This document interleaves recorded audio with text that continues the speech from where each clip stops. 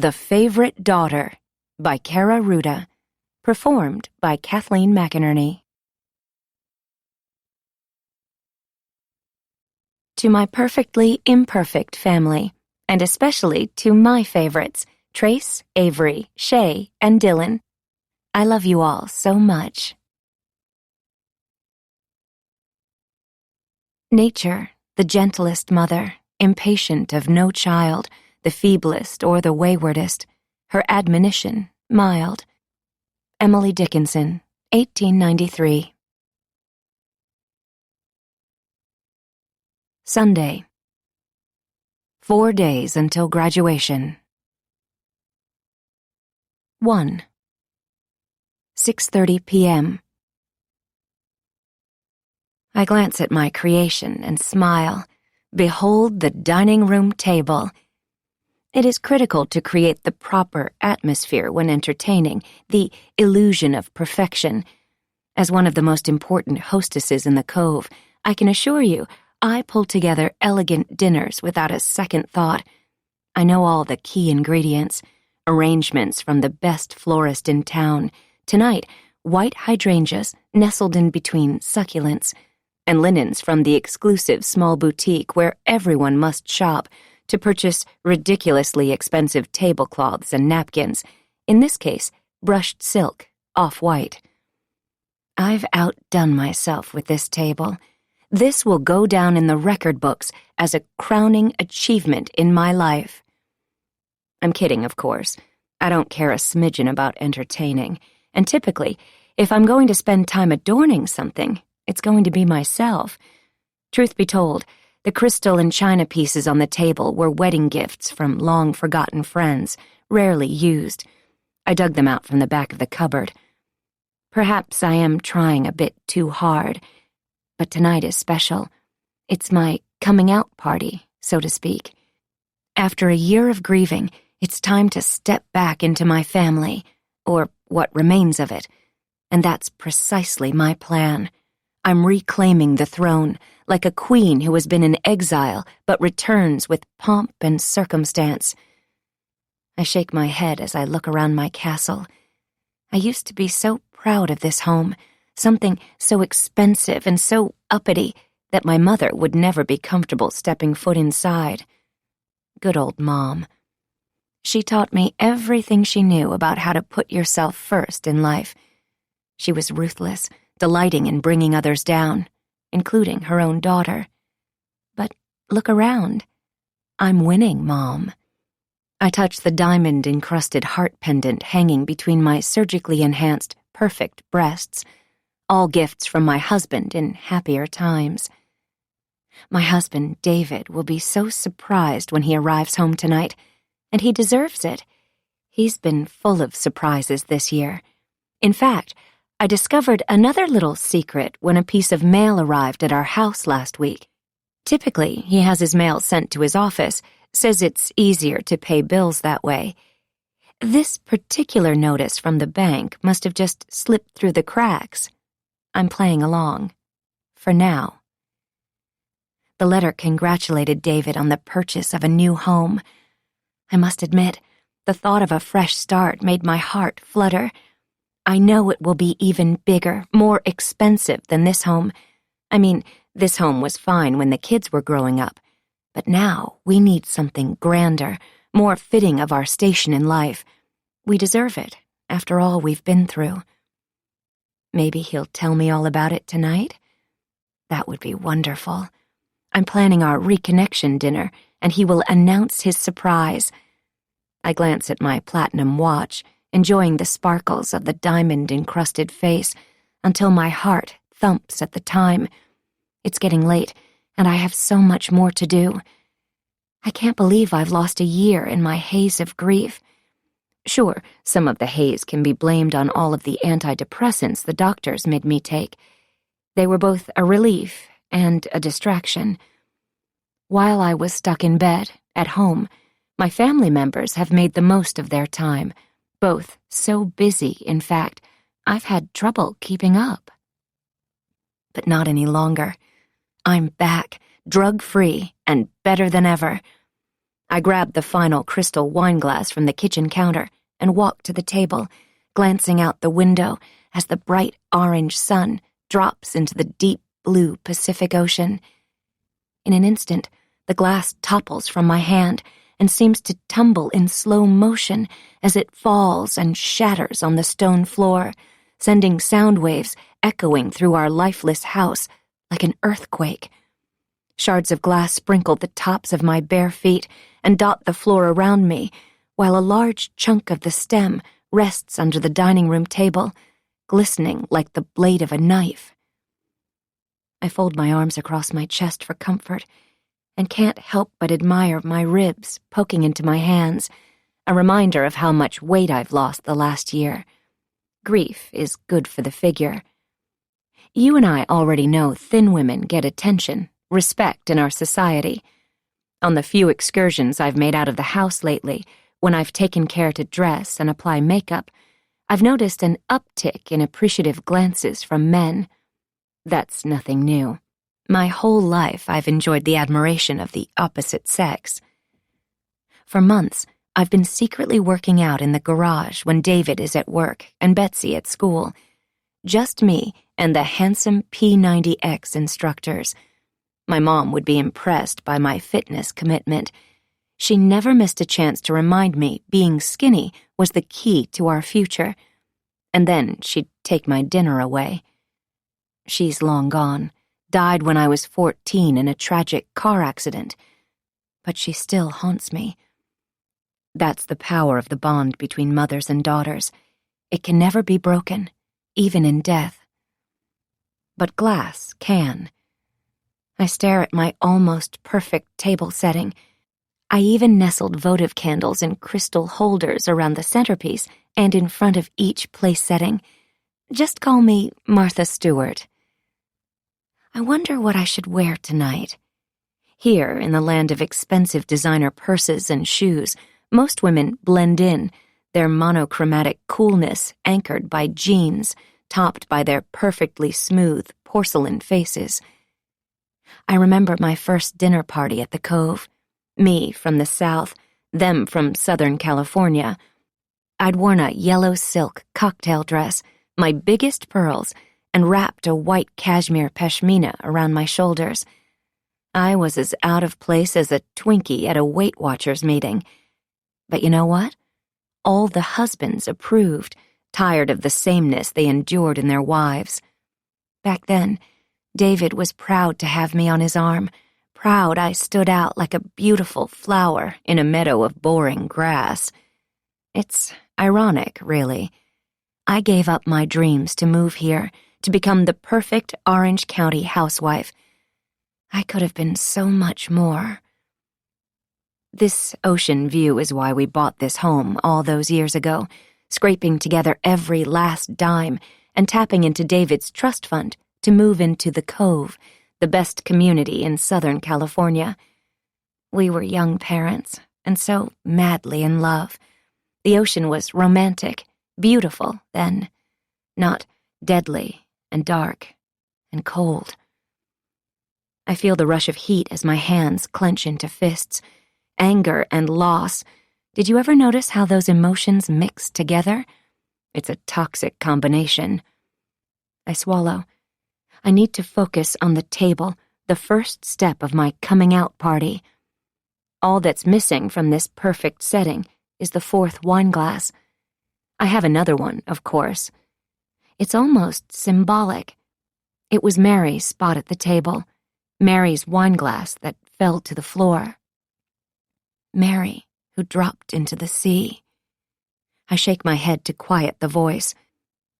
My therapist, Dr. Rosenthal, assured me at our last session that it would be a step forward to eat together as a family in the dining room. She wants us to reconnect, and I most always do whatever she says. At our next session, I'll happily tell the doctor all about tonight. I am committed to re-energizing my life, reconnecting with my family. I tell her what I want her to know, what she wants to hear. Sure, she's the one with the PhD, but I'm the one with life experience. I'm the heart of this family. That's a mom's place. Perhaps I won't mention the broken glass during our session, although it is emblematic of all that has happened this year since Mary left us. Nothing is right. My husband has thrown his energy into work, he tells me. He's gone all the time these days. Betsy is focused on graduating high school in 4 short days. I swallow. I push away the silly fear, the nagging sound of my mom's voice telling me Betsy will leave me. It's nonsense. Betsy loves me, would never leave me. I mean, it's not like she's brilliant like Mary was, or smart like Mary was. No, Betsy is average. She'll be dependent on me forever, and that's just fine. And David, well, he's buying us a new home. Everyone is getting in line. The hair at the back of my neck tingles on alert.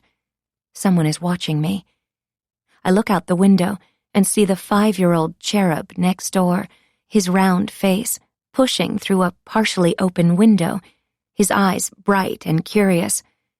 He's up too high. He must have climbed onto a chair.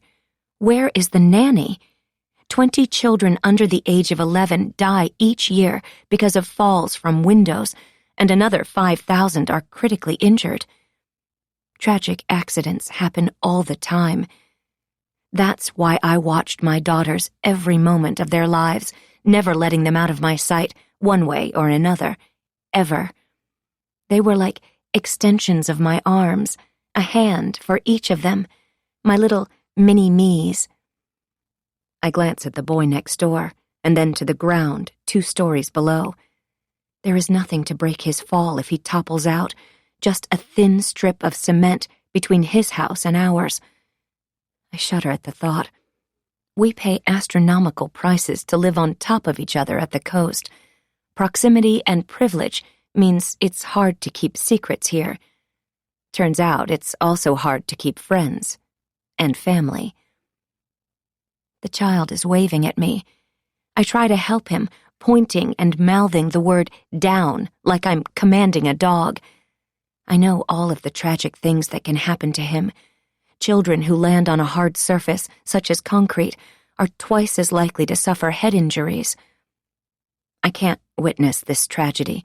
Glass or no glass, I tiptoe away from the table, waiting for the sharp sensation of a shard slicing through my foot. I'm almost out of the minefield of glass when I realize I have company. "What are you doing?" Enter stage right.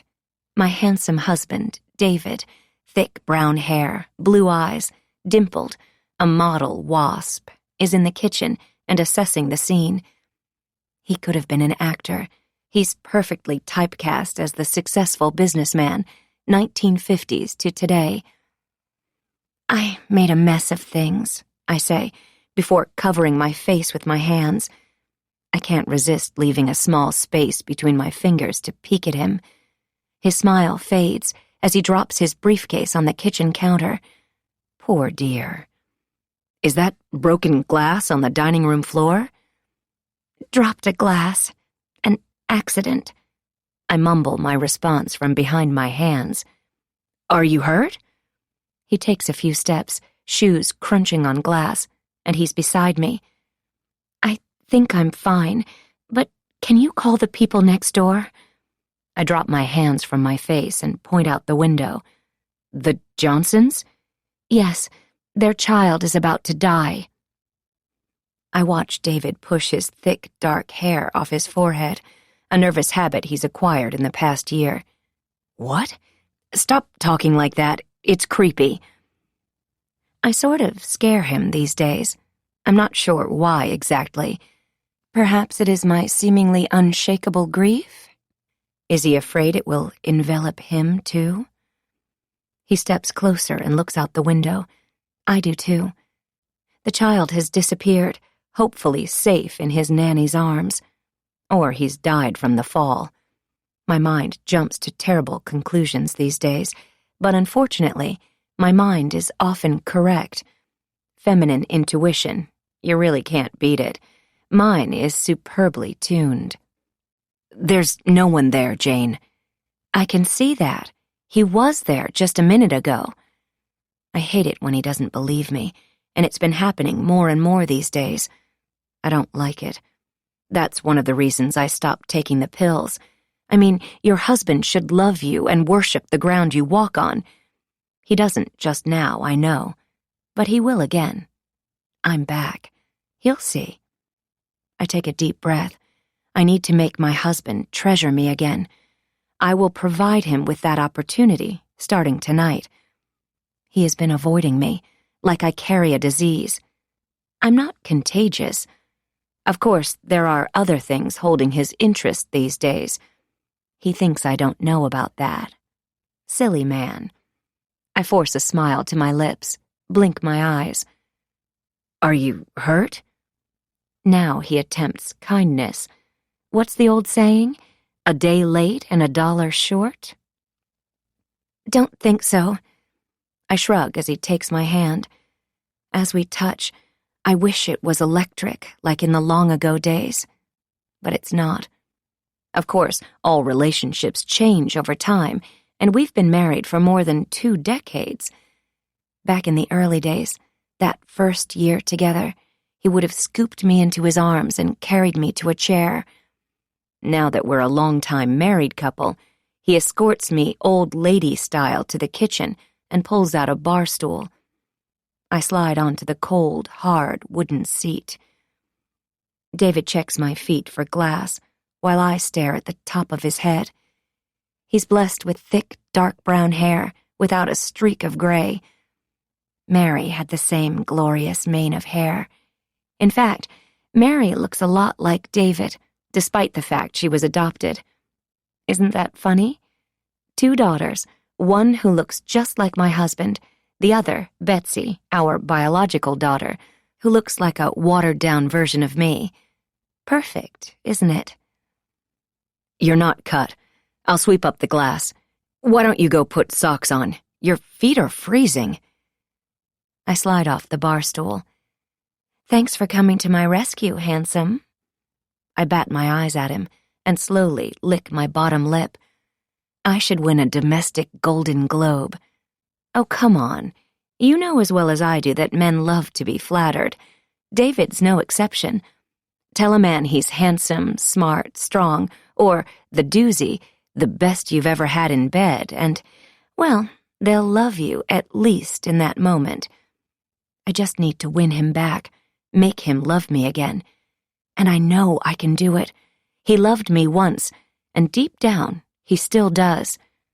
For now, I'll just kill him with kindness. It's the Southern belle in me. You catch more flies with honey than with vinegar. See? David flashes a smile, a crack in the armor, pats my shoulder.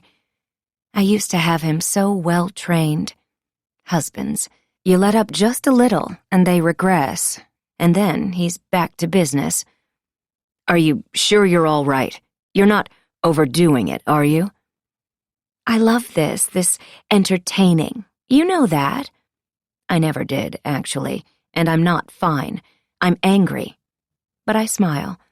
I glance at David, my eyes taking in his cool demeanor, his practiced professional air. We speak in a stilted language now, tiptoeing around each other like we're both surrounded by broken glass. This year has been hard on our marriage in so many different ways. I'm committed to fixing things, to getting us back on track. I know this happens in every relationship. We're just in a down cycle. I'm sure you've been there, too. I'm afraid we're running out of time. Betsy will graduate soon.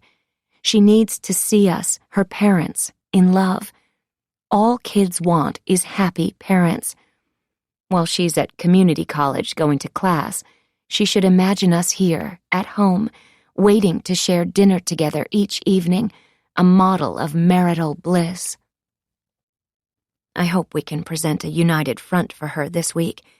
It's always best to hang on to the one you know, at least until you find something better. That's what my mom told me. And we were so good together, David and I, meant to be. You set the table for 4. That's just creepy. Are you trying to upset us? He asks, his voice thick with emotion. Is it anger, too? I don't know. No, I'm trying to have a family dinner. Dr. Rosenthal told me to. I'm sorry. I must have made a mistake.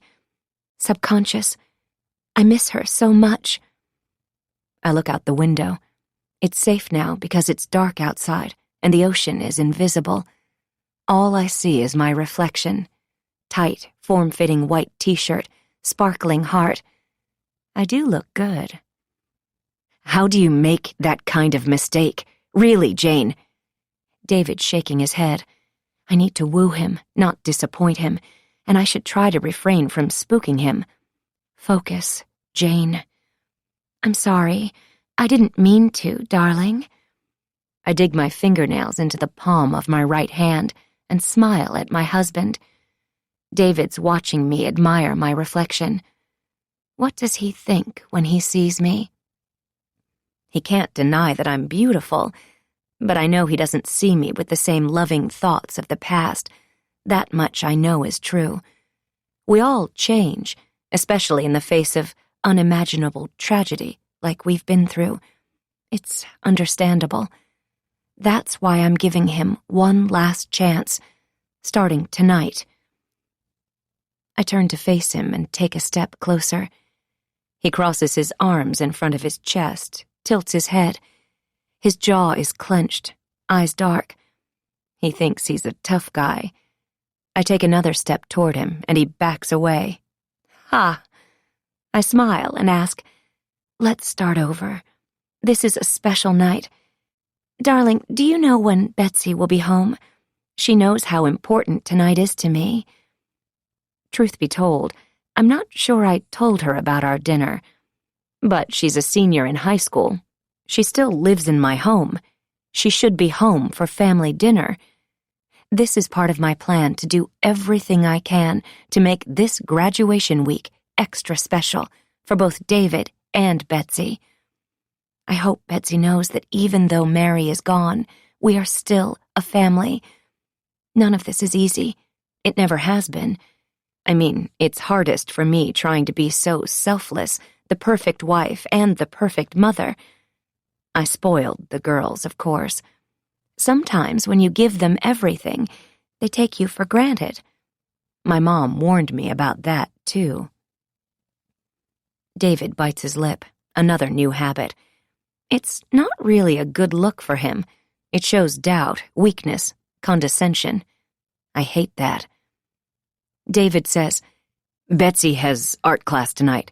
It's every Sunday night, has been for a year. He says the word sharply, and with a big exhalation, as if he's had to say them every week to me, as if I'm an idiot. He hasn't. I'm not. Right, I forgot. It's hard to keep her schedule straight, especially when time shifts and moves with those pills. Don't worry, I'm not taking them anymore. Like I told you, it's just that lately Betsy is acting more like her father. She's hardly ever home and has one excuse after another. Besides, David should remember that Dr. Rosenthal explained to him that grief, like many other strong emotions, makes it hard to think straight. I've read a lot about the grieving process. I am a textbook case of complicated grief. I know. I've researched it. Betsy only has ordinary grief, of course. Betsy's grief has made her tense, angry. She's focused on school, making sure she graduates. She's hired her own tutor and actually seems to care about grades for the first time in her life.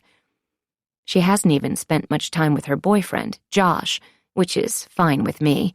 He's a bit of a loser, not the kind of boy we'd choose for our little girl, but he's the type Betsy attracts. Poor thing. Before I can leave the kitchen to retrieve my socks, David says, Did you actually make dinner? There's nothing cooked. I don't think you even told me you were doing this. His hand sweeps over to the table to include the broken glass and captures the stovetop devoid of dishes and meal prep, the counters pristinely clean.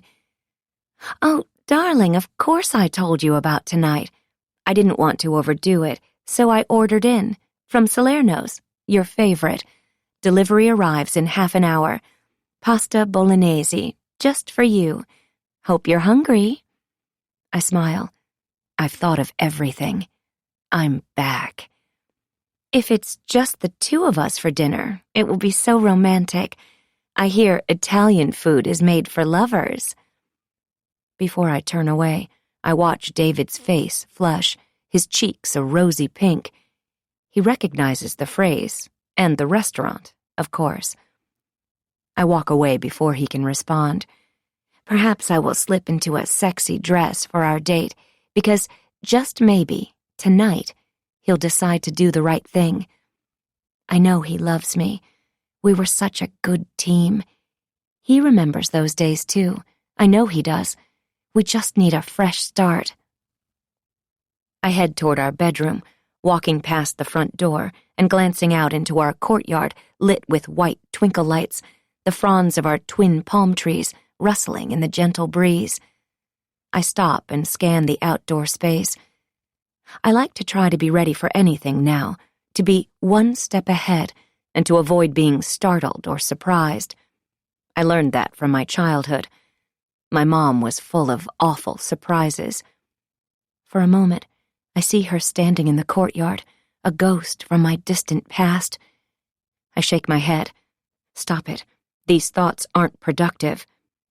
That's Mary's voice. Or perhaps it is Dr. Rosenthal's? They sound similar these days. You're safe. Your mom is gone. I hurry to my bedroom, reminding myself it is possible to be scared to death, not the outcome I'm looking for in life.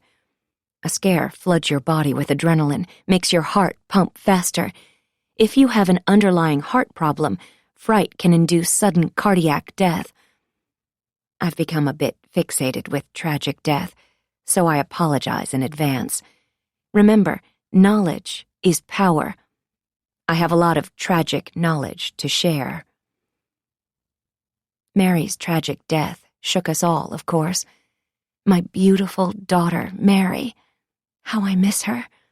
I'll never be able to curl her shiny dark hair, laugh with her about the lavish wedding we'd planned together one day, revel in her constant achievements, guide her choices as she prepared for her future. There is no future now, not for her. But I can focus on David and Betsy. I've been watching over them, but not engaging with them. That changes tonight, at dinner. I'm re-energized. Truth be told, I'm a bit more awake these days than I should be, and that makes me a little on edge, a little temperamental. You understand, of course, after all I've been through. But still, I need to watch it, practice the breathing exercises Dr. Rosenthal taught me. I take a deep, cleansing breath and exhale some of the tension of the day. I imagine my frustrations flowing from me like a fast-running river, just like Dr. Rosenthal tells me to do. I don't tell her about the dam. I'm sure my flowing river thoughts will return soon, right? I mean, breath work is the key to health. That's what these yoga people keep saying, and what Dr. Rosenthal repeats on her relaxation podcasts. They really don't work, but I'm not going to be the one to tell her that. I trudge into my bathroom and through to the walk-in closet. I look at the section of cocktail dresses, but with the chill in the air, I decide to grab warm socks and a cozy gray cashmere sweater. It's brisk here at the beach once the sun sets, even in the middle of summer. Evenings in May, like tonight, always hold an extra special chill. I glance at the cluster of picture frames on the counter next to my sink. Mary, on the day we adopted her, swaddled in a soft pink blanket. Mary, at age 10, throwing her arms around our new labradoodle puppy, Cash. I pick up the last frame. In the photo taken a year and a half ago, Mary's grinning, so excited to be pledging the sorority of her dreams. She wears a white cocktail dress and holds a huge bouquet of red roses her dad hand-delivered to her, without me since I had to stay home with Betsy, during one of his now frequent business trips to Los Angeles. Mary's happiness her freshman year in college was almost too big to contain in a photo, too grand for a picture frame. Boundless potential and limitless opportunity once she left home, left me, for a new life and flowers from her dad. She was so excited to be miles away from me, my rules, my one line in the sand. I shake my head, glance at my reflection in the mirror. Betsy is different. Although she shows all the outward signs of teenage rebellion, she's really a good, obedient daughter. My new favorite, I suppose. Mary promised me she'd be back after freshman year, of course, but she never really was. It was so hard for me when we moved her into her dorm room and then had to drive away. It was like cutting off my right hand. It was hard for David, too. He was vulnerable, missing his eldest, even though Betsy and I were still here, are still here. I loved you, Mary. Who are you talking to? David materializes behind me. He thinks he sneaked up on me, but I heard him coming. I see the judgment in his dark blue eyes as he shakes his head. Nobody. We lock eyes. He looks at the photo in my hands, and I know he thinks I'm talking to myself, another creepy habit of mine, as he says. I place the photo back where it belongs. He's changing in the closet. I hear a swish as he tugs off his tie, and know he's hanging it neatly next to the rest of his collection. Next, he'll open the drawer to find a casual shirt. He reappears in jeans and a white t-shirt, dark brown Gucci loafers. He's brushing his teeth. We make eye contact in the mirror. Sometimes he knows I'm watching him. Most of the time he doesn't. I wonder if he has decided to stay with me for dinner. Perhaps I should have changed into a dress? I still can. I smile. I'm looking forward to our romantic dinner. Did you sleep well last night? He spits in the sink, ignoring my statement. I check my face in the mirror and decide I don't look too sleep-deprived. I doubt he notices the circles under my eyes. I'm an expert with concealer. Tomorrow, I'll look even better. It's only day 1 of Operation Reconnection. I lie. Yes, like a baby. He tilts his head, slaps his expensive cologne on his neck. How manly, like he's the Old Spice guy or something. Are you sure you can handle the celebration of life ceremony tomorrow? No. What a stupid name. I'm sure this is all his assistant's idea. I answer, of course. I have to be there. I'm the mom, star of the show. I meet David's eyes. I am the lead actor in this house, in this family. I'm reminding him, every mom is. And I will be there tomorrow for the ceremony. It's my duty. It's the beginning of my reemergence, an important aspect of my strategy, even though I didn't want this memorial service and didn't arrange it. Despite all of that, of course I'll be there. She was my daughter. I know he'd like nothing better than to soak up all of the attention, both from the attendees and the event planner. The perfect father. He loves the spotlight, hosting parties, chatting with friends. But he's not going alone. I've been preparing myself for this week. I'm looking forward to reviving my role, his adoring, beautiful wife. I reach over and run my hand along the limestone countertop between our 2 sinks, the stone cool to the touch. I tap my nails, a slow drum beat. I'm coming to the ceremony, I say, and walk to the bedroom and pause next to our king-size bed, large enough we don't bump into each other at night.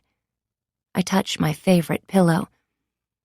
I can take care of it, host it alone, if you're not up to it. He is behind me. I feel his eyes on the back of my neck. I'll be fine. I turn to face him. Dinner should be here any minute. Tonight will be lovely, and tomorrow night, at the ceremony, I'll be right by your side, David, as you will mine. I'm back. I smile at his frown. He doesn't like my answer. His shoulders drop. I can't stay for dinner. But you eat the pasta. You need to gain some weight. People in the cove are talking. Oh, are they? About my weight? I don't think that's the hottest topic in the neighborhood. I glance at the bed. After he leaves, maybe I'll take a nap? I may be able to fall asleep even though it's barely past 7. It's been so long since I've slept. I've been so busy. Maybe it isn't the hottest topic, but it's a concern. David walks toward the bedroom door. Stop! I blurt, my tone sharper than I'd intended. I cover my mouth with my hand, forcing myself not to say more. He can't just walk away from me. It has been surprisingly comforting to have David home this evening. I even allowed myself to imagine him joining me for dinner. I was feeling a little sentimental, a little needy. How stupid. This isn't about love. We already have that, as you can see. This is about control. We will dine together soon, and for as many evenings as I'd like, once I get back in charge, the way I had been, from the moment we met. Our relationship began slowly, like an orchestrated dance number. I was in the lead. David had been dropping into the Santa Monica Club, where I worked for more than 2 weeks, and we'd been making eye contact and flirting, despite his regular blonde date attached to his arm. Sure, she had a gorgeous body and the air of money that made the space around her sparkle like gold. But I knew I was different than all those sorority girls. Special beauty, as my mom would say when she was sober. I'd worked hard since I'd moved to LA after high school. I'd lost my accent, but I hadn't lost my southern charm. I could tell David was looking for someone like me, someone different, someone more exotic than the cookie-cutter sorority girls, someone with big dreams, a charmed future, a diamond in the land of cubic zirconia. I slipped him my phone number in the most old-fashioned way, written on a napkin placed under his beer, our fingers brushing as electricity surged between us.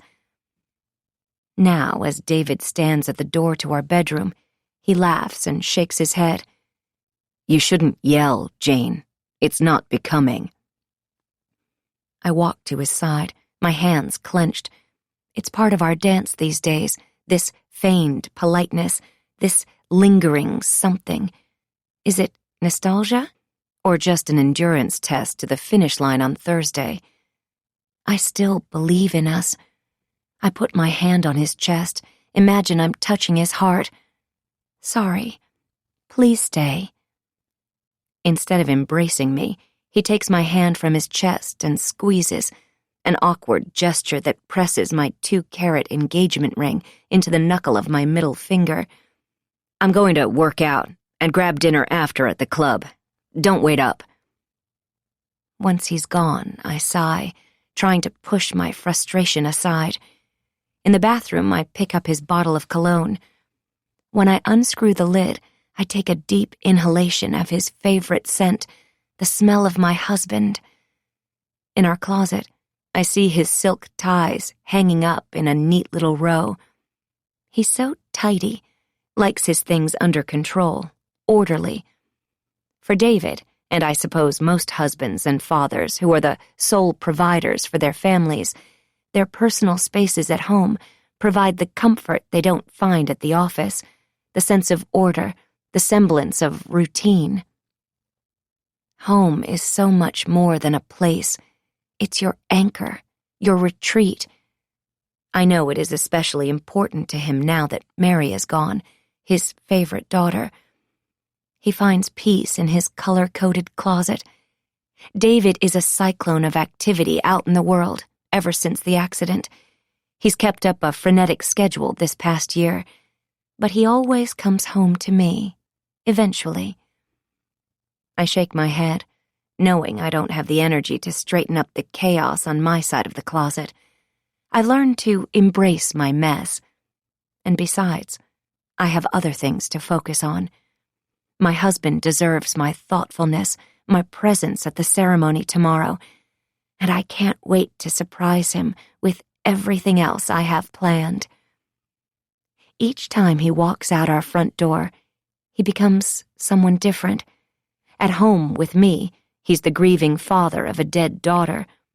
Out in the world, he's an uber-successful businessman with his sculptured chin held high, invincible. Out in the world, he doesn't worry about his sad wife. I'm sure of that. Most of the time, it's easier for him if he doesn't think of me at all. But I'm always thinking about him.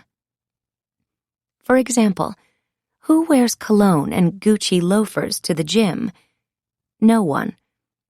I swallow and try to control my shaking hands by shoving them into the pockets of my jeans. I hurry from the bathroom and climb in bed. I stare at the dark black glass of our huge flat-screen TV. David insisted on having a television in the bedroom, something I opposed. I know myself. I can get sucked into a show, a story, and always ended up staying up too late when the girls were little. I like to lose myself while I watch television, one of the things my mom and I had in common. She had the television on all day and night, making me watch her favorite shows with her when she was in a good mood. She taught me how to critique actresses and to learn from them. And I've learned a lot over the years. That's why it was time to pull myself out of my seemingly unshakable depression. After this week, I'm going to begin my career again. I've already lined up a photographer to shoot some headshots. David will be so pleased. He fell in love with me when I was acting in LA. He'll be so surprised when the old me makes a comeback. I'm focusing on the future now. Instead of dinner tonight, tomorrow's ceremony will be the beginning of my second act. Us women, especially moms, we're resilient. At times, life just throws us punches. But I've always been a fighter. Sometimes we have to take a stand for those we love, protect them from bad choices, love them even when they don't think they need it. I know some women who are stuck in their relationships, in their lives, who don't have choices. I know how lucky I am, and I know how to fight to get what I deserve. So life, let's get ready to rumble. 2. 11:30 p.m. I stand at the edge of a cliff when suddenly the earth gives way, and I'm falling. My hands reach for something to hold on to, something to stop my fall, but it's only air.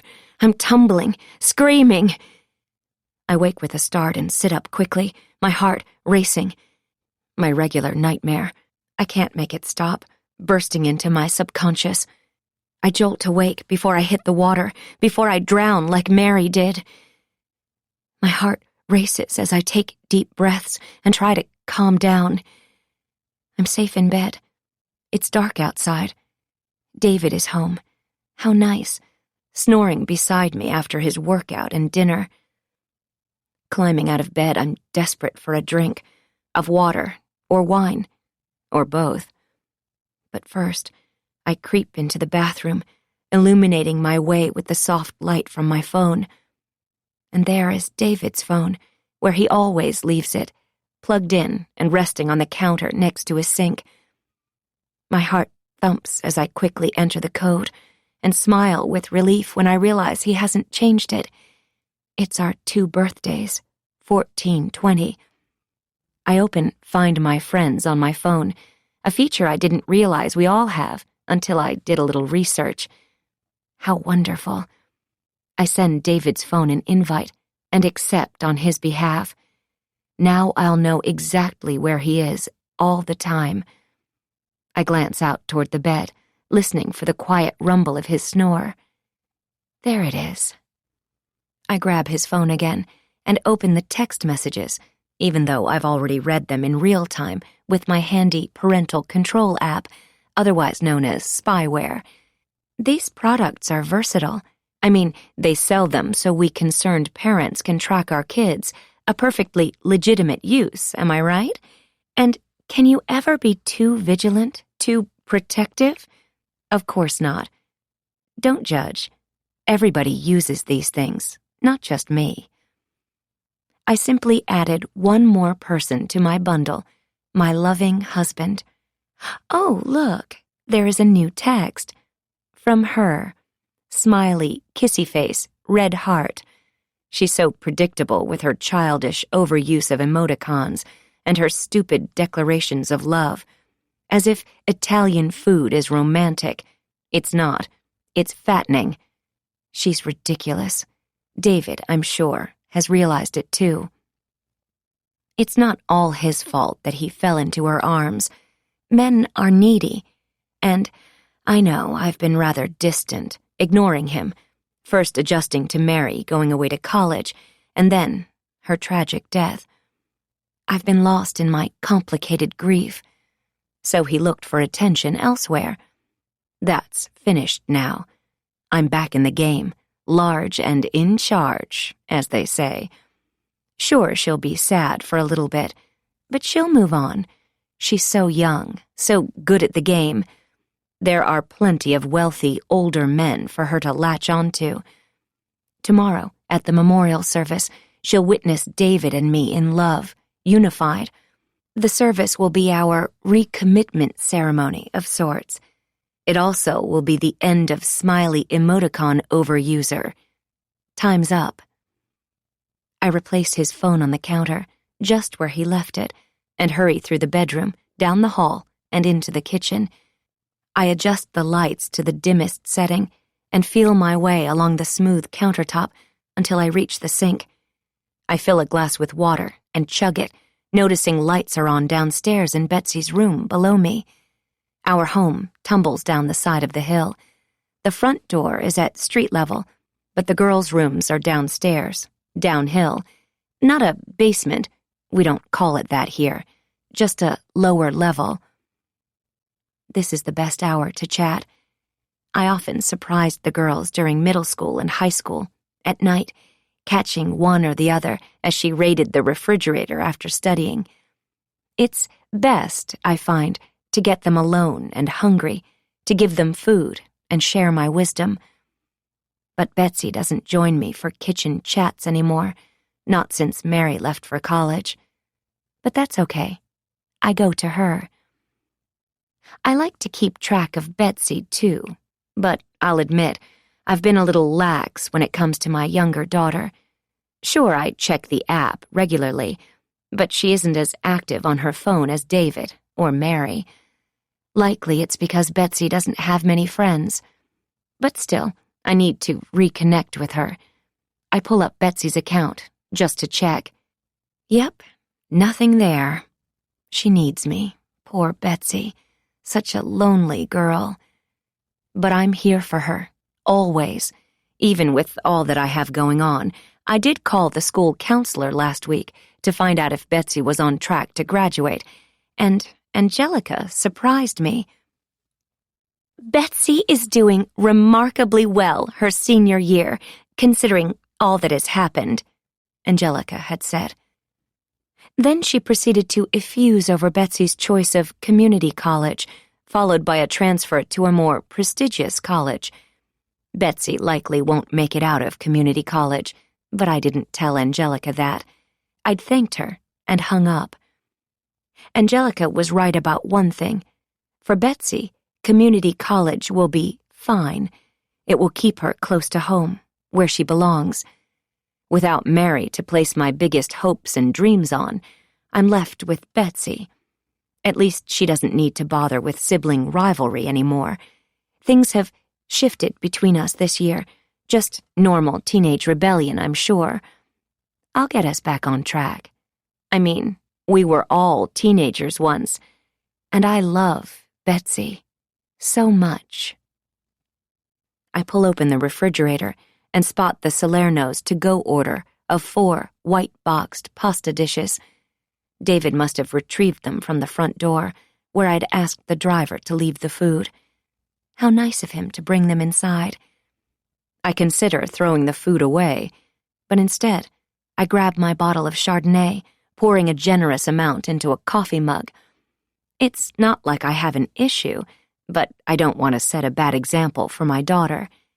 You understand.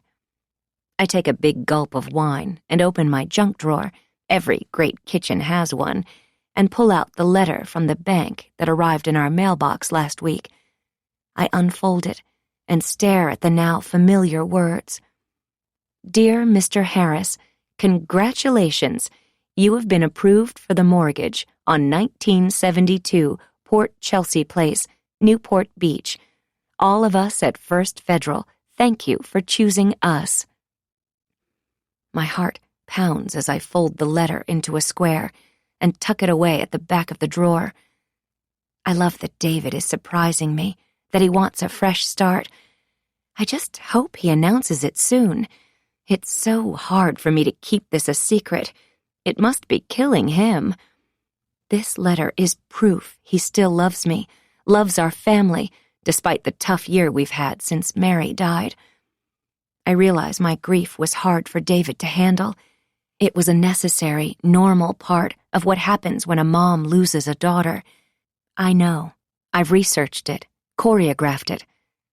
Truth be told, I may have enjoyed the pill haze a little too much. I mean, there isn't a national pill-popping crisis for no reason. These things are addictive. It's ironic, isn't it? A letter from a big bank snapped me out of it. This is likely the only good thing a big bank has ever done for anybody, ever. I'm looking at you, Wells Fargo.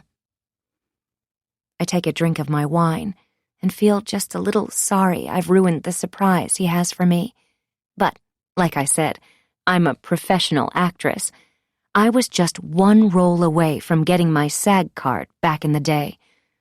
When he tells me, which should be any moment now, I'll throw my arms around him and cry tears of joy. I'm already familiar with the new neighborhood. Although it isn't a gated community, it's a fabulous choice. The port streets are lovely, quiet and safe, with sidewalks, green spaces galore, and a smattering of people out walking their dogs before bed. How exciting it will be to walk through the door of our new home. Even though I'm beyond tempted, I've been so good and haven't driven past it yet or looked it up online. I know you're impressed. Maybe David will take me to our new home tomorrow, and then we can step through the front door together. Or better yet, he'll swoop me into his arms and carry me across the threshold. Okay, no, he won't. The wine is making me a little giddy, combining with the itty-bitty Xanax I took to help with my nap, no doubt. No matter how he tells me the good news, I can't wait. I rinse the coffee mug in the sink. I'll go downstairs and tell Betsy it's bedtime in a friendly, warm voice. I will reignite our mother-daughter bond. In my mind, Dr. Rosenthal nods and says, Good idea. You need to take care of your only daughter. Be there for Betsy. Her curly salt and pepper hair bobbing up and down. She twirls her black-rimmed glasses in her right hand before placing them in their case for the night. The doctor is not here. I know that. But she would be pleased I am being the mother she wants me to be. I make my way to the stairs and grasp the handrail tightly, reminding myself that the #1 cause of accidental deaths at home is falling. 6,000 people trip and die annually in the U.S. At the bottom of the stairs, I stop to remember the girls-only phase, as if it was yesterday. Mary, in 5th grade, and Betsy, in 4th grade, decided their floor would be girls only, and taped a sign to the steps to that effect. I was welcome. David wasn't. The way it should be. But it didn't last long. I dart past Mary's closed bedroom door, stop in front of Betsy's, and turn the knob. It's locked, as always. David threatened to have a locksmith make a master key years ago, but we never did. Never will now. I knock on the door. "What?" Betsy sounds mad. I think she might have a temper. She always was the difficult one. "It's Mom." The door opens, and Betsy stands in front of me in an oversized USC sweatshirt, Mary's, I presume, with a smirk on her face. "What did I do to deserve this midnight visit? If you're trying to gossip about something or someone, you can forget it. I'm going to sleep." Betsy thinks I'm a gossip, but I'm not. I share important information, things she needs to know. She should be glad she can rely on me. She's running out of time to learn. "You have a very vivid imagination. I'm not a gossip." "No, you just share negative things about people, keep us guessing. I'm sure that's not harmful at all." Betsy makes a chuckling sound and steps away from the door. I wonder if I'm allowed in. "Don't be rude. I came down to tuck you in. It's bedtime. But never mind.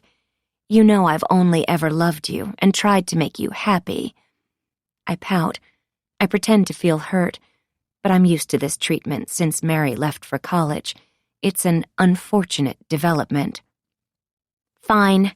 Come in." She feels bad. Good. Betsy walks to her bed and flops on her stomach. I follow her inside. The walls of her room are covered with her original art, oil paintings of various sizes, mostly abstract subjects, and phrases such as "manifest abundance" and "nourish your higher self." A light blue dream catcher dangles from the ceiling above her headboard. This is the bedroom of a busy, creative mind. I agreed a long time ago to let her do whatever she wanted to decorate her room. No one really sees it except the two of us. It's for the best, but I don't tell her that, of course. I'm all support, all nurture. I glance at the name Mary, tattooed on her right wrist, surrounded by tiny pink hearts, and bite my tongue. As far as a tribute to your sister, I could think of many better ideas. But we disagree on that, too. She catches my smirk and pulls her hands inside the sleeves of her sweatshirt. "Dad said you were passed out for the night." Charming of David to say such a thing. "Did you two have dinner together?" I hear the questions tumble out of my mouth, the hint of jealousy and judgment in my words. Betsy rolls onto her back and sits up. If she were a cat, her claws would be out, ready to defend herself. My daughter is intuitive, I'll give her that. She says, "No, we didn't. I guess he was with his friends and I was out with mine. I mean, after art class." "Of course he was. How was art class?" I'm grateful she doesn't add, "Too bad you don't have any friends, Mom," as she's said before. She's watching me, as usual. She's learned from the best. "Oh, great," she smiles. Suddenly, I know she's hiding something.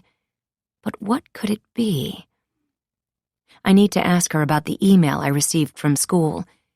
"Volunteer Day is Tuesday. Do you want me there?"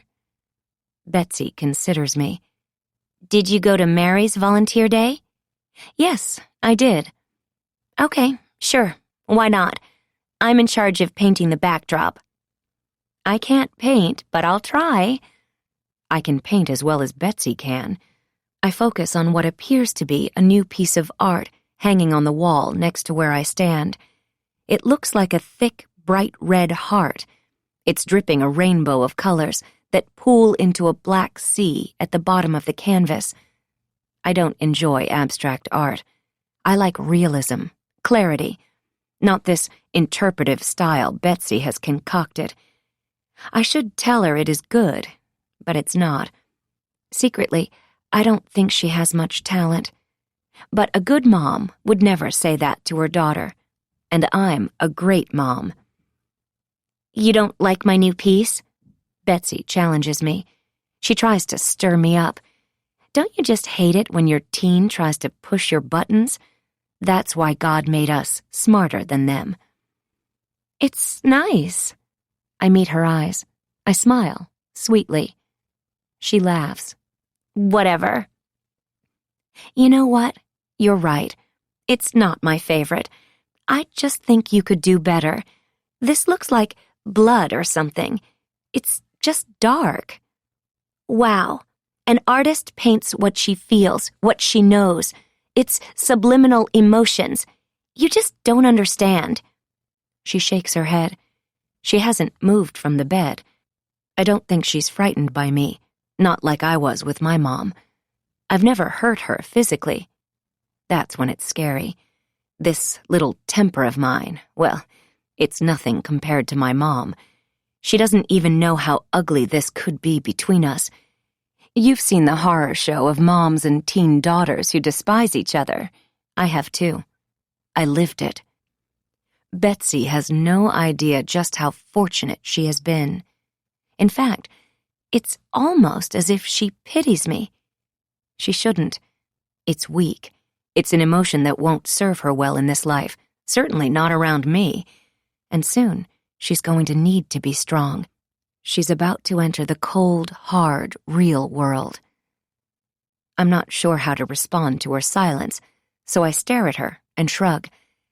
I've had a long day. Sure you have. She chuckles again.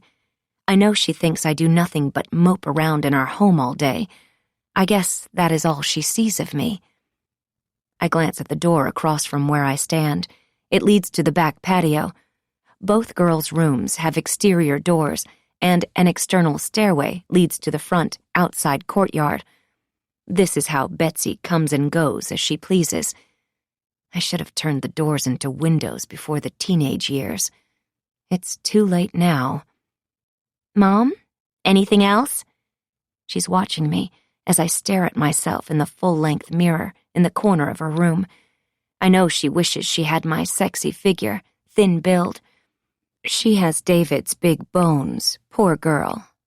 I turn my head, check out my backside looking over my right shoulder. Not bad for 42 years old. I remember a question I'd been meaning to ask her, my memory finally coming through. I haven't seen Josh lately. Why don't you invite him over for dinner this week to celebrate graduation? I haven't seen him at all, come to think of it. Why didn't I keep up with them, invite him to dinner? I know they've been texting this school year, and Betsy is very sweet with him. I just haven't seen him. I've been focused on other things, and healing, of course. It's hard to explain to anyone who hasn't been through this how debilitating the loss of a child can be. It makes it so hard to keep track of the other people in your life because you're so consumed with the one who is gone. But I must. I'm the mother. That's why I have my handy app. And Betsy has used the love word with him in texts. I need to monitor that kind of language. We broke up a couple weeks ago. I meant to tell you. Her eyes focus on a stain on her bedspread. She picks at it with her fingernail. What? Really? Oh, I'm sorry, honey. I blink and stare at Betsy. She seems unfazed. It's not a big deal. I still love him, as a friend. We've always been more friends than anything. She finally stops picking at the bedspread and smiles at me. The passion was gone. You know the feeling? I don't want to know, no. I swallow. I always thought you could do better anyway. Josh seemed perpetually barefoot, smelled vaguely of weed, and needed a bath. Even when he was wearing tennis clothes, he seemed, well, dingy. I care about Betsy and who she dates. It's a reflection on me, everything she does, everything she will do. So, is there anybody new I should know about? She meets my eyes. No. Well, that's good. You should focus on your studies. Spend time with me. And Dad. You'll be graduating so soon. Thank God. And I know what you think, Mom. She's staring at the ceiling, telling herself to be patient with me, perhaps. Her frustration zings through the air, hits me in the gut, nothing I haven't handled before. She should watch herself tonight. I've already been so disappointed by her dad this evening. I love you. I walk to her bedside, touch her soft, shoulder-length blonde hair with my hand. I lean forward and kiss her cheek, and try not to react to the diamond stud sparkling from the side of her nose. I can't remember if we shopped for a dress for graduation. Did we? What are you wearing for graduation? The look on her face tells me that I should know the answer. One of the after effects of strong emotion is memory loss. My memory also is hazy because of the free-flowing pharmaceuticals prescribed by Dr. Rosenthal, but I stopped most of those. I need to focus. Even without the drugs, I can't seem to hold on to things like before. The purple Free People dress, remember? Betsy shakes her head. I don't remember. Of course, now I remember. You'll be beautiful. Betsy smiles, and it's hollow. I don't think she believes me, but maybe she just doesn't care. I'm wearing the silver one to the ceremony tomorrow. She looks down at her hands, her fingernails bitten to the quick, another result of the tragic accident we'll commemorate tomorrow. She curls her hands into fists, hiding the carnage of her fingernails.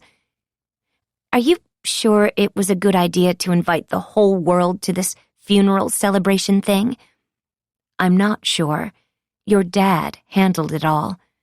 Woohoo! Come grab a drink. My sister's dead. Betsy hops off her bed, takes a step toward her bathroom, and stops. Her hands are in fists, but her blue eyes have a glassy sheen, as if she's about to cry. She crosses her arms in front of her chest. Oh, honey, you know it's to remember her, not to celebrate her death. Your dad always likes to go over the top where Mary's concerned. He always spoiled her. She was his favorite. They had all those secrets, those inside jokes. That's why it's you and me against the world. I smile at my pot stirring. I dropped some of my best refrains there. Mom. She shakes her head no, but she knows I'm right. Time for you to go. I reach out to her, pull her into a hug. She's stiff, but she doesn't push away. I'm glad she trusts me, at least a little. We stand for a moment, locked in a comforting embrace. She's a good girl at heart. She breaks the hug, but I slip my hand around her wrist, holding her tight, just a little reminder of who is boss. Then I notice a new tattoo on the inside of her left wrist. Her Mary tattoo is on her right. I smile and grab her left hand, holding it in the air. What's that? On your wrist? My tone is too sharp. I force a smile. Betsy shakes free, steps back from me, recovering her composure, pulling her sleeve down, covering her hand. It's an infinity symbol. You know, eternity, empowerment, everlasting love. You didn't have my permission to mark yourself again. This is totally unacceptable. The next thing you know, she'll be covered in those awful things. It's tiny. I've had it for months and you didn't even know, so chillax. She stares into my eyes until I look away. Defiant daughters are the worst. You'll be sorry, later, when you're old and saggy. She arches her eyebrows. I know she's thinking about adding, like you, Mom. But I'm neither. So she smiles instead and says, FYI, I'm meeting some friends after the lame ceremony tomorrow night. We're planning a few surprises for senior day and graduation night. I'll be home late. Betsy arches an eyebrow. No need to stalk me. A challenge. I meet her eyes and she laughs. She's teasing me, of course, not laughing at me. She's 18 years old. I can't stop her from doing what she wants, and I have other people to stalk right now. Just be smart. I am smart, Mom, even if you don't think so. Oh, don't be silly. I love you. I'm a master at dodging her, you see. I try hard not to compare her to Mary, but it's not easy. Mary was brilliant, beautiful.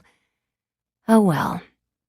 I walk out of the room in silence, pull her door closed behind me, and make my way to the stairs.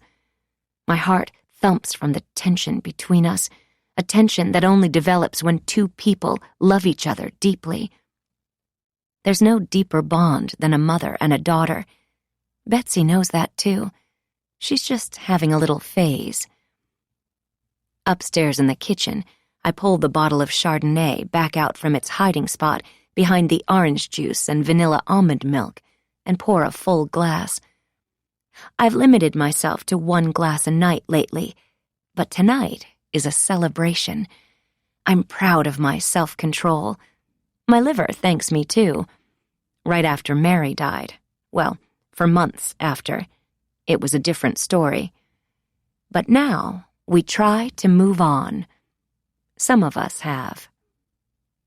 In the living room, I twist the knob, and the fireplace bursts to life. I sit on one of the 2 overstuffed cream couches that face each other, framing the fire. I never dreamed I would live anywhere like the Cove, let alone in a multi-million-dollar beach chic, soft contemporary.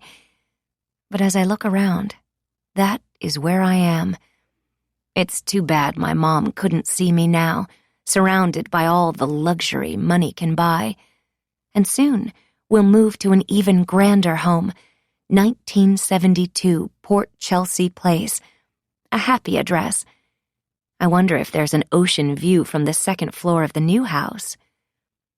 I take a big gulp and finish my wine as I stare at the flames leaping in the fireplace. It was a warm day in May, more than a year ago now, when David and I were driving to Los Angeles to help Mary pack up her dorm room, a task I was dreading. I mean, a kid's dorm room after a full year of college is about the least sanitary place on earth. But there we were, David and I, on a mission together. I have a great idea. I had tapped David's arm, as if I'd just come up with the idea. I wanted to understand why he had broken his promise to me and allowed Mary to connect with her birth mother. I thought tequila and sex could help me extract an answer. Let's go to Cabo for the weekend. Reconnect. You think that's what we need? To reconnect? David answered, eyes hidden behind sunglasses, focused on the 405 North. I do. My voice was warm, happy, inviting. I missed him, us. I missed our family, how it had been. I wanted everyone to be close again. And it started with David. And why, exactly, would we go to Cabo now, when Mary's coming home from college today? He turned up the radio. End of discussion. Tears filled my eyes, and I blinked them away. But the betrayal, the hurt, you don't just blink that away. Those feelings sit at the bottom of your heart, festering. Once we'd finally packed up her despicable dorm room, Mary took us on a walk around campus. Next year, I live in that house. Can you believe it? She gushed as we walked down 29th Street, otherwise known as The Row, the impressive Southern-style Kappa Kappa Gamma sorority house, complete with Doric columns and window boxes bursting with red geraniums, was intimidating to me. I couldn't imagine living in one house with all those women. It looks nice, but not as nice as home. I can't wait to have you back for the summer. I slid my arm through hers. She stiffened. Or was it my imagination? David wrapped his arm around her shoulders, and she leaned into him, leaving me to walk alone on the sidewalk. Typical. He said, "This sorority thing will cost me an arm and a leg, that's all I know." He pretended to complain, but he loved every moment of Mary's joy, of Mary's college life, and living vicariously through her social acceptance. A daughter who was a member of the top USC sorority meant good connections for David's investment business. Proud of you as always, kiddo. Thanks, Dad. I can't wait for next year. But, of course, it will be fun to be home for a couple weeks, too. A couple of weeks? I'd asked. My heart hammered in my chest. She had all summer to be home with us. I got a killer internship here, so I'll come home for a bit and then head back up to LA. My friend has a place I can crash. It's all worked out perfectly. This was new. You said you'd be home, that you'd work, save up. My old-fashioned, came-from-nothing work ethic was shining through. Mary leaned against me. I know, Mom, but I'm pre-med. Dad agrees it is a great idea, and it is an amazing opportunity with a hospital. I'll be working with patients, and I've been offered a research position. It's important for my resume, for med school. It's with her, Elizabeth James, isn't it? They were teaming up against me. Again, tears stung my eyes. Mary had found her birth mother, a woman who was now a leading plastic surgeon in LA. She had agreed to work with her, spend all summer with her. Just drop it, Jane. This is a great opportunity for Mary, David had commanded. The liar, the cheater. Looking back now, I realize what I had done wrong. I allowed Mary to go away to college, to leave my orbit, and she went awry. Stupid amateur mistake. But she was my first child, so I didn't realize the pull of college life. I never had the desire for more school, for that fake sorority experience, for the liberal arts degree that leads you nowhere. At her age, I had a career to launch, a future to secure. And no money. There was that, too. So sue me. I slipped and let Mary go to USC. A huge mistake. Once Mary was away, David strayed. It was all because of Mary's choices. She disobeyed me, disrespected me, and caused chaos in our family. I won't make that mistake again. I'll keep Betsy close to me, one way or another. I've learned my lesson. That day, in the car, I did as David commanded and dropped it. I didn't say another word, not on the entire drive back home. I was so furious I don't remember where we had lunch. The effects of betrayal are deep and lasting, especially when you are harmed by the people you love the most. I know you've been betrayed by someone you loved, haven't you? See? You don't forget it. You say you're over it, but you still remember it. Feel the weight of it deep down in your heart. I'm just like you. That day, I was in shock, consumed by anger. It's understandable, don't you agree? I force the memories away and stare into the fireplace. I am looking forward to my little coffee date with Elizabeth James tomorrow. It's step 1 in the Jane back in control plan. I need her out of our lives completely so I can reconnect with David and Betsy. She's a malignant tumor I need to extract. We haven't seen each other for more than a year. She'd been wary to meet me, for good reason, but I pleaded with her, one mother to another. It's just coffee, I'd promised. I stand up, feeling a little dizzy from the wine. But it's nice. I should be able to go back to sleep now. I turn off the fire, flip off the lights in the kitchen and living room, and walk to our bedroom, following the sound of David's snores. I slide into bed, praying for sleep. Tomorrow is a big day. As I try to fall asleep, I remember my first ladies' luncheon at the Cove. I'd taken extra time to curl my hair, to wear my most expensive, best-fitting tennis dress. The girls were home with the babysitter. All heads turned as I walked into the room, the new, hot young mom. We've all been there. You think you're queen of the castle until a new princess arrives on the scene. A silence washed over the 4 white tablecloth-draped tables. "Hello, are you Jane?" A woman with a big smile, huge fake boobs, not done as expertly as mine, and an impossibly large diamond extended her hand. "I'm Sarah. Welcome to the neighborhood."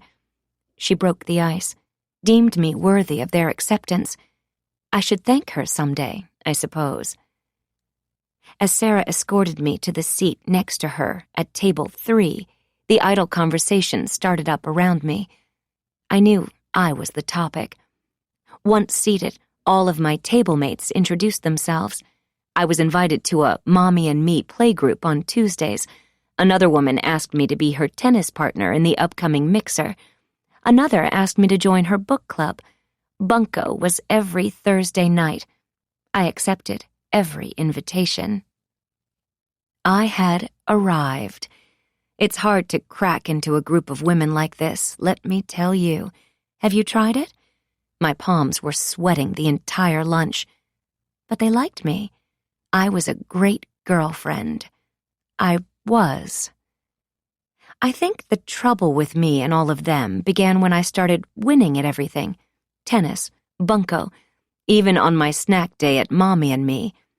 Jealousy is a powerful emotion.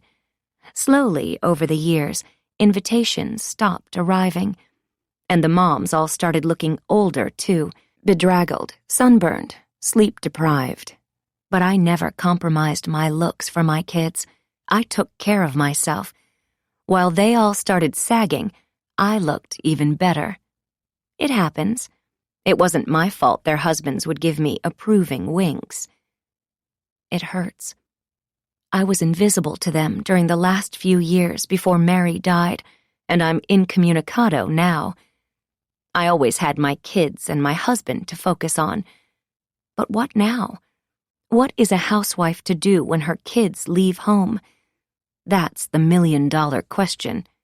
Well, actually, I believe our net worth is much more than that, I can assure you.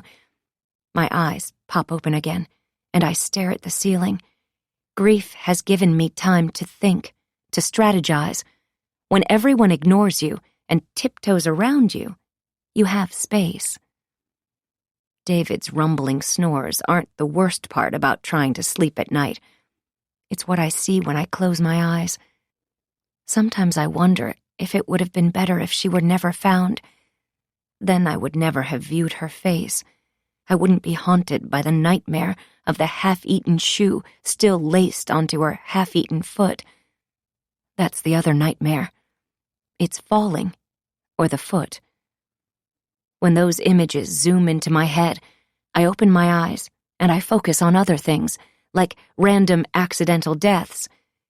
Did you know hippos kill almost 3,000 people a year? I know, I didn't either. See, you're distracted just thinking about it. I don't tell anyone about these 2 nightmares. I know they'll fade away in time, like the memories of my mom getting fainter every day. No, it's best they all think I am fine. Sure, Betsy and David have caught on to some of my routine. Betsy doesn't join me in the kitchen for late-night chats these days, and David wasn't wooed by tonight's impressive table setting. But no one really knows another person, not fully, and I have so many more loving tricks up my sleeve. Elizabeth James, for example.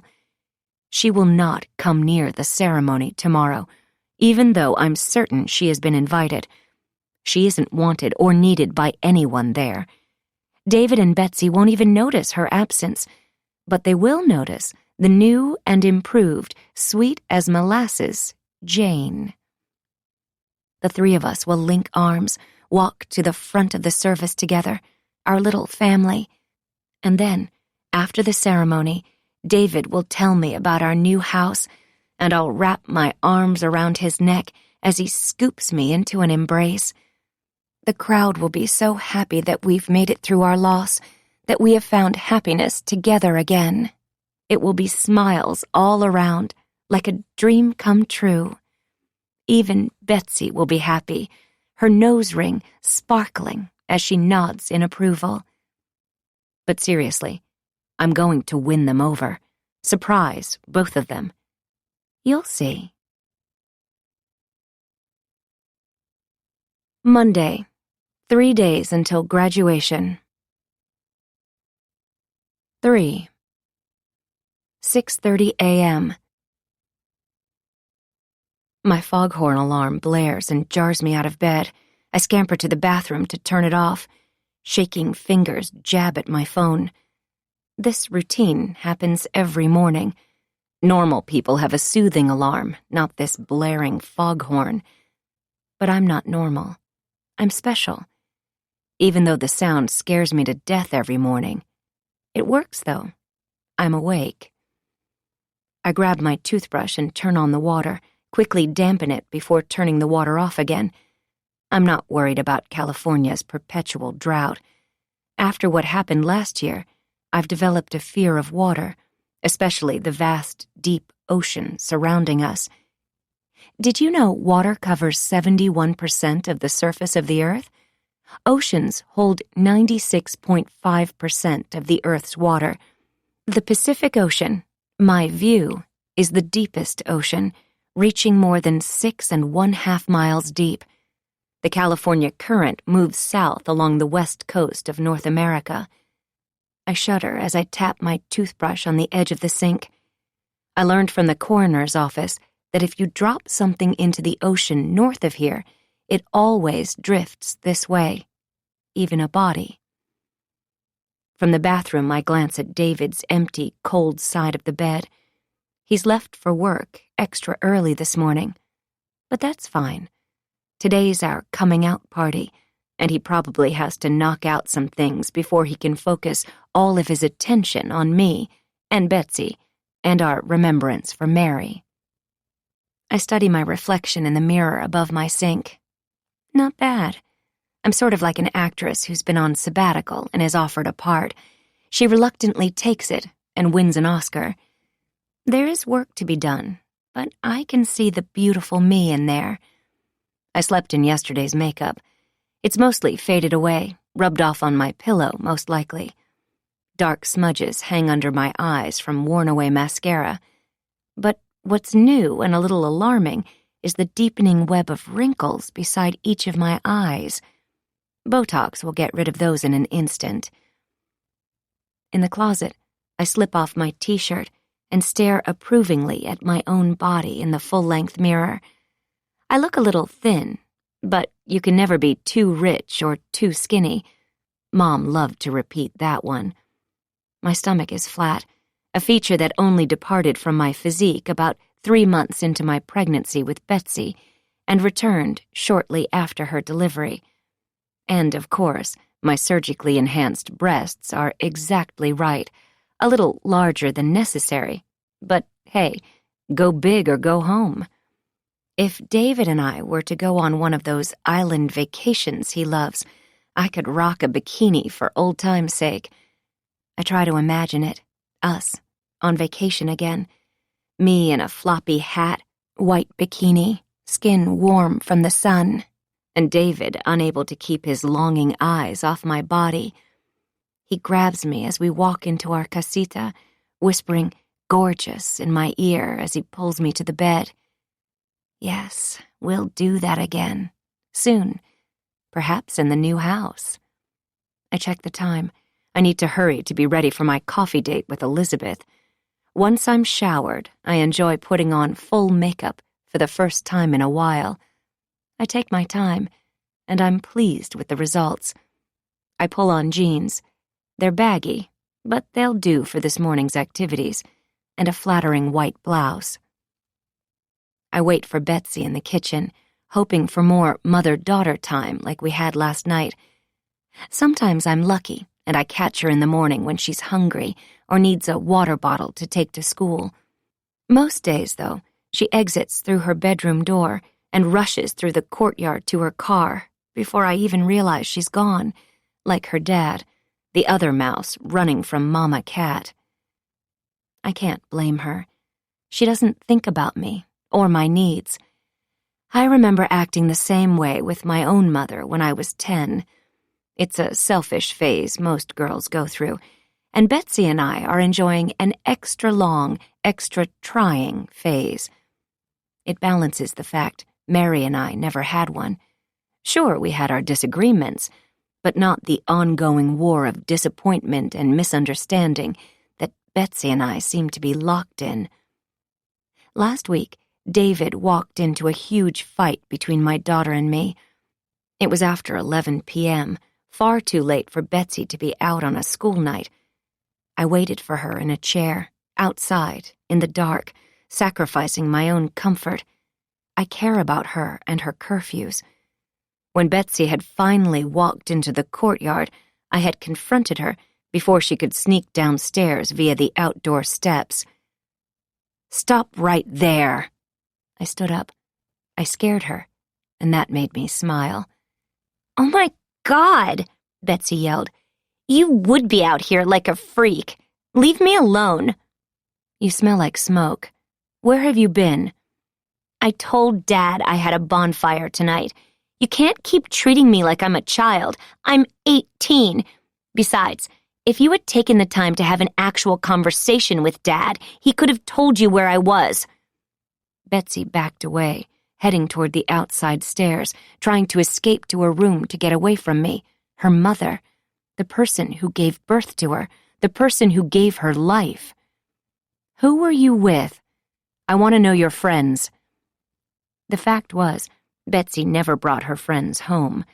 I knew all of Mary's high school friends for years, and they all seemed to like me. Some of the boys liked talking to me more than they did Mary. But with Betsy, I only knew Amy from middle school. After Amy moved away, Betsy didn't bring anyone else home, no matter how often I pushed to meet her group. Mary had told me when she was a senior and Betsy was a junior that Betsy was in a totally different crowd. "Mom, we don't overlap friends, not at all. I can't really tell you more." That's why I had to surprise her in the courtyard. I have to catch her when I can. She's sneaky, my Betsy. Last week in the courtyard, Betsy wasn't just sneaky, she was mean. Her voice was cold, firm. "Your snooping is freaking me out. You need to cool it. I'm going to bed. Don't follow me." "Don't you dare walk away from me, young lady," I had yelled. Too loud. We're all too close together here at the Cove. I can't believe I raised my voice. David stepped through the door from the garage at that moment, mortified by my outburst. "Jane, honestly, I heard you from inside the garage. What will the neighbors think?" He was mad at me, not worried about what Betsy had said or done. David still cares about the neighbors, still has friends in the neighborhood, clients too. Betsy saw her chance for an exit. "Welcome home, Dad. Good night." She smiled as he walked to her side. "Good night, honey." They hugged, and she was gone. I am very tired of this treatment. Instead of backing me up, supporting my good parenting, David had walked past me into the house, leaving me alone in the courtyard, staring up at the stars, piercing through the night sky like laser beams. Just then, one of the palm trees in our courtyard shed its hull, something that happens at least once a year. The heavy wooden canoe-shaped beast landed with a bang a foot away from where I'd been sitting. I could have died. But I'm a survivor, and I always win. Something Elizabeth will discover in 10 minutes. The palm trees, later this morning. 4. 9 a.m. Elizabeth is late, but I'm fine with it.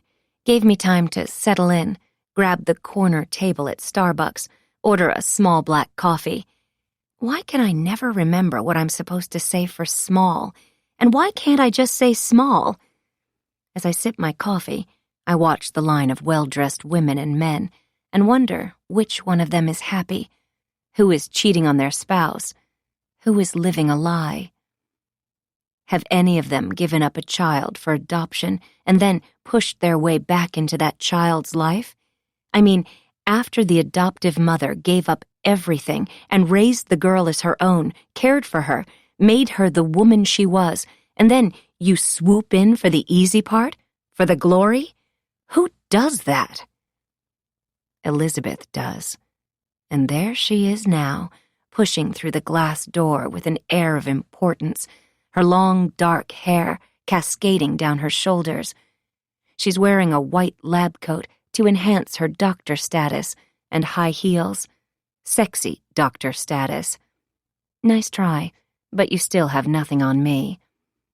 She spots me in the corner, and I watch her lips purse. Is she nervous? I mean, when I visited her clinic in LA last year, I didn't really threaten her, although she seems to have taken it that way. Silly restraining orders. They don't really do anything, do they? I should have taken one out on her. She is the one who didn't listen. She's the one who never backed off. She lured Mary to her with an internship. Unforgivable. She pulls the chair out across the table and sits, crossing her arms in front of her. Don't you want anything to drink? I ask. I'm not getting her anything, and the line is 10 deep, but I'm being pleasant. I tuck my blonde hair behind my ear, making sure my huge diamond studs sparkle in the sunlight streaming in over my shoulder. No. What do you want, Jane? She folds her hands together on the table. Pity she's never found a man. Maybe she isn't interested in them. Not that I care. I want you to get in your car and drive back to LA. You aren't welcome here. Elizabeth smiles. That's funny. Mr. and Mrs. Harris invited me personally. You know, I used to work for them. I'm part of the family in more ways than one. This ceremony is for me, her mother, and David, her father, to say goodbye to Mary in front of our friends. Not for you, some servant, a housekeeper who had random sex and didn't want the results. You act like you're family, but you're just the help. I'm family. Do you understand? I was nice before, when Mary found you. I had to be. I didn't want to upset Mary. But now Mary is gone. You have no hold over me. Nothing. Elizabeth smiles. Her face flushes. Good. She should be embarrassed, the slut. You've never been nice to me or to your daughter, from what I can tell, and you don't even know what you're talking about. Oh, really?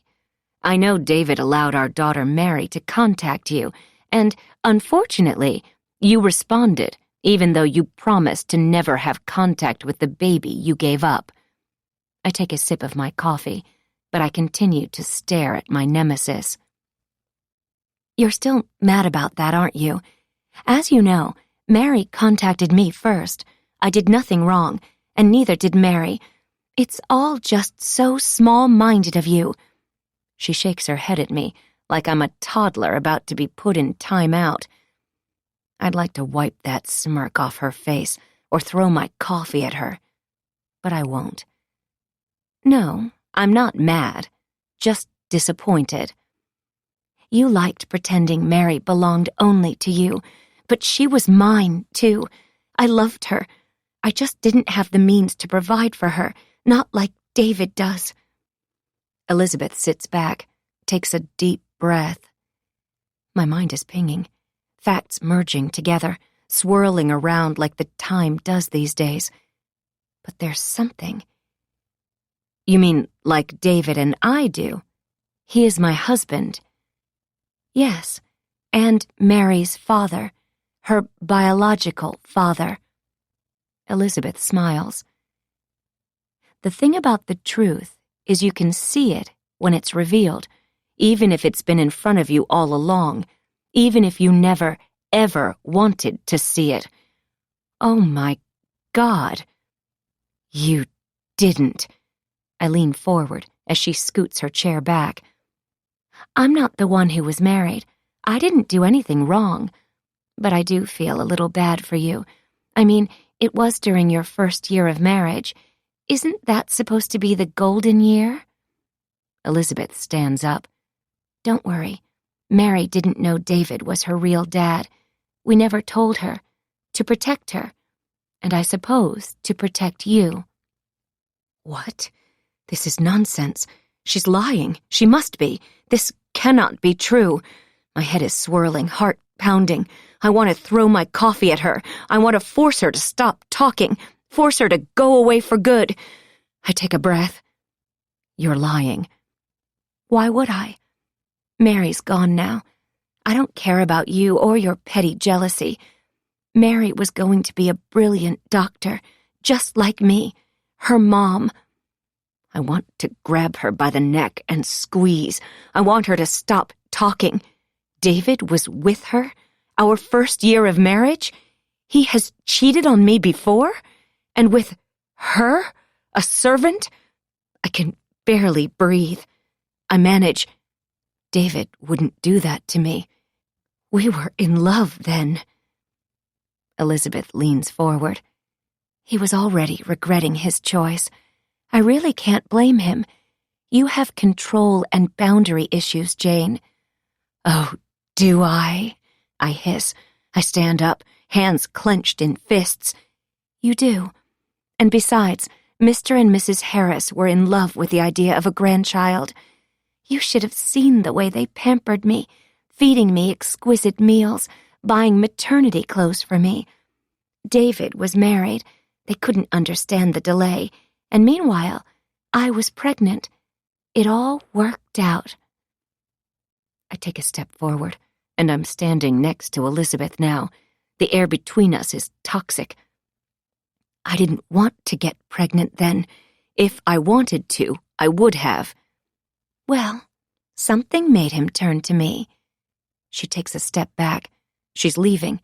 But then she stops and says, Look, Jane, it didn't mean anything. It was a one-night stand. I was house-sitting for his parents. It was a mistake. Except it gave us Mary. All of us were blessed to know her, to have her in our lives. I'm shaking all over. If she comes to the ceremony, I won't be able to control my rage. I cannot have her there today. I won't. It's my new start.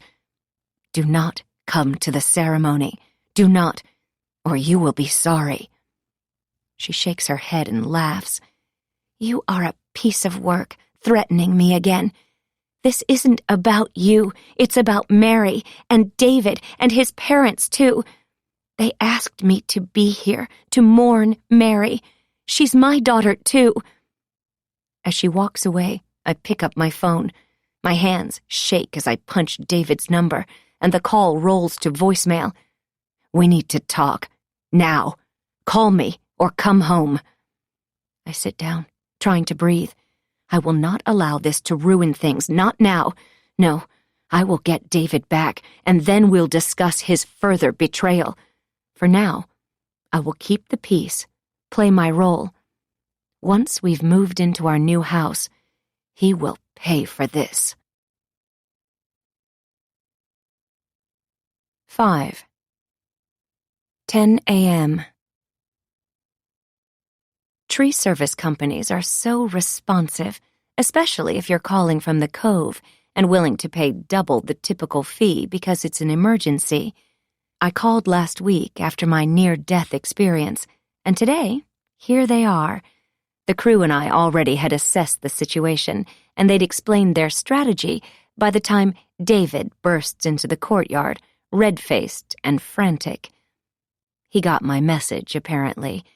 I've been ignoring his return phone calls, forcing him to come home.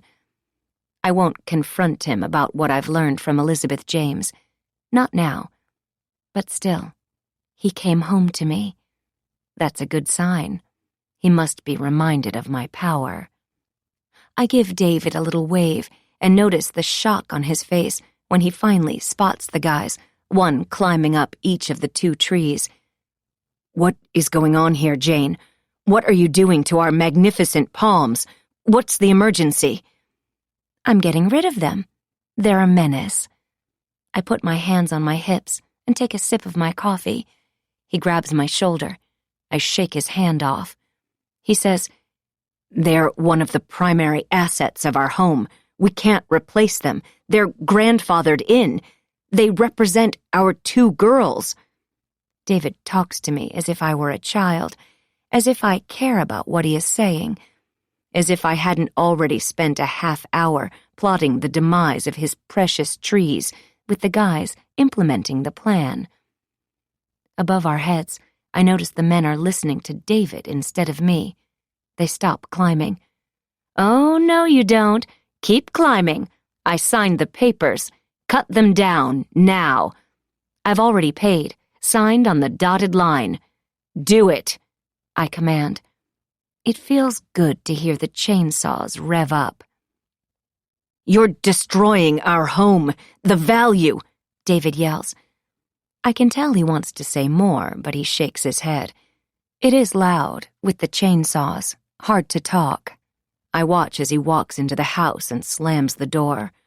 Poor, pouting David. He doesn't realize, even after 20 years, that I know what's best for our family. Palm trees are killers. They have to go. Period. And I'm not the one destroying our home, dear. I hurry inside the house, per the men's directions, and listen as the chunks of palm tree crash to the ground in the courtyard. It's satisfying, knowing they are dying, knowing I won. I destroyed them first, before they could get me. That's what winners, survivors, do. Back inside, I try to find my husband. I fight the urge to ask David about Elizabeth's accusation. Maybe I'll just ask him for a hug, for some reassurance about the ceremony this afternoon. I'll demand that he make sure Elizabeth James does not attend. That's the first step. "David, we need to talk. The ceremony tonight has me all out of sorts. Let's hug." I stand near the front door and hold my arms out to him. "You are unbelievable," he says, as he walks past me and out the door. "Wait! We need to talk!" I scream after him, but he can't hear me over the chainsaws. It's fine. If he had stopped, hugged me, I might have asked him if he is actually Mary's biological father. I'm certain it isn't true. What kind of man would cheat as a newlywed? Not David. Not my David. As I watch chunks of palm tree drop to the ground, my stomach turns. Of course it's true. I take a cleansing breath and walk to the kitchen. It's fine that he ran out the door. He's angry right now, and he wouldn't be fun to talk to about this newly realized betrayal. I will stick to my plan, reunite our family, and then we will have the important chat once we're settled in our new home. I wonder if Betsy is home. If she passes through the kitchen, I'm ready to smother her with love. I walk to my desk and glance above my laptop at the invitation pinned to the corkboard. Join us for a celebration of the life of Mary Harris, beloved daughter of David and Jane Harris, beloved sister of Betsy Harris, beloved granddaughter of David and Rosemary Harris. 5:00 p.m. at the Cove Private Beach. Please dress in the colors of the sunset. Monday, May 20th. RSVP, Kylie Dorn. Most of the details of today's event were handled by David's assistant, Kylie Dorn, a spunky, sunny young woman with full pouty lips and a waist-to-breast ratio like Barbie's. I know she's mostly man-made, but the guys don't seem to mind. She draws the appreciation of all men she comes into contact with, much like I do. We have a lot in common. I briefly wonder if she'll be in attendance this evening, full lips pouting even more, breasts wrapped in the tight black fabric of feigned mourning. Oh, scratch that. The invitation directs us to wear the colors of the sunset. How cute. Of course she'll be there. Stupid Elizabeth is likely on her way back to LA by now. She's afraid of me, and she should be. Good riddance. I hear footsteps in the hall. Betsy walks into the kitchen wearing black jeans, a black t-shirt, and a frown. Her nose piercing taunts me, sparkles, challenging me to say something about it. I swallow. "Good morning. Can I get you breakfast?" Betsy's face scrunches together with disgust, as if she's having an alien encounter. She wasn't expecting me to be here. I enjoy surprising my daughters. It keeps them off balance. She says, "No, I don't eat breakfast. I thought you knew that by now." She's so surly. Perhaps I should give her something to think about at school today, a little tidbit of juicy information for her to ponder during art class. "Did you know your father is Mary's biological dad?" I ask. Betsy's disdain face has been replaced by something else. Her mouth drops open. She didn't know.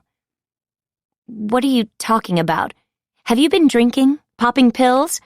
She throws her hands on her hips, ready to argue with me. "No, of course not.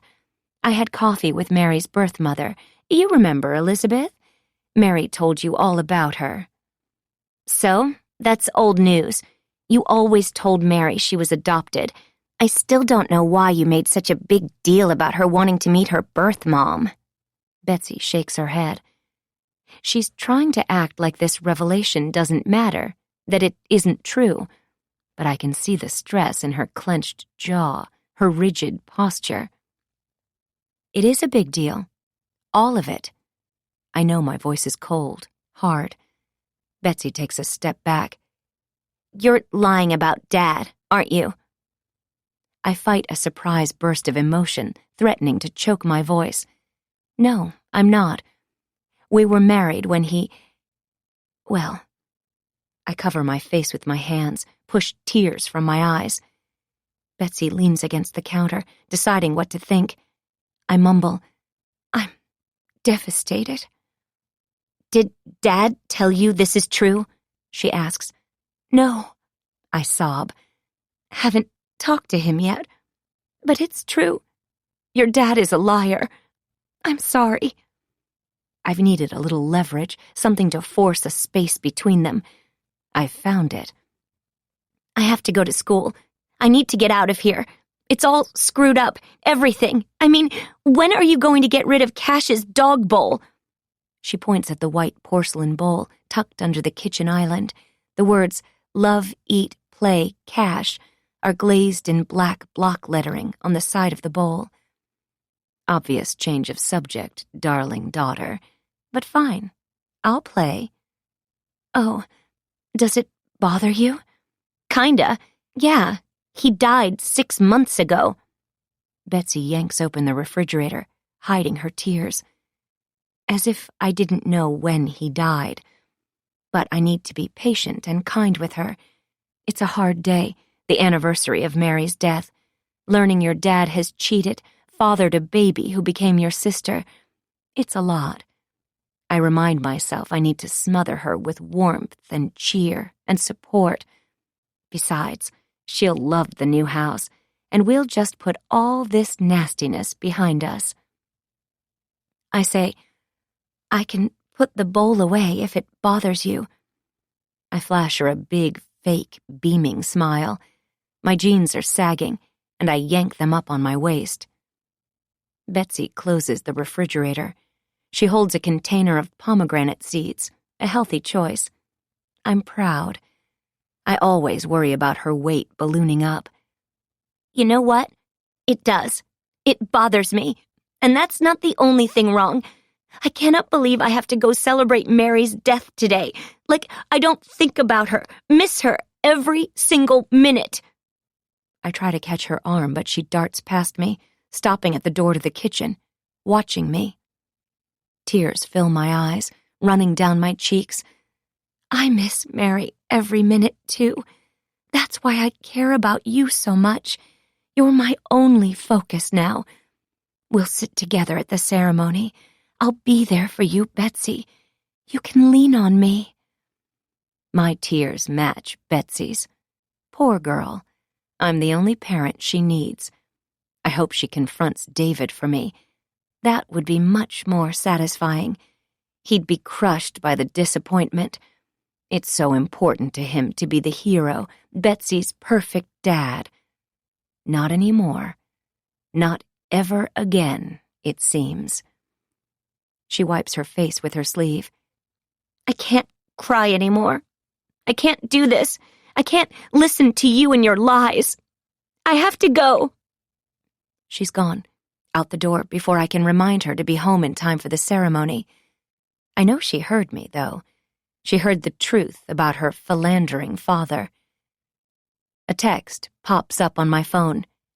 I'm here. I glance at the time and can't believe it's already 10:45 a.m. Such a busy morning. I grab my purse and hustle through the almost tree-free courtyard and out to the street. Sam, my driver of sorts, jumps out of the front seat and opens the passenger door behind the driver's seat. His hair is brown and unruly, always, as if he doesn't own a comb. Hey, Mrs. H. Hi, Sam. I took your suggestion and finally did something nice for myself. I had a manicurist come by the house. What do you think? I flutter the fingers of my right hand. Glad you did something nice for you for a change, instead of just taking care of everybody else, like you tell me you do. You know, when you're not sad. I slide into the back seat. He closes the door behind me and hurries to the driver's seat. When he gets in, I say, Yes, motherhood is trying sometimes. Sorry to keep you waiting. I was just finishing up the breakfast dishes. Betsy and I had a lovely meal together. She's such a wonderful young woman. So sweet. He meets my eyes in the rearview mirror. His eyes are dark, widely spaced, caring. Glad you two are getting along. I know today is a hard day. I may complain to Sam too much about Betsy. I'll change that, perhaps, but I'll start tomorrow. It's so easy to talk to Sam, unlike my family members, and he's always on my side. I allow him to see me open my purse, reach for tissues. My facade of cheer crumbles. The ceremony is tonight. It's such a hard day. 1 year since Mary died. And can I confide in you, Sam? Of course, Mrs. H. Betsy isn't really nice to me. She's mean. You've told me that. I'm sorry. Maybe she's sad. I shrug. That could be it. Or maybe it's something else. Guilt? Sam meets my eyes in the mirror. Guilt? For being mean to you? No, it's so hard to get people to see things sometimes.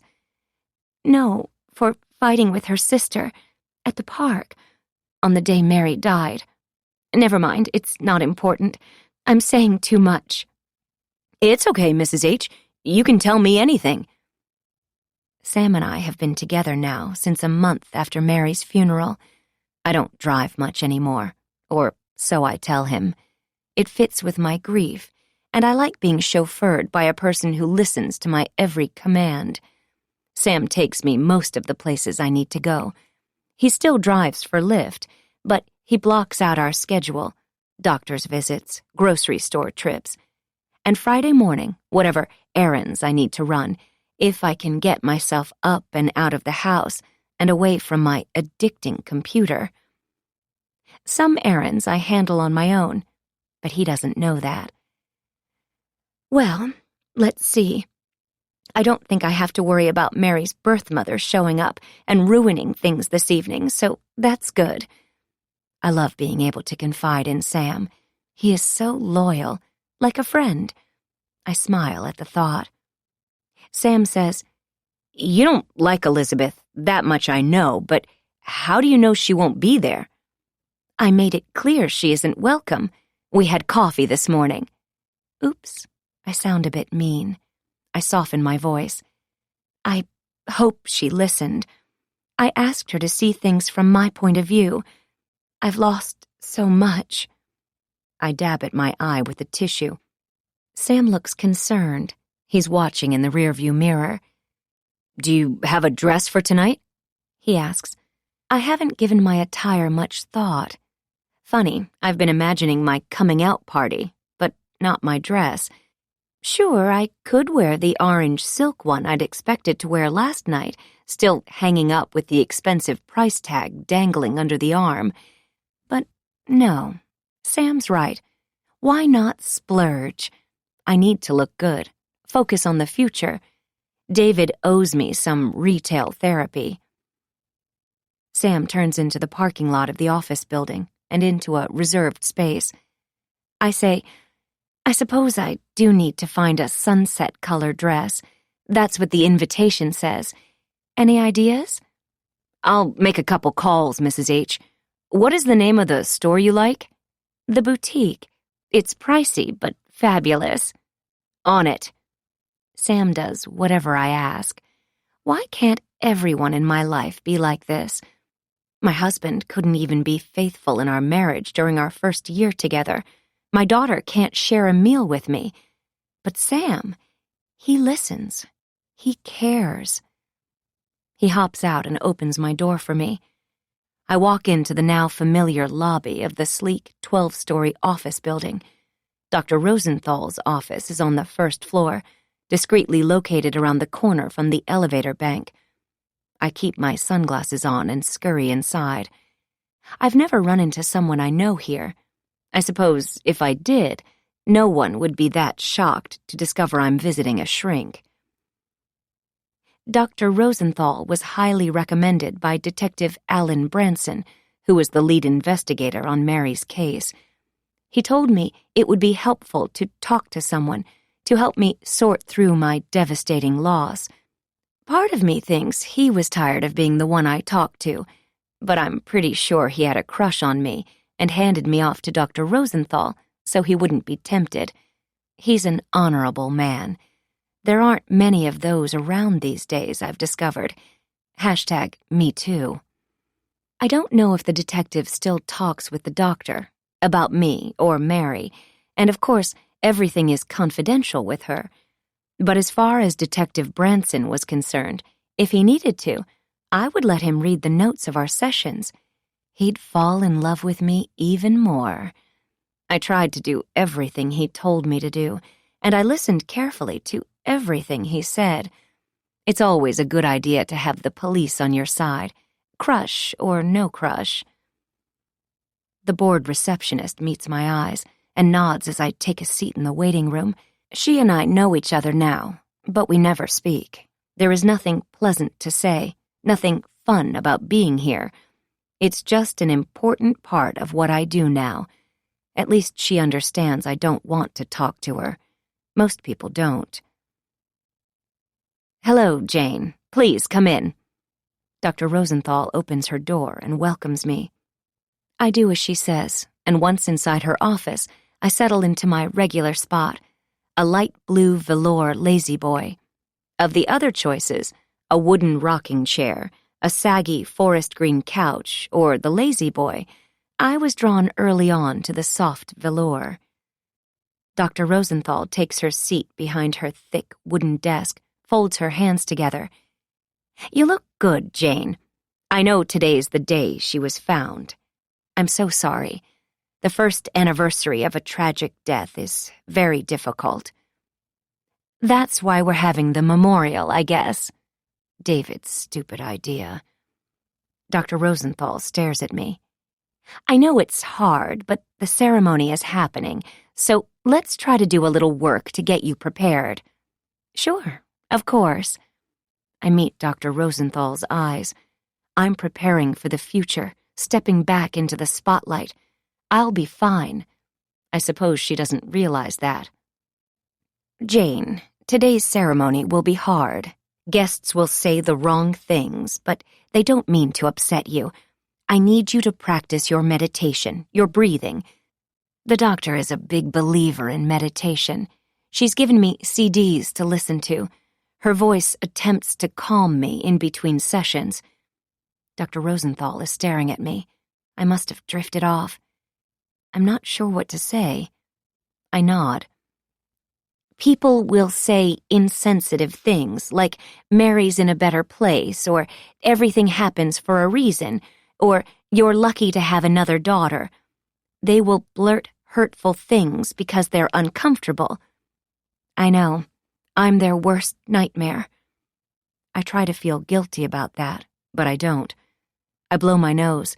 The sound makes Dr. Rosenthal cringe every time. I rather enjoy the reaction. It's frightening for most of us to imagine what you have lived through. How are you and David? She pulls off her reader glasses, twirls them in her hand. He's very busy, at work. He's also a liar and a serial cheater. Dr. Rosenthal says a lot without words sometimes. She stares at me. I am supposed to fill the air again. Fine. We're focused on Betsy. We had a beautiful family dinner in the dining room Sunday night, even though I accidentally set 4 places. Habit, I guess. Oh, Jane. She covers her mouth with her hand. I surprised her with that one. I know, it was a mistake. Everything is just so hard. I'm trying. Dinner together was a good start. It's complicated. Dr. Rosenthal nods. Grief is complicated. I nod. Some days I don't want to get out of bed. That isn't true, but it's what she wants to hear. Recently, I can't sleep. I'm agitated, restless since I stopped taking all the sedating drugs she prescribed. This new information about David and his inability to be faithful, his lies, well, all of that makes me want to kick a hole in a wall or light a fire in his closet. I see his shirt smoldering, his perfect row of ties light up in a blaze. I stare at Dr. Rosenthal, milling over my revenge fantasies, while she analyzes my grief. You should be moving through the acute stage of grief by now, but I fear it may be more severe. From what you've told me, you may have what researchers are calling complicated grief. She pauses. Not many people have heard about the diagnosis. I have. I'm smart. I smile. I am complicated. My attempt at humor falls flat, but my acting skills are superb. My research also pointed to complicated grief. I've read all about it online. Hand me the golden statue. Dr. Rosenthal isn't smiling, so I suppress my grin. She tilts her head, makes a note in my file. Anyway, women are more vulnerable to complicated grief than men. It often results from a difficult loss, like the loss of a child. It's a pathological condition. Do you think we should put you back on the pills? Oh, good. The diagnosis I was shooting for, and an offer of more pharmaceuticals. Does the diagnosis cover a cheating husband and a disrespectful surviving daughter, too? As you surmised by now, there is too much going on for me to numb myself into oblivion for days on end, as tempting as that sounds. Been there, done that. It isn't a productive state. Things and people slip away from you if you're not paying attention. No, I don't think more pills are necessary. True. I could knock out an entire herd of cattle with what is in my medicine cabinet presently. All right, well, we'll stay on top of it. Grief isn't as simple as the 5 stages. Dr. Rosenthal pulls out her box of Cheez-Its and offers me a handful. I decline, as always. It's our pattern, codependent patient/doctor thing. It feels familiar and weird. I know she's trying to deepen our connection, but I think we've got a good thing going here. She pops a few overly orange crackers in her mouth and talks while chewing. Grief is stressful, so it's common to alternate between acknowledging the emotional pain of your loss and setting it aside. Grief comes in waves, like the ocean. The cold, dark ocean. I look at my freshly painted nails. The color is called Deep Ocean Dreams. Yes, makes sense for grief and death to come in waves. It may take up to 4 minutes to die from drowning, but drowning people can only struggle on the surface for 60 seconds before submersion occurs. A truly horrible way to die. Poor Mary. I blink and look up at Dr. Rosenthal. Jane, do you have any unusual fixations these days? She stares at me, her dark eyes trying to pierce through me, see inside my mind, see the truth. No, not really. I wonder if she knows more than 3,000 people die in the U.S. because they choked on their food. Death by Cheez-Its? Possible, but unlikely. It's time for her to think I'm getting better. After today's memorial service, of course. Next week, she should tell anyone who asks that I am suffering from complicated grief, but I am improving. So, no, I won't share my tragedy obsession, or my fear of the ocean, or the nightmares, or the bubbling rage I feel toward my husband at this moment. She's still waiting for me to speak, to elaborate. Her eyebrows smashed together on her forehead. She twirls her pen in her right hand. No fixations, not really, unless you count getting Betsy through high school graduation. I mean, that's typical mom stuff, right? It takes all of my attention. I'm volunteering in her school, shopping for the perfect graduation dress. We've been looking at colleges online, swapping stories about all of her friends' futures. It's wonderful. I'm just a typical mom in most respects, preparing family dinners, making sure Betsy does her homework, baking cookies. Wow, I must be getting better if I'm complaining about typical housework. I smile. I am so normal, it hurts. I'm the perfect vision of a happy homemaker. I always set the perfect table, remember? Well, that all sounds good. How is Betsy? Dr. Rosenthal notes. She could benefit from counseling. I know she feels extremely guilty about her sister's death. This, I know, is true. Betsy was there, fighting with Mary at the park. She feels responsible deep down. I've been mining her guilt, too, feeding it, fueling it like a fast-moving wildfire. I say, I hope she hasn't convinced herself it was her fault. I hope she didn't have anything to do with it. Of course she didn't. It's just that the mind is powerful. She should come to me so we can be sure she's processing all of this correctly. Grief is confusing, as you know. At the beginning, it's really intense, all-consuming. It cancels out everything else, all the people and activities that are important to us. But over time, it settles down, makes a space in our hearts, our lives. It's not healthy for Betsy to believe any of this is her fault. I know you're reinforcing that. I shift in my lazy boy, wiggle my toes. She is correct. I am reinforcing things. Don't worry, Betsy's fine. She is my daughter, strong like I am. I'm so proud of her. I'm getting better, and so is she. I'm her role model. We all turn into our mothers eventually, right?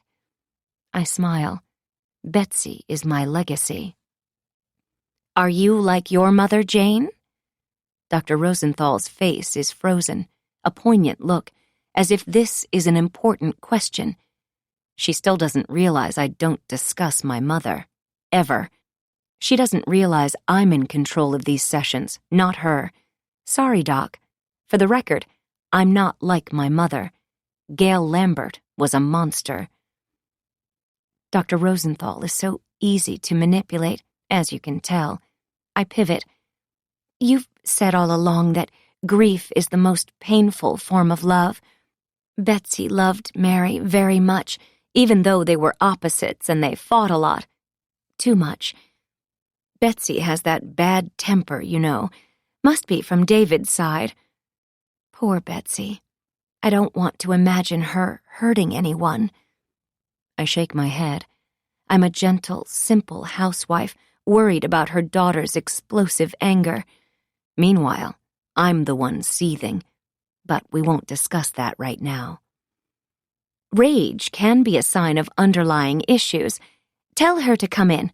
It's important. Dr. Rosenthal is leaning forward on the desk. Really? It will have to be after she graduates on Thursday.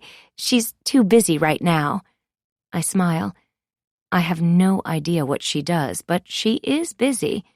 I'm the best mother. Let's get back to you.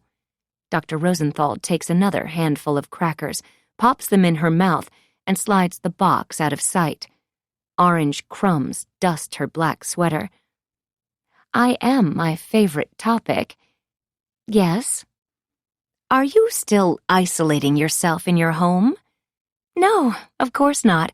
I'm on the graduation party volunteer committee. Such an honor. It's not really a committee. Everyone is included. But I will look like a good mom for being there, and Dr. Rosenthal seems pleased. Good job, Jane. So far, this session is going well. She's concerned about Betsy's rage and guilt, so my work here is done. By next week, I'll be relaunching my acting career, and too busy to be bothered with coming to these sessions. Dr. Rosenthal glances up above my head at the clock mounted over the door. Let's focus on the memorial this afternoon with our remaining time.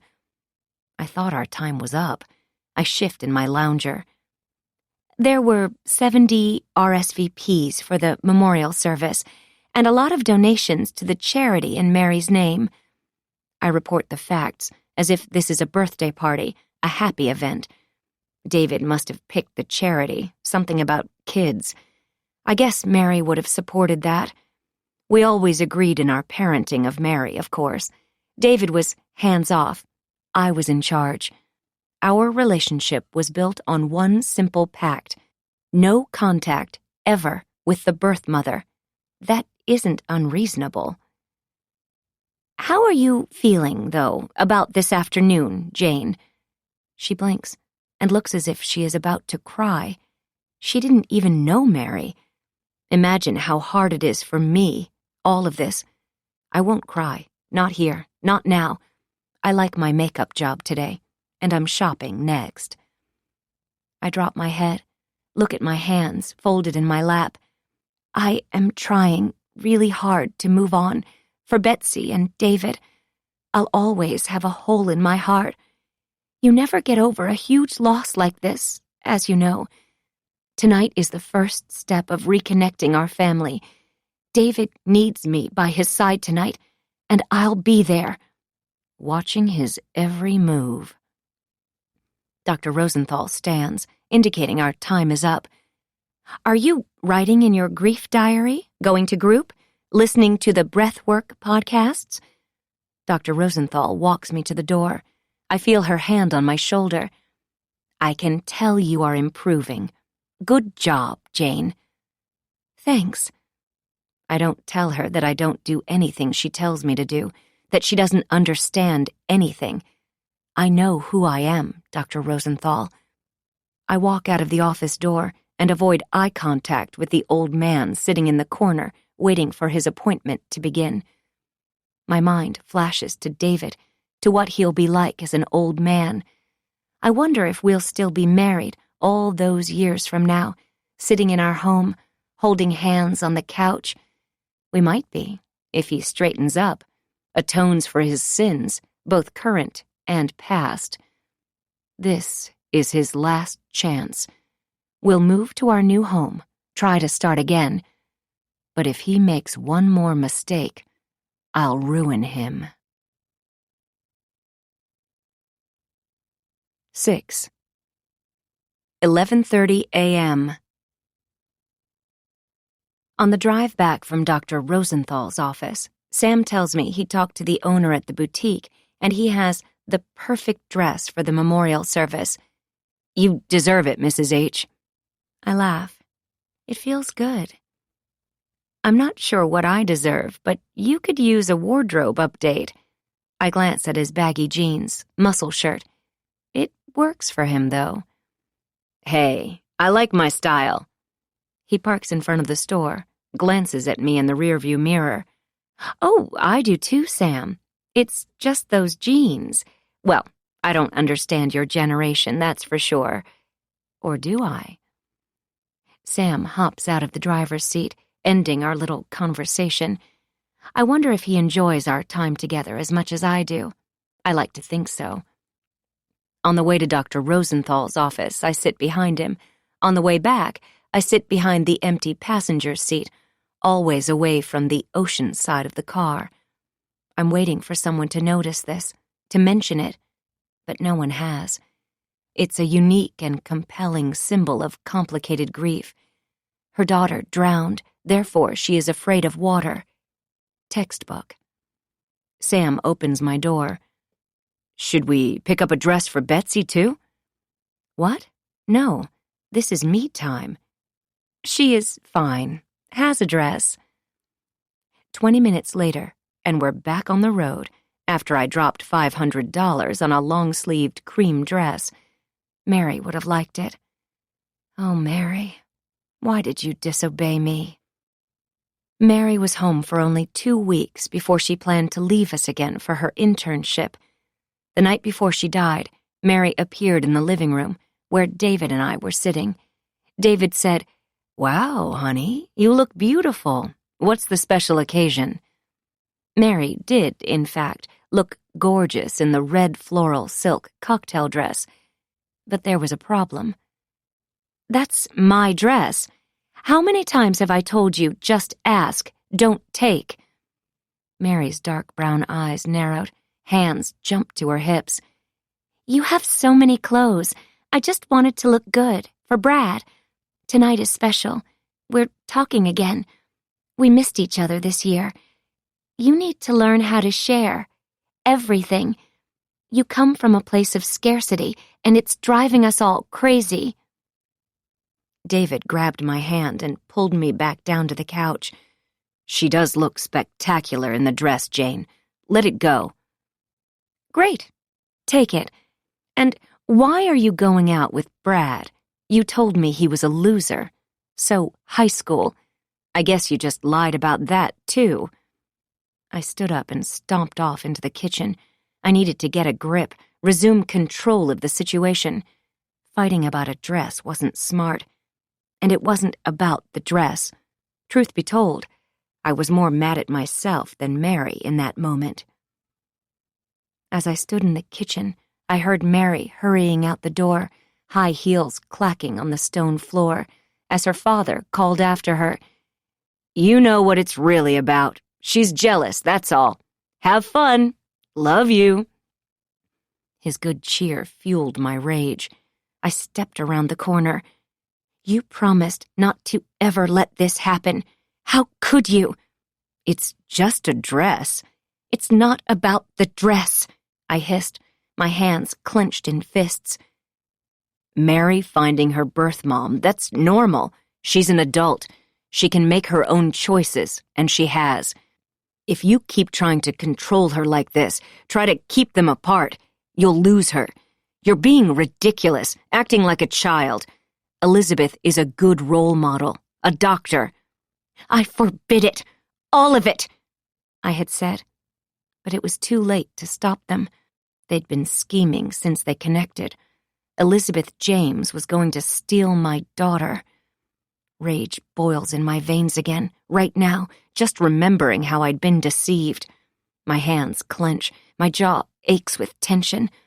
It was the one thing I demanded, the one thing he promised when motherhood was thrust onto me, when I agreed to the choice that ended my career.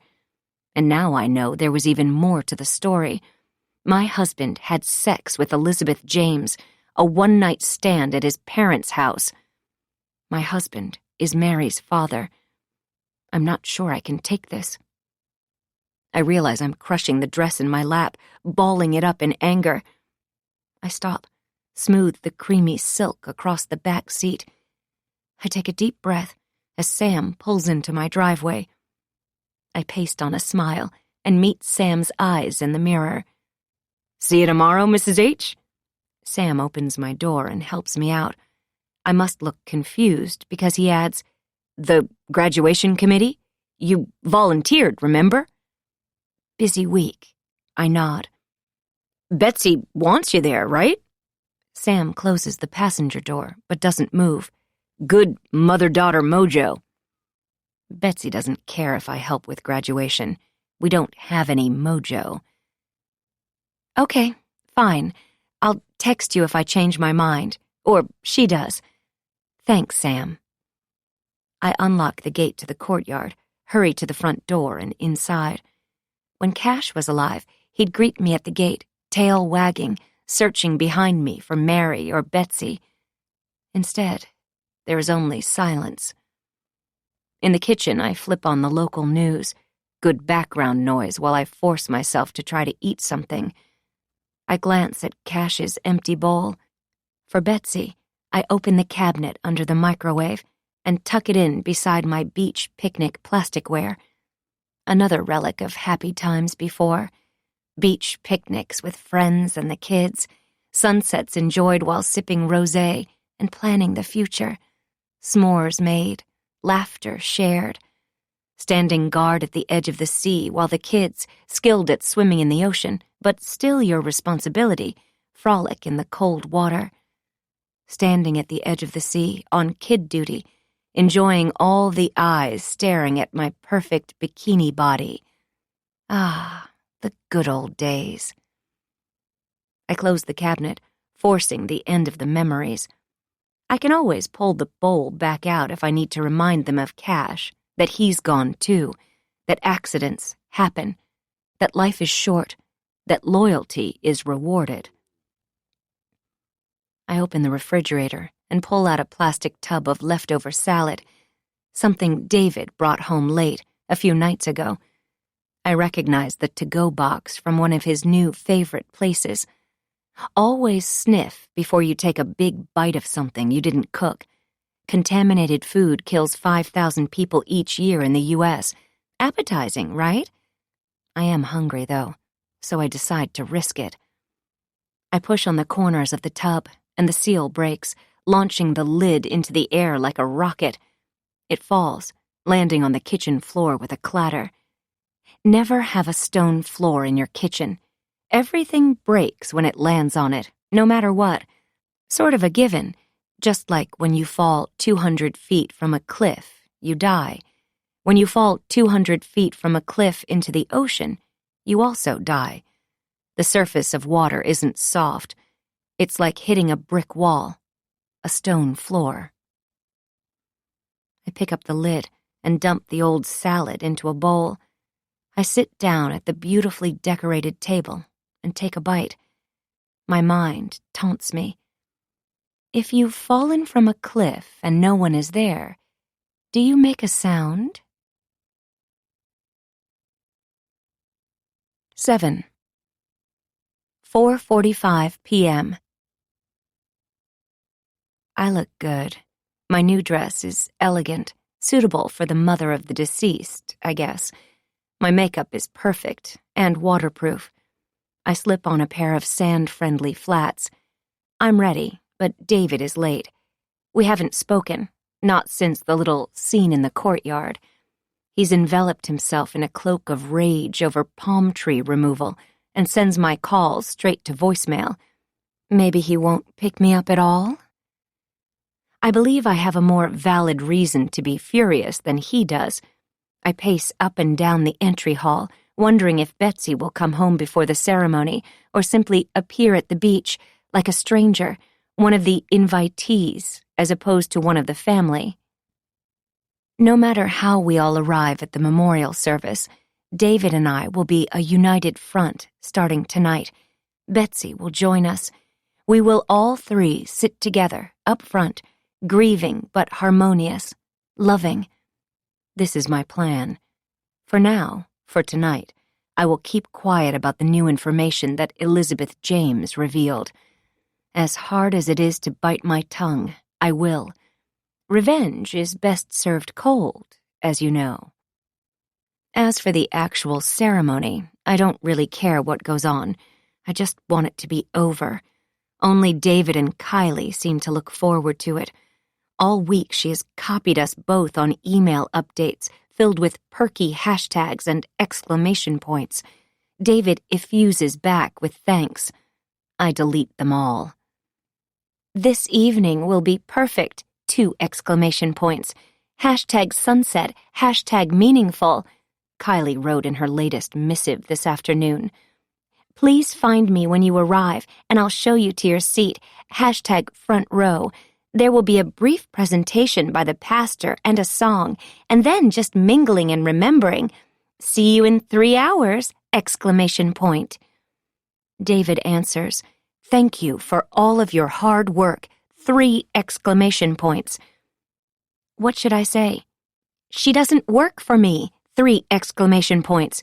We barely know each other beyond a hello at company functions, 4 exclamation points. Get away from my husband, 8 exclamation points. When is the last time I have been invited to a company function? Not since Mary left for college, I realize with a start. I'll need to ask David about this.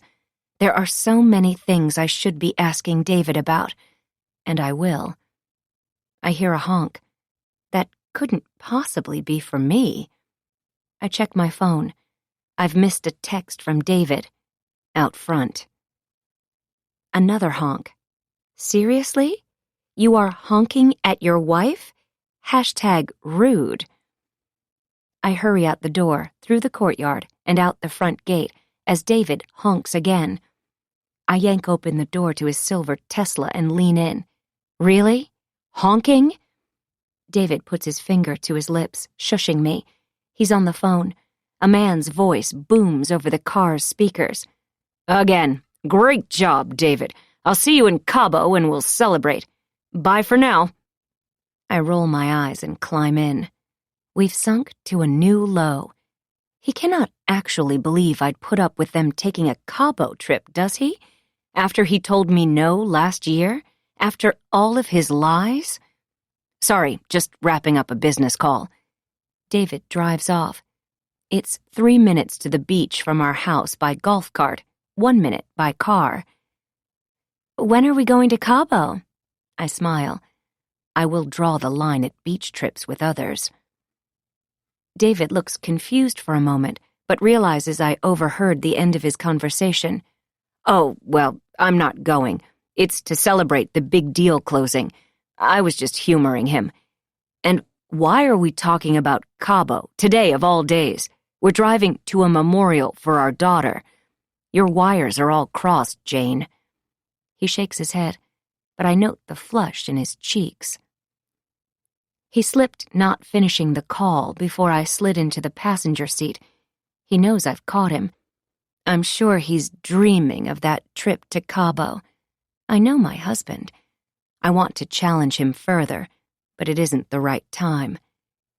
What else has he hidden from me these last 20 years? In silence, we pass by the community clubhouse, the tennis courts, the park, and zip through the tunnel underneath Coast Highway. Oh, crap. I feel a panic attack coming on, a real one. I realize I'm holding my breath. I feel dizzy. It's hard to breathe. I open my purse and press my face into it, breathing slowly. Should I pull over? David exhales at the question. Frustration? Embarrassment? Who knows? Take you back home?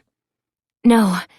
I tell myself to breathe in, breathe out, breathe in, breathe out.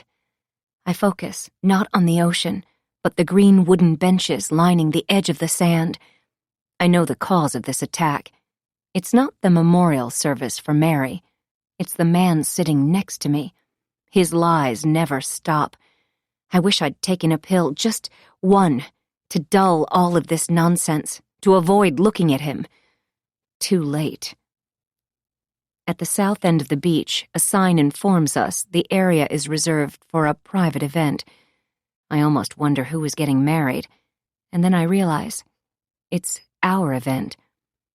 Dr. Rosenthal agreed to this idea, David's idea, because the funeral had been small. I'd told him I couldn't handle a big service, not after the days of hope, not after all I'd been through. So this is our gift to the community, to help with the healing, David explained, as Dr. Rosenthal nodded. Closure. It was the last time he came to a session. I guess he got what he wanted.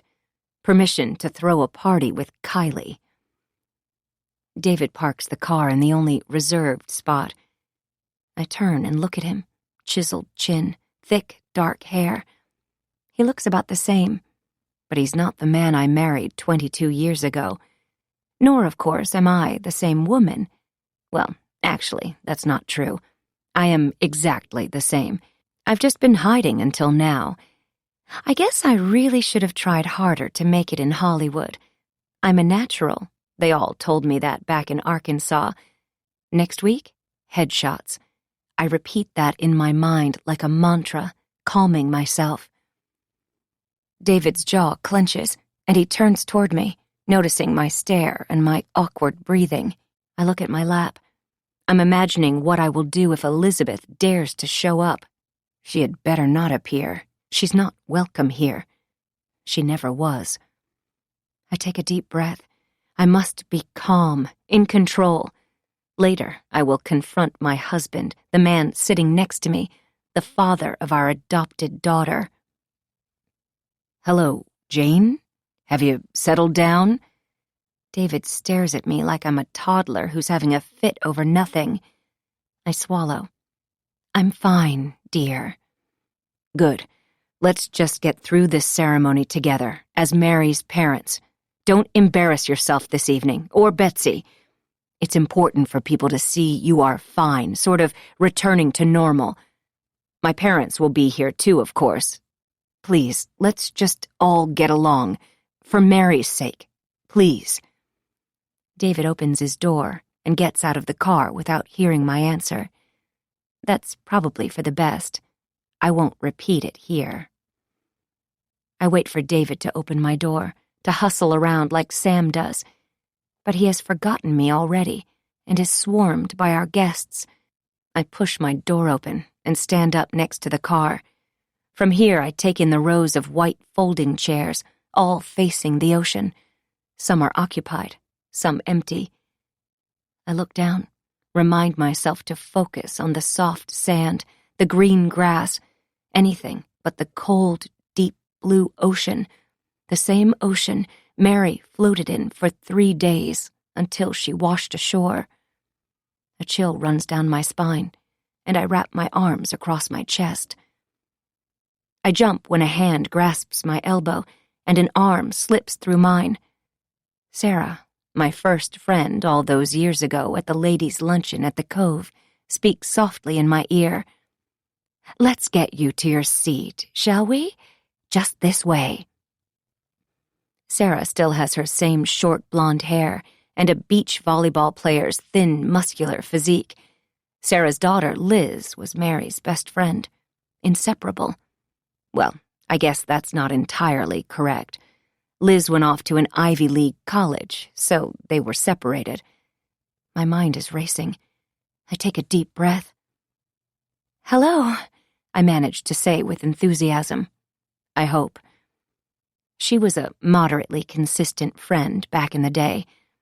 I glance at her as she takes me across the sand and realize it would be good to have someone like Sarah on my side these days. It seems she's forgiven me for the little gossip I spread about her and her gardener. I mean, I was just having some fun, knocking her down a peg or two on the women's social ladder, and it was years ago now. It's a dog-eat-dog world, so we all have to play to our strengths. As for my strengths, in addition to my captivating beauty, it's my perfect little family, David and Betsy. I realize I've allowed them to team up against me, to believe they are stronger than I am during my period of complicated grief. It's 2 against 1, just like I felt toward the end with Mary and Betsy. Back then, both girls were the problem, the way they'd hide things from me, work together against me. Now, Betsy is the only problem daughter. Sometimes I wonder if she received all of her genetic material from David's side. I mean, Just look at his awful, conniving parents. I spot them, sitting in the second row of chairs, on the aisle. Pompous, him. Rigid, her. Self-righteous, both of them. They want everyone to think they're so perfect, except for this tragedy that befell their granddaughter. But they aren't perfect. For example, they'd be mortified if I told everyone about the Harris family secrets. Let's start with crazy Aunt Emma. Everyone is terrified of being around. What if Betsy is just like her? Is that what's happening to their only living granddaughter? I mean, she has a nose piercing, tattoos, she smokes weed. She was with Mary the day she died, at the park. What has she done? And if that's not enough to really get their old hearts racing, perhaps I should announce to everyone here tonight that their beloved only son screwed a servant of theirs, knocked her up, all while he was a newlywed. Oh, and then talked his wife into adopting his love child? That would turn some heads. I wonder if I should bring all this up to Sarah. No, not now. I need to focus on the memorial. Sarah leads me around the side of the chairs, far enough so no one bothers us as we trudge through the thick, soft sand. Sarah says, "They've seated family up front, of course. I see David's parents are already seated. Is Mary's birth mother coming?" What? I stop walking as a wall of rage crashes on my shoulders, tenses my neck. How dare she ask me this? I turn to Sarah. Of course not. We don't even know who she is. I'm Mary's mother. My heart is racing. No one is to know about Elizabeth. Mary must have told Liz and Sarah about her birth mother. Mary is a complete traitor. My whole family, turncoats. Sarah must sense my anger, probably because my arm has gone rigid in hers. My pulse beats in my temples. She stutters. "Oh, I guess I'm mistaken. Mary had mentioned something about meeting her, how wonderful she is. A doctor? Anyway, where's Betsy off to when she graduates?" I turn to her. My sunglasses so dark, Sarah's face is shadowed, silhouetted to its basic parts. Small nose, pointy chin, patrician. Saddleback Community College. Good for her. The way she says it makes me think Sarah worried Betsy wouldn't be off to college anywhere. Our lost daughter. Another lost daughter. But mostly my mind is buzzing with Sarah's knowledge of Elizabeth James. Before I can delve further into my anger, Betsy catches up to us. Through my dark sunglasses, I see she's wearing a dress of some sort, presumably the one we ordered from Free People online, but I cannot be sure. Her stomach is bare, as if a piece of fabric is missing, but it must be the style. I've fallen behind on young adult trends. I'm assuming she is fashionable. David gives her the allowance to be able to afford it. "Mom? Hello?" Betsy stares at me, waves a hand in front of my face. "Hello, honey. You look beautiful. Are those army boots hard to walk in on the sand?" A caring, non-judgmental question. I'm proud of myself. "Really?" Betsy shakes her head. "Hi, Mrs. Murphy. Thanks for babysitting my mom." "Good to see you, dear. Your mom told me your college news. Saddleback is wonderful, and everyone transfers to impressive schools from there." Sarah keeps speaking, even though I wish she wouldn't. I just want to sit down. Did Mary have a big party and tell every single person she knew about Elizabeth James? How could she humiliate me like this, betray me? I need to think. I should be one step ahead of developments in my family, not perpetually behind. This is all David's fault. And Betsy's. "Thanks, Mrs. Murphy. I'm stoked." "What? She is?" "I'll take it from here," Betsy says. Did she just call me it? Betsy leans in and says, "I asked Dad if it was true, if he was Mary's real dad. He looked like he was going to have a heart attack." "Yes, that's what happens to liars, cheaters." "And did he admit it?" "He wants to talk tomorrow, so yes, It's official. You're right. So weird. Betsy whispers as she slips her arm into mine and gives me a little nudge. This way. I'll take care of you today, Mom. Validation helps my neck and shoulders relax. Betsy is being nice to me. I whisper to Betsy, "Thank you, but you don't seem mad at your father." I unhook my arm from Sarah's as she drifts away, mumbling something about Liz wanting to say hello and catch up. I don't feel much of anything these days, to tell you the truth. I just want to get this service over with, get this week over with. Come on, Mom. Betsy escorts me to the front row of chairs. David is seated on the aisle, and he's reading something on his phone. I take the empty seat next to him. Betsy's place is next to me, but instead of sitting down, she waves at David's parents and literally goes behind my back to greet them. I'm sure they're hugging. I don't turn around. We aren't close, but for this, for David's showy memorial for his daughter, we will all go along with the act. I bring my hands to my face, breathe in, breathe out. I focus on the deep sand covering my right shoe, the pink radiance of the setting sun glowing on my silk dress. And then my mind clears. I drop my hands from my face and turn to look at the man seated to my left. The bright light of a text catches my attention, and I see, in capital letters, "Closed escrow," 3 exclamation points, smiley face, before he quickly flips his phone over, trying to hide the screen from me. Has he told someone else about our secret house? Confused, I grab my phone, open my app, and see the full extent of his betrayal, the full measure of what he has done. He's texting with Kylie just before the ceremony for his dead daughter. Kylie, is it ours yet? Heart, heart. I swallow, glance to my left. He isn't watching me, of course. David, yes, 2 exclamation points. Kylie, closed escrow, 3 exclamation points, smiley face.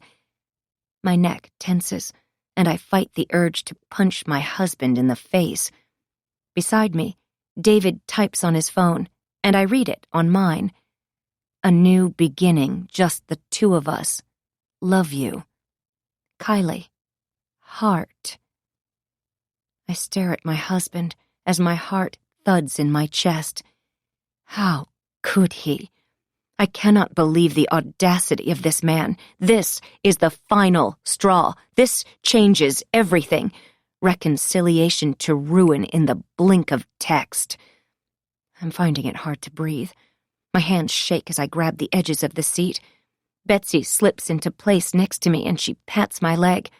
I know I'm being watched by all of the crowd. Normally, I like the attention, but tonight, just now, I fight the urge to run. I lean forward in my seat, about to stand up to get out of here, when David grips my wrist. "Calm down, Jane," he says in a firm whisper. "The program is starting." I look up and see the pastor step to the podium. He nods in our general direction and begins, "Welcome, friends and family. We are here to celebrate the life of Mary Anderson Harris, a beautiful young woman. I sit back in my chair, and David releases my wrist. Fine, I will sit here, but I don't need to hear about my daughter. I spin my wedding ring around on my finger. It's looser by the month. Beside me, Betsy cries softly into her tissue.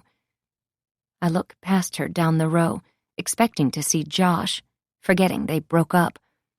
Poor Betsy, all alone. I touch her knee, patting it softly.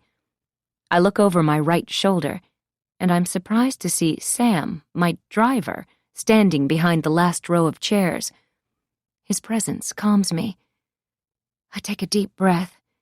How nice of him to be here for me. I nod at him, and he smiles. I feel a shift next to me, and watch in disbelief as David stands and walks to the front. I didn't know we have speaking parts. I'm not prepared. I haven't rehearsed any lines.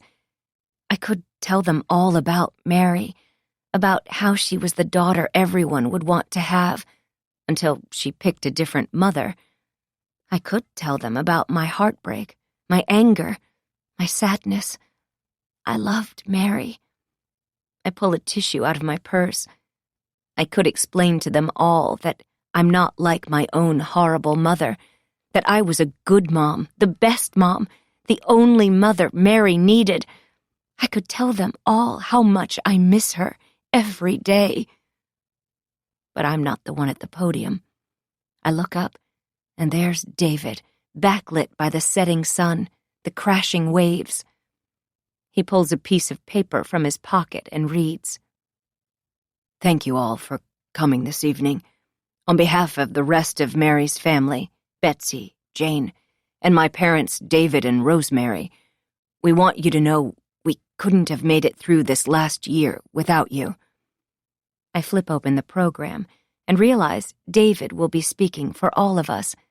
I'm not on the agenda, even though I would have had the best delivery, the best performance. Fine. I take a breath and relax.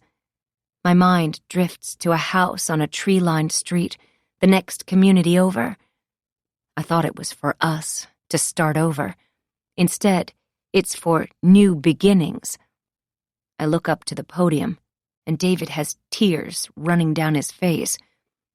"She was my pride and joy, along with her sister. The girls made my life happy and worthwhile." David pauses, wipes under his eyes. "I'll never get over Mary's loss, but because of all of you, I can go on. Please stay and join us for a sunset cocktail in Mary's memory. Come and tell me your favorite story about my daughter. She'll be alive in all of our hearts, forever." "Amen," the pastor says, and leads the way to the open bar, followed closely behind by David. "Bravo, David. You stole the show. No part for me, Mary's mother, but I will deal with him appropriately. He has gone too far now. There cannot be a simple reboot to our relationship. Not anymore. Things have gotten out of hand with Kylie, but it turns out he has been out of control almost since the day we married. Silly David. I thought he knew me better than that. He thinks I'm a fool, that I don't see him for all that he is. But he's wrong. I do." I hear sniffles behind me, even though I've tried to tune out everything. The menacing ocean, the other guests. But it's the sniffling that gets me. I turn around. It's David's mother. My sunglasses hide the evil eye glance I shoot her way. She and her husband stand and begin shuffling out of their aisle away from me. They are complicit in all of this. Of that, I'm sure. Good riddance, folks. With the Harrises out of the way, I'm staring directly at Elizabeth James, still seated, tears marring her perfect makeup. She came here despite my warnings. Well, she was already on my list, of course, but she's bumped herself up in the rankings. Way to go, Elizabeth. Thanks for the exclamation points, Kylie. Game on, David. You cannot even begin to understand the rage I feel. You're here. I point at my nemesis. I don't care who is watching. I needed to attend Mary's memorial. Tonight is important to me. For closure. Diminutive, brilliant Dr. Elizabeth James, plastic surgeon to the stars in L.A., meets my blue eyes with her brown ones. Her lips, Mary's lips, part, and she begins to talk again. You slept with my husband. You stole Mary from me. I don't hear anything she says. I stand up, dizzy. If I knew how to throw a punch, I would, but I don't, so I throw the memorial program at her. How dare you! I watch as Elizabeth scampers down the row of chairs, making it to the aisle to stand by my in-laws. Jane, get a grip! My dear, sweet mother-in-law steps between us and says in a hushed tone, "This poor woman came to say her final goodbyes to her daughter. What is wrong with you?" I'm shaking with anger. I could explode. I point my finger at her, at the three of them, complicit in this plot to ruin my life. I keep my voice low, calm, my words angry, final. You are not Mary's mother. You gave her up. You promised to never be part of her life. You two promised this would be our little secret. I point at my in-laws, and they both step back, two rats shuffling in the sand trap. Elizabeth steps in front of them. She's wearing a stupid navy dress. That isn't a color of the sunset. She wears glasses like a professor, and her eyes are rimmed in red. I can see all of this, all of her, even though the light is almost gone from the beach. Look, Jane, I know you never wanted me in Mary's life. I held up my end of the bargain. As you know, she found me. I've done nothing wrong. Could we just stop this? We need to remember Mary. Elizabeth finishes her speech, and Mrs. Harris slides her arm around her. My dear mother-in-law. Did she arrange the play date for her son and this woman? Did she mastermind all of this for a grandchild? For control?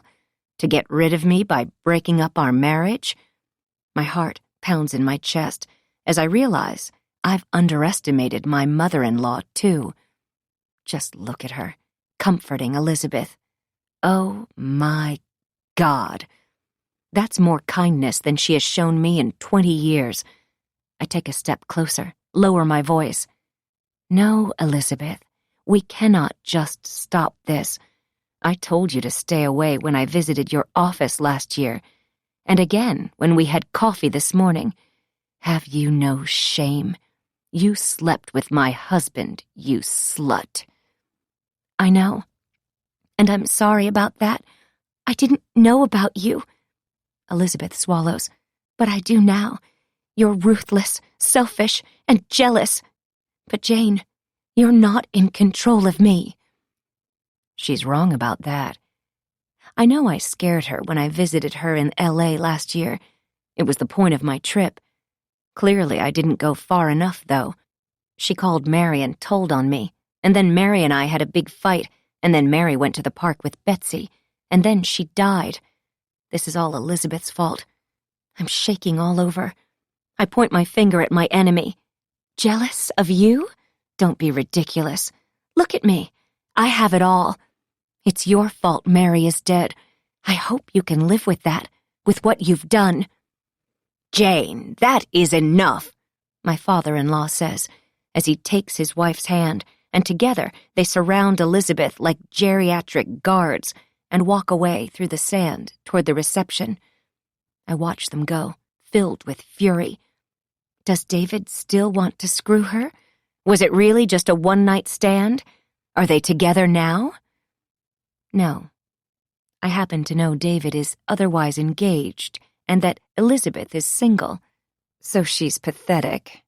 Mary was her only chance at happiness, and she gave her away. My hands clench into fists. Mary only had one mother, and it was me. I drop into my chair, shaking from the encounter. I really can't believe the moxie of that woman showing up here, despite my threats and warnings. She underestimates me. They all do. A hand on my shoulder startles me. It's Sam. I'm sorry for your loss, Mrs. H. He must have heard the whole argument with stupid Elizabeth. My driver is my only friend, it seems. Thank you. Nice of you to be here. He nods and walks away. Mrs. Harris? I turn and look up. Standing in front of me is Brad, Mary's high school boyfriend. A nice boy, a local guy, captain of the football team, and went on to one of the state schools. Long Beach, maybe? Mary broke up with him before they headed off to college. I don't know if they saw each other after the night Mary wore my red dress. That night was the second to last night of her life. I just never imagined he would be her last boyfriend. I thought he was just a start, as unimportant as a bicycle once you buy your first car. "It's good to see you." I try to stand, falter, and Brad steadies me. I need to move away from the front row. I'm too close to the water, too close to Dr. E, as her patients call her. "Could we go over there? Do you mind?" "Of course." Brad slips his arm through mine and escorts me to the back of the ceremony setup, behind all of the chairs and far away from the bar where everyone is gathered. We sit next to each other on one of the green benches at the edge of the sand. It is nice to have grass beneath my feet. I'm still fuming from the Elizabeth encounter, among other things. I wonder what time it is. I wonder when I can get away from here. Brad clears his throat. "I miss her every day. It's just so hard. That's why I've gone away. I can't be here, in the cove, without Mary." Sweet boy. I know, it is so hard. I pull off my sunglasses. It's almost dark out now. Laughter floats our way from the cluster of mourners by the stand-up bar nestled in the sand. David is holding court with his parents and Kylie, his assistant. He has a rapt audience, that husband of mine. A few guests are leaving, nodding to Brad and me on our bench, unsure whether to approach me and my armor of grief, and deciding against it. I see Josh, Betsy's former boyfriend, with a parent escorting him on each side. The parents don't notice me, but Josh looks in my direction as they pass by. I manage a wave, and he nods. But to most people, David is the host, the popular one, the friendly one. I am the suffering mom, the embodiment of their worst nightmares. I'm also that bitch, if you ask my former tennis team. "Have you seen Betsy?" Brad doesn't seem to be a fan of my youngest daughter, but I need to be sure. "She was with Mr. Harris over at the bar, but no, I don't see her now. I didn't see her friends here either." He crosses his arms. The wind has picked up. The usual chill begins to descend on us like a damp, invisible curtain. I wouldn't recognize Betsy's friends. I surprise myself with that admission to this boy, an almost stranger who loved Mary. I watch Brad's face and catch a wave of tension, a decision made, something not said. He looks around, nervous. "That's too bad." I hear it's a different crowd, not the popular one that you and Mary were a part of, I say. I'm a mom, the heart of the family. I pick up on some clues, even those my family tries to hide. "When she goes to college next year, that will be good. A fresh start." "Brad, did you meet Elizabeth, Mary's birth mom? Did Mary tell you about her?" Yes. Well, she is great, but Mary told me it was awkward with you two. I've gotta go. I'm flying back to Spain tomorrow. It's where I go to school now." Brad stops abruptly and stands. "Good seeing you, Mrs. Harris. Just want you to know, I loved Mary. I wanted to marry her." That would never have happened, poor boy. But I can leave him with that dream. "Of course you did, dear." He bends to give me a hug as I sit on the bench. It's formal, quick. And then he's gone, jogging away in his suit, disappearing in the parking lot. I reach for my purse, but it's not here on the bench. I've left it on my chair on the beach, thrown off by my encounter with Elizabeth. The last place I want to go in the almost dark is toward the ocean. The group of people near the bar has dwindled to a dozen or so. David's parents and Elizabeth have left, thank goodness. If I can make it over there to the bar, perhaps David, the serial cheater, will show some sympathy and grab my purse for me. I stand, slowly, while holding the back of the bench, like an old woman testing a walker, not certain if her legs will hold. Goosebumps dot my legs. I feel something crawling on me and swat an ant away. The little buggers kill 50 people a year, if I remember correctly. Accidental death by ants sounds gruesome, and I try not to imagine it. But I do, and shudder at the thought. The remaining mourners, celebrators, whatever you're called a year later, are a cheerful, drunk bunch, including my husband. I see the woman reporter from the local television news, remember her impassioned pleas for information, her somber reporting of the facts. Day 1, missing. Day 2, still missing. Meet the parents. Day 3, horror washes ashore. And there's Kylie, saran-wrapped in a light pink dress that matched the sand an hour or so ago, presumably why I haven't spotted her until now. The fact she blended in is impressive. Intuitively, she knows to stay out of my path. She ducks behind David, trying to become one with the bar. The bartender, for one, seems happy to claim her. "There you are, Jane," David slurs. Is he drunk? "Here I am. It's time to go, don't you think? I left my purse on the chair out there." I point, but don't look toward the ocean. "Would you mind grabbing it?" "I'll get it for you." Kylie leaps into action, a shrink-wrapped superwoman hopping through the now cool sand. David watches her go as I watch him. She's so happy, almost like she's celebrating something, as opposed to attending the memorial of a dead girl. "Here," David hands me a glass of white wine. "You okay?" I smile, take a sip. It's good wine. Of course, the Harris family would serve nothing but the best for all of us missing Mary, or all of us who pretend to, like Kylie. Fine. Nice ceremony, except for the appearance of Elizabeth James. By the way, did you consider asking me to address the crowd? I should have stood up there with you. I stare at David as he picks up his drink and sips. "No, not really. I figured I could speak on behalf of our family since I'm the one who wanted the ceremony. As for Elizabeth attending, my parents invited her, not me." He squints at me. "Funny that you're comfortable having her here, given the fact that you broke your promise to me and helped Mary find her. There's more to the story, isn't there, David?" David smirks, clearly unsure what to do with that. "It's not the right time or place to discuss this, but I didn't mean to hurt you, Jane. It was a mistake." At this moment, I hate him, more than words can express. Did you know crimes of passion are based on insecurity? People are struggling to trust their significant other. With 73% of marriages in wealthy coastal communities ending in divorce, that's a lot of insecurity. But I'm not insecure. I'm certain. Only 5% of men are killed by their significant other, and at this moment, I could easily join the 5%.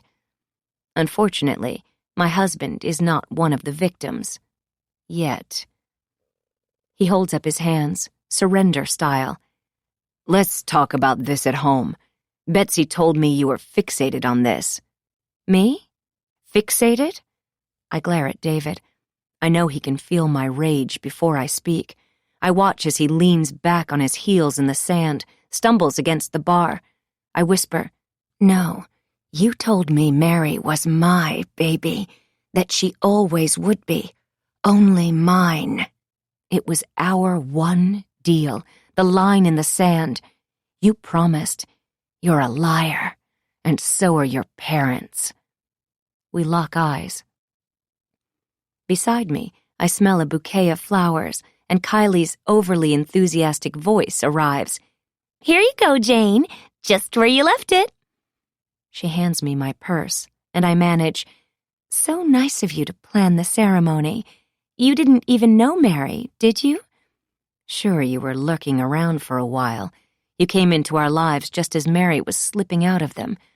Mary's off to college, our home is unsettled, and there you are, ready to provide emotional support and constant understanding, flattery and companionship. Oh, and exclamation points galore. Yes, you were there. You saw an entry point. I hope, soon, you'll enjoy the exit wound. Kylie's face is flushed, and her eyes wide. I watch as David turns to Kylie and shakes his head slightly, almost imperceptibly. But I saw it. Gotcha. She did meet Mary. How many liars must I suffer? Kylie beams a big smile and says, I love party planning. But no, unfortunately, I didn't meet her at the office.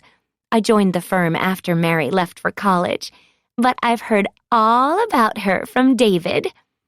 Her lipstick perfectly matches her dress. Her eyelids are the same shade, too, with sparkles.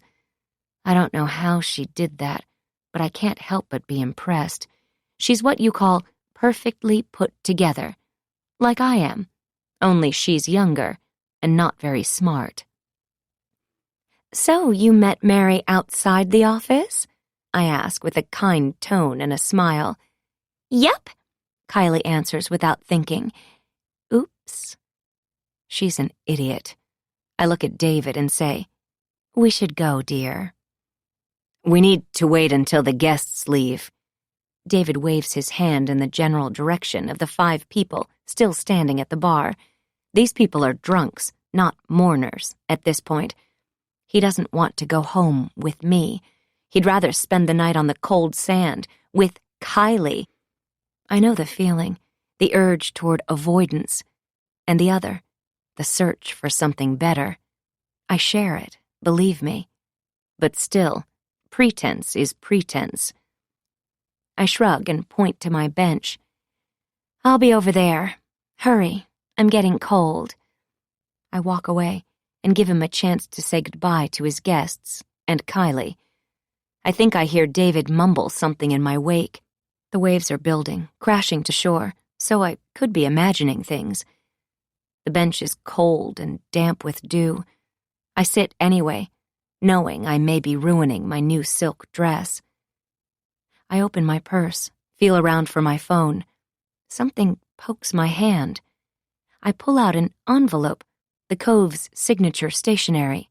Dark green, the Cove logo in the top left corner, crisp, thick white paper stock. I saw guests placing letters and cards in the basket by the podium. We'd asked for donations to some charity or another. Someone must have noticed my purse and tucked the donation letter beside it. Kylie, no doubt, put it inside. I tear open the envelope and pull out the letter. When I unfold it, I'm worried I won't be able to read what it says or that I'll drop an enclosed check on the ground. I shouldn't have worried. There is no check. The words are clearly legible, even in the dim light. Mary's death was not an accident. Just ask Betsy. My hands shake, and I'm having trouble holding the note. I gulp for air. I scan the beach. No one is watching me. A shiver runs down my spine, and I notice David walking toward me with Kylie. I watch as he slips his arm around her waist for a moment. Their heads lean together as he whispers in her ear, before they break apart again. If you weren't watching closely, you would have missed it. They aren't holding hands, but they might as well be. I slide the letter inside its envelope and slip it into my purse. My heart races as I watch them part, reluctantly, Kylie waving to me before walking away to her car. I stand on shaking legs. The dark weight of all of this is becoming too much to bear. David joins me at the bench, and we walk to his car in silence. He opens my door for me, and I slip inside. Who would write such a thing and leave it for me, here, now, of all times? Everyone knows Mary drowned in the ocean after falling from the cliff. All those months when we searched for answers and never discovered a clue to explain how Mary fell from that cliff? Perhaps now someone has the answer? Someone saw something? Is someone on my side? Ask Betsy what? I've told you I have my theory about what happened, a clear line of questioning the police didn't explore. Who was the last person to see Mary alive? There's your answer. Now it seems someone else agrees. I'm not saying Betsy did it, of course. I'm just not certain she didn't. Does someone know the truth? Or maybe someone wants to push me over the line, that blurry place between sanity and insanity. Maybe it's David's parents? Or David himself? I told you, I've stopped taking all those pills. I'm in control. But others might not see it that way. Maybe, like my husband, most people don't really see me at all anymore. There are so many ways to look at it. One person's crazy is another's brilliance. After the 1-minute drive, David pulls slowly into the garage, drunk and extra careful. He gets out of the car and stumbles through the courtyard and into the house in front of me. No lights are on. Betsy isn't home, I'm sure of it. Is she hiding from me? Keeping more secrets from me? I'm going to bed. David waves and heads down the dark hallway. I watch him walk away, the master of conflict avoidance, and shake my head. Talking to him any more tonight would be a waste of time anyway. I'm too wired for sleep. I'll wait for Betsy in the kitchen. When she comes home, I'll confront her with this note. She always was jealous of her older, more attractive sister. Jealousy is such a powerful emotion. It makes you do crazy things sometimes. But I'll talk to her, get her to tell me the truth. I pour a glass of wine and walk with my laptop and the note to the kitchen table. Many people believe I'm crazy with grief, complicated grief, as Dr. Rosenthal calls it. Betsy and David are convinced I'll never get over the tragic accident. I see it in their eyes, the way they look at me. They think I'm someone to be pitied, ignored. Out in public, they tiptoe around me, hoping I don't draw attention, hoping people will think we're all just fine. But at home, behind closed doors, I'm simply someone to run from, to hide from, to leave. They are both wrong. I'm so much more. Tuesday, 2 days until graduation. 8. 2:30 a.m. Shoot. I squint my eyes and check the clock. I've fallen asleep at the kitchen table. My neck is stiff, my mouth is sour, and dried drool cracks at the corner of my lip. I'm not sure how long I've been here, but I know it's long past time for bed. My computer's screensaver swirls colors and shapes at me, non-threatening and comforting. I vaguely recall researching the meaning of dreams, something I've done often since Mary's death. While I have been able to take control of most parts of my life during the day, it's the recurring nightmares that terrify me. I can't seem to make them stop. I touch the keypad, and my computer reveals analysis of falling dreams. It looks to be a clinical paper, something Dr. Rosenthal would read and enjoy. I must have nodded off while reading it. The article reads, "Many patients dream of falling from a mountain cliff. Of the many locations to fall from, mountain cliffs seem to be a favorite. Patients usually wake up before they land." I take a deep breath. I shouldn't read this. I should just go to sleep again, a hopefully dreamless sleep, in my own bed. But I'm a moth to the flame with my computer. I can't help it. I read the last part of the paragraph. Living on the edge is not just symbolic. The dream actually could be warning the patient of a real and imminent threat. I wonder if David and Betsy dream of falling. Like most things these days, dreams, or nightmares, are not something we discuss. If they don't dream of free falling, they should. So should Elizabeth James. I push away from the table, stand up, and check my surroundings. Kitchens are dangerous places. For example, a woman died after she slipped in her kitchen and landed on knives sticking upright in the utensil holder of a dishwasher. Always point your knife blades down. I'm not making this stuff up. Nobody ever expects to die in her own home in a tragic accident, but a kitchen grease fire can happen in the blink of an eye. Look around your house.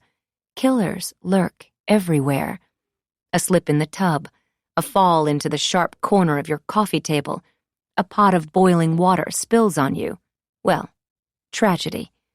I could go on, but it's bedtime. At the kitchen window, I look down, wondering if Betsy's light is on. But everything is dark. We'll have our visit in the morning. I make my way toward my bedroom, turning off lights as I go. My heart thumps in my chest, but I breathe deeply and calm myself. I'm aware of the danger in my life. In the bedroom, David snores. That sound is really getting on my nerves. 9 a.m. Brilliant sunshine floods my bed, the entire bedroom. The shades are wide open, but my eyes squeeze shut, trying to block the spotlight. The good news is I slept in a thick, dreamless sleep. The bad news is I slept too long. I hurry to the bathroom and brush my teeth. I hustle into my closet, pull out my most recent online purchases, yoga pants, a tight cotton t-shirt with a smiling Buddha face on it, and finish the look with a bright blue fitted and zippered hoodie. I look almost normal for a mom around here. Mindful, meditative, wholesome. I'm a poster child for healthy living. I wash my face and comb my hair, pulling it into a low ponytail. Apply just the right amount of makeup for my daytime appearance. I smile at my reflection. I'll be seeing all of the moms at Volunteer Day. I don't want Betsy to be embarrassed by me. She won't be now. I look, dare I say it, young and hot. Anyone would be proud to have me as her mom. Betsy should consider herself lucky. Ask Betsy. I will, but I already know the answer.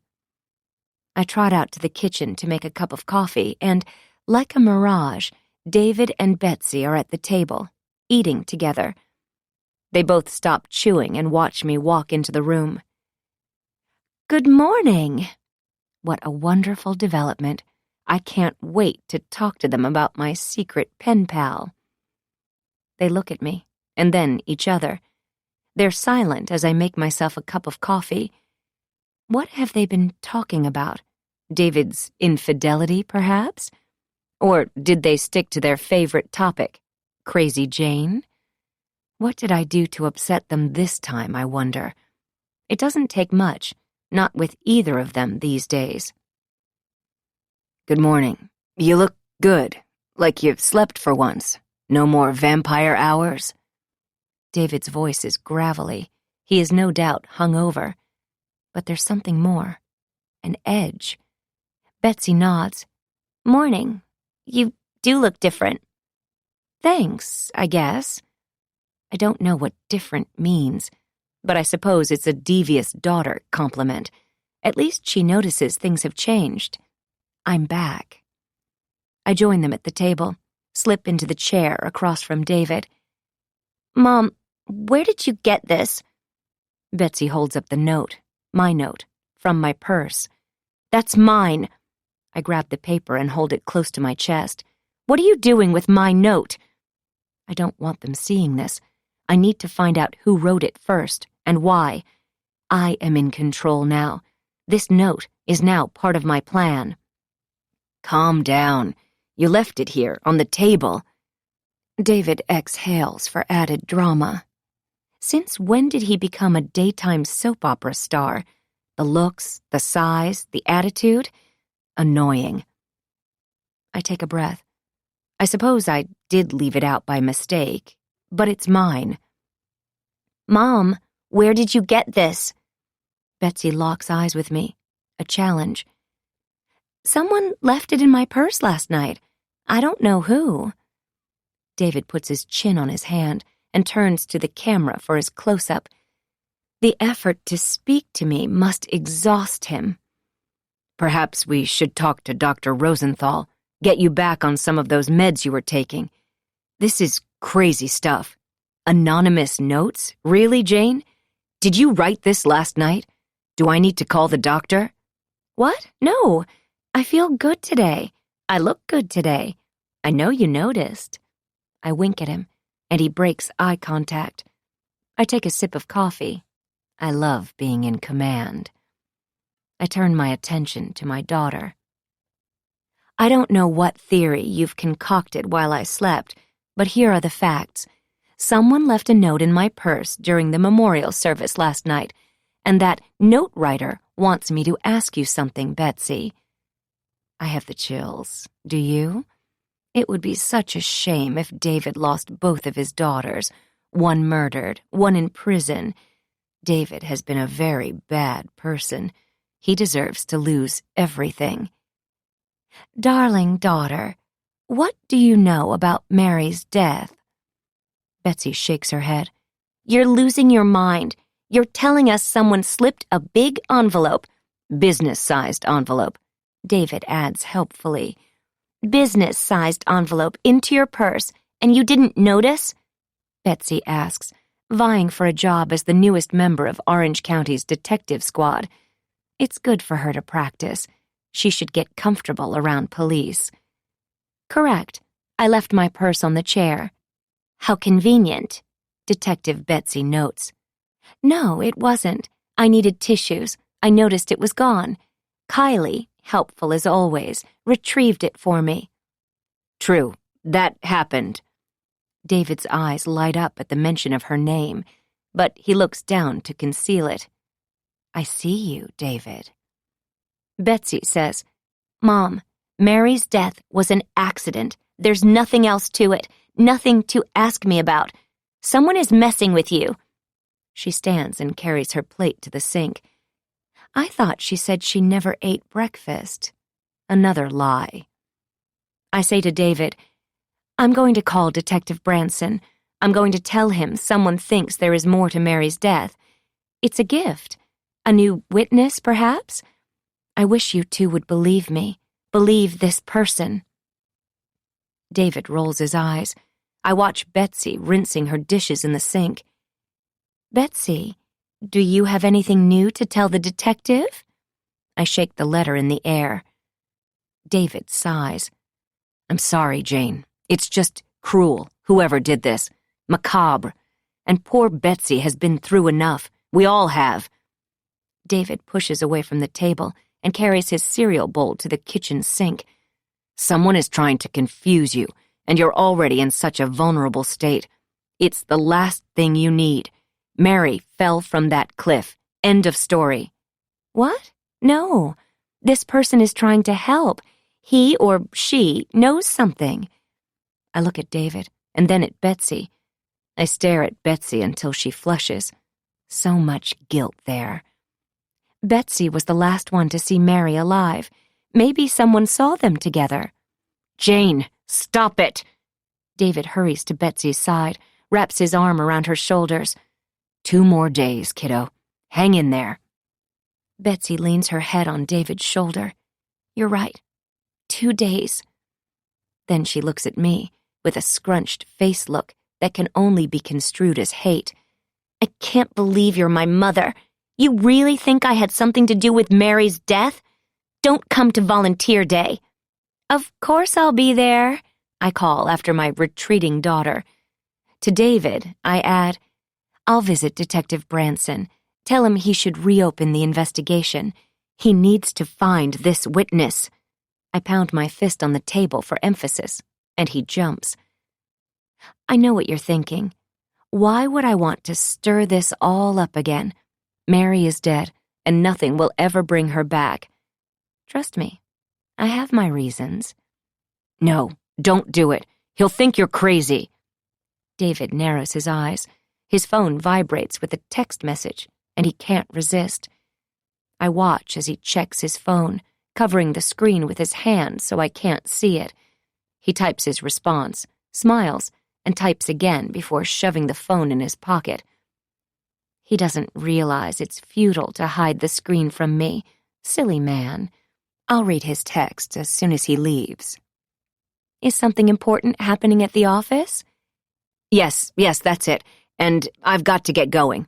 David grabs his briefcase, pours the rest of his coffee into a to-go cup. Dear, what's all this 2 days stuff between you and Betsy? What happens in 2 days, besides the graduation?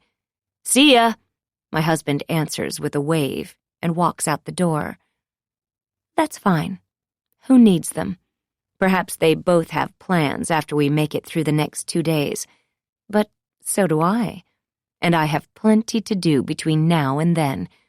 I need to convince Detective Alan Branson to reopen the case.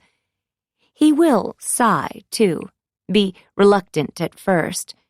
But I will corner him, and he'll enjoy that. Trust me, I know men. I finally have the evidence I need. I learned 2 things last night. One was about David. I realize now his multi-million-dollar plan for the future doesn't include me. I may have been clinging on to a dream, a vision of our future together that could never come true. Denial is such a powerful thing. Still, nothing breaks through that denial like proof. I open my phone and read his texts, the ones he had with the office just before he walked out the door. Kylie, I'm here at the house, 3 exclamation points. Waiting, 2 exclamation points. David, be there in 10. Kylie, I want to go inside, 2 exclamation points. David, don't you dare go in without me, smiley face. Charming, I know. I drop my phone on the kitchen counter, punch my left palm with my right fist. My heart thumps with rage. Pain shoots through my jaw. I've been played. I want to throw something. But I won't. Not now.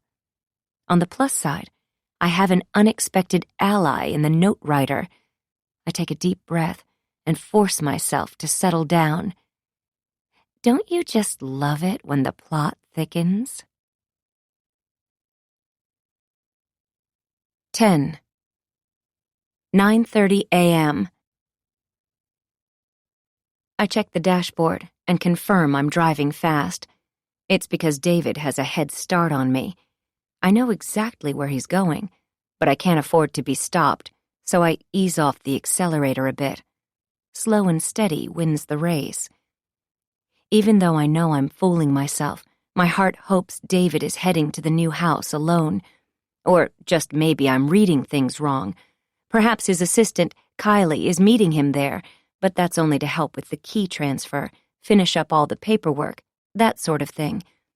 She's helping him keep the new home a surprise for me and Betsy. She's excited for our new, fresh start. That's why she's anxious to see inside. Could that be the case? The truth? I realize I'm holding on to threads. It's as if the tapestry of our marriage has unraveled, and this new home is the only thing that can mend it. Marriage is hard for everyone. If you tell me you haven't had a few bumps in your wedded road, then you're lying. We've had more bumps than I care to admit, and clearly for longer than I even knew. A bad taste floats into my mouth as I think of Elizabeth James.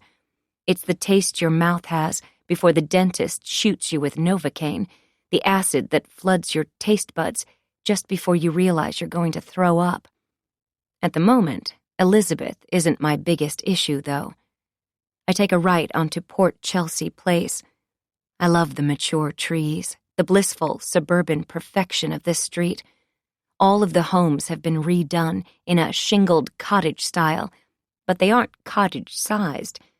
I take a deep breath and pull to the curb behind a bright yellow carpet-cleaning van, its color scheme sure to draw more attention than another black Audi on this street. I hurry out of my car, careful to stay shielded behind the carpet-cleaning van.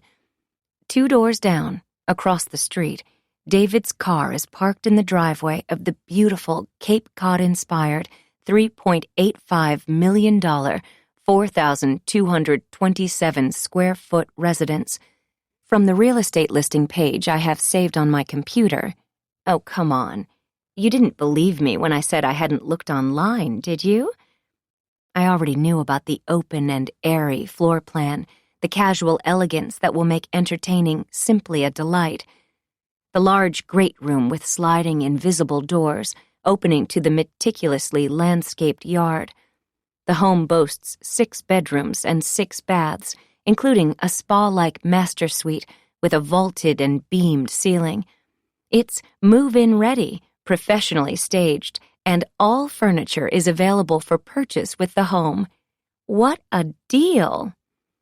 I tip my head down into the collar of my black rain jacket and hurry down the sidewalk, stopping behind the huge eucalyptus tree between the street and the sidewalk, directly across the street from David's Tesla. And there they are, Kylie and David, standing side by side near the front door. A woman wearing a bright pink top hugs Kylie, and then David, before walking to her car, a typical realtor luxury Mercedes in beige, and driving away. It's just the 3 of us now. I hope for David's sake that Kylie, too, will walk away, jump back inside her brand-new white Audi, and drive back to the office. She's facilitated the transaction, and now it's time for her to go. She can keep the car. I'll keep the rest. A pain shoots through my right temple, and my stomach flips as I watch David bend and scoop Kylie into his arms, slip the key into the light blue front door, and carry her inside. As the door closes behind them, I feel the fire in my belly ignite. That's it. It's war. As I hurry back to my car, I do have to give Kylie credit. She works fast. That's the younger generation for you. And David turns out to be an easy mark. David has a type. Women like Kylie and me who are not quite what they seem to be. And for some reason, women like us can sense that about him. It must be in his pheromones, easily conned. But I'm no longer fooling myself. Was I a fool? No, I am just a devoted wife who was willing to give him another chance. And now? Now I'm a formerly devoted wife who is over him. But don't think I'll just leave them to their new little life. I think by now you know me better than that. 11 a.m. I pull into the garage at the same time Sam's text lights up my phone. I'm here. I push the garage door button and welcome the darkness as the door rolls down. I want to text back, "Go away," but not because of Sam. I need to think, reflect. I need to find the note writer, and I need to set everything in motion. David may have carried Kylie over the threshold, but he has pushed me over the edge. I also need to make a showing for Betsy, because this is one of our last times to be together in public. It's important for the other moms to see me, for them to think I'm just like them, showing my love for my daughter by wearing on-trend athletic attire and by being overly involved in every facet of her daily life. To be the helicopter mom they all are, that they expect me to be. That's the mom Betsy hates. Or does she hate the housebound mom I've become? I'm not sure. Maybe she hates them both? For some reason, though, she wants me to be at Volunteer Day, or she wouldn't have mentioned it this morning. Does she have a surprise for me? I doubt it. She doesn't think that way. She's simple, her father's daughter. Perhaps she just needs help painting, and she doesn't have any friends. I text Sam. Coming. Driving to the high school, I sit behind Sam. It's the same direction on Coast Highway, south, as driving to Dr. Rosenthal's office. He keeps glancing at me in the rearview mirror. "Were you just coming home from someplace, Mrs. H?" Sam asks, his eyes meeting mine in the rearview mirror. No, I don't go anywhere, not without you, Sam. I smile. He couldn't have seen me pull in the garage. He's not that observant. Oh, I thought it was you, your car, pulling into the garage just now. I guess not. Anyway, while I was waiting for you, I saw a dog walk by that looked just like your dog, Cash. Maybe a brother or sister? Made me miss him, and I didn't even know him that well. Sam is staring at me. We are at a stoplight, but still, eyes on the road. Eyes on the road, Sam. He drops his eyes. I add, it's quiet without him around. No barking, no growling. Poor animal changed after Mary died. Wasn't fun to be around. Who knew dogs have emotions? Of course they do. I love dogs. Sam won't drop the dog subject for some reason. Cash is dead. End of dog story. Everybody loves dogs. Time for a pivot. Thanks for coming to the ceremony. That was nice of you. I smile. Sure. You looked nice. You look good today, too. Like something has changed. Sam is politely appraising me. I enjoy his flirting. It's not his fault. He has never seen me even try to look pretty before. I've probably shocked him a little. I smile at him in the mirror, take off my sunglasses so he can enjoy the full effect. Something has changed. You're right, Sam. Thank you. Last night's ceremony was just something to get through, but thank you for your help with the dress. It's important for the mom to look good, and now that the year of mourning is over, I'm making an effort to get back to life. Well, I'd say you nailed it. Today, too. Sam looks back at the street. Surprisingly, I feel a little stirring deep down in my core. I've missed this, a gentle, light flirtation, the promise of something more. Of course, there will never be more with Sam. He's a 20-something Lyft driver. I'm just lonely, and this is practice. Back in the day, when David dropped me off after our first date in Malibu, hoping I'd ask him in, my attraction to him was so strong, I almost blew it. Can I come in? He leaned over, his hand sliding behind my seat. I could feel the current running between us, the stirring between my legs. I couldn't invite him in, even if I'd wanted to, of course. I didn't live there, in the Brentwood condo where I'd had him pick me up. And I did want to. I did want him, more than anything and anyone I'd ever met. He'd told me everything about his wealthy parents, his lonely upbringing as an only child, his desire for a big, happy family. He was handsome and lonely and looking for a life partner, something I wanted just as much. I told him we had so much in common, when of course we didn't. I wish you could come in, but I have an early call tomorrow, a television commercial for a hamburger chain. I paused, waiting for him to be impressed. You're going to be a star. He smiled. I still think you should let me come in. I will be a star, and, as I told you, I have a rule about taking it slow. I blinked at him with my movie star look. The convertible top was down, and the sky was filled with stars. The only ones around, truth be told. I had begun to worry a bit that I was never going to make it in Hollywood. All of my supposed beauty pageant contacts had dried up or didn't return my calls. I was broke and desperate. The gig in the morning wasn't real, but not much is in La La Land. David and his trust fund weren't my only option, of course, but he was by far the most attractive. That's why I took it slow. I remember checking my watch. It was already past 1 a.m. We couldn't linger out here on my street much longer. I knew that from previous experience.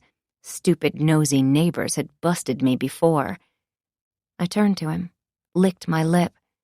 Can I see you again? Yes, although there's still so much more of tonight. He was persistent.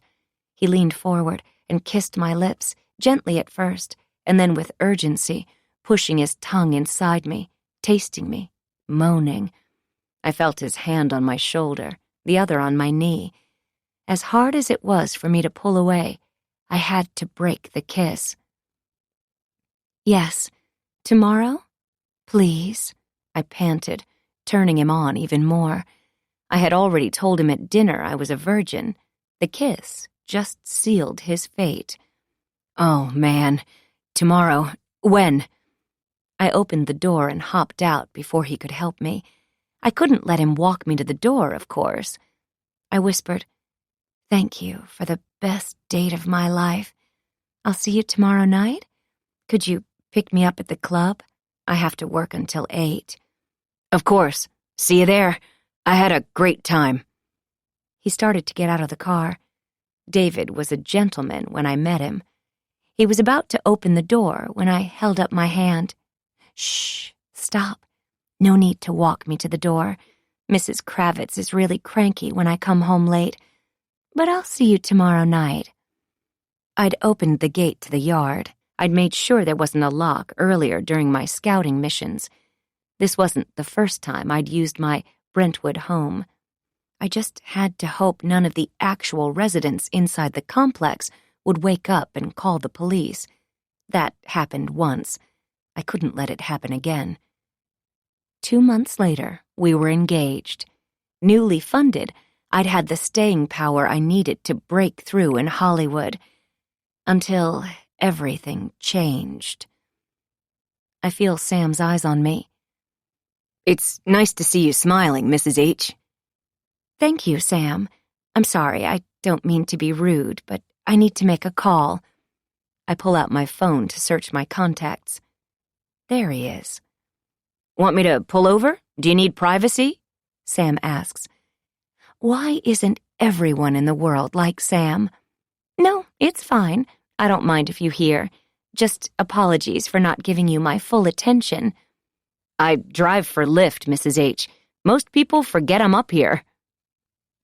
I punch the contact number for Detective Branson. Shockingly, he answers on the second ring. I bet he didn't check caller ID. "Branson here." "Hello, Alan. It's Jane Harris, Mary's mother. How are you?" Soft sigh. "Fine, ma'am. And you? I know you had the memorial service last night. We meant to make it by, but we got a call. My apologies." I don't believe him, but I need him. "No problem. It was lovely, and actually enlightening." Big sigh. "How so, ma'am?" "I got a clue. A letter. I need to show it to you. Proof Mary was murdered, killed, and Betsy knows something." I know what you're thinking. I'm overstating my case a tad, but you have to understand what I've been through with all of this, all of them. "Someone admitted to murdering your daughter?" I have his attention. "Yes, in a way. In another way, not really, but it does say Mary's death wasn't an accident." "I need to see that letter, ma'am. Should I swing by?" I hear him cuff his hand over the mouthpiece. I imagine him pulling out his thick day planner, slotting me in. "I can be over around noon." I take a deep breath. He believes me. "I'll see you then. And, Alan, Detective, thank you for taking my call." "Of course, Mrs. Harris. You know I'm here to help. I'll be anxious to see your proof." Sam's eyes are big and watching me. "What?" I smile at him. "You think your daughter was murdered? You have proof? You think Betsy knows something?" "Yes, I am sure of it. You know, Sam, I've always thought poor Betsy knew more than she's told us. I mean, she was the last person to see her sister alive, but she's never really talked about it." Sort of. I look out the window and realize we're stopped in front of the high school. I take a deep breath. I try not to come here. Memories, vivid, happy, proud memories of Mary and her achievements crowd every corner of this place. My stature was elevated by her achievements. With Betsy, my stature is diminished. But I love my artsy fringe daughter. I'm here, aren't I? It's so interesting how children can be so different. Same upbringing, same opportunity, totally different manifestations. Sam opens my door. The street sign above his head says, "No stopping at any time." The sign at the cliffs reads, "Danger, area closed. People have fallen to their death from this point. Stay out." Both very clear. But look, we're stopped right here, even though we aren't supposed to be. We're all like Mary. We push boundaries, break rules, disobey the ones we love. Just 6 months ago, up the coast a few hundred miles from here, a young woman fell over a cliff as she celebrated a marriage proposal from her boyfriend. She jumped up and down in excitement and fell, dying of her injuries. In another spot, a young couple fell to their deaths while taking a selfie at cliff's edge. Their children, ages 5 and 6, witnessed the tragic accident. A 17-year-old boy, hiking with his family along another stretch of the beautiful California coastline, ran ahead to see the beautiful vista. He did not feel safe standing and sat down, but as he positioned himself for that better look, the ground gave way, and he slipped, falling 400 feet, landing near the edge of the ocean, dying of his injuries. Accidents happen all the time, sure, but what if, in each of these cases, the story was different? What if the young man found out his about-to-be fiancée had cheated on him the night before?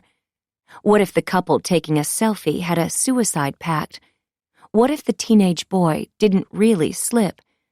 What if somebody pushed Mary off the cliff? What if it was someone she knew? "Mrs. H?" I blink. I must have drifted for a moment. "Oh, sorry, Sam. Thank you. I'll be ready for a pickup in an hour." I didn't notice we had company. It's Angelica, Betsy's counselor. Mary's, too. "Angelica, nice to see you." "Good to see you, too, Mrs. Harris. Actually, the volunteer day activities will last until noon. Will that work with your schedule? Can you stay? We'd love to have you." I need to be home at noon. "Sam, does 11:45 work?" "Whatever you need, Mrs. H. See you then." Without warning, the headline pops into my mind, unwanted. "Local woman dies from tragic cliff fall. Body washed ashore today." Chills spread through my body, and I shiver. Angelica notices. "Jane, let me show you where we're meeting." Angelica is giving me that sympathy stare, the one I despise, the one that says, "Watch out for the grieving mom. She may be contagious." "I'm just so sorry for your loss. I can't imagine." "No, you can't imagine what I'm going through." I changed the subject. "Are you excited for the end of the school year?" "I am. It's been a long one. It's good to have the summer off, and you should know, Betsy is doing remarkably well, considering. The AP art teacher is impressed with her work this semester. I just wish she'd shown this effort a little sooner, a year ago, for the colleges, but she'll be just fine." Angelica holds the door to the office open for me, and I walk inside. I follow Angelica around the front desk where I used to sign the girls in and out for doctors and dentists, for early dismissal sports, for pretend and real illnesses. Loretta is still there, still answering phones, still pretending to believe excuses that parents concoct on behalf of their kids. I'm sure she's heard every lie imaginable. "Hey, Mrs. Harris, good to see you." Loretta waves before taking another call. "I don't know how she does it," Angelica says. Is she referring to me or Loretta? The lies or the telephone calls? I don't respond. We push through the door of the gym and enter a hive of senior kid and senior parent activity. I take a step back, but feel the pressure of Angelica's hand in the small of my back, propelling me forward. This is the last place in the world I want to be. Betsy spots me. The feeling appears to be mutual. "You came." Betsy appears by my side. She knows Angelica is watching us, so she reluctantly smiles. Hope you don't mind getting paint on your new yoga outfit. I absorb the feigned display of affection, the offhanded compliment on the new and improved Jane, and give her a quick hug in return. Of course I did. I wouldn't miss this time with you. We're standing in front of what feels like the whole school and every mom associated with it. I'd say we're giving a commanding performance. Angelica beams. You two have so much fun. And then she's gone. So we're painting the backdrop where kids take party photos. It's kind of retro, a soda shop, like 1950s. Don't ask me. I didn't decide the theme. Betsy says as she leads us through the crowd, head down. She isn't waving or talking or smiling to any of the other kids. I know she's embarrassed I'm here, but she'd get questions galore if I was a no-show. It's better this way. I'm just like the others, supporting my only surviving daughter, graduating senior. Some of the moms spot me, and the murmur of sympathy, the hint of danger, the undercurrent works its way through the gym. Or maybe they're jealous of my thin body, my tight-fitting yoga clothes. Sarah stands a few tables away. She waves. I wave in return. I hope she doesn't force me to catch up with her daughter, Liz. Betsy stops at a long cafeteria table. Paint tubs and brushes are lined up like a linear vision of the color wheel. We're a subcommittee of 2, at least for now.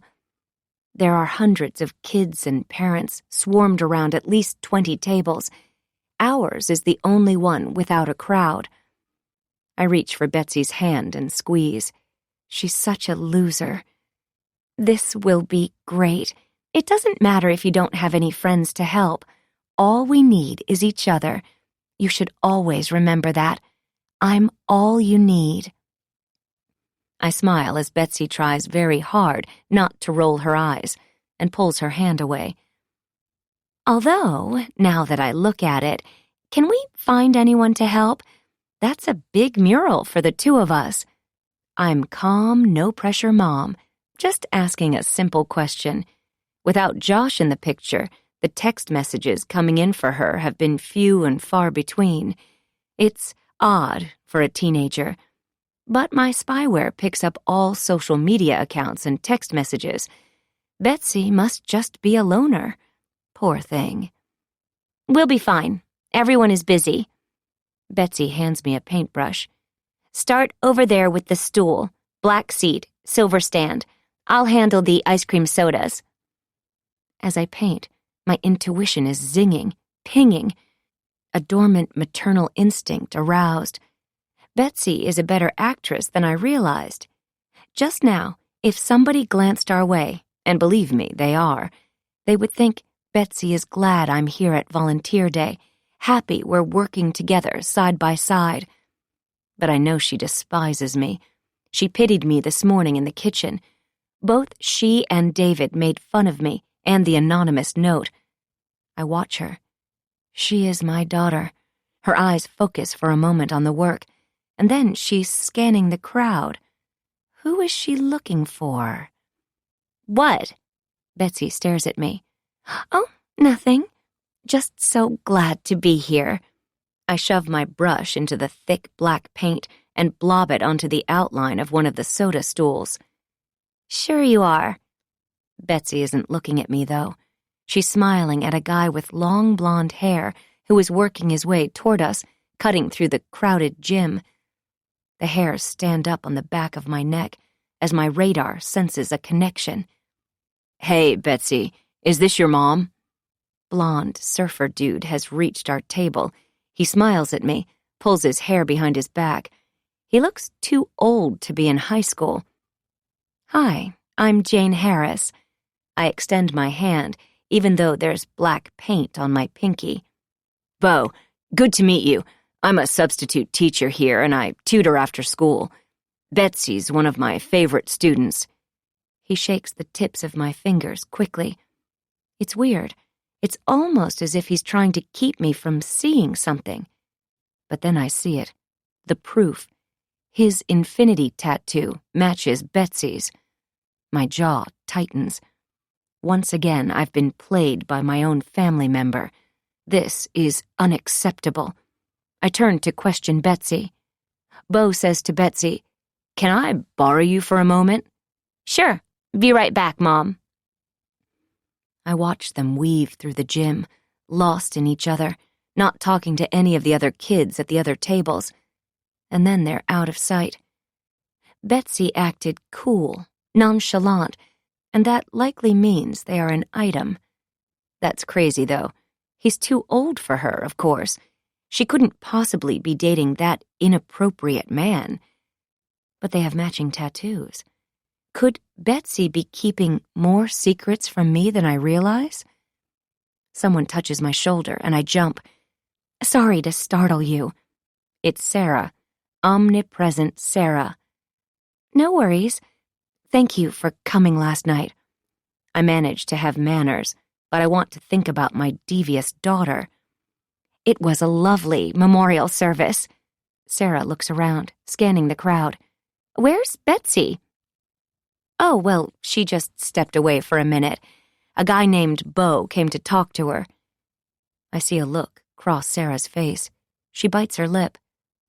What is it? Nothing. I mean, just rumors, gossip. I'm sure it's nothing. He's also the assistant manager at the hardware store on Beach Boulevard, probably dropping off supplies or something. Sarah steps back. I need to get back over to my project table. Wait, what is it? What do you know? I grab her wrist. Please. Hey, Mom, Mrs. Murphy. What's going on? Betsy is back.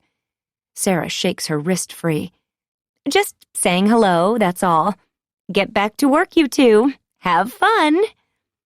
Betsy hands me my paintbrush and starts back in on a white square of the red and white soda shop. And who was that? Who? Bo? Yes. Stop. He's a sub and a great tutor. He's just super amazing. She looks up quickly. We're just friends. He also manages the hardware store, where I get my art supplies. Two things rankle me. I didn't know Betsy had a super amazing, handsome tutor, and teachers and students aren't supposed to be friends. I could make a huge fuss about this inappropriate something here, but I have other fish to fry, so to speak. Still, it's bothersome. Surely they must have communicated by phone or text at some point, if only even to change the time of a tutoring session. I say, okay. I just didn't know about him. You've never mentioned his name. They must not communicate outside of school because I'd know, wouldn't I? Do they use smoke signals? Morse code? I've been missing something. It reminds me of the time Mary discovered the listening device in her bedroom. She was so smart, so mad at me. I swore it was for her own protection as I watched her smash it with a hammer. I don't have a bug in Betsy's room, not after that fiasco. But still, I should know about Bo. You don't know anything about me, Mom. Betsy slaps red paint onto the paper. Clearly. Want to tell me about you two? Not really.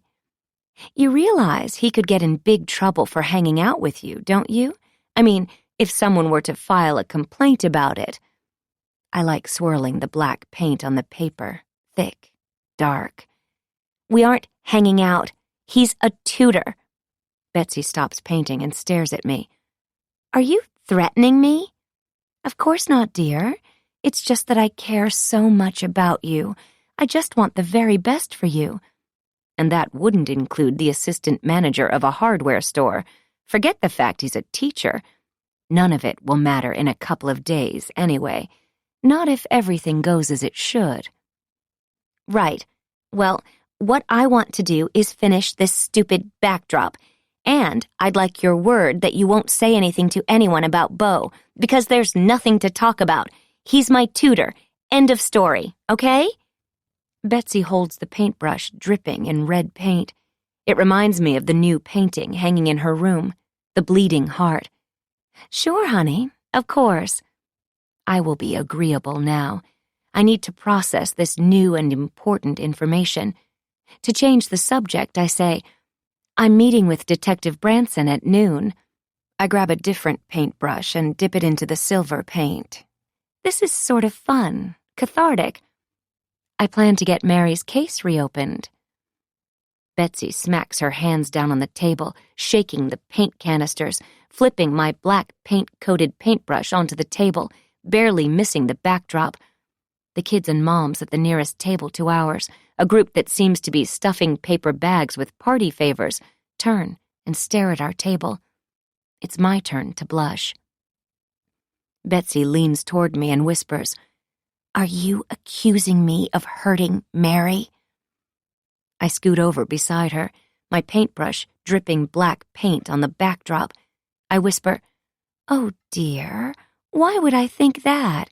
I mean, all I know is you two had a big fight, went on a hike in Point Park together. You came home, and Mary never did." True. They were fighting about something. Mary was having a lot of conflicts that last day of her life. Anger isn't healthy, we all know that. Holding things inside, secrets, they can eat you up. Anger plus secrets is bad for you. Your heart rate increases, your breathing becomes shallow, your muscles tense up, and you feel shaky. Your mind may take you back to other times when you've felt this angry.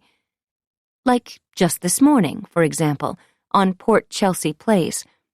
Anger also triggers acting out urges, the urge to yell, to scream, to throw or hit someone, to lash out in verbally harmful ways. Right now, I'm calm. I'm in charge here. It's Betsy's turn to feel the burn. Betsy steps back. I sense a lot of eyes on us, watching, waiting for something, an explosion or something, who knows? My daughter's face is pale, her lips pursed. "Mary was alive when I left her, you know that? This is why people hate you, accusing your own daughter of something horrible, of knowing some sort of secret. I don't know what you're up to, but I desperately want to be normal again, to feel normal again. It's hard enough to not have Mary. She was my best friend. If you try to open this all up again, we'll lose the little bit of respect we have around here. I can't take it, the stares, the pity. Not again. If you try to open Mary's case, Dad and I will tell everyone you're insane. A monster." "Oh, really?" Before I answer her, I look up. There are too many eyes on us, watching us. I don't want them to hear our conversation, to interfere with me and my plans. I need to get out of here. A panic attack would be good right about now. I pretend to try to catch my breath. Tears spring to my eyes. "I am not a monster. I love you." Betsy grabs my arm. "I need to get us out of here. Mom, stop. Breathe. Oh my God, don't make a scene." Betsy pulls me toward the doors, past too many moms, too many kids, too many stares. I pretend to gasp for air. I keep my head down and cover my face with my hand. Before I know it, we're outside, around the corner from the gym. We sit on the grass. I pull my knees to my chest, cover my face with my hands. I'm angry, very angry. I breathe in, breathe out. There is nothing more to do or say. My daughter called me a monster. Betsy has threatened me, and I her. I don't know how long we sit there in the grass, but Sam arrives. Sam says, "Hey, Betsy, got here as fast as I could." I don't like the way Sam is looking at my devious daughter. He's my knight, not hers. "Thank goodness you're here," I say, so he'll focus on me. Betsy touches his arm. "Thanks again for getting here so fast. Sorry you had to come retrieve her. Take her home, okay? No visitors. She's a mess." "No problem," Sam says. I feel the air shift beside me as Betsy walks away. Sam looks down at me in the wake of Betsy's departure. "You okay, Mrs. H?" I see the kindness in his eyes, feel his solid presence. I hope she didn't tell him any lies about me. He wouldn't believe her. Nobody believes teenagers. Now I am, now that you're here. Betsy's furious with me as usual. Moms and daughters, they say it's tough. Sam helps me stand and we walk to the Prius. He opens the back passenger side door. Straight home then? Mom and daughter relationships are more than tough, Sam, especially when daughters don't obey. Betsy will be brought under control, one way or another. I slide in, and before he can close the door, I say, "No, drive me to the police station, please." 12. 11:15 a.m. Detective Alan Branson hasn't changed much in the past year. We're sitting across from each other in his tiny office. I'm glad he hadn't left yet to drive to my house, even though I bet he'd rather have meetings anywhere but this dingy place. I sit across the beat-up cheap wood desk and smile, waiting as he reads my evidence.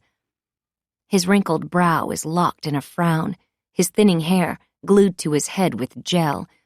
His green eyes tilt down at the sides, as if his cheeks no longer bother to hold up their end of the deal. He's seen too much, I guess, to ever smile. He slides my letter across the desk in my direction. I beam with excitement. "What do you want me to do with this, Mrs. Harris?" He speaks slowly, like I'm a child. I swallow, undeterred. "I want you to investigate, Alan. That is what you do." I speak slowly, too. "This makes me think there is a witness you haven't talked to, a witness who doesn't think Mary was alone up there." "It only says Mary's death was not an accident, and to ask Betsy. Mrs. Harris, what exactly do you want me to investigate?" Droopy green eyes droop even more, if that's possible. "The note, of course." Detective Branson stands, placing his hands on his grimy desk. He's a stereotype, perfectly typecast. "I'm sorry. There isn't enough here to investigate. Mary's death was a tragic accident. Case closed. We've interviewed Betsy, as you know, and everyone else we could find. A letter saying it wasn't an accident from an anonymous rich person doesn't change that." I ignore the Cove dig. He's set on his story of how things happened. That much I know by now. His reputation is on the line. If he had to admit he got it wrong, well, does he get a demotion? No. My heart is thumping, but not with panic, with anger, and with something else. I feel alive. I stand up, reach for the doorknob. I need to get out of his tiny, stupid office. I pull. Before I walk out, I say, "You're wrong. I'll find this person without your help, and then we'll both be back here. I'll look forward to seeing you then, Alan." I wink at him. Branson smiles and shakes his head. He remains standing as I leave, but he doesn't say a word. I can feel him checking out my curves as I walk out the door. These yoga pants are a man magnet. He can't help himself. Sam is where I left him in the parking lot.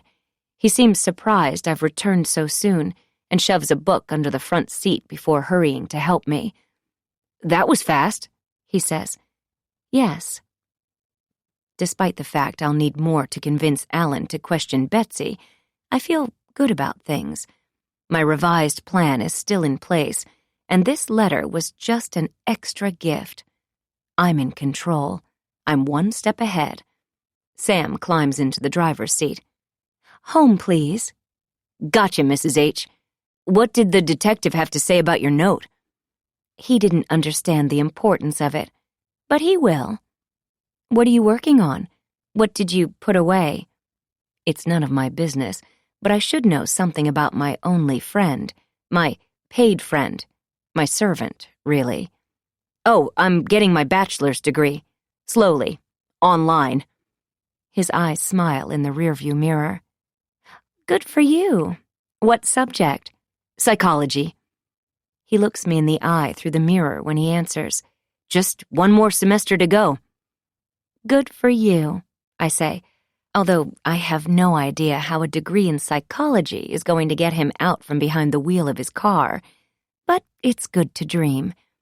I don't ask more because I want him to focus on the road. Car crashes are the #1 cause of accidental death. Just ask my mom. Well, you can't. She's dead. But if you could, she would tell you to check your brakes when the light comes on. I can't imagine the fear she must have felt as she kept stomping on the brakes, but the car kept picking up speed. Terrifying. Sam is doing well, hands on 3 o'clock and 9 o'clock. I lean back against the seat, close my eyes. I'll make everyone see the truth I want them to see, soon. Did you say something, Mrs. H? I hope not. Nothing, Sam. Nothing. Outside, it's another beautiful day in May, and I am on a mission. I look out the window as we drive past the store where I used to buy Cash's dog food, his treats, his bed. I still think about him, even though he turned into a very bad dog. The vet said he was having a nervous breakdown because he'd seen Mary fall. We put him on antidepressants, but he wouldn't come out of his bed. He wouldn't eat. He wouldn't let me near him. Perhaps we both were just too sad. And then, one morning, he just didn't wake up. Poor dog. His time was up. Betsy found his cold and lifeless body. Another tragedy for her, and all of us. I didn't even realize how attached David had been to the dog until he was gone. I had Cash cremated. David and Betsy weren't happy about it, but I told them the kind vet handled everything and insisted it was for the best. We still had the sympathy of the entire town back then, even from a small-town veterinarian who flirted with me over my dead dog's body. True story. Betsy and David sprinkled his ashes in the ocean. They returned with tear-soaked faces. Another deep sadness swept over our little family. I couldn't bear to go to the ocean with them, of course, so I stayed home. I had my own private goodbye with Cash. 13. 4 p.m. I'm home and on my phone using my spying app.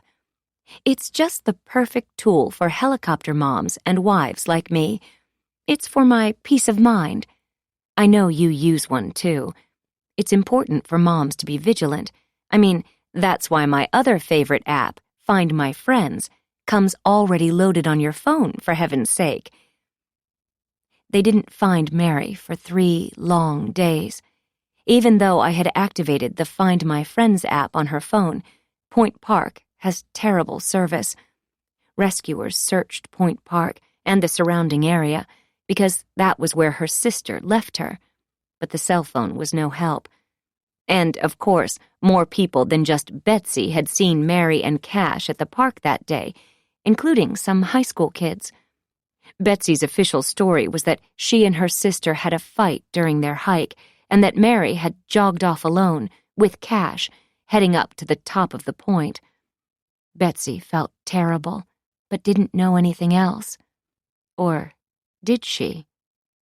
What about that Bo creature, her tutor? Could he have been involved in this somehow? And how has she kept him from me until now? They couldn't be a couple, not without me knowing about it. The tattoos must be a coincidence, that's all. Or perhaps Betsy simply has a teenage crush. It happens all the time.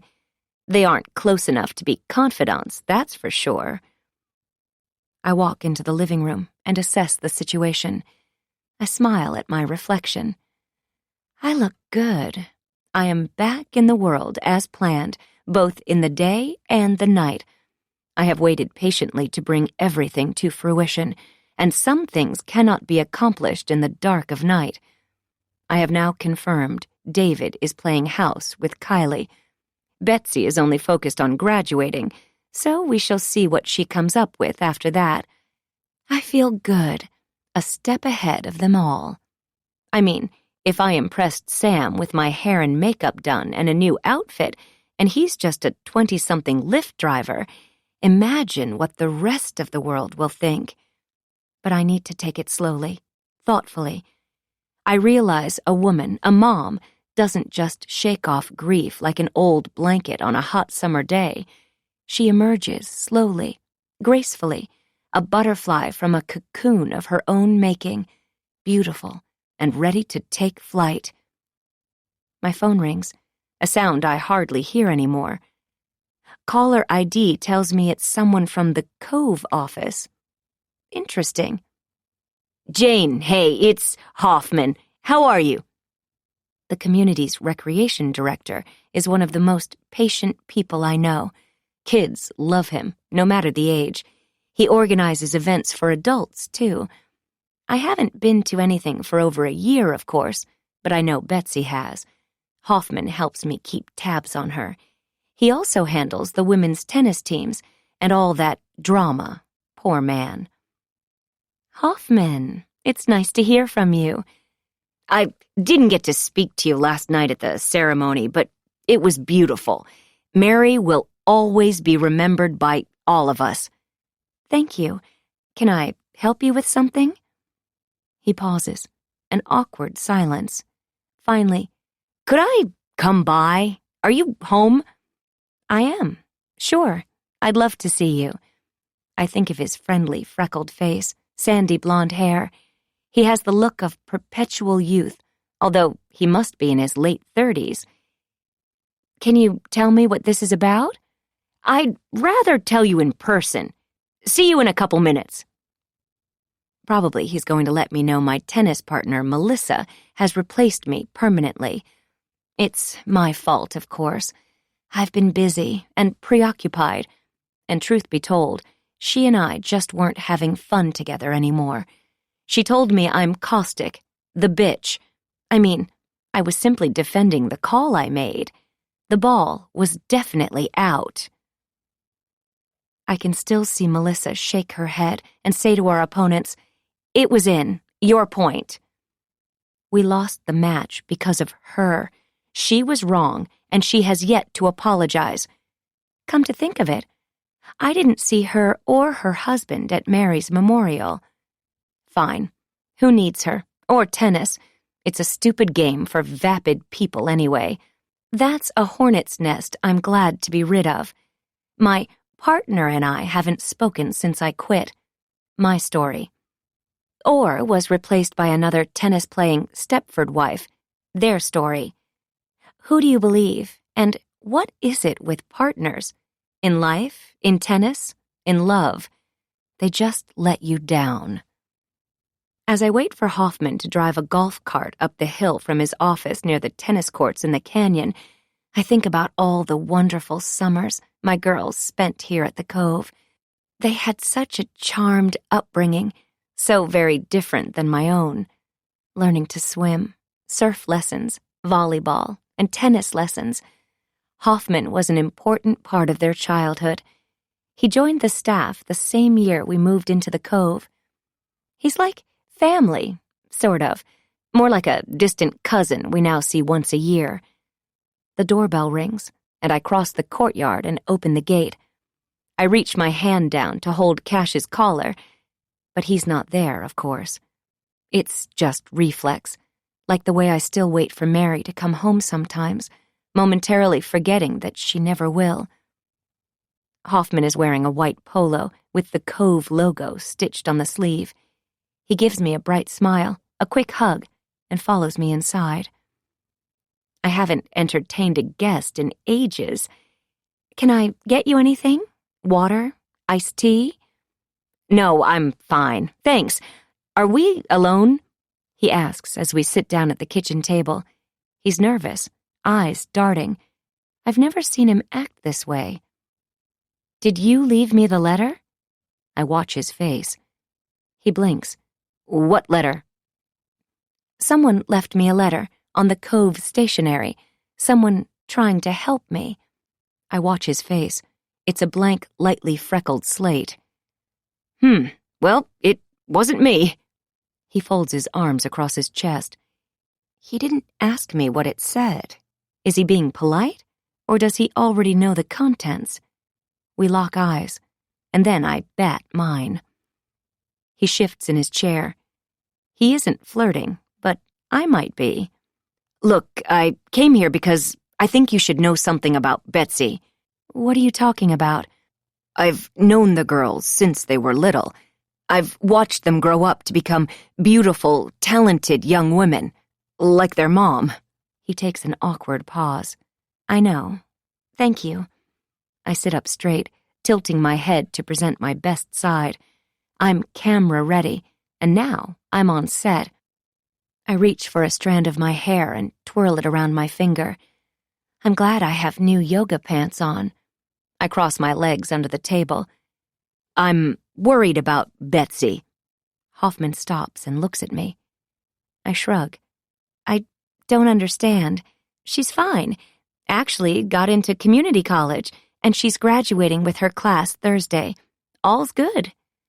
Have you noticed anything? I mean, I know it must be so hard with Mary gone, and now this. I didn't want to bother you, but I just think you should know. I mean, some of the rumors about her aren't good. Hoffman exhales. He's talking fast. His forehead is shiny with sweat.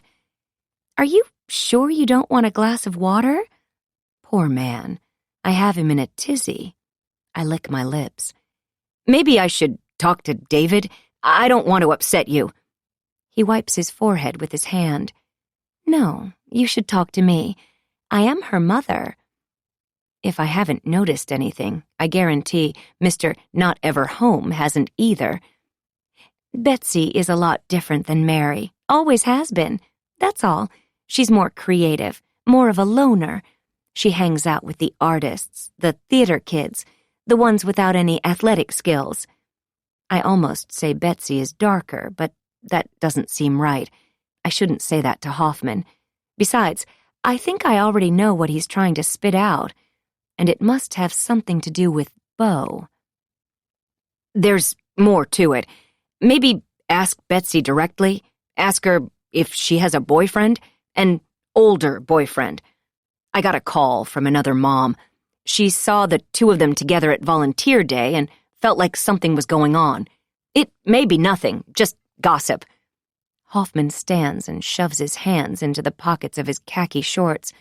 He starts walking to the door, and I have to hurry to keep up. Hoffman, wait. I don't understand. What are you trying to tell me? I'm sure it's clear to everyone that Betsy is flirting with Beau, the teacher. Not that it's okay, but I did it. There isn't anything horrible about it, not in the long run. It won't even matter in 2 days. Everything will change. It's funny. All this year, I thought she was dating Josh.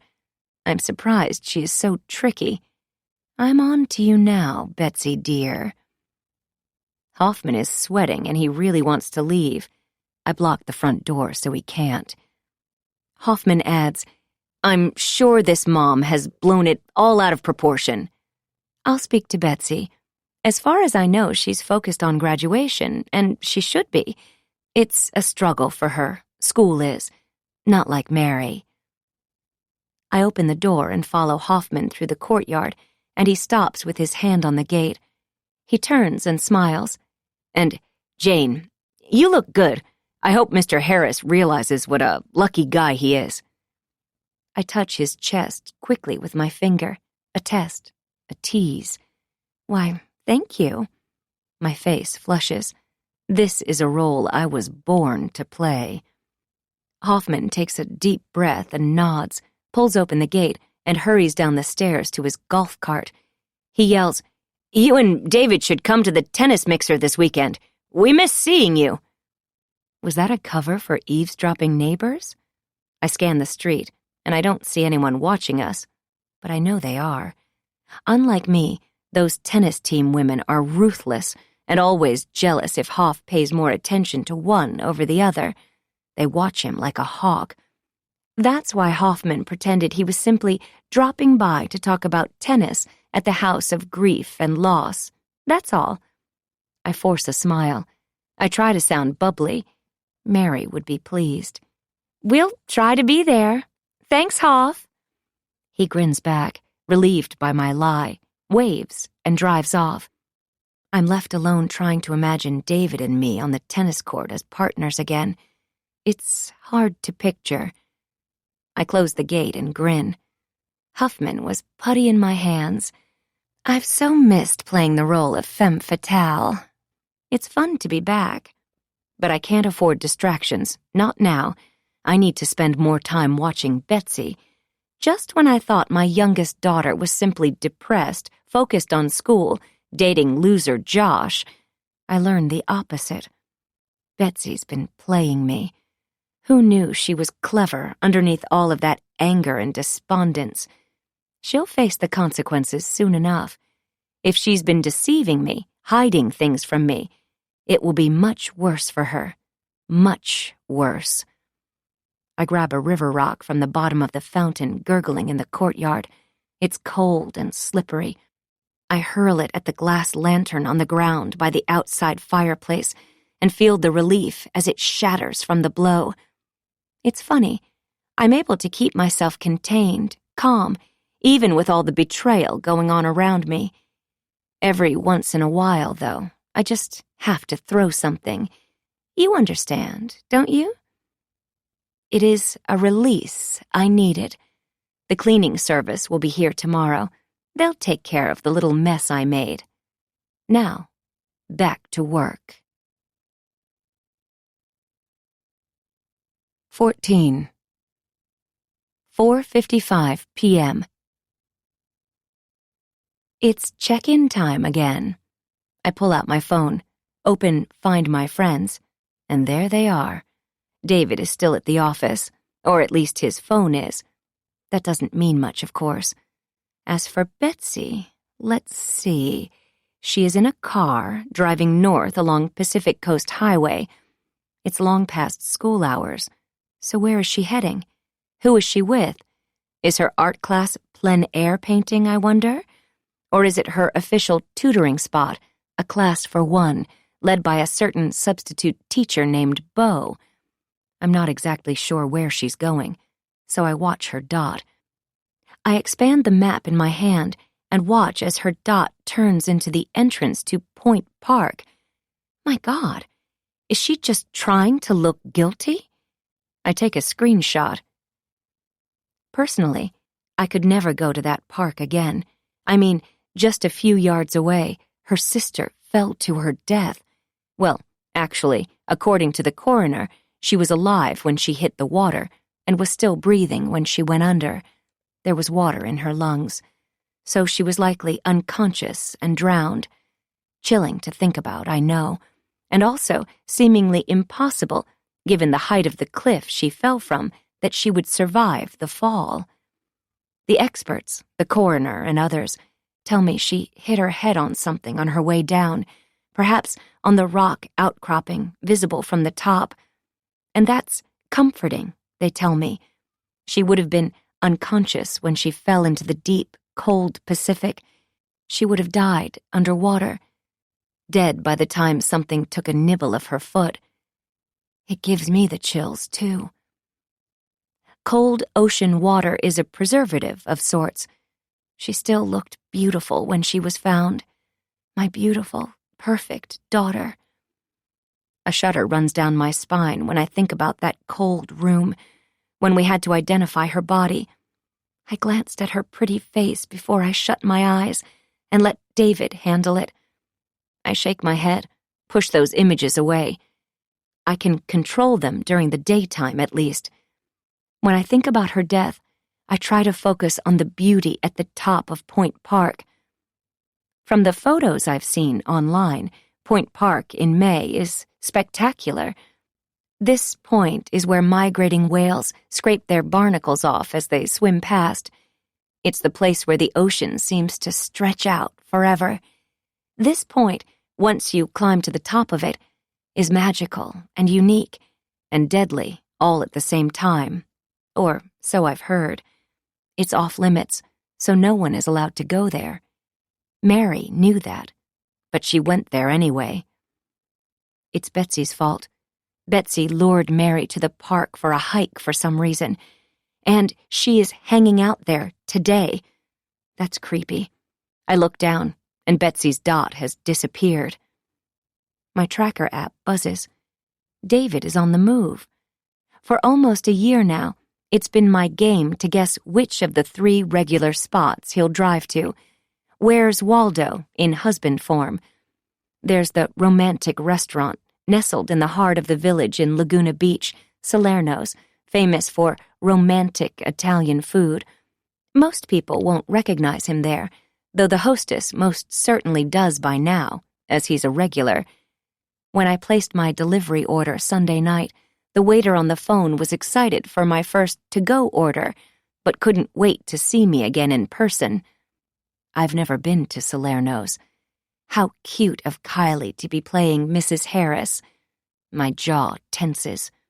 Focus, Jane. We're playing our Where's David Dining Tonight game. If he's tired and confident, he'll opt for his backup spot, closer to home, but still welcoming.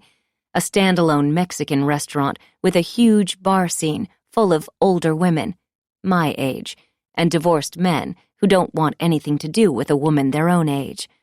It's a frustrating scene I can't imagine choosing to be a part of. But my husband, the new David, is a regular. What a guy. Oh, but no. According to his dot on my app, tonight he's chosen the quiet restaurant with the ocean view near Heisler Park.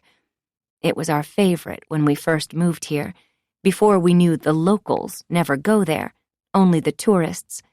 Las Brisas was where I saved Mary when she inhaled a piece of shrimp. You'd think he'd remember that, honor that memory.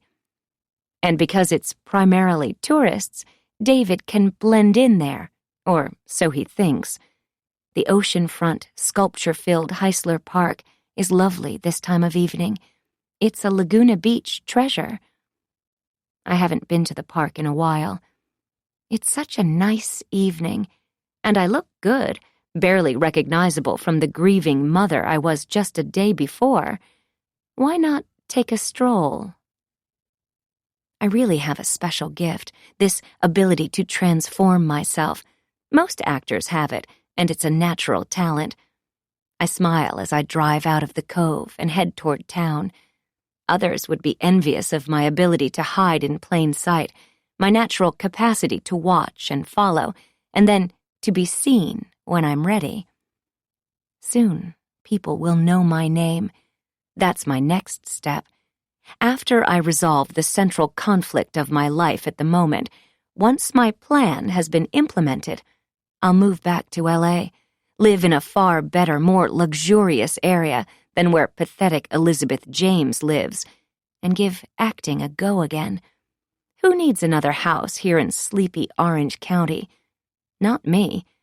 And I'm surprised I allowed myself to dream of it. I'm meant to be in L.A. A new beat. Cue the applause. It's almost time for me to step out of the darkness and into the spotlight. After I spy on my husband and his date from behind a tree in the park. Again.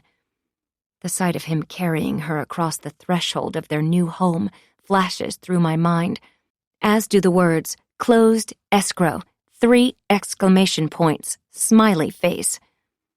Oh, here they are, popping onto my phone through the app. David, you are the love of my life. Only 2 more days and I'm free. Kylie, can't wait, 2 exclamation points. You're the best, 3 exclamation points. See you at dinner, 3 exclamation points. XO. How dare he? I am the love of his life, the mother of his child. Focus, Jane. Yes, I'll head back to Hollywood, soon. First, I need to talk some things out with my loved ones. I find a parking spot easily, which is surprising this time of year, this close to the beach. The restaurant is a short block away, a short stroll through the oceanfront park. I hide my blonde hair under a trucker hat and have extra-large sunglasses covering half of my face. I stick to the sidewalk, but most visitors are drawn to the oceanfront path. I myself am drawn to something else. One last in-person glimpse of David and Kylie together will seal their fate. It will be the final confirmation that they deserve everything that's coming their way. Yes, I've finally accepted she has won for the moment. But, like a moth to the flame, I can't resist one more piece of evidence. I reach the restaurant and take the path between the restaurant and the sea.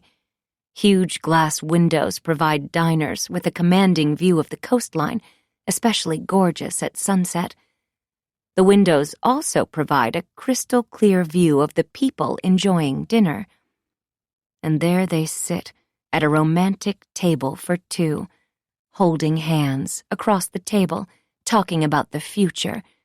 I take a photo with my phone to capture the moment, to fuel my rage. But I'm certain I won't need it. When you've been married to someone for 20 years, when you've shared love and loss and been there for him, well, this kind of betrayal leaves you with two options. I could fall apart, continue to pop pills, and live in a blur of grief until David walks out, which appears to be soon, given his texts. Or I can get revenge, find a place to use my talents, and a way to vent this anger he's stoked in my heart. I open my phone and expand the picture of the two of them together. I zoom in on David, his lying face. This is another image burned into my memory forever. I know too many of us women have suffered these types of betrayal from our spouses. It's unacceptable. I gave up my career, my life, to be the perfect mother, the perfect wife, and it has gotten me here. I'm married to a cheater. It's clear he doesn't love me anymore. I shove my phone into my back pocket and make my way back to my car. It's fine. I'm getting used to the idea. If he doesn't love me, I don't love him. I will move on soon. But first, I'll make sure the life he's planning for himself, for them, will turn into the nightmare he deserves. 15. 11:30 p.m. I'm back home, alone. I've been waiting for hours to confront Betsy with what Hoffman has told me, and to get David's help. I know where David is, of course. I have plenty of photos of him from my little park adventure. But I have no idea where Betsy is. It's as if she knows I'm tracking her, and she has figured out some way to get around me. Or she has another secret texting channel or something. And just as often, she turns off her phone, and I don't receive a signal at all. Her dot on my app has disappeared tonight. That's my girl. She's smarter than I realized. With nothing to do but wait, I pull out an old photo album and have a fun walk down memory lane. Well, not fun, really. After my mom died in the tragic automobile accident, I became an orphan. It was better than living another day with her, trust me. But I didn't have anybody. No one could find my so-called father. I wouldn't have wanted to live with him anyway. I needed a plan B, or I'd be a ward of the state. I flip the page and smile at the photo of the red brick two-story home, two smiling teenagers standing on the step. Nobody wants to adopt a 14-year-old kid, even a rather beautiful one. I stare at my teenage self, trace the lines of my face. Lucky for me, my friend Sally's family felt sorry for me. They gave me a bedroom and a semblance of family. And Sally's mom helped me through my first wave of panic attacks.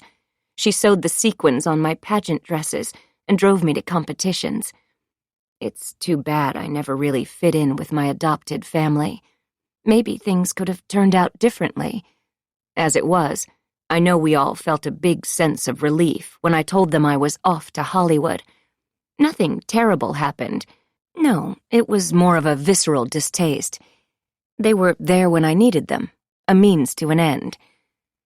David used to smile adoringly and add, "Her real name is Delilah Jane. Isn't that adorable?" No, it's not. But it was a fact I had to reveal when we applied for our marriage license and needed our Social Security cards. Sally and I had a big falling out when she came to visit me in L.A., against her parents' wishes, a few months before I met David. She made the mistake of calling me Delilah Jane in front of my date du jour. His face froze in disgust. "You really are a little Southern hick, aren't you?" he'd said, as my face flushed, and Sally mouthed, "Sorry." I never spoke to Sally again, but I'm not mad at her anymore. Anger is so bad for your health, your own and your target's. I've discovered it's good to let the little things go. Sally would have liked David, but they never met. David came along shortly after, and it was love at first sight, on that romantic date that could be made into a movie, starring me. I know it doesn't seem that way now, with the way we are together since the accident, but we were magic together at first. Just ask his parents. They loved me when we met, said I was a breath of fresh air compared to his shy, boring dates. They expected a normal courtship, a relationship they could control, like they had controlled everything their only son had done his entire life. Nobody can stand in the way of true love, though, not even the in-laws. "We just can't wait," David said, as we sat in their grand living room. He squeezed my hand and kissed me on the cheek, sending a chill down my spine. It was like a dream come true. My heart thudded with excitement and happiness. Meanwhile, his mother, Rosemary, cried in her tissue, and his father paced the room, pleading for him to take his time. I squeezed David's hand back and beamed at my husband-to-be. Winning. My beautiful engagement ring sparkled in the sunlight.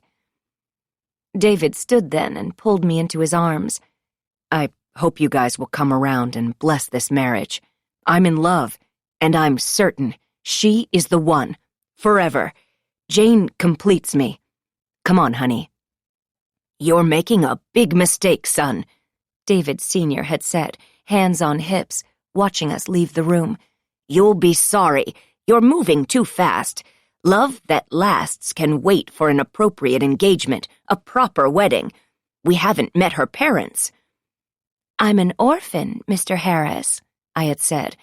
"I love your son very much. I will make him happy." "David, no, please." Rosemary was really crying by then. She barely got the words out of her little, tiny, pinched face.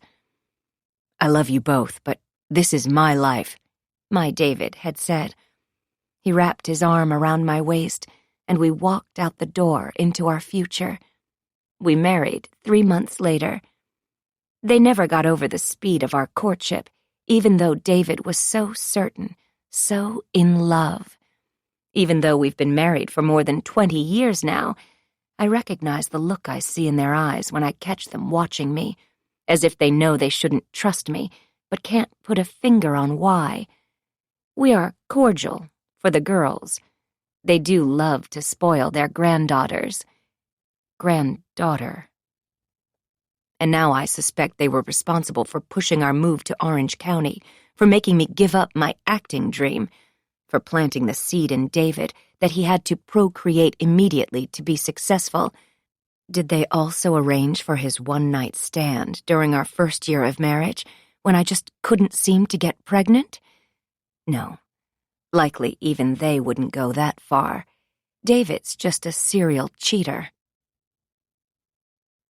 David thought we were trying to get pregnant. I didn't tell him about the birth control. Trying was the fun part. And I could keep auditioning, keep my figure.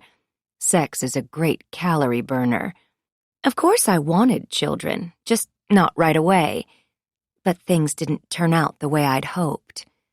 Suddenly, David was handing me a bouquet of pink flowers and talking me into taking a stranger's child. It's all so dirty, don't you think? David and his parents told me the birth mother was a member of their staff, an indoor gardener, who would be grateful, discreet. The adoption would be private, outside normal channels. No one would ever need to know. And David and I would be parents, no stretch marks required. She's gorgeous, and the baby will be too. It's not the right time for her to raise a child, David chirped back then. But it is for us. Honey, we're going to be parents. It's a gift. A gift I never wanted, someone else's baby to raise. And all along, David was the father. It's all just sick. And I fell for it all. The baby shower, the diamond bracelet from David. Find a rich man, Delilah Jane. Have his babies. You are set for life. Great thinking, Mom. I guess I should have suspected something. But why would I? David and I were newlyweds, happy and blessed, with a lifestyle most people could never afford. Sure, Mary had his same thick, dark head of hair, the same shaped lips. But that was a coincidence, I told myself. I was a busy new mom. And then, all of a sudden, pregnant with Betsy when I forgot my birth control. That was my mistake. Betsy was my little accident. I don't have many of those. The other was believing the adoption records were sealed. I know now some fancy lawyer hired by my father-in-law drew up the adoption documents, promising me the birth mother would disappear and never be revealed. What lies. In fact, Elizabeth James met Mary, talked to Mary, had begun a relationship with my daughter, against everything everyone had promised. And then, the ultimate disrespect. How dare she come to the memorial service and try to insert herself as Mary's mother? The memorial ceremony was the time for the community to extend their love to the family. Me, her mother, not her. She shouldn't have come. But now that she did, there is nothing left for me to do but to destroy her. And I will. She's the next one on my list, after I finish up here. David and Rosemary Harris need to learn a lesson, too. They invited her to the memorial ceremony. I have a hunch they paid for the whole ceremony, too. I'm not sure yet, but it felt like them, smelled like them. After 22 years, I can pick up their trail. Good old David Sr. and Rosemary Harris. Mary's namesake, Rosemary, a condition of her purchase, so to speak. Here you go. We bought you a baby. It's a girl. Name her Rosemary. Oh, and our son screwed our servant to get the baby for you. You're welcome. But I digress. I loved Mary more than any mother ever loved a daughter. You have to understand how stressful that time was. Now, looking back on it, I wouldn't change a thing. I know you've had things in the past you regret, decisions you've made in the heat of the moment that weren't well thought out, right? Adopting Mary isn't a regret. Of course not. She was my golden child. I hear the garage door opening. That means David is home first, because Betsy parks on the street. I hurry to dump the rest of my wine in the sink, rinse the coffee cup I was using as a wine glass, and slide it into the dishwasher, glancing at the knives, blades facing down. I pop a Lifesaver's mint in my mouth. The hole prevents choking. I won't become a tragic statistic. I should remind David that Mary choked on a piece of shrimp when she was a toddler in the same restaurant where he just sat, laughing, holding hands. I grabbed her out of the high chair, did the Heimlich maneuver, and saved her life. Does David even remember? It's frustrating. I'm sure you understand. It's like you've done everything right, raised your girl the best you can, cared for her, played by all the rules, and then suddenly, bam, she's gone. My knees go out, and I drop onto the living room couch, momentarily exhausted by the flood of memories. You care for your husband. You are his helpmate. But then he turns to someone else. When I see David walking through the door, a surge of adrenaline hits. I scoot to the edge of the couch, gripping the fabric so tight in both hands, I feel as if I could rip chunks out of it. I'm leaning forward, a lioness in her lair. African lions kill about 70 humans a year in Tanzania alone, and about 250 people total. Tragic. We need to talk. I watch as my voice hits him like a brick. He jumps. God, Jane, why are you sitting there in the dark? You scared me. Good. We need to talk. About Betsy first. His tie is in his hand. His suit coat is draped over his arm. I notice a familiar, threatening scent, something that smells of orange blossoms, someone else's perfume. I know her smell by now, of course. I know everything about her by now. I'm a quick study. As I breathe him in, he seems relieved at my topic of choice. Betsy, not us. And the more he relaxes, the more I would like to confront him. But I won't. Not yet. We must focus on our child first. David says, I need to change, and there's something I want to show you. Give me a minute. Of course. I don't follow him to the bedroom. I know he'll return after he showers, emerging clean, and he'll rationalize, free of sin. We will discuss all of that soon, but not now. I do understand everyone deals with loss in different ways. Children go off to college. It's hard. Some children go off to college, come home, and die in a tragic accident. That's even worse. It's horrible, really. It's hard to find a way through it all. Some coping methods are socially acceptable. Some are not.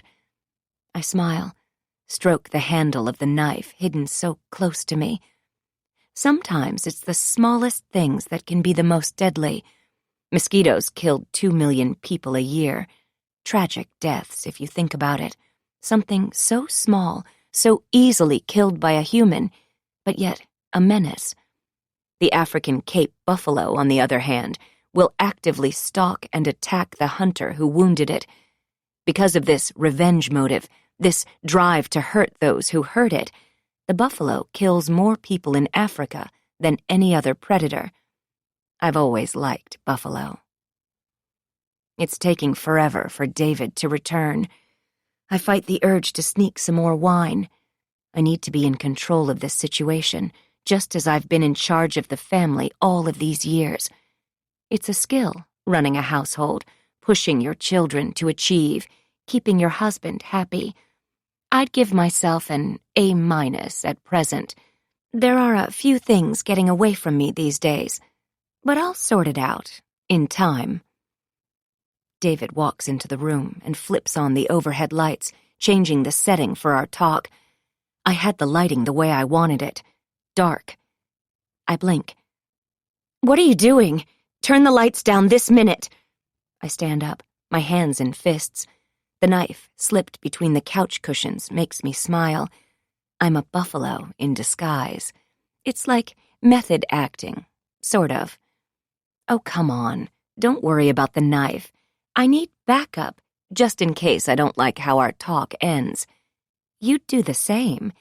It's really just for comfort, balance of power. Men are stronger than women in general. We need to make sure we have the advantage. He's never hurt me physically, of course, but he's never bought a house with another woman before, either. Meanwhile, David glances at me, as if I'm coming on to him, as if I would like him to ravish me right here, on the spot. I do look lovely this evening, but nothing could be further from the truth. I give him the look. He dims the lights, sits down on the opposite couch. I sit too. Game on. Wednesday, 1 day until graduation. 16. 12:27 a.m. David speaks first. So, why are you awake? Is something wrong? Yes, several things. But first, it's Betsy. I had a visit from Hoffman. He says she's mixed up with the wrong crowd. David hands me an envelope, the Cove stationery again. You may be right. This was in the mailbox. He pushes his hand through his hair. one of his nervous habits. "So now you believe me? I'm not the one writing these." "I do," he says, as I take the envelope from his hand and pull out the letter. Same block handwriting. Betsy knows the truth. She was there. So was I. I look at David as I toss the letter onto the coffee table, as if it were on fire. What does that mean? Hell if I know. David stands up, pacing. Do you know who she's hanging out with? Who is her best friend? Have you seen Josh lately? I mean, this is kind of your area with the girls. Really, your only job. Yes, it is. Was. Especially now, since you're never here. Keeping track of the girls, their friends and boyfriends, has been my life. I've been distracted by grief, as Dr. Rosenthal would tell you, if you cared. But I do know Josh and Betsy broke up. I don't admit I only found this out the other day. What happened? David asks. I liked him. I didn't. You'll need to ask Betsy. There are a lot of things we need to ask Betsy about, it seems. Do you have any idea who could be leaving these notes? David stretches and yawns. No. And what could Betsy possibly know about Mary's accident? I'm not sure. But that's not entirely true. Betsy knows more about the evening Mary disappeared than she has told us. I know it. Sisters have special bonds. Sometimes even I wasn't privy to their secrets. Of course, that's normal, I'm told. Dr. Rosenthal says adult children should have privacy, their own space. But I don't agree. There should be no secrets kept from your mother. Stifling another yawn, David says, Look, I know this is important, but I'm exhausted. I bet. He's had a very busy day, an athletic morning, followed by a relaxing romantic dinner and more, romance, with just a smidge of work in between. Poor guy. Too bad. I know where he went after dinner. I was there too, watching from outside. The port streets are lovely at night. Even I like it in that neighborhood, sitting inside my luxury car. It's easy to blend in, to hide. It's almost as if I belong on that street, in one of these homes, in that home. David and I had considered buying a house there, but we chose the Cove to be closer to the beach and the ocean. I guess David just wants to have his cake and eat it too. Such bad karma. Oh, David, I'm tired too, I manage, stifling a yawn. Tired of your shit. I smile, use my nice new wife voice. You need to help me. We need to confront her tonight, together, a united front. It's 1 a.m. Nothing positive will come from surprising her at this time of night. Let's go to sleep. We can talk to her in the morning. Coming? I stand up. You're right. Nothing positive is going on when your husband waltzes in the door after midnight, most nights. Don't you dare walk away from me. My tone is a bit icier than I meant it to be, but it's late. I've been waiting so long, and we're on the final countdown to graduation. It's time. I slip the knife into my back pocket. We have more to talk about. He turns around. His shoulders sink. He pushes his hand through his still damp hair. I'd rather not. Let's just get through this week, through Betsy's graduation, and then we can make some decisions. Not now. He stops near the bookshelves, and I move between him and the path to our bedroom. That's as close as he's come to revealing his plans. He looks nervous. His eyes dart between me and the hallway I'm blocking. Behind his head, on the bookshelf, a heavy geode props up my collection of ocean photography coffee table books. It's a big rock. Drop it on someone's head, and that would be a deadly accident.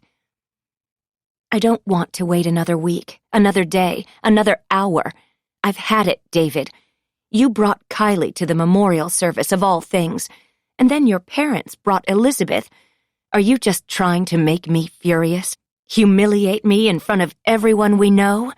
What's the end game, darling?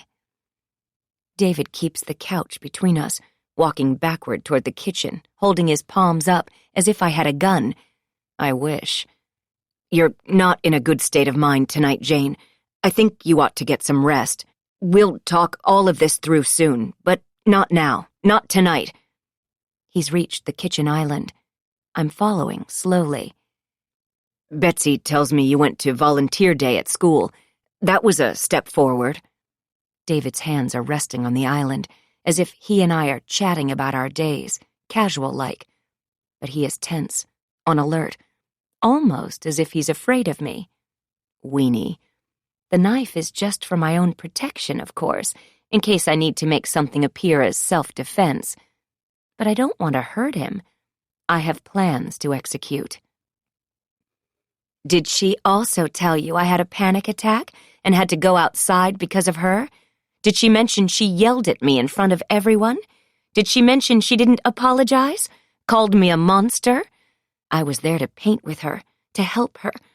I love her so much, and she's so mean to me. I only want what's best for her, for all of us. I'm shaking again. They talk all the time, David and Betsy. I know they do. Why isn't she mad at David for being Mary's biological dad? He's the monster in our house. Instead, they're both moving forward without me. I put my hands on the island, imitating his stance. For fun, I bang my hands on the counter, and he jumps. Funny how his face looks when he's scared. But why be scared of little old me? Jane, stop it. You need to take a breath. Can I get you some pills? Xanax or something? You have a bunch in the medicine cabinet. David is dismissing me. He's not afraid of me, I suddenly realize. He's frustrated. I've stalked him all through our home, but he didn't even notice. No, I don't need drugs. I need answers, honest answers. I'm so sick of this. David yawns. I'm going to sleep. I'm going to wait up for her. I'm not tired, but if I do get sleepy, I'll stay here on the couch. I don't want to sleep next to him anyway. Not ever again. David is halfway down the hall, a safe distance away, when he yells, "Leave her alone. That's a bad idea." You were a bad idea. After the pouting girlfriend was out of the way, after David and I had 3 wonderful and romantic dates, I decided it was time to sleep with him. Well, not sleep, but you know. The question was, where? I couldn't bring him to the low-life apartment complex where I lived, that was clear. I'd finally evicted my loser former boyfriend, Bobby, the guy who drove me from Arkansas to my dream of Hollywood. He thought we'd be together forever. He didn't even know about all the guys I'd been dating since we arrived in Tinseltown. Boys are idiots, especially high school boys, and high school sweethearts just never work out. That's what my mom told me. So, of course, we wouldn't, but he didn't know that at the time. It had taken us 5 days to reach the sparkling dream of Hollywood, because Bobby made us stop at any landmarks we'd read about in the history books in school. I'd never been outside of our town, so I had to admit, standing on the edge of the Grand Canyon was just about the best feeling of freedom I'd ever had. My belongings were shoved in a trash bag in the back seat of his car. I'd never been so happy to see a place in the rearview mirror than when we left my hometown and my so-called adoptive family behind. Bobby thought it was romantic I traveled so light. How I'd mesmerized him so much he'd seemed to forget I was an orphan with nothing but what was in the trash bag and a business card for a Hollywood talent manager was another sign of my feminine prowess. This is just unbelievable. Who knew this was just down the road from Eureka Springs? Bobby asked, holding my hand at the edge of the canyon. Well, everybody, everywhere, knew, but he was simple, sweet. I turned toward him. It is. I've never seen anything like this. I'm talking about you, Delilah Jane. You, here, well, I'll remember this moment forever. He'd hugged me, and then we'd screwed in the back seat of his car. I'm not sure how we did it, but it was steamy and sexy. I guess that's young love. Bobby's parents freaked out when they discovered he was gone. He was all set to attend the University of Georgia in the fall, his mama and daddy's alma mater. He had a ticket to a comfortable future, a future that would not include a hedonistic trip to Hollywood with an orphaned beauty pageant contestant. They shouldn't have worried so much. He was a means to an end, my ride to the coast. I sent him back to them, not a moment too soon. I couldn't stand living in the tiny, rank apartment with a country hick one day longer. Once I'd hooked David, I set Bobby free, broke, heartbroken, and determined to never mention my name. I even kept his car when he flew back home. He'd loved the car, but I needed it more than he did. Besides, his parents promised him a new truck to drive to college to lure him back home. I know he still thinks of me, at least in his dreams. They all do. He married a girl from Atlanta, Mary Beth or something. They have 4 boys. She's stuck, at least if you follow my mom's logic. Don't have more than 2 kids, Delilah Jane, or you can't leave him. I'm down to 1 child, a mirror of my own story. But she's not an orphan. She has her mom. That's all she needs. Betsy and I are in a standoff, that's for sure. But this helpful note writer, anonymous as he or she may be, is on my side. I reach for the new note on the coffee table. It is clearly written by the same person as the first one. I am certain Betsy knows the author of these notes. I am certain she knows much more about a lot of things. I will simply wait up for her. She must come home at some point. Graduation is tomorrow. I remember my own high school graduation day, a period, and the end on my life in Eureka Springs. The next day, Bobby and I were gone. My heart thumps. My eyes open wide with the realization. Betsy has made the same type of plans. It's all clear to me now. She keeps telling me she is gone after graduation, and now I know she's going with Beau. This is what Hoffman was warning me about. Young people are so foolish sometimes. Add illicit love and, well, they become complete idiots. Like mother, like daughter. I'll save her from herself. 17. 2 a.m. I sit on the couch in the living room, awake, waiting for Betsy. I've left my lookout only to use the bathroom and make a snack. I'm on a mission. I'm focused. It's time to extract information from my daughter, but I'm going to need help. What exactly does the anonymous note writer think Betsy knows versus what I know? David will be no help. But there are professionals who do this, people like Detective Branson. I stretch. What if Betsy made it into the house without alerting me, somehow sneaking past me through the outside courtyard when I was having my snack, darting down to her bedroom, undetected by going around the side? I need to check. I guess I'll let her sleep if she's down there. But if she's awake, I'll strike, cobra-like. What if she isn't home? What if she doesn't come home at all? My heart thumps, and I pull out my phone. Text Betsy. Where are you? Betsy texts, You'll never find peace until you let everything go. What? I punch in her number. The phone rings twice before it's answered. By a man.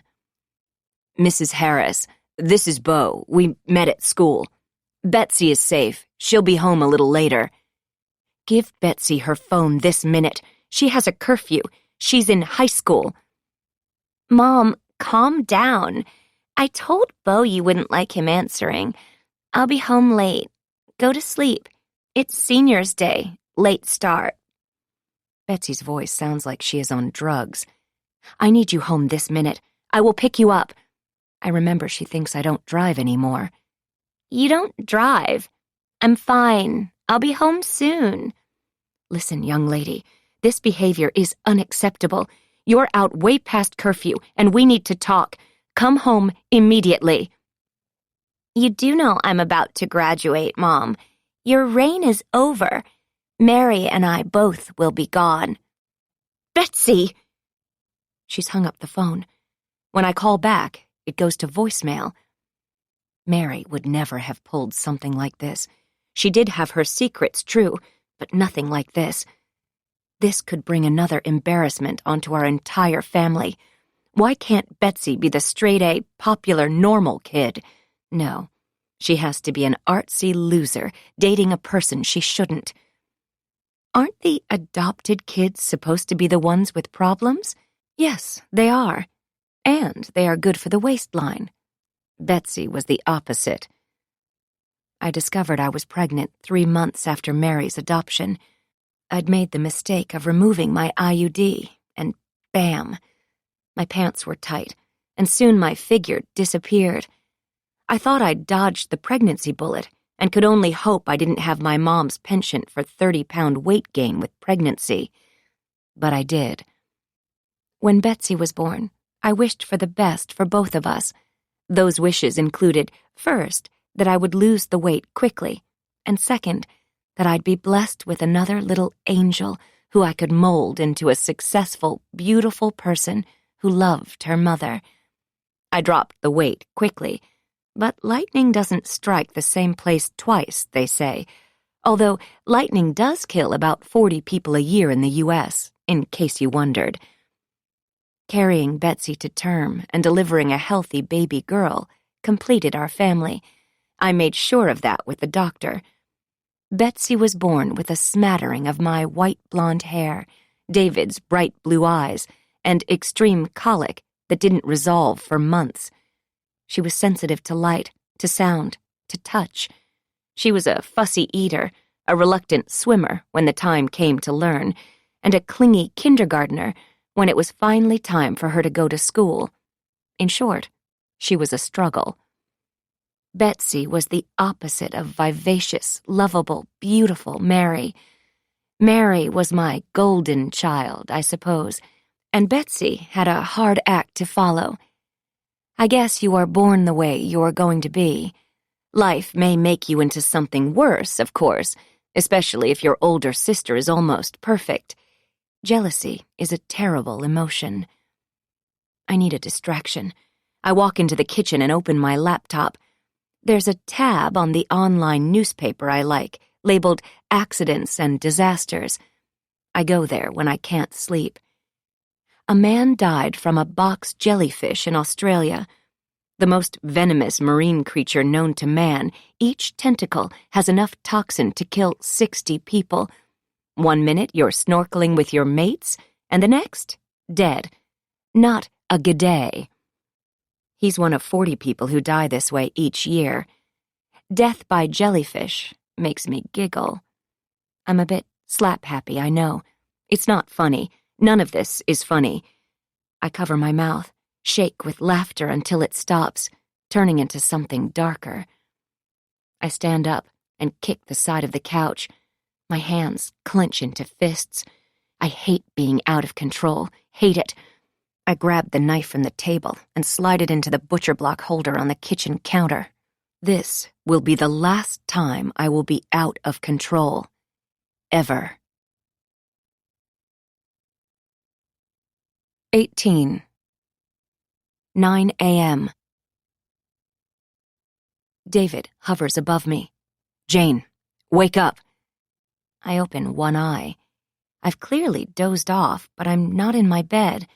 I'm in the living room, on the couch. He's dressed in a business suit, as always. No tie. I'm not sure whether he's coming or going. I sit up slowly, disoriented. I brought you coffee. David points to the steaming cup on the coffee table, next to the letter accusing Betsy. I try not to let my stomach tighten with anger again. It's too early in the morning. Thanks. Did you talk to her? He's hoping I handled the dirty work, so he can skedaddle off to his new life. No, I called her, but she was with Beau. It was weird. What do you mean, weird? Who is Beau? I don't know. I got a bad feeling, like what Hoffman warned me about. I take a sip of coffee. I'm not sure what you're talking about. I'm going to go wake her up. It's her last day of school, Senior's Day, where they all get special shit, right? What is she doing still asleep? I shrug, take a sip of coffee. She does whatever she wants these days. And you've created this, dear. David prided himself on being the disciplinarian, but clearly he has dropped the ball. He's juggling so much these days.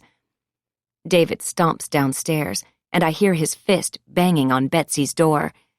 It's graduation day, the day we've all been waiting for, David yells. Upstairs, this minute. David is commanding when he wants to be. A glimpse of the old days, the happy days, the normal family days. Firm dad, loving mom, 2 beautiful girls. I'm relieved to see Betsy rush upstairs, already dressed, sort of, in very short shorts and a crop top. She shoots me a death stare as she heads to the kitchen, even though I haven't done anything. Her dad is the one yelling, and she's blaming me. David is on her heels, so I follow them, bringing the note with me. I watch her back as she makes coffee. David leans against the kitchen island. I pull out a bar stool and take a seat. This should be fun. She turns slowly and stares at us, first David and then me. She notices the letter on the island and grabs it. What the fuck? David yells. That's what we want to know. What's going on, Betsy? I have no idea who is writing these. It's some sort of crazy person. This is a sick joke. What am I supposed to tell you? Why the rocks slid out from under her? Why the current carried her away? What do you want from me? Tears slide down Betsy's cheeks. Whoever is doing this, writing these letters, they know you. David's arms are crossed. He looks tired, maybe as tired as I am. They think you know something you haven't told us. Unbelievable. I wish I was the one who died. Betsy rips the letter in half. This is all insane. You two are both crazy. I hate it. I can't wait to get out of here. I stand up, my legs shaky. Think, is there anything you haven't told us about that day? Anything at all? We love you no matter what. Maybe you've blocked something out? Denial is a strong emotion. I've read that happens when you witness a tragedy or think you might have caused it. Guilt can make you forget. Betsy stares at me and then walks away. Get back here, David demands as we hear the front door open and Betsy is gone. David stares at me. I see it in his eyes. He has finally had the realization. What if Betsy had something to do with Mary's death? What do we do? David's voice is hushed. He locks eyes with me. He is thinking perhaps that he doesn't know his daughter like he thought he did. I guess we could call Detective Branson, have him talk to her, show him the notes. My hand flies to my mouth. What? No, we can't turn in our own daughter. Besides, he told me the case is closed, period. I rub my eyes with my hands. I'm so tired. I'm also covering the satisfied look I can't quite get off my face. He believes me now. David looks at the ceiling. When did you speak with him last? Oops, I guess I'm busted. Yesterday, I took him the first note. I told you to ignore the note. Betsy was afraid you'd do this. She should be afraid, and I don't listen to you anymore. Well, I took it to the detective, and now there's another one. David sighs. Mary fell, and that's all there is to it. We need to leave it at that. No, that isn't all. What if Betsy does know something? God forbid, what if she saw something, caused something? We have to consider it. It's what someone believes. It's what the note writer believes. David looks at me, shakes his head. I just can't imagine anything else but an accident. That has to be the truth. And besides, if this unnamed person really does have something on Betsy, he or she would call the police, right? Maybe it's just another girl in her class who is jealous of Betsy? No one is jealous of Betsy. I mean, duh. I know it's hard, darling, but try to focus. There was nobody on the trail that day who remembered seeing them, at least no one who has come forward.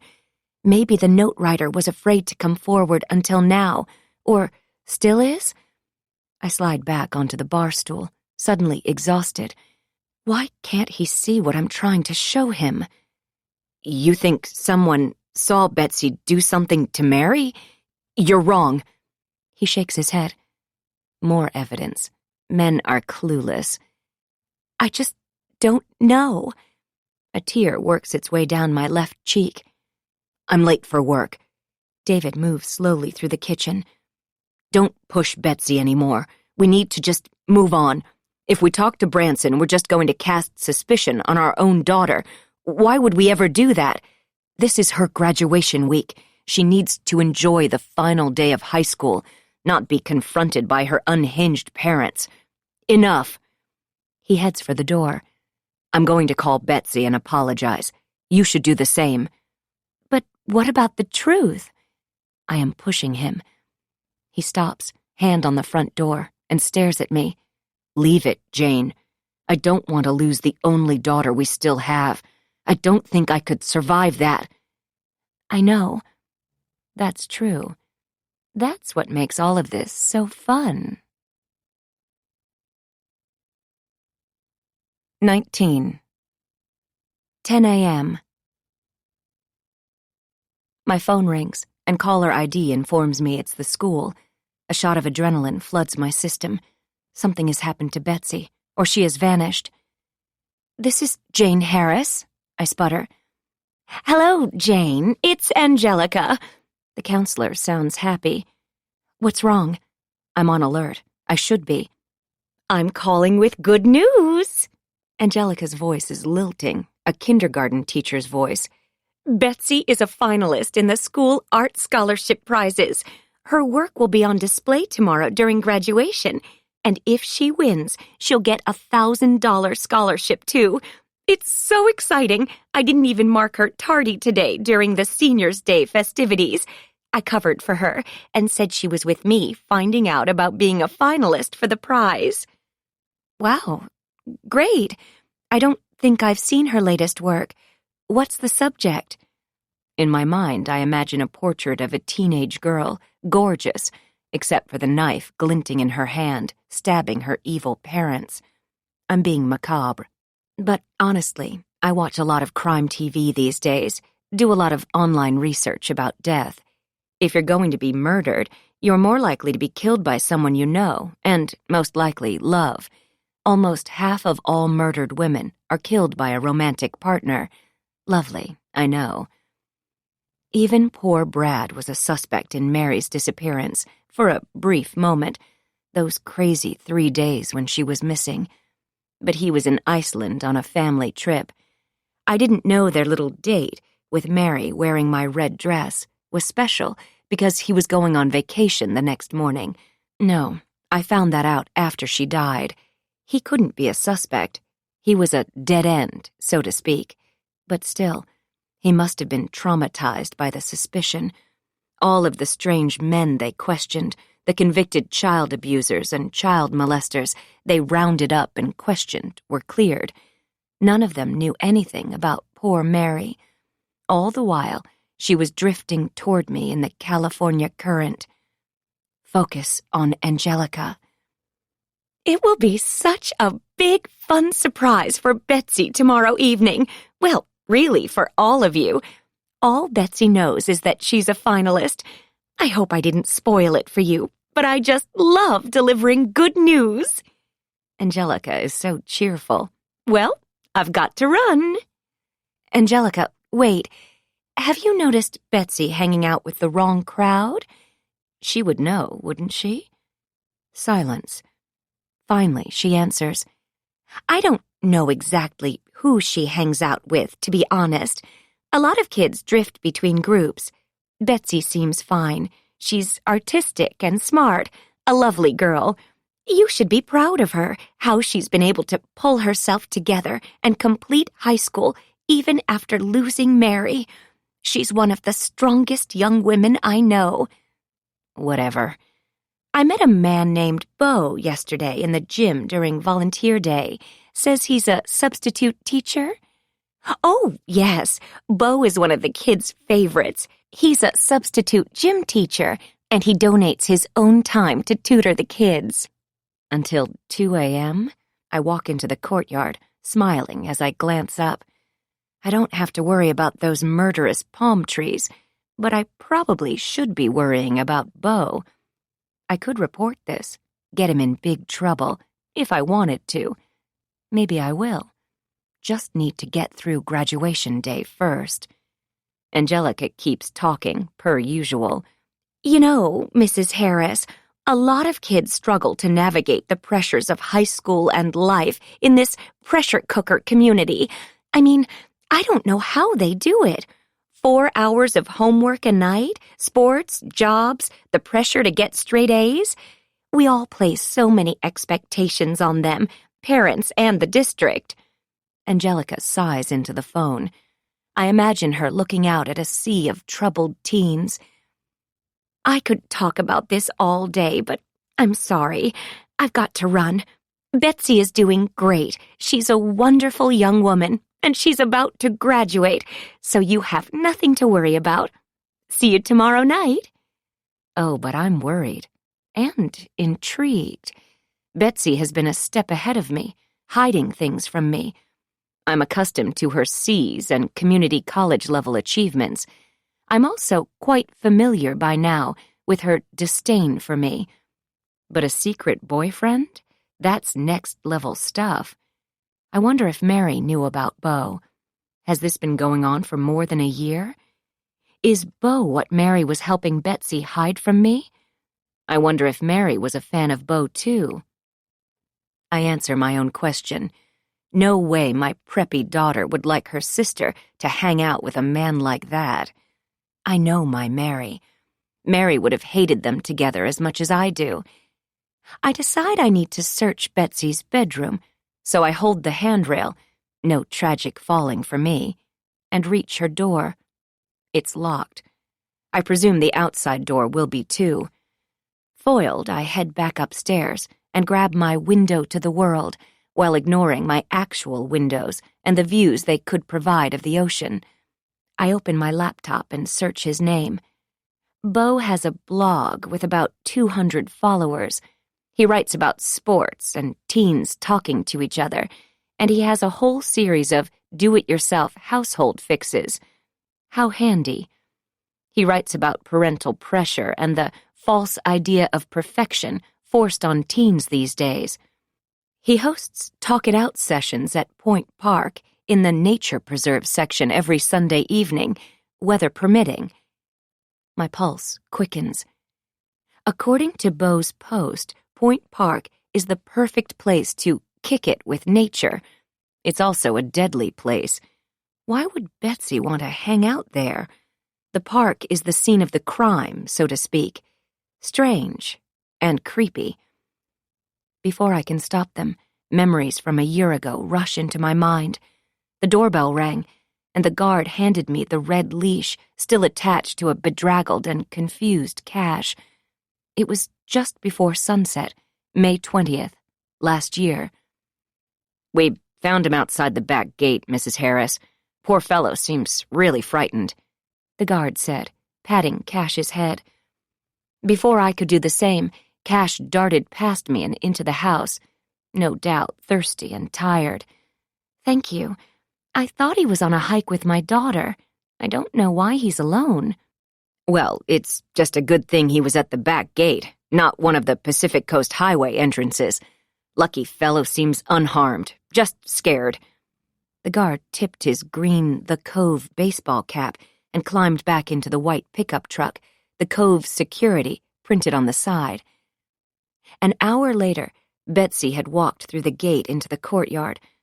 Since Mary had returned from college almost 2 weeks earlier, the girls barely came through the upstairs part of the house anymore. opting for the side stairs and a quick escape. And they seemed closer, as if Mary's year away at college had been good for their relationship.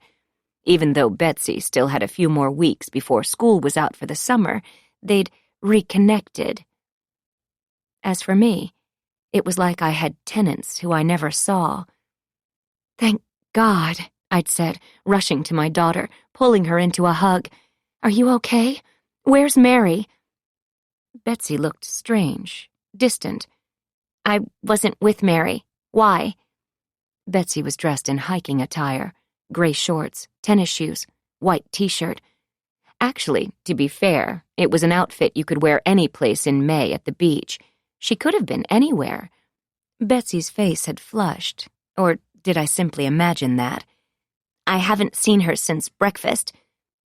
"Cash turned up, alone, at the back gate. He left for a hike with your sister hours ago. He shook up. Poor guy. Where is he?" Betsy followed me in the house, the first such visit for her in a while. Cash cowered under the kitchen table. "What's wrong, puppy?" Betsy cooed, crawling under the table, petting his head. As I stepped closer to them, I thought I heard a low growl.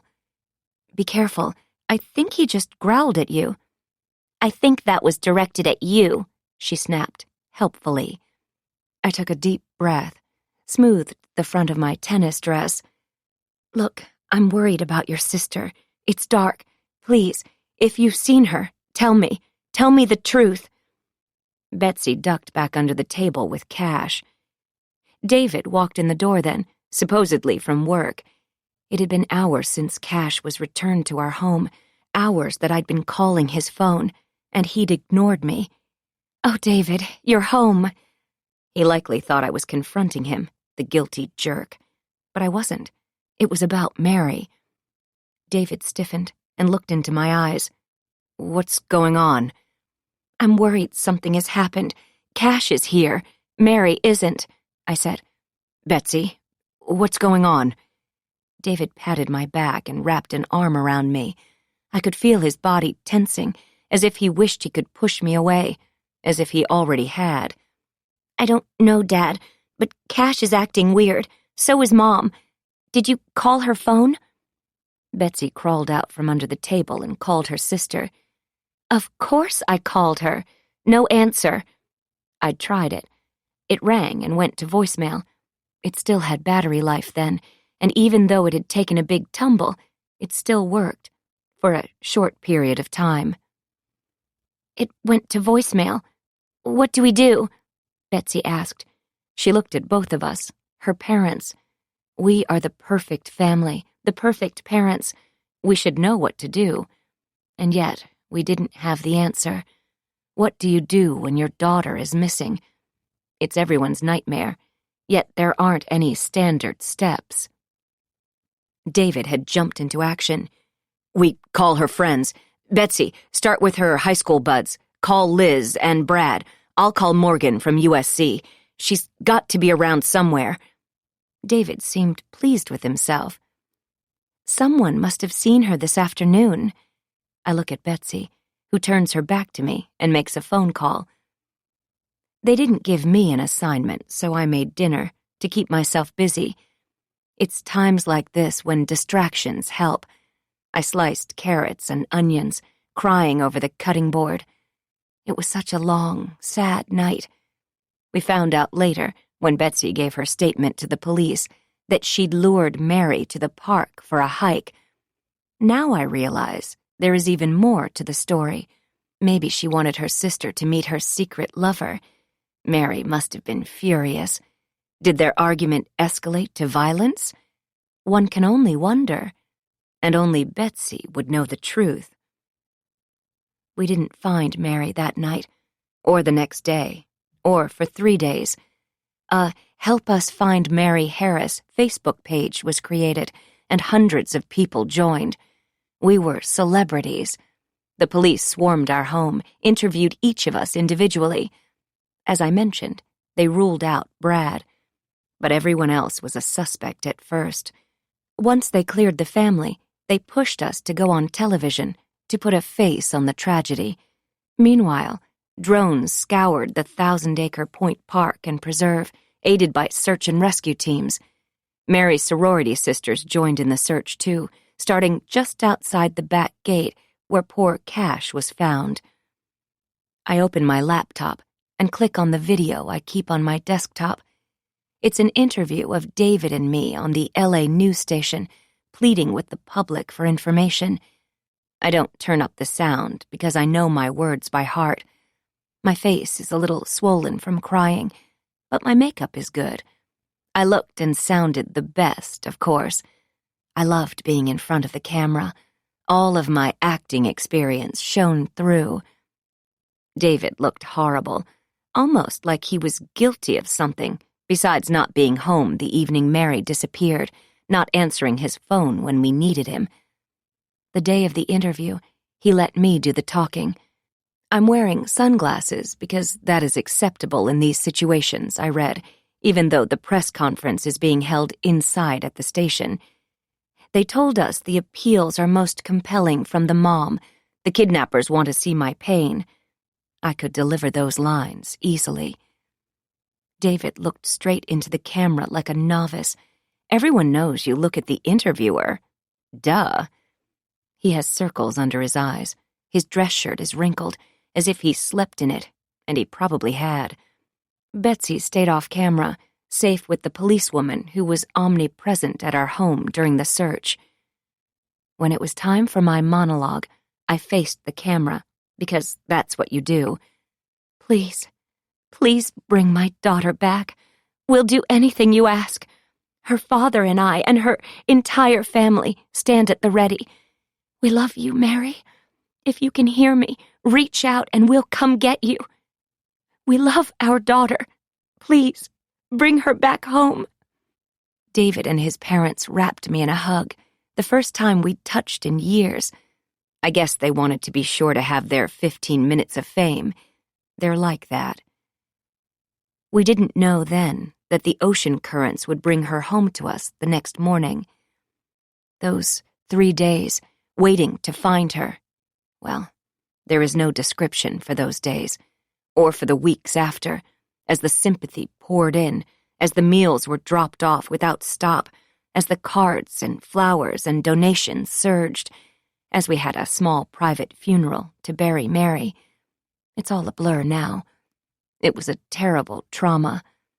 I worried a little that I couldn't handle everything that happened, but then I found Dr. Rosenthal. You've lost so much, Jane. You're grieving. Your entire family is. I should see them all. Bring David and Betsy in with you. You all need to process what has happened. Dr. Rosenthal had advised. I think Betsy met with her only once, but I can't really remember.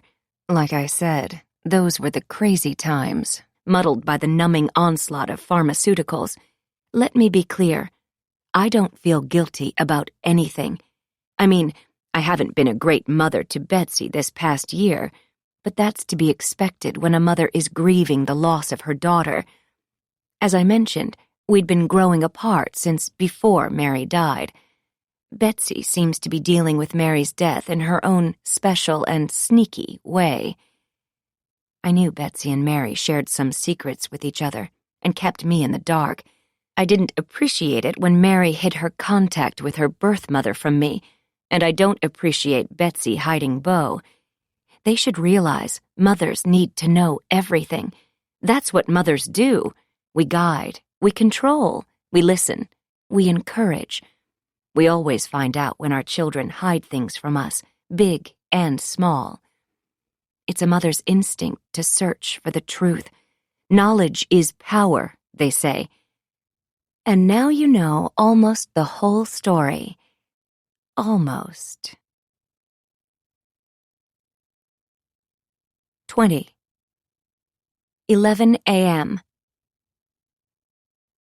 Cows kill 20 people a year in the U.S., which seems like a low number given what we do to those poor creatures. Bees murder about 100 folks, and sharks kill less than 1 person per year, even though they get the worst rap. I wonder about chickens. Have they had any revenge? Uncooked, contaminated food kills more than 5,000 people a year, and I bet a lot of that is chicken. Karma again. Makes you think. And I am thinking. I need to figure out the relationship between Betsy and Beau. I need to find out what she is doing out with Beau until 2 a.m., although I suppose by now we can all make a guess. Besides that, what are they up to? I suppose all younger siblings learn how to be sneakier than their older siblings. They watch what the older one does, what the older one gets caught doing, and then they do it better. What has sibling rivalry caused you to do? Think about it. A Google search doesn't provide an address for Beau. I'll need to track him down at school, or at the hardware store. I can talk to Angelica and find out his schedule. My head spins with possibilities as I walk through the courtyard to the front door. Could I set an even bigger trap? Perhaps so. The dry cleaning is dropped off on Wednesdays, left outside on the bench below the sign indicating deliveries. This way, I don't have to talk to anyone. There's a note with my name on it, stuck on top of the bright green dry cleaning bag. I hope they didn't find anything embarrassing in anyone's pockets, David. A condom here, a lipstick there. I rip open the plain white envelope and pull out a note. I know what really happened. Poor Cash. My heart thumps in my chest as I scan the street. There is no one around. I leave the dry cleaning and rush inside. Why would the dry cleaner leave this? No, it wasn't him. I take a deep breath. Is someone watching me? This is a note from a different person, an accusing person. Calm down, Delilah Jane. Or was this note left by Betsy? Yes, that's it. Of course, to throw us off her trail. She's bringing up the stupid dog again for some reason. First his bowl, now this. She's so ridiculous. I rush into the kitchen, grab a brown paper bag. I practice my breathing, in and out, slowly. Calm down from my anger. Anger triggers panic attacks too. Did you know that? Did Betsy leave me this note? No, of course not. It is for Betsy. Betsy lured her sister to the park, took her to an out-of-bounds closed trail. Mary's old boyfriend, Brad, knows that she never went on out-of-bounds hikes. That wasn't her style. She was a rule follower, for the most part. Her college friends know that. They all wrote me notes, telling me how happy she was, so excited for sophomore year to begin. Just look at her Facebook memorial page. She's happy, loving life. Sure, Mary and I had a fight the morning she died, and this one was bigger than the one the night before with the red dress. This fight was nothing epic, just the typical mother-daughter kind of disagreement. But it was big enough that she raced out of the house, slamming the door. You can't stop me from seeing my biological mother. Don't try. And do not threaten her or me like that, Mary yelled. She stood in the courtyard, Cash on a leash by her side. Yes, I can. It's in the paperwork. You were never to meet, let alone go live with her. I will not allow it. I spoke calmly. I was dead serious. It would not happen. I like Elizabeth. She's brilliant and loving. Heck, anyone would be an improvement over you, Mary said, as she turned and ran out the gate. The memory of that moment clenches my stomach every time. But our last fight is not important, not anymore. The real question is, who saw her between the time she left the house and when she fell to her death? Betsy did. Betsy heard some of our fight that morning, I know. She appeared in the courtyard behind me. You're unbelievable, she said, before she followed after her sister. She wouldn't talk to me ever again about what Mary told her, Mary's plans for the future. Nothing. Said it wasn't my business. Not then, not ever. But it was all my business. My girls are my life. Mary died before we cleared things up. We were still arguing up to the end. I bite my lip with the memory. still upset I let things with Mary get out of control. I cannot let that happen with Betsy. I won't. So, I'll destroy this note. We have the other two as evidence. Whoever wrote this one, well, I'll never know. I crumple the paper and toss it into the kitchen sink. I drown it in water, and, once it's wet, mash it to shreds and feed it down the disposal. And then, like a lightning strike, I realize there is another person who likely doesn't appreciate the relationship between Betsy and Beau. Josh. Josh might know a lot about Betsy. He was always nice and friendly to me when they dated, and he came to the memorial service even though Betsy had dumped him already. Josh could have plenty of insights about my daughter. I wish I'd paid more attention to him, gotten to know his parents, the rest of the games people play when their kids are dating. Like Brad, Josh's family lives in the Cove too, I discovered recently. Perhaps Hoffman can help me connect with Josh? I know he'll have so much to tell me about my daughter, especially if she broke his heart. A lover scorned is a dangerous thing. But first, I call Dr. Rosenthal's office. The board receptionist explains the doctor is booked today, as always. Tell her it's a bit of an emergency. My hands can't stop shaking. Is it an emergency? Board receptionist asks. Yes. My heart races as I try to stay calm on the phone. I realize now there could be two sides to the story, even though I've destroyed the latest note. I need to make sure my story is the one people believe, the truth. It's an integral part of the plan. Dr. Rosenthal will see things the way I do, but I need to reinforce it today, now. I grip the phone, willing a positive response. Big sigh. She can squeeze you in at 3. I'll take it. I exhale. Hang up. Text Sam. Can you take me to the doctor at 3? Sam texts back. Of course, Mrs. H.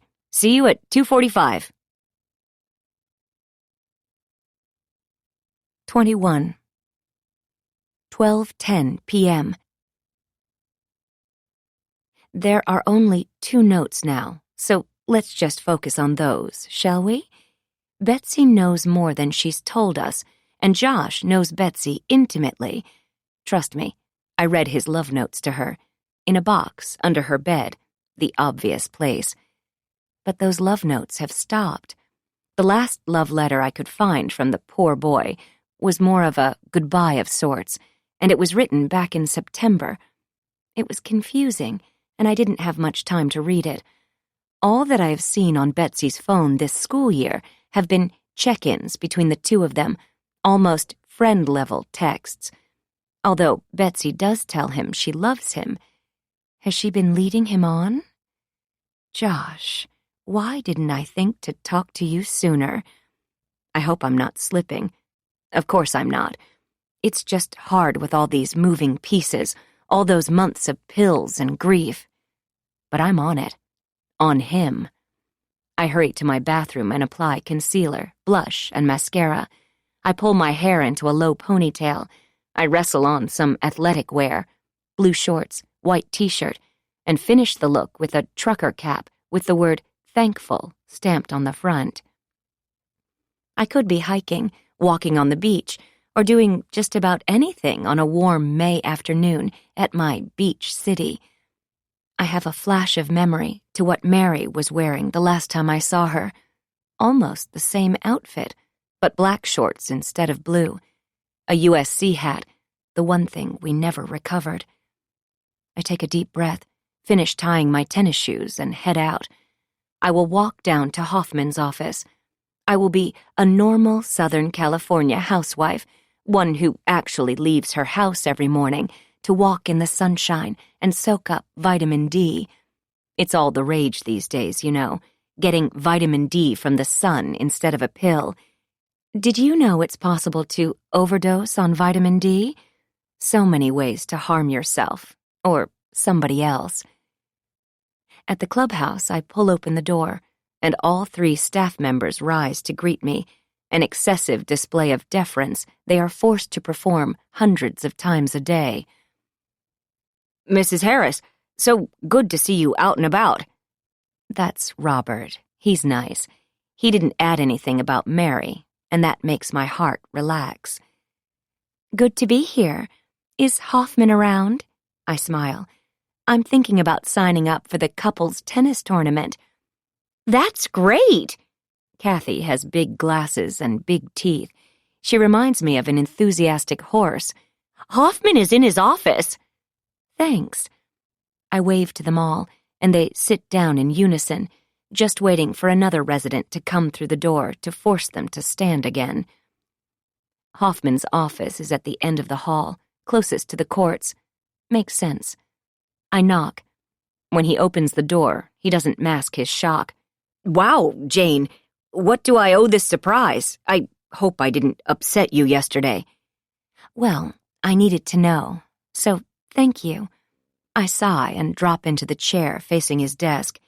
And actually, I need your help. I want to talk to Josh, Betsy's old boyfriend. Can you help me get in touch with him? Of course. Josh is back, graduated with honors.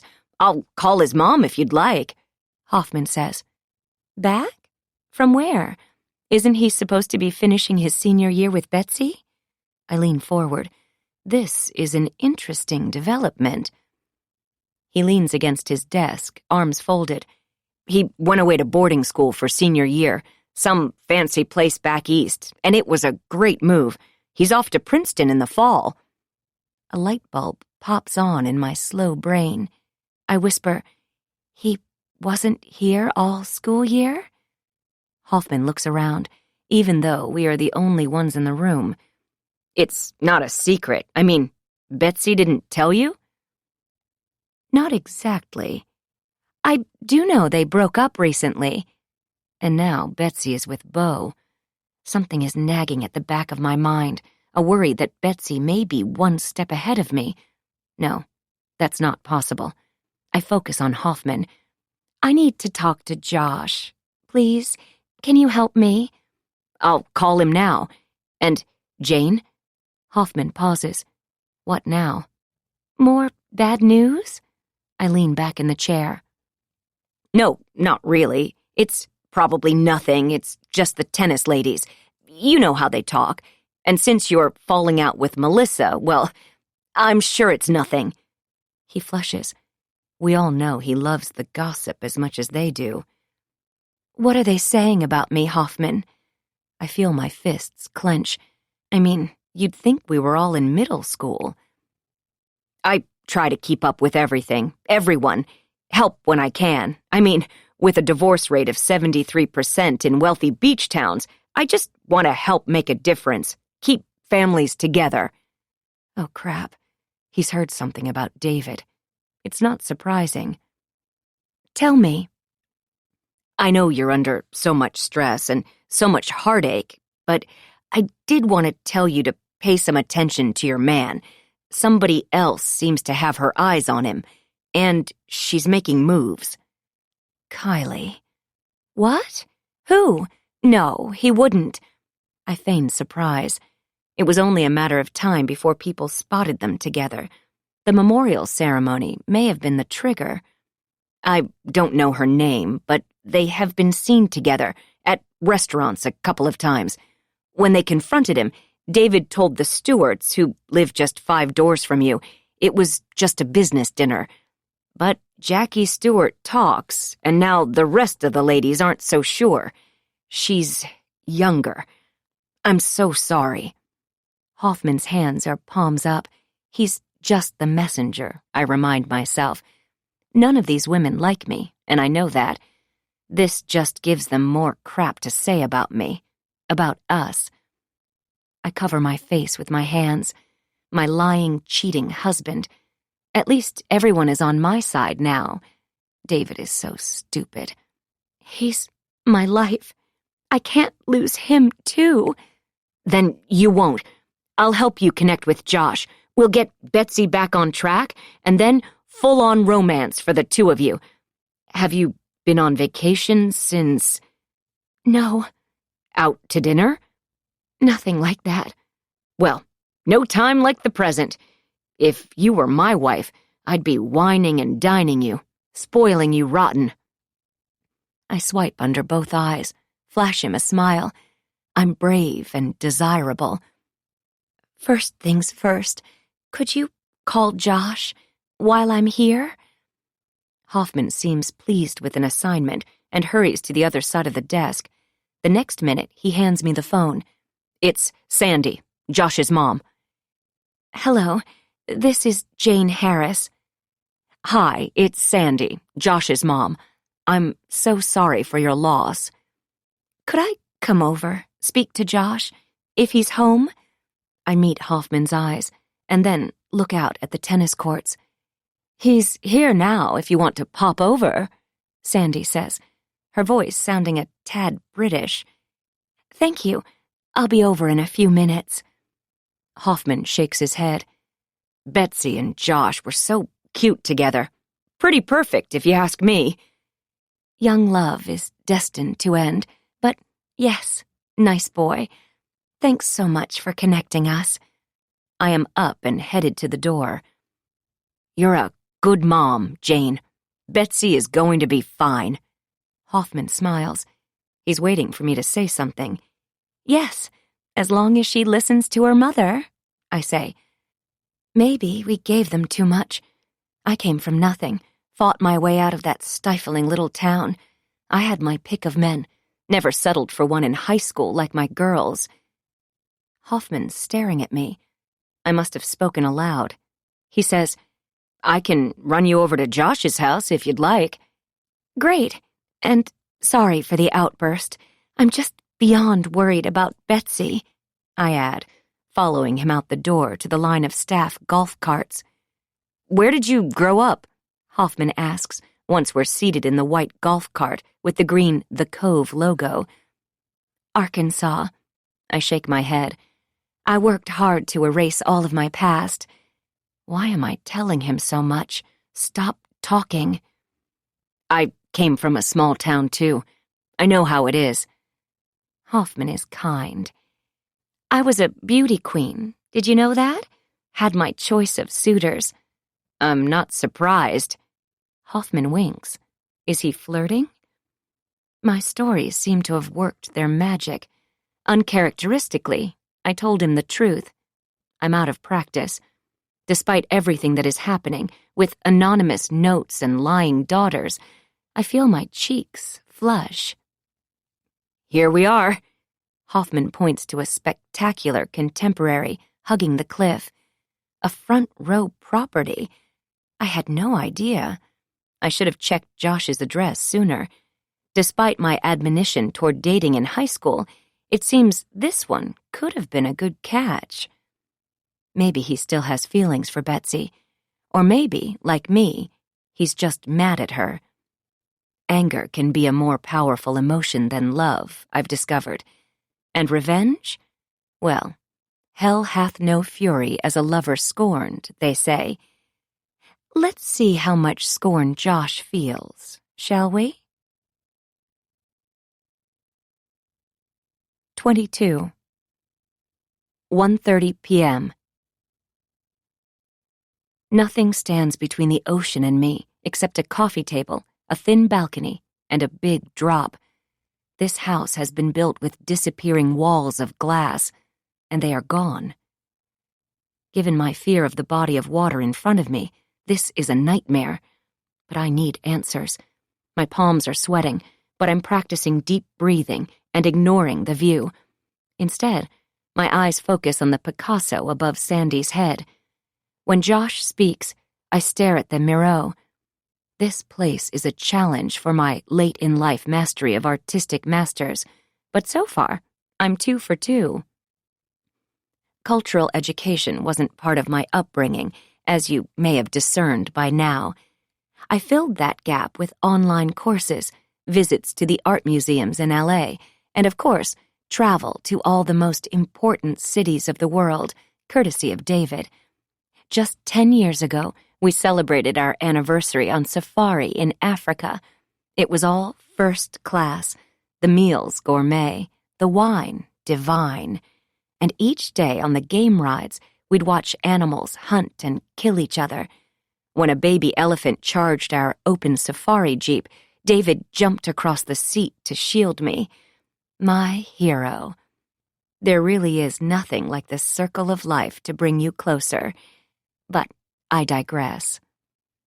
Not only am I awkwardly terrified by their spectacular house and its perch, I'm also underdressed, based on Josh's khakis and white pressed t-shirt and Sandy's black designer dress. I look down at my shorts, my casual go-for-a-walk-in-the-neighborhood attire. Who knew I'd be popping in for high tea? There isn't anything I can do about it right now, but I am a quick study. If I ever visit the Hamiltons' home again, I will dress accordingly. So, Josh, I didn't realize you have been away at school. I can't take the small talk anymore. I reach for a finger sandwich perched on the edge of a 3-tiered silver tray. Yes, we're drinking tea and eating cucumber finger sandwiches. This must be a regular afternoon thing for these people, because they didn't even know I was coming over until a few minutes ago. I'm losing patience. I need to ask some questions. Josh has been home about 2 weeks now, Sandy answers for her son. She seems both proud of him and wary of me, both at the same time. Her eyes dart to her son, as if to be sure he is still there. We're just so very happy to have him home for the summer. He's off to great things in the fall. Thanks, Mom. It was an adjustment, changing schools for senior year, but it was worth it. Josh nods and shoves a crustless cucumber sandwich into his mouth. Apparently, they didn't work on manners at boarding school. It's nice to be back. You know, doing whatever you want, for the most part. Sandy clears her throat. Boarding school has a very regimented routine, day and night. Josh learned so much, met such fabulous people. Of course, he missed his friends back here, like Betsy, but he's going to Princeton in the fall because of his dedication to making a positive change. Josh nods. Great time. What can I do for you, Mrs. Harris? Well, first, welcome home, and congratulations on all of your achievements. Betsy never mentioned you were away. I take a sip of my tea. It's cold. As cold as the stare Josh is giving me. I'm not surprised. Josh shoves another sandwich in his mouth. Sandy's head tilts in my direction. If I may be frank, Josh needed a break from your daughter. She broke his heart. Josh coughs, choking on a sandwich. Oh my God, really, Mom? Betsy is fine. She's just mixed up. Finally getting to the heart of it, I ask, you mean because of Beau? Josh's eyes grow wide, and he leans forward, elbows on knees. Yes, him. He's the reason Betsy and I broke up. Well, and when I went away to school, that didn't help. We still talked almost every day, but things changed because of him. I was there for her after Mary died, but I guess she needed more. Sandy stares at her son. What's going on, Josh? What are you talking about? I brush imaginary crumbs from my lap and stare down at my tennis shoes. I understand this is hard for you, that you and Betsy were a thing for a while, and I'm sorry you kids broke up. I didn't know Betsy was spending so much time with that teacher. Of course, I already know she's in a relationship with that man. I wonder if Josh is still a sucker, if he still believes her after all of this. I take another sandwich, chew my bite of the cool cucumber slowly. Josh flushes. Oh, gosh, I don't know that. I mean, I think he was hitting on her, but Betsy and I still had a thing. We went out at Christmas break and talked almost every day. He puts his plate on the coffee table and leans back. He's telling the truth. They did text all the time. I saw their messages. But nothing from Beau. Nothing. Did Betsy keep Josh around to trick me, as a beard, for one reason only, to hide Beau from me? It got really confusing at the end.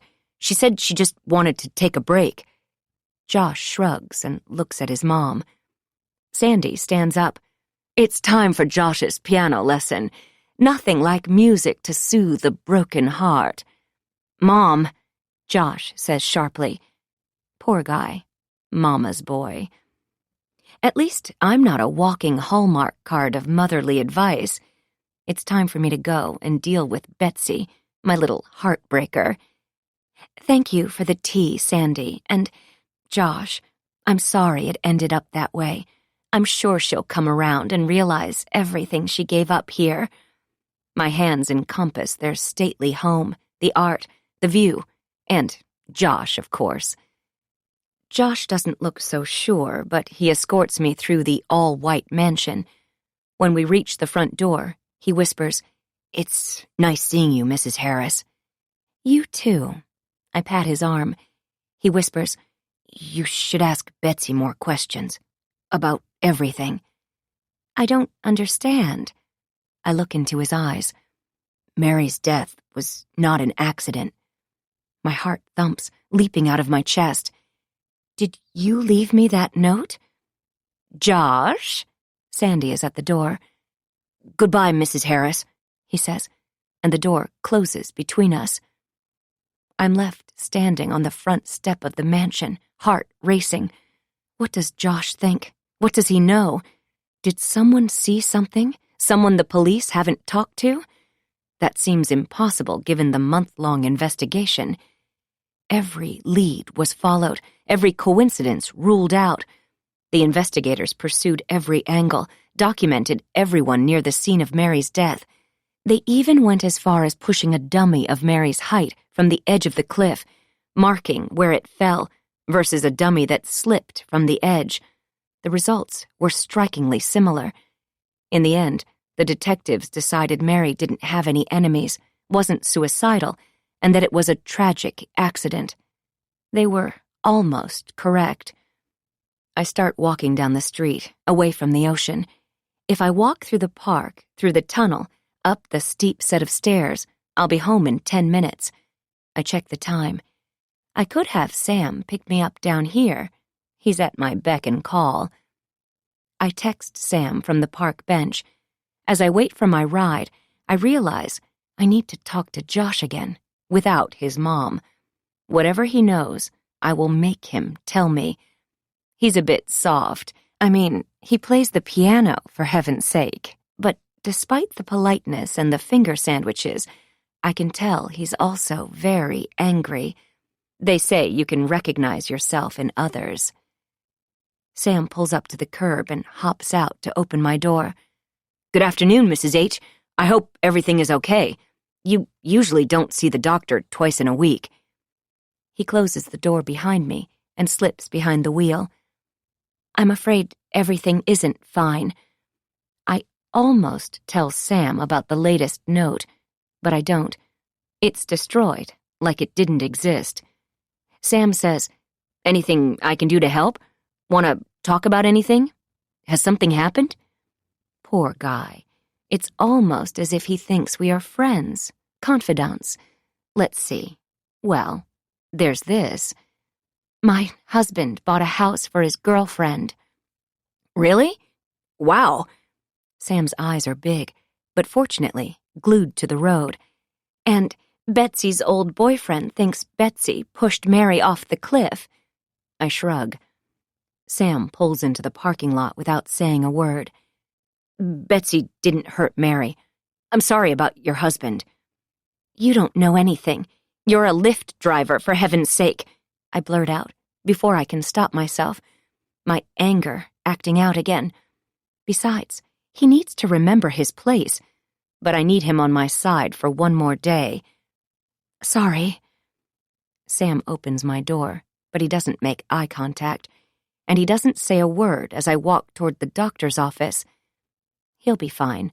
I have other things to worry about than hurting my driver's feelings. Besides, how dare he doubt my facts, my truths? This is my story, my family, not his. He's a Lyft driver. I shake my head and clear my thoughts as I step into Dr. Rosenthal's office. Later, I will question Josh again. He has more information that can help me. But first, Dr. Rosenthal needs to be enlightened. 23. 3:15 p.m. Dr. Rosenthal stares across her desk, taking in my new facts. I've tried to weave a story from what Sandy and Josh have told me and what they didn't. I lean forward in the lazy boy. I didn't even extend the footrest today. I'm afraid Betsy may have killed her sister. I say it with a shaking voice. No. What do you mean, no? I'm tired of people saying no to me. I try to imagine the scene. The point is majestic, but it's illegal to hike there because the ground at the edge of the cliff is so unstable. In the spring, giant coreopsis invade the typically barren land, bursting with bright yellow. The legal part of the hike circles the point, a fair distance away from the coast. But toward the end, as you near the ocean, you can hear the roar of waves, and you stop at the hiking trail closed, danger sign, nailed to a post blocking the path. The coroner's estimate is that Mary fell just before sunset. Jane, talk to me. I blink and look at Dr. Rosenthal. I say, Betsy could have been there with her sister. Perhaps they went to the park, maybe so Betsy could introduce Mary to Beau. I'm almost certain that was Betsy's agenda. I can see them, walking together along the path, quickly jumping the fence, warning them of danger, while encouraging Cash to do the same. I imagine their conversation was intense, a hushed disagreement, making them unaware of their surroundings. Sisters hike together all the time. It's normal. Your girls are normal. Dr. Rosenthal leans forward. Is she trying to stop me? I wonder, what were they talking about? Was Mary threatening to tell us about Betsy's new boyfriend? Did Betsy push her over the edge in a fit of rage? Jane, stop. I need you to listen to me. Dr. Rosenthal commands. I blink. I'm listening. You cannot accuse Betsy of this. Mary died of a tragic accident. End of story. I shake my head, no. I got another note. Yesterday. The note said Betsy knows more than she's telling us. Who could be doing this to you? To her? Dr. Rosenthal looks concerned, her brows knit together, lips purse. I mean, it has been a year since Mary died. Why now? And then I know. Josh and Betsy broke up. The spell she had on him broke. So he wrote the first 2 notes. He repeated the same words just now at his home. He is trying to tell me to look at Betsy, to ask her more questions. He thinks she's guilty. He has access to the Cove stationery. His dad is on the board. Did Betsy somehow keep him under her spell, leading him on until he came home from boarding school and learned the truth? Despite myself, I feel a spark of pride. She's my daughter. And then I realize something else.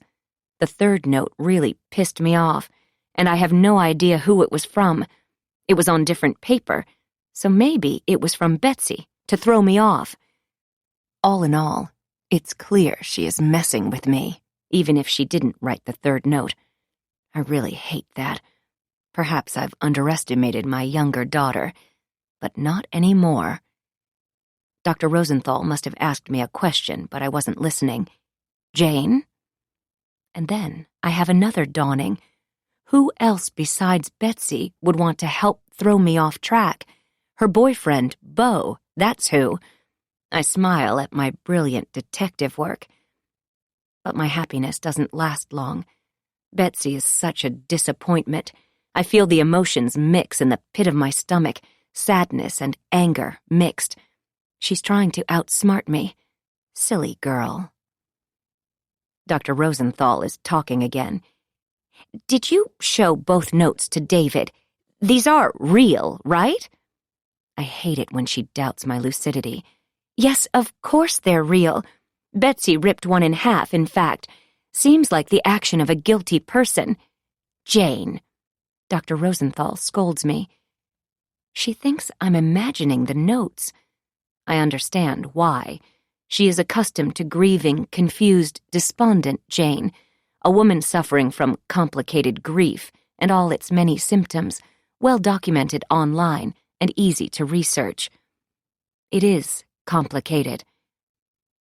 I showed the first note to Betsy and David. They laughed at it. At me. I shake my head. Why would they laugh at you? Dr. Rosenthal drops her head so she can look at me without her readers. They always do. They gang up on me. True. But I think Betsy might have hurt her sister. She always was jealous of Mary's success, Mary's life. Mary was the favorite daughter, so it had to be hard. Betsy's uncomfortable around me, like she's hiding things. Betsy does know more, and that's why she had to make fun of the note. Dr. Rosenthal seems concerned. Her fingers tap the desk. You are accusing your daughter of murder? When you say it like that, it's so dramatic, so diabolical. No, well, I don't know anymore. I just know they were fighting just before Mary died. Dr. Rosenthal takes a deep breath. That's a serious charge, Jane. You'll need to go to the police. No, I would never do that. I already have. She presses. What does David think? My face falls, and I rummage for a tissue. Time to turn on the faucet. David isn't home much these days. Smelling another delicate and potentially juicy topic, Dr. Rosenthal takes the bait, as always. Isn't this what she went to school for? To hear me spill the juicy details of my husband's illicit affair? Of course it is. Tell me more, Jane. It's okay. I break down, sobbing. What is it? I don't think he loves me anymore. I manage to tell her. This is true. I know it. Dr. Rosenthal writes something down. He seemed very committed to the marriage when he was here. She looks through her notes. Oh my, that was almost 10 months ago now. I thought I'd seen him since. Time flies. We need to bring him in for a session, a couples session. Tears stream down my cheeks. She hands me another tissue. What evidence do you have for your feelings? Remember, we don't always perceive people and events as we should when we're mired in grief. That goes for both Betsy and David. I'm sure Betsy has an alibi for when Mary died. Well, I'm right about both of them, Doctor. David is having an affair. I have photos of the two of them together. And Betsy, well, this is just awful. Dr. Rosenthal looks shocked. This is all bad form, I know. Screwing around on your grieving wife, murdering your sister. I start crying again. Really? Are you sure about David? She looks at her notes and back at me. Yes, I've been spying on him for months now. And there's Hoffman. The tennis coach told me. He works at the Cove. He knows everything. I sob. This man told you Betsy killed Mary and that your husband is cheating on you? She has stopped taking notes. I nod. She looks at me. Well, sort of. Jane, have you been drinking again? She's twisting her glasses around her finger. It's mesmerizing. No, I mean, I've had a little, but I'm really much better. That's true. It's time. You could say the memorial service really opened my eyes. Or you could say my eyes were fully opened when David crossed that threshold with Kylie in his arms. In truth, as you know, I never was as grief-addled as I seemed. The fog is lifting. I need to take control of my life, and I need answers about Mary's death, and David, too. Dr. Rosenthal lets out a big sigh. She wants me to let it go. We know what happened to Mary. She died, tragically. Let's address David. What is your plan for confronting him? I won't be confronting him, but I do have a plan. I realize, looking at her, that she doesn't get me at all. I mean, that's partially my fault, because I haven't told her the truth all along. I get that. She underestimates me. Everybody does. What do you suggest? Perhaps you could bring him with you to the next session? Tell him it's time, since he hasn't been in for 10 months. We'll see if he can express what he's going through. Sound good? Dr. Rosenthal's glasses are back on her face, framing her wise, owl-like eyes. She has a PhD, and I'm just a high school graduate. But there are several different types of intelligences in the world. There's book smart, and then there is a different smart, street smart, people smart. You think my husband will waltz in here and admit to you he is having an affair? I shake my head, the tears long gone, just like any hope of salvaging our marriage. The only thing left is revenge. I think if he shows up with you, there is hope for your marriage. As for Betsy, you need to take your time, really think about what you're accusing her of doing. That's a very serious charge. I just can't imagine it. I've never seen Dr. Rosenthal's eyes so big. She's a bit freaked out, I think. She's heard more from me than she bargained for. I sniff.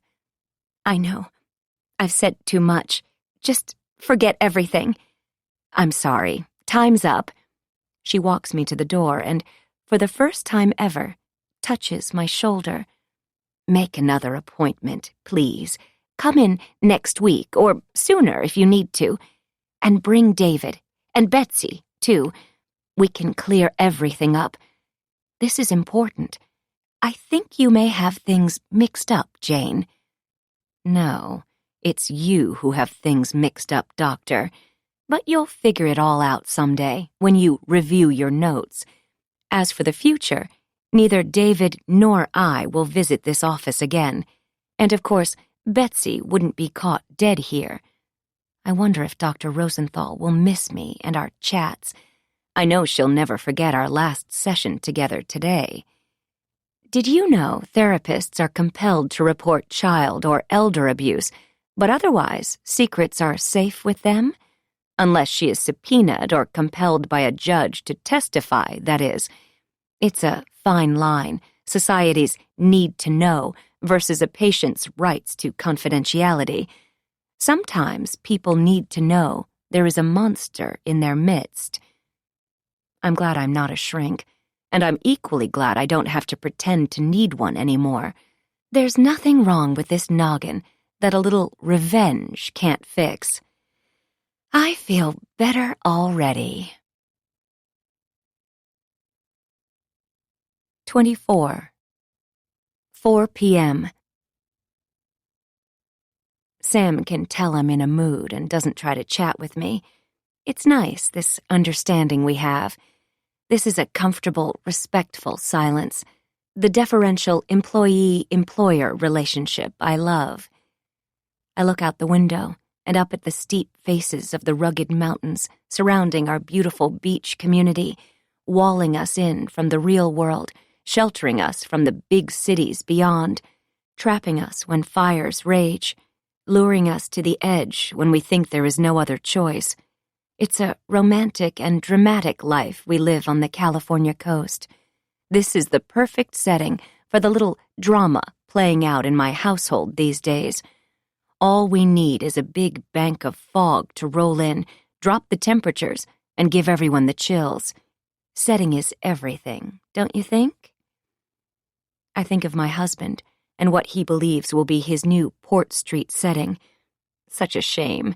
He used to be completely under control. In our relationship, until recently, I was the maestro.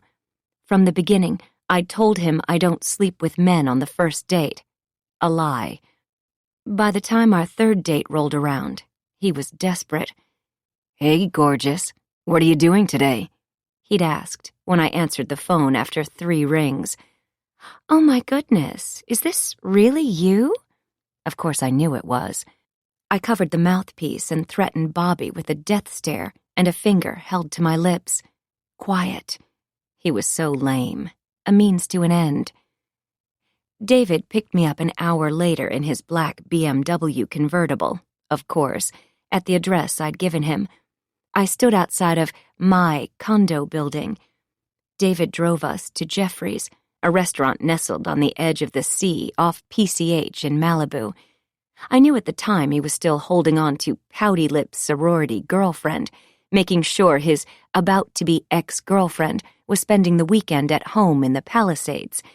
You always need to hedge your bets, David tells our girls, and he certainly does, as you now know. The date was perfect. We exchanged stories, told each other about our families, sort of, and our lives, not completely. We shared a bottle of expensive champagne, and then another. He didn't seem tipsy. He'd just been a frat boy, so his liver was in shape, but I pretended I was. And that's when I told him, with a tear rolling down my cheek, that he was the best thing that ever happened to me. I meant it. When he asked me to come home with him, that it was time, I shook my head no. I can't. We can take it slow, Jane. Promise. I'm a gentleman. Just come home with me. I'd pretended to deliberate as I watched the sun plunge into the ocean, as his knee pressed against my leg, the heat spreading through my body. I remember coaching myself, as my mother had once done during pageants. Pace yourself, Jane. If you want the prize, you cannot be too eager. The trophy is so shiny, Jane. But you must not grab. You must make them want to give it to you. I touched his hand lightly, and then pulled away. I better not. I have work in the morning. But can I see you this weekend? I blinked and stared into his deep blue eyes. I have a work ethic too, David. Of course. His eyes twinkled with desire. I was familiar with that look, both then and now. It's my superpower. I'll bump into guys I dated in the past, or a friend of a guy I dated in the past. They all still give me the look, even if they've been married for years. They still feel my power. Sam pulls to the curb in front of my home in the most highly sought-after community in Orange County. I'm just repeating what's in the brochures. I try not to believe any hype but my own. Thanks, Sam. See you tomorrow. I'll let you know if David decides to drive me to graduation. Big day tomorrow. Sam waves without smiling and slips back into his car. I think he might still be mad about my outburst. I wave as he drives away. I probably won't see him again. Sam has been a great crutch this past year, but like most things in life, there is an end date to his usefulness, and it's now. I imagine an expiration date stamped on his forehead, and chuckle. It's also funny Sam is talking about tomorrow. He doesn't realize there is still so much more left of today. 25. 4:15 p.m. I walk through the front door and check the time on my phone. It's late afternoon on a Wednesday.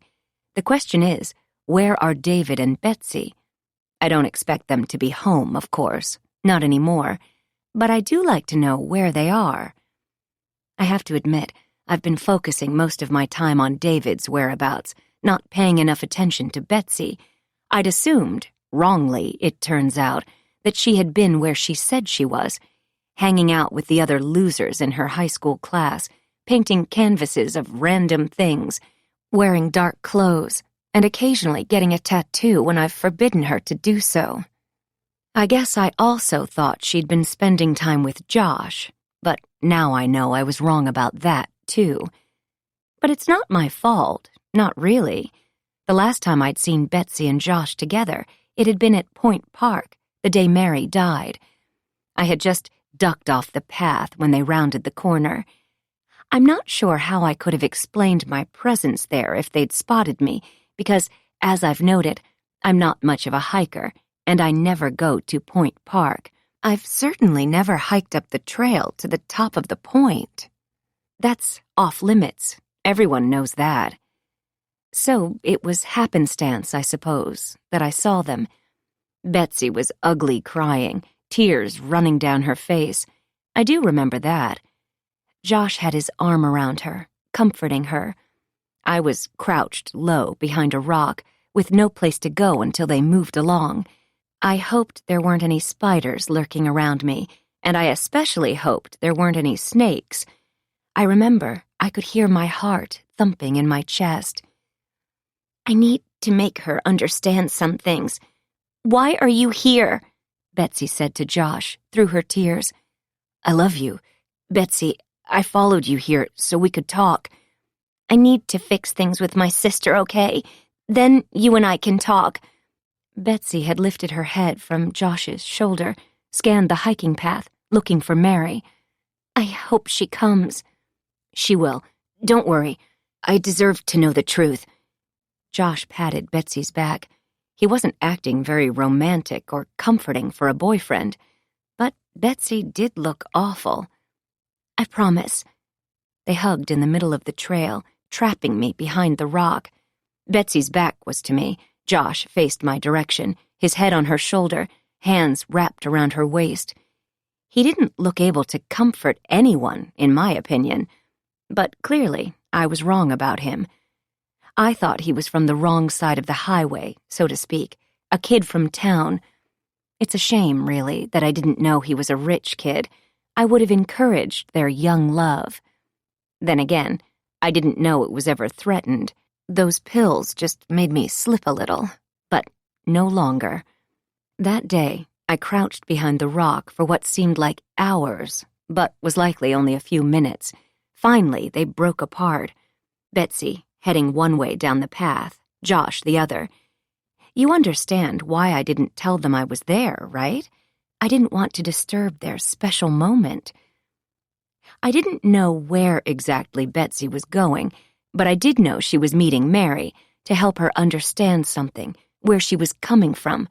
I knew that much. I'd heard Mary and Betsy fighting the night before, of course, standing in the hallway outside Mary's bedroom. I wish I'd heard more, I really do.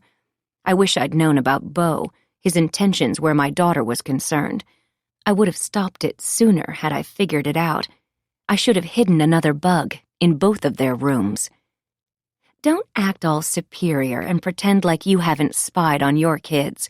All parents do it. We eavesdrop during carpool.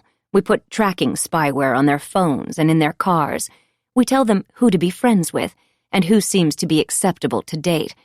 And sometimes, when they are hiding secrets from their own mother, we listen outside their bedrooms. My mom told me she was always watching me, and I believed her. Problem was, then and now, my family is hardly ever around anymore. The snippets of information I picked up during the 2 weeks Mary was home last summer, the short 2 weeks before her accident, were spotty at best. The girls whisper-argued. There was never one text between Betsy and Beau, or between Betsy and Mary, for that matter. I didn't know he existed then. I didn't know the actual cause of the friction between them. All along, I thought Betsy was sticking up for me, telling Mary not to move in with Elizabeth. I thought they were fighting over Mary's birth mother, not some ridiculous ponytail-wearing hardware store employee. When I'd finally knocked on Mary's door, they'd pretended to be tired and kissed me goodnight. Little traitors. I couldn't push them because I wasn't supposed to be listening at all. The only thing left to do was to follow them the next day. You would have done the same. Back then, I'd focused my attention on Mary because that was the pressing issue, her move to L.A., her move to Elizabeth. I'd already been watching David, of course. That left little time for Betsy and her secrets. There was never one text between Betsy and Beau. I didn't know he existed then, but now I do. I'm on to you, Betsy. Now it's your turn. 26. 4:25 p.m. I call Hoffman. He answers on the first ring. Twice in one day. What fun. How can I help? My visit with Sandy and Josh was helpful. Thank you. My pleasure. Let me know what else I can do. Anything. He's flirting. I'm sure of it now. That is wonderful. He's crazy about me. I guess I always knew it, sensed it, but I had David. And truth be told, Hoff is not my type, not for the long run. But right now, sure. Well, I do have one more little favor. I need to talk to Josh, alone, without his mother hovering. I think he wants to tell me something. Any ideas? I need to find out what Josh saw the day Mary died. I have a tennis lesson with him tonight, a private. Why don't you come down as it's ending? We could pretend you're having a private lesson too, and you can talk to him. Maybe have a lesson after? It would be great for you and me to get some exercise. I smile. Bingo. You're so smart. I love this idea. And yes, I'll bring my racket. We can volley a little after I speak with Josh. His lesson is 6 to 7. See you then. I'm looking forward to it, Hoff, I murmur before hanging up. I have managed to wrap him around my finger like I used to have David. I'd focused on befriending Hoff the moment we moved to the Cove, and it's paid off nicely. Some women are girls' girls. Some are guys' girls. I suppose you've figured out where I fall. I've always enjoyed the company of men over women. I'm sorry to say, they're just, well, easier. I imagine Hoff smile and enjoy my hold over him. Power is such a trip. But I have more to do before my tennis lesson. First things first, and that means my husband.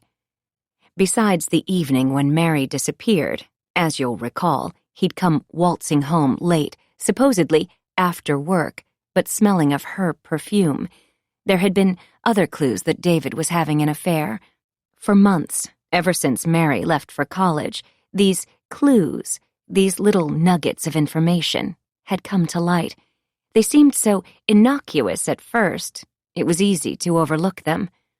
Sure, I had that sinking feeling that I was missing something, and that wasn't like me. I don't miss things. I'm always watching. Maybe it was simply denial. I still don't understand why I wasn't good enough for him anymore. I figured perhaps it was just a temporary reaction to Mary heading off to college. They had been close, and I know he missed her. Maybe he envied her escape. But he's mine, and an adult. He should have gotten over it. He didn't. The business dinners that lasted until after midnight, or the late hours in the office working on a special deal, started soon after Mary left for freshman year. But the more telling signs were his new commitment to working out, the spring in his step. He must have opened a new credit card, had the bills sent to the office, because there was nothing tangible, not at first. The yoga classes were a slip, but otherwise, he didn't make many mistakes. It was the little things that hurt the most, the reluctance to hug me, to touch me, to kiss me. Those things were there, despite the fact that I was a catch. As Hoffman will attest, I still am today. I guess it all came together when we spent our last Christmas together as a family in Telluride. During the day, David skied with Mary and Betsy, and that wasn't abnormal. I, of course, am not a big fan of the sport, having grown up in the deep South. I would be back at the condo, waiting for them to come home and regale me with mountain adventure stories, their cheeks rosy from the cold. And they did. But at night, David would close himself off in the office, spending hours on the computer, the newly password-protected computer, while the girls and I went to dinner without him, trying to ignore his absence. I was on to him after that trip. I spent the spring worrying and scheming. It's easy, really. There are all types of spyware apps on the market.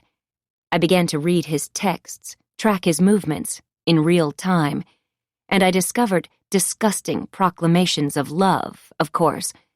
But I also found more. I discovered that my husband and my daughter were also keeping a secret from me, and that secret was worse than any affair. That stabbed into the core of my existence. They were figuring out how Mary could work for and live with Elizabeth James. Mary loved her more than me. She even told me so, one of the last times we talked. Mary spoke her words quietly, but they are burned into my heart. I love and respect Elizabeth. She's brilliant. I'm going to be just like her, Mary said to me. I forbid it, I said. You are not thinking straight, Mary. You're irrational, psychotic. You need to rest. I don't have to listen to you anymore. You are a terrible mother, and I'm so lucky to have another role model. Even Kylie would be an improvement. At least she's normal. My daughters are my life, the very reflection of my success as a mother. Even thinking of this sends me into a rage again. It's never been that satisfying to kick things or punch walls. I used to do that when I was younger and broke too many toes and my hand a couple of times. I still enjoy throwing things, like plates or small bookends, at people when I'm angry, but neither of them were home then, nor are they now. My heart pounds. Living well is the best revenge, I tell myself, unclenching my fists. My shoulders have shot up to my ears, and I coax them down. I'm proud of the self-control I can muster when I need to, and I do. I still have a lot to do before my tennis lesson. In fact, I have a lot to do before graduation tomorrow night, when we all enjoy the culmination of Betsy's activities, both at school and outside of school. She'll be so surprised. 27. 5 p.m. The yoga class begins at about 5 minutes after 5, every Wednesday. The teacher is late every week, the class attendees perpetually on time. An interesting and upside-down dynamic, but I decide she must be a good teacher, or they wouldn't put up with it. I wouldn't put up with it. I do know it's important to have a proper instructor because yoga taught incorrectly has the potential to kill you. It's tragic, but true. There are endless stories of injuries to backs and limbs. But consider the danger of overstretching the head and neck. Consider the shoulder stand, where you raise your legs into the air, and the plow, where your feet go over your head and touch the floor behind you. Both seemingly innocuous poses. But reductions of blood flow in your basilar artery can cause a fatal stroke. It's happened many times. Through the window, I see the teacher unfurl her lime-green mat in front of the group. I count 10 students lined up on their mats in a row, facing toward the back wall, and the tardy teacher. Their backs are to me, feet stretched out in front of them. As they begin their sun salutation Series A, I watch for the upward-facing dog of the man on the far right side of the room. According to a Columbia University study, yoga's extreme bending and contortions resulted in back, shoulder, and knee injuries, neck injuries, and strokes more often than death. But one can always hope. David is wearing ridiculously short shorts for a man his age, no doubt picked out by Kylie. She's on a pink mat to his left, in an all-white, skin-tight getup. She's not normal. She's a show-off. As for David, this whole yoga thing is new, just like his haircut, his waistline, and where his loyalties lie. They don't touch each other here, not in front of all of these yogis. They act as if they're just friends taking yoga class together. Just a couple of buddies doing downward dog. Mary's death seems to have accelerated their romance, added some sort of tragic fuel to his need to escape from me and our life together, as if Mary's death ended our family. But that is not the case. His actions destroyed our family, our marriage, and I will make him stop. David and Kylie have been taking this class for 6 months. At least, that's when I found out about their standing date. Because even though this studio is 2 beach towns away, and I've been grieving, and I don't have any friends, I'm not stupid. My husband would never take a yoga class, and yet a package showed up in his credit card transactions. A package for 2. Satisfied that they're busy, I walk behind the studio to the lot where we've all parked. Cozy. There's David's black Tesla, and a few spots down, Kylie's brand-new white Audi with its temporary plates. She's only 28.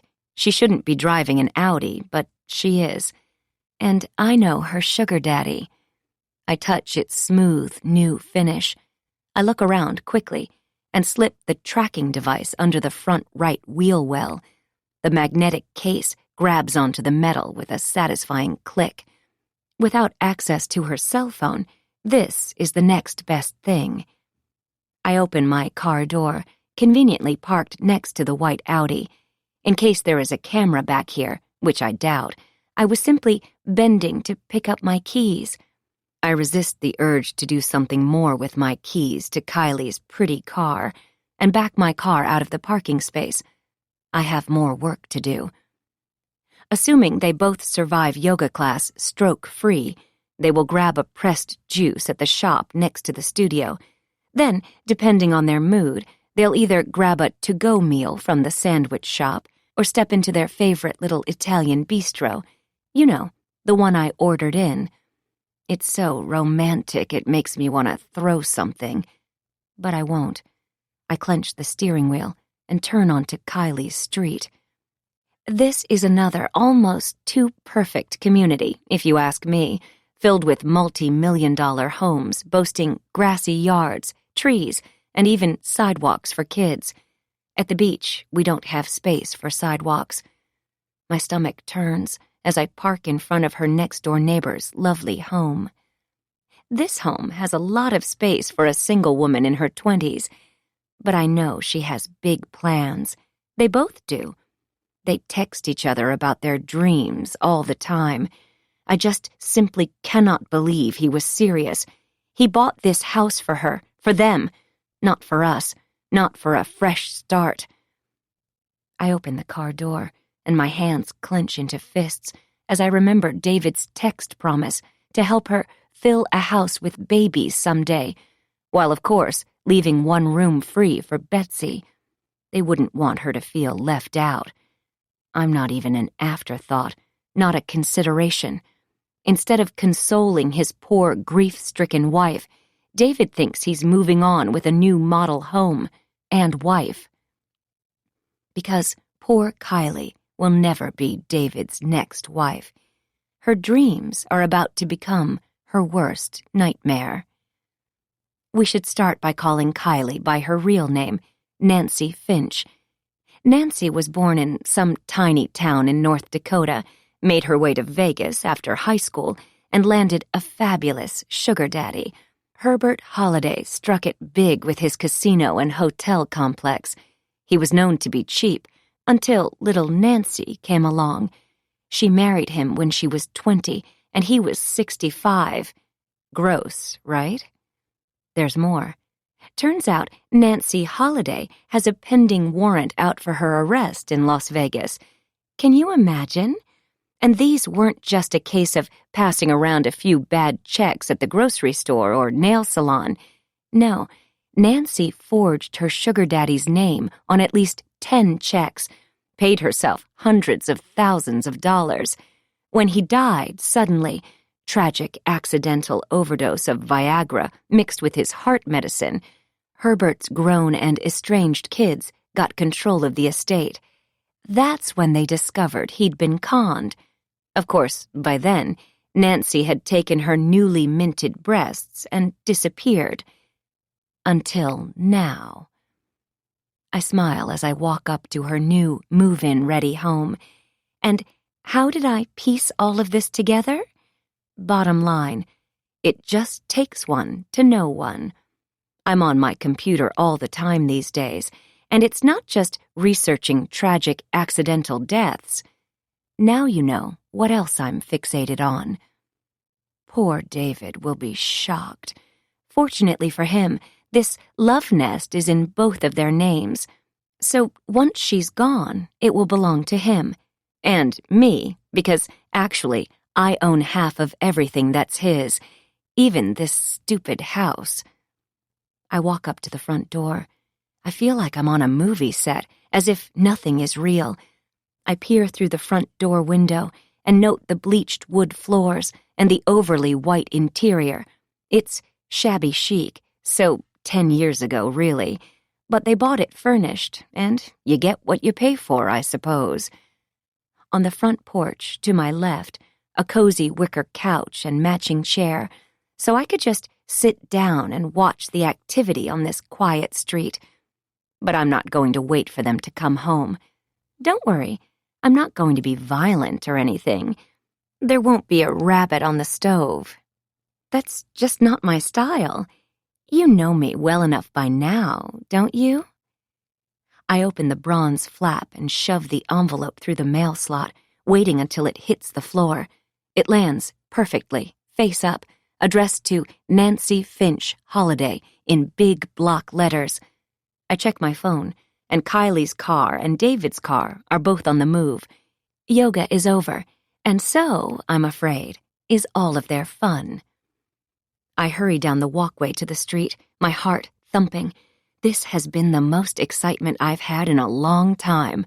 I pull away from the curb and head back home to the more exclusive community where I belong. Kylie thinks she can just take without working for anything, and she's been lucky so far, but not anymore. As I let her know in my anonymous letter, yes, I also pen anonymous notes. I've outlined all the facts, her real name, the crimes she's been charged with, the warrant for her arrest, and I also let her know, helpfully, that the exact same information will be delivered to the Orange County Sheriff's Office. I wish I could have stayed around. I wish I could hear how she'll explain the letter to David.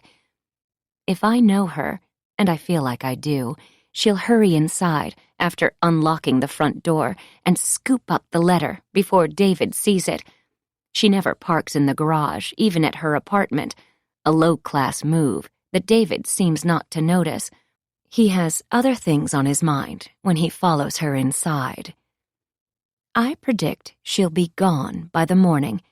She'll wait until David comes home to me tonight, what was to be his last night at our house. I can't wait until after graduation when you're all mine, Kylie texted yesterday. Just 2 more nights of this hell, and I'm all yours, David texted in reply. I'm assuming I'm the hell he refers to, but who knows? Makes me sick and angry. Wouldn't you be too? I mean, I could understand a little fling. We all grieve in our own way. But buying a house with her? That was the straw that broke this camel's back. I had to strike tonight, their first night as official owners of their dream home. I mean, it's so poetic. Tonight, David will leave their love nest reluctantly.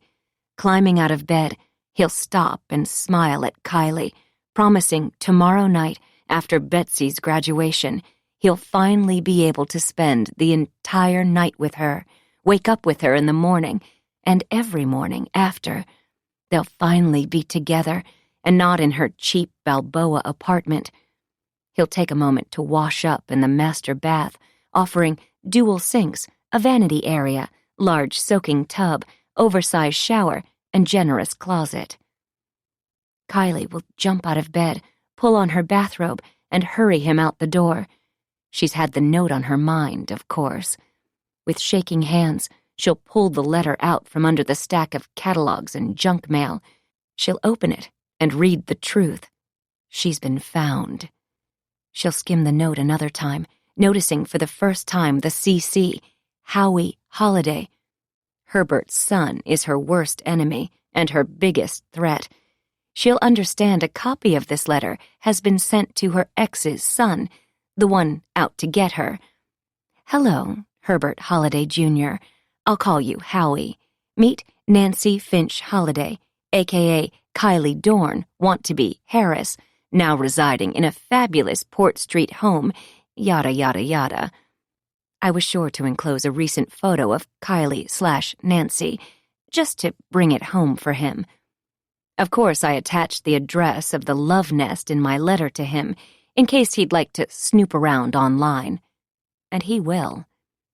She will know she has to go, and fast, the little home wrecker. She'll drive the white Audi into the garage, closing the door behind her. She'll work for a couple of hours, filling the car with everything of value she's received from David and from Herbert before him. And then she'll climb into the front seat with tears in her eyes and drive away. I pass through the gate and take a deep breath.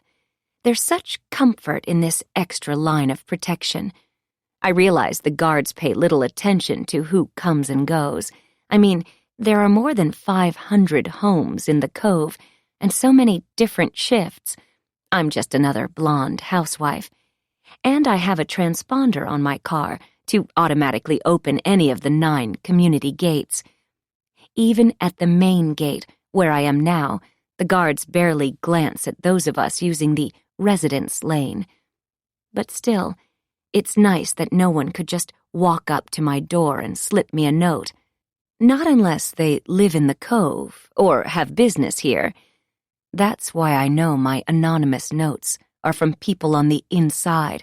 One way or another, they have access to the Cove. Josh used the Cove letterhead, and he lives here. That's easy. Who wrote the 3rd note? It doesn't matter, not really. It will all be over tomorrow. The home is a sacred, safe place. Or should be. Mine is guarded, protected by me, or by the literal guards roving our community 24/7. Poor Kylie. Her multi-million-dollar home is vulnerable, like she is. David can't protect her. Nobody can. Her anonymous note could be from just about anyone. I close my garage door and sit for a minute in the car. David's car isn't here, of course. It's now parked in front of the lovely home on Port Chelsea Place. He'll be home a little earlier than usual tonight. I know it's supposed to be a night to celebrate their new home, but Kylie will be distracted, anxious to read the letter, and David, focused on tomorrow's graduation and imminent liberation, won't mind enduring one more night of hell at home with me. Poor guy. He thinks he has it so tough. He has no idea what tough really is. Tough is when you lose everyone you love, one at a time. That's tough. Some people can't survive it. David already admitted he couldn't. Remember that? 28. 6 p.m. You can accomplish so much in a day if you have a plan and know how to execute it. I'm sure you're wondering how I kept myself from confronting David, how I was able to keep all of Kylie's secrets to myself, especially when I had to see her at the memorial service, especially once I saw my husband carry his mistress inside their new multi-million-dollar home. Yes, that was tough. And I wanted to surprise you. You have to agree, I am a great actress. In fact, if things had worked out, if the lousy LA manager had been a real talent scout and not a creep, I would have been a star. But you have to roll with the hand you're dealt, and I was dealt a future with David. things weren't bad. Not really. Not until David and Mary and Betsy, and David and Betsy started keeping secrets from me. No one keeps secrets from me. No one. And I will figure out Betsy's secrets. She's the key to the last mystery in my mind. I discovered Mary's secrets, and David's. The person in peril is Betsy, and she doesn't even know it. It's my duty to help everyone see the truth. I walk into the courtyard, look around for Cash, before realizing he's gone. The dog was really sort of a traitor at the end. He was. No one can deal with a dog that growls at you, no matter the trauma he suffered. Come on, get over it. We've all suffered. No one goes through life without some sort of struggle. Except for maybe the kids who grew up behind the gates of the cove. Mary's and Betsy's childhoods were blessed. Josh's, too. How could Betsy be so stupid to throw it away with a con man like Beau? Well, in Betsy's case, like I told you, she got her father's crazy gene pool. They're stingy, selfish liars, all of them. David, his parents, his daughter. She might look like me, but she is all of them. It's too bad. I check the time. I need to get changed for my tennis lesson. I hope I still have an outfit that works. I quit the team long before Mary died, so it's been a while since I've worn tennis whites. In my closet, I rummage through my old tennis drawer and pull out a dress. I know this will look great on me. I slip it on. The fit is nicer than a year ago. It pulls over my head without a tug. I admire my legs, long and lean. Maybe I will volley a bit with Hoffman, or maybe we'll go have a drink. I do have a lot to celebrate tonight. But first, tennis, anyone? It's your turn to play with me, Josh. 29. 6:40 p.m. I drive down to the tennis courts, even though I could easily walk. My car is like a traveling home of sorts. I have many things I may need. I like the notion of being prepared. It's why I installed a false floor in the trunk of my car. Lift up, and I have everything I need on my nighttime expeditions. Flashlights, high-powered camera, black sweatshirt and sweatpants, the usual stuff. I learned so much from Mr. Wyatt during my first job helping out at the gas station after school. I knew how to modify my luxury ride now, just like I knew what to do with my mom's brakes all those years ago. It's so easy to cut a brake line if you know what you're doing. I pull into a parking space and check the app. David is still parked. Betsy is on the move, driving north on Coast Highway. She's past the gates for the cove, so she's heading elsewhere. I'm not clear if she knows her father is leaving me tomorrow. I don't know if Kylie and David have given Betsy a tour of their new family home. Has he shown Betsy her new bedroom? I haven't tracked her car to that neighborhood, but they have both been good at keeping secrets from me, so I wouldn't be surprised. My body stiffens with rage. That would be so terrible I try not to imagine it. Even though it won't happen now, just the thought of them starting over without me, it's enough to push me over the edge. I shake my head, try to push my temper back into its box. There is no time for it, not right now. It's time to focus on Josh and Betsy by proxy. I can hear the tennis ball thwacking on the court before I spot Hoffman and Josh playing. There are 4 courts, but only one is in use.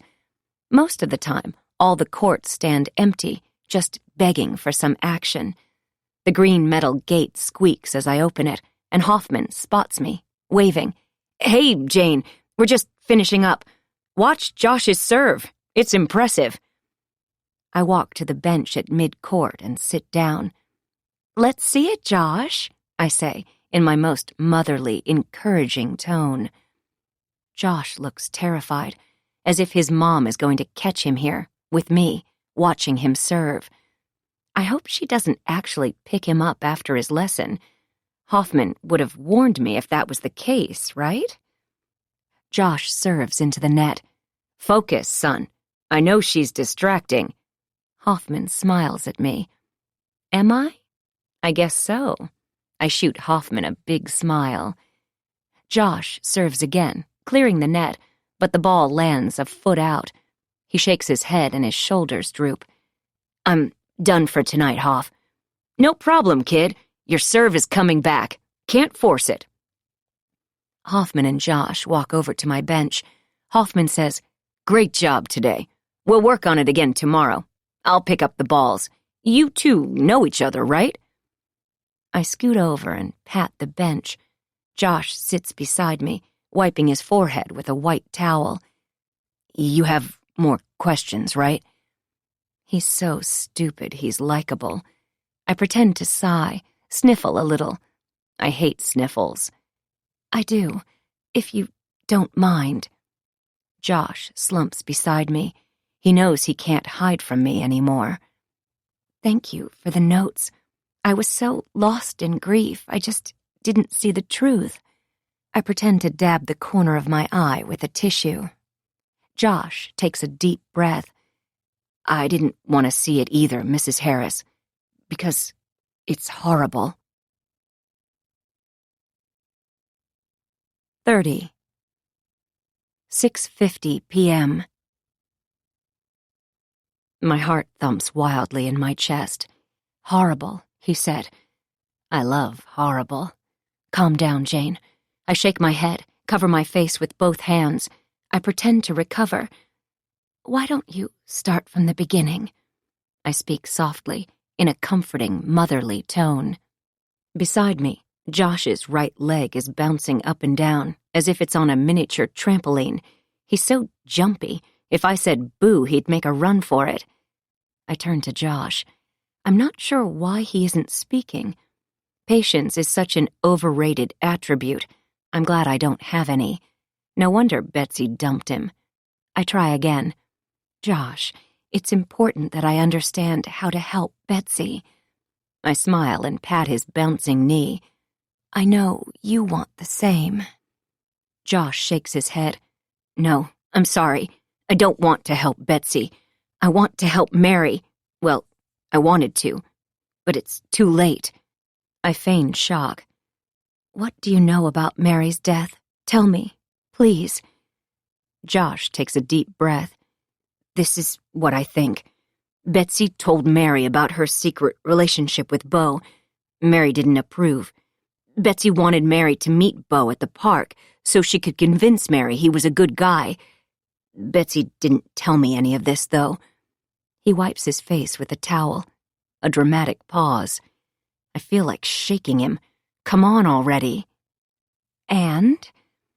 I followed her to the park. She'd been acting distant, and I wanted to talk. She sent me away. She was crying, really hard. I thought it was just a girls' fight, between sisters. I didn't know about Beau, not the real relationship. I thought Betsy still liked me, all this year. Even though I was away at boarding school, I still believed her lies. I believed we were together. I didn't even take a date to my senior prom at boarding school. I'm such an idiot. I believed her when she said she couldn't fly out for it. She said you wouldn't let her. Interesting. I wouldn't have allowed her to go across country to hook up with Josh, but she never asked. She was just using Josh. She didn't mention prom to me. Josh sighs, or exhales loudly, one of the two. I thought we were a couple until a couple of weeks before Mary's memorial. That's when she finally decided to come clean. I look over at him as he wipes his face with the towel again. He's heartbroken. I'm sorry. I didn't know about any of this. I thought you two were still together, too. Yeah, I know. Betsy knew you spied on her through her phone. Mary told her all about it. My mom did it, too. Does it, too. That's why we only do fake messages on text. We all use encrypted apps. What? Really? That makes sense. I never saw a text from Bo. We all use it. Well, when our parents are like you, we make sure to text once a week or so just to keep you satisfied. I shrug. I am what I am. I love my daughters, that's all. Mary was great. I know she was on my side. I know they were fighting about Bo. That had to be it, because otherwise they were really close. They fought the night before Mary died, and again that day. I swallow. I heard them that night, but it was muffled. I couldn't tell what they were arguing about. That morning, the day Mary died, I followed Betsy. She was acting suspicious. She canceled our bike ride, said she was busy, told me she was going on a hike with her sister and she'd call me later. But I had to follow her. That's when I caught up to her, crying on the trail. And then I left. If I had stayed, maybe Mary would still be alive. Josh pushes his hand through his hair, shakes his head. There were so many people in the park that afternoon. What happened next? I caught up to Betsy on the trail. She was alone, freaking out, crying. She told me she was meeting Mary, that they'd had a fight. She told me I needed to leave her alone, give her space. Josh takes a big drink of water. I was such an idiot. I still believed her, believed she loved me even on the day she was introducing her sister to a new boyfriend. She promised she'd tell me the truth. I pat his hand. No, Bo is not her boyfriend. Yeah, that's what I thought. I still believed her, this whole year, even after what happened to Mary. Josh turns and looks at me. Betsy lied to me, and she's lying about what happened to Mary. I know it. I look straight into his eyes. He believes everything he's saying. So you wrote me the notes. First, I confronted Betsy, the day before Mary's memorial. I know it was bad timing, but she won't return my texts, my calls. She sort of ghosted me. Josh looks up into the bright tennis lights. I asked her if she was with Bo at the park the day Mary died. She said no. But you don't believe her. Why? Do you have proof? I try to keep the smile from my voice. Mary sent me a text, but I didn't get it until after I'd left Betsy in the park. There's lousy cell service there. I left and drove home, and the text came in. Mary told me that Betsy was confused, told me not to worry. Here, I saved it. He hands me his phone with Mary Harris's, my daughter's, text message saved. Their whole exchange is there. Mary, I'm with Betsy. Don't worry, I'm on it. Josh, thanks, Mary. You know I love your sister. Tell me what to do and I'll do it. Josh, any updates? Josh, Mary, I'm worried. I called you. Please text back. I hand the phone back to Josh. My stomach flips. Mary must have died before she got your text message. She was in the park. No cell service. I know. When Mary didn't answer me, I drove back to the park and waited in the parking lot. I figured I'd thank Mary, maybe talk to Betsy. Who knows? I probably thought we'd get together that night, Betsy and me. Josh leans forward, elbows on knees. You didn't find Mary, right? No. All I saw were Betsy and Bo walking into the parking lot, together. From Point Park? On that day? I ask, trying to ground him. He seems very far away, like he's in a trance. I look across the tennis court. Hoffman is sitting on the bench opposite ours. He's on his phone checking email or texts. He senses me watching and smiles. I smile back and turn to Josh. The afternoon Mary died. Why didn't you tell someone? Say something. Betsy told me not to say anything about that day, that she'd get in trouble. Josh kicks the ground with the tip of his tennis shoe. She's afraid of you. Not afraid enough. Me? I think we should be afraid of her. Josh swallows, shakes his head. I loved her. I would do anything for her.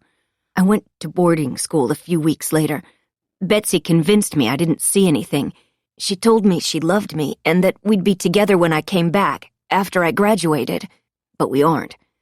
And I know what I saw. Despite the fact Betsy led me on all this time, texting me that she loved me, she didn't. They were together, in the park, the afternoon Mary died. And I have some of the last texts Mary ever sent on my phone. I guess those texts didn't really help, not without the context around them. He can provide plenty of context now, if I don't spook him. I didn't show the police. I didn't want to get Betsy in trouble. And besides, I'm sure they downloaded Mary's data, all her texts. Josh looks around the tennis courts, out toward the street. I know he's checking for his mother. Yes, we did see all of her texts. The ones to you didn't mean anything at the time, I suppose. Well, I'm glad you're finally telling the truth. It's always good to do the right thing, no matter the consequences. I pat his shoulder. I loved Betsy. I probably still do. That's what I told the police when they interviewed me back then. And I loved Mary, too. I kept Beau a secret. I didn't want to stir up any trouble. I know. But come on. Mary had it all figured out. She freaked out about Beau. I mean, he's a teacher. It's sort of gross.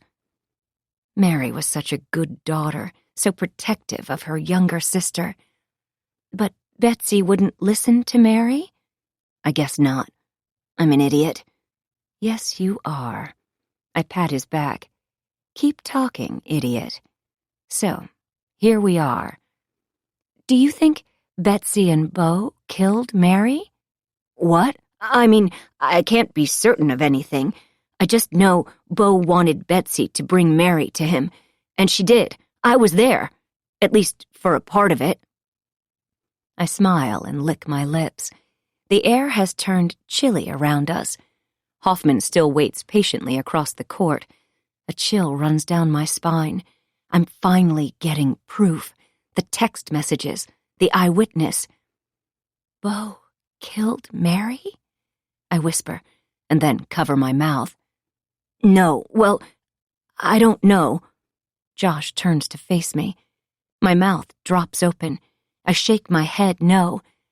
No, I whisper. My eyes are wide, staring at him, challenging him to be certain of what he is saying. I didn't see Betsy kill Mary. He pauses. A tear rolls down his cheek. But Betsy was meeting her there. Beau was somewhere waiting. And then Mary died. I wanted to believe it was an accident. But now, I don't think it was. Josh begins to cry, a quiet, hopeless sound. They were so mad at each other. Anything could have happened. Ah, yes, the Harris temper, from their father. Did you follow them? Did you witness Betsy push Mary off the point? I tilt my head. Is he confused, or will he stick to his story? No, I left and didn't come back to the park until after dark. But I know your daughters. They were yelling. So mad. Betsy was furious. He sobs. When I left the parking lot, Betsy and Beau were the only ones I saw. I pat his shoulder. Thank you for telling me. This isn't your fault, but the truth has to come out. It's been a year. Josh wipes at his face with the bottom of his tennis shirt. He's a mess, but he knows what he saw. I know. I was such a fool. I saw Betsy with Beau, and I still kept her secrets, still comforted her that day. I believed her when she told me there was nothing between them, that Beau was just a friend. I didn't tell the police anything. I lied to them. I thought she loved me. Wow, he's so malleable. David's a man of steel compared to this one. I should have told you sooner, but I didn't really see anything. And Betsy was being so nice. We were back together. At least, that's what she said. She loved me. Despite the situation, I feel a swell of pride in my heart. Betsy is her mother's daughter, after all. You could have called. I wondered where you were. A lie, but I should have tracked him down sooner, I realize. Betsy and I talked all the time. She was so sad about Mary. I didn't want to think there was anything more to the story than that. Josh kicks the ground. What are you going to do, Mrs. Harris? Betsy hasn't been herself since Mary died. It's been so hard on her. I mean, the guilt must be eating at her, Josh adds. He pushes off the bench. I'm sure it's hard to live with a murder, even if it was an accident, a fit of rage. I stand up too. I mean, I wouldn't know, but I can imagine how stressful killing someone could be, especially someone you love. Haunting. I don't think it was an accident, Mrs. Harris. I think Betsy pushed Mary off that cliff, maybe with Beau's help, maybe alone. And you don't think it was an accident either. Josh looks down at his feet. Correct. I never did. Mary never went up there to that point. Never. I agree. Do you think I should go to the police? He swallows. He certainly is facing a big moral dilemma at such a young age, and the kid still has to live here when he comes home from college break. If he tells, he'll be labeled a snitch, and who knows what Beau will do to him. Beau could be dangerous, don't you agree? I can't tell you what to do, or stand in your way. It's my worst fear come true. I look down at the bench, pretend to gather my thoughts. Tell your mom what you know. She will tell you what to do. A sob racks my body, and I bend over.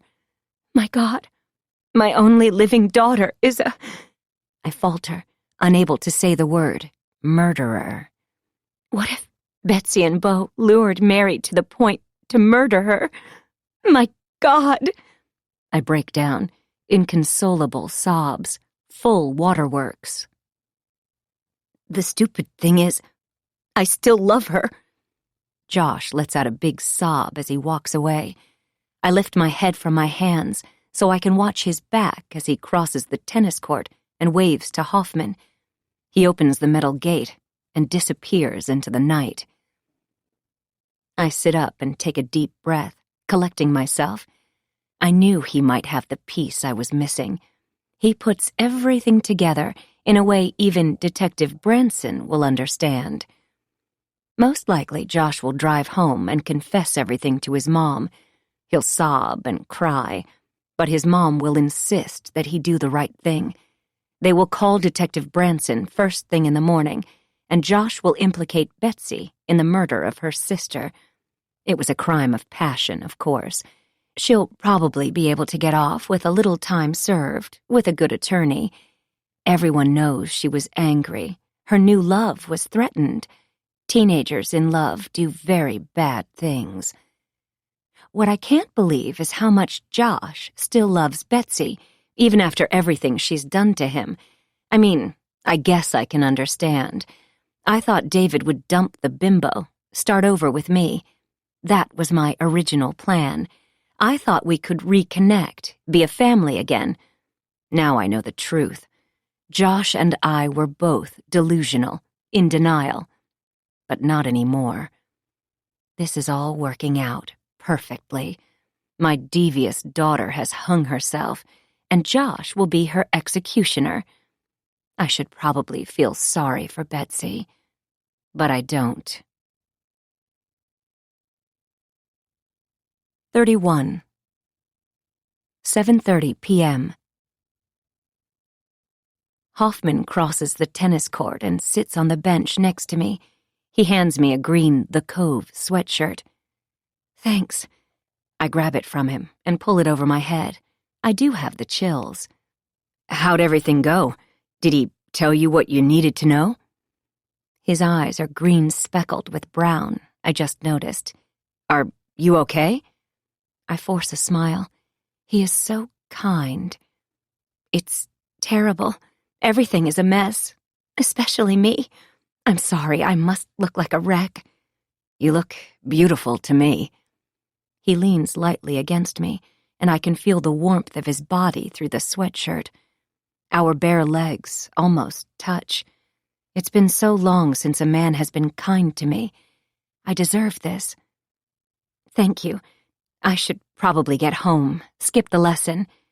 Even though I want to do more than play tennis with this young man, I know he can feel the zing of energy bouncing between us. It's nice, but he's not my type. What did Josh say? Can you tell me? Hoffman is both kind, a little sexy, and the designated gossip of the cove. Everyone knows that. Be good, Jane. I speak, quietly, slowly. He said Betsy killed Mary. He was there. No. Hoffman shakes his head. His eyes are huge. I know. That's what I said. My body shakes with a deep chill. I can see Mary's face, angry, self-righteous. And then she's falling. What are you going to do? Did you tell him to keep it a secret? If the cops hear about this, it could be bad. You could lose Betsy, too. I nod, look into his kind eyes, and tell a little fib. I told him to keep what he knows a secret. I told him to do it for Betsy. He still loves her, it seems, even though she has a thing with Beau. You were right about that, I'm afraid. That guy. He's like almost my age. So wrong. Hoffman cracks his knuckles, an annoying little habit, but nobody is perfect. So wrong. Hoffman is like half my age, but I'm an adult. You know what else is wrong? I place my hand on the bench, in the small space between the two of us. My pinky finger touches his thigh. There's more? Hoffman wraps his arm around my shoulders. It feels nice. I let him keep it there. My husband closed escrow on a lovely house on one of the port streets for his mistress this week. I sigh, slump against him. I am quite a tragic figure. No. That same woman he was spotted with? The one I warned you about? Hoffman seems stunned. A house on the port streets? That's far more serious. That's commitment. You need to confront him. How could anyone cheat on you? David is an idiot, that's how. Thank you. Suddenly the court lights shut off, and we're plunged into darkness. I jump, and Hoffman pulls me to him. The lights are on timers, he murmurs, before his lips cover mine. I enjoy the sensation, the zinging stars in my head. His hand cradles the back of my head. I'm dizzy. I need to pull away, and I do. Wow, I manage. I'm not lying. It's been so long since anyone has kissed me with raw desire. Sorry, I couldn't stop myself. I hope you'll forgive me. He stands and helps me up. Of course. I just need to sort out my life. I know I need a fresh start. I'm flirting with him, and I'm irresistible. It's not his fault he feels this way, even though he is way below me. I mean, me and a tennis pro? Come on. That's a housewife/country club cliché I'm not going to partake in. We walk in silence through the dark parking lot to my car. He says, I hope everything works out. You know where to find me if you need me. I click the car door open and hurry inside. I can't let him kiss me again. Once an accident. Twice? Well, people will find out. I can't have an affair with a staff member of the Cove. I'd be ruined here and all over Southern California. But it doesn't matter, because I'm out of here, soon. I wave through the window as I pull away. After graduation, after everything unfolds tomorrow, perhaps I'll explore the neighborhood where Elizabeth James lives. After, of course, I facilitate her quick departure. It's amazing the havoc a lawsuit from one disgruntled patient can cause. I've already found her, and she's so angry. But that's later, after I get through all of this mess. Then, after Elizabeth is dealt with, I will start over, find love again, and I'll aim high, much higher than a tennis pro. There are so many more men like David out there. If she's smart, and I know she is, Kylie will be leaving her Port Street home soon to find a fresh catch. Maybe she'll head east and stop in Scottsdale. There are plenty of rich men golfing their retirement days away in Arizona. Sounds dreadfully boring to me, but they have money. She'll try to keep one state ahead of the holiday children. They'll catch her, eventually, I know, because I will track her. Poor Kylie. She'll remain hopeful until the day the cops show up at her new lover's door. Even then, she'll flirt with the male officers and try to talk herself out of trouble. Her new lover may try to save her, convinced there has been some kind of mistake. But I'll help him learn the truth with a well-timed letter. The ending for her is all just so predictable. I'm not finished with David yet, though. He hasn't suffered yet, not really. Sure, Mary's death devastated him, but he had Kylie on the side to distract him, to make him feel young again. And they were going to have more children. He'd have a chance to be the father of another little girl. Perhaps they'll name her Mary? And he still has his loyal, annoying parents. Has he already introduced them to Kylie? Told them about their future? Did they tour the new home? They'll all be so heartbroken by Kylie's disappearance. Gone without a trace, without so much as a note goodbye. Sigh. I wonder about tomorrow, when he discovers Kylie is gone. Will he still attend the graduation ceremony? He must, right? He has to be there to support Betsy. I mean, he doesn't even know yet that his precious daughter, the one he talks to more than he does his wife, is a murderer. But he will discover the truth soon. I see Hoffman in my rearview mirror, standing in the dark parking lot, watching me drive away. It's so nice to feel wanted again. Too bad it's by the wrong guy. Poor man. Somebody should warn him that I am not what I seem. Nah, why spoil our fun? 32. 8:10 p.m. I'm hungry. All this activity stirs up my appetite. Of course, the house is dark when I pull into the garage. Only the exterior landscape lights seem to welcome me home. No one else is here. No one else cares. I walk through the front door and flip on lights to illuminate the courtyard and continue into the kitchen. Of course, since they're on my mind all of a sudden, I focus on the art David's parents gave us for our wedding, a ceramic pitcher I'd like to break.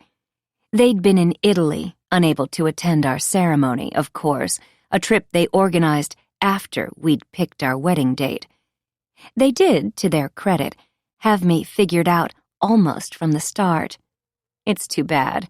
I had been hoping for years of fake cheer, of holidays spent at their huge oceanfront home, the girls unwrapping piles of presents in front of their 3-story live Christmas tree. We'd go to the club, where my mother-in-law, who would insist I call her Mom, would introduce me to all of her bridge club friends.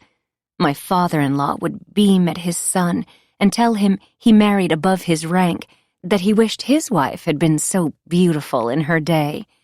Okay, he wouldn't say that, not in front of her, but a girl can dream. They never did welcome us over for holidays and didn't include us as a couple socially in anything at the club. David and his dad play golf every week, and I know he goes to lunch with his mom at least once a month. They don't include me. Never have. I hop onto the kitchen counter, carefully climb onto my knees. The stone is cold and hard on my bare legs, but I ignore the sensation as I reach up and grab the pitcher from the display shelf. I don't feel much these days, except anger. I feel that deep in my bones. I place the pitcher on the counter. It's a rooster or something bird-like. From Tuscany, David had said at the time as he unwrapped the gift. Aren't they great? They didn't have to bring us a gift. I think they'll come around." He'd pulled me to him, so young, so hopeful. We'd just returned from our 2-week honeymoon in French Polynesia. We were tan, relaxed. "Maybe we should invite them to dinner this week," I suggested. I'd already won. David and I were married, without a prenup. I didn't stand to gain anything by alienating them. I wanted them on my side. Their generous resources could have been nothing but an additional blessing. But alas, David's parents are an interesting pair. I hadn't fully appreciated their strong wills, their joint and unified hatred of me. By now, 20 years later, they simply stare at me with contempt. At the memorial service, they eyed me stone-faced. But they know they need to behave in order to see their only grandchild. I think they blame me for Mary's death. I'm a convenient scapegoat, I suppose. I don't know why I feel that way. Intuition, I suppose.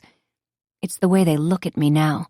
Their loathing has an added element, like when they averted their eyes when I saw them at the memorial service, for example. Their behavior is something akin to fear. If so, they're going to be utterly shocked when it turns out that it's Betsy's fault.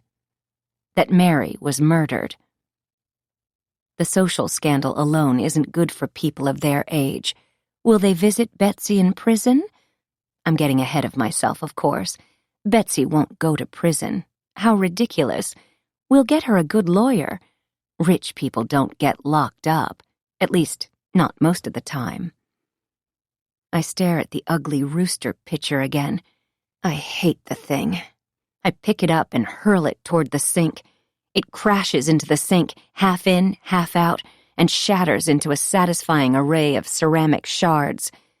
David will get the message. This is what happens when you break your marriage vows. Things start to shatter. The scene reminds me of the broken wine glass the other day. I dropped it on purpose, of course, hoping to elicit a caring response from David. I wanted to see if he felt anything for me at all anymore. And he proved he still does. He swept up the glass and took care of me, even if he did leave for her house shortly after. But still, there is something between us, a small flickering flame, where there once was a roaring fire. He'll turn to me, I know he will, when things unravel. We've been together for so long. Sure, he's strayed, but he'll come back to me soon. He won't have any other choice. Goodbye, Kylie/Nancy. And then, when he's lost everything, when he finally needs me again, I'll go in for the final knockout blow. I'll move to LA and leave him all alone, heartsick, miserable, destroyed. I walk across the littered kitchen floor. The hard stone helped create sharp, tiny pieces. As I walk across them with my tennis shoes, I hear the satisfying crunch. Hopefully, David will be in a happy mood again when he arrives home, and he'll clean up after my latest accident. One night to go before he thinks he's free, so I bet he'll be happy to make sure the kitchen is in good shape for his last day here with us, his family. I can just imagine David and Betsy celebrating her graduation by eating breakfast together tomorrow morning, despite the fact it's a meal she says she doesn't eat anymore, but does when David asks her. Frustrating. I hope I've set things into motion. I'm counting on my hunch that Kylie won't open the letter in front of him, counting on her to be like me, putting my faith in my husband's mistress. Such an odd thing, isn't it? I need to change into sweatpants, wash the makeup from my face. I wasn't playing tennis tonight. Of course not, family. I have been home all night, as far as they're concerned, just waiting for them to join me. They're so clueless. In my bathroom, I stop in front of my mini shrine to Mary. I stare into her dark brown eyes. I try to understand again why she would go against my wishes, the one thing she promised never to do. My red dress wasn't the problem. Taking it and wearing it without my permission was wrong, but not the betrayal I couldn't forgive. Mary was ungrateful and unyielding in her betrayal. David, smug and condescending in his. Together, they were moving Mary to L.A. to be with Elizabeth. Unacceptable. I feel my pulse race and take a deep breath. That's the past. Mary is gone. I need to focus on now. If David had continued to keep his silly romance quiet, that would be one thing. I could allow him a dalliance, a way to blow off some steam. I mean, it's not easy losing a child, and I was busy with my own pharmaceutical escape. But purchasing a home, promising to start a new life, that's unforgivable. I'm certain Betsy, my dear little girl, has been in on all of the secrets, first Mary's and now David's. And now I discover she has a big secret of her own. Did she really think she could hide Beau from me? Leave me for him? They are all traitors. I pick up the picture frame of smiling college Mary and drop it on its face on the bathroom counter and punch the back until I hear the satisfying sound of breaking glass. Then I walk to the closet and change clothes.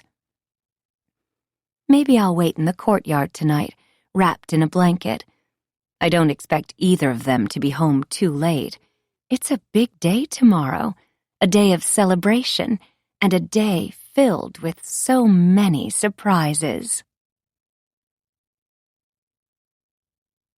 33. 9:45 p.m. As I sit outside under the stars, enjoying the warmth of the fire pit and the absence of killer palm trees, I wonder about other dangers around me. What other tragic accidents could happen out here in the courtyard? The palm trees could kill, sure, but they're gone now. What else? I check my phone. Before I do a Google search, I open the tracking app. Betsy's car is heading this direction on Coast Highway from the high school. Despite the fact she has outsmarted my spyware, she hasn't found the physical tracking device on her car yet. So take that, Betsy. I guess her art class is finished for the evening? Or was it a tutoring session? Or should we just call it what it is?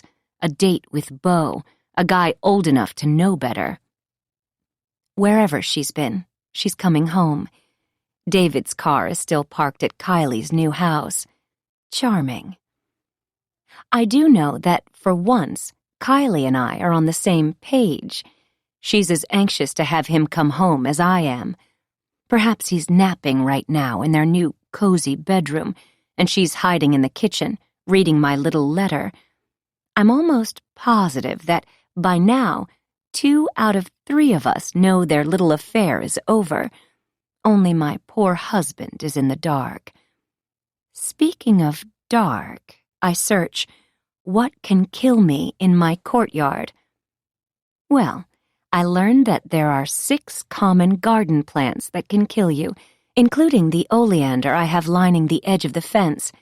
Who knew these fragrant flowers, as well as each part of the plant, is poisonous? Even a small amount of the leaves can be lethal. Sprinkle a little oleander leaf and flowers in your spring mix salad, perhaps. Edible flowers are all the rage these days, adding color and texture to formerly boring salads. If someone put an oleander in my salad, I'd probably swallow it down without question. I love lantana, and it's on the list too. Adorable orange and yellow flowers. I have some in the backyard. Ingesting the tiny green berries can kill you too. I'm surprised more dogs don't die from accidentally eating these toxic pretties, but I know some do. One has. It seems like I could concoct quite a toxic appetizer from my yard. Of course, killing someone by feeding them poisonous flowers and leaves and berries wouldn't be an accidental death, but it would be surprisingly easy. The rest of the search results deal with snakes, rats, frogs, toads, even the pocket gopher, whatever that is. All are a bother, but not deadly. I'm safe for now, as long as someone doesn't offer me a courtyard salad made of local leaves and berries. I hear Betsy's car arrive outside and pull the blanket up to my chin. I could pretend to be asleep, but why not try to have a conversation with the daughter I've discovered I don't really know at all? My daughter, the murderer. It just doesn't sound right.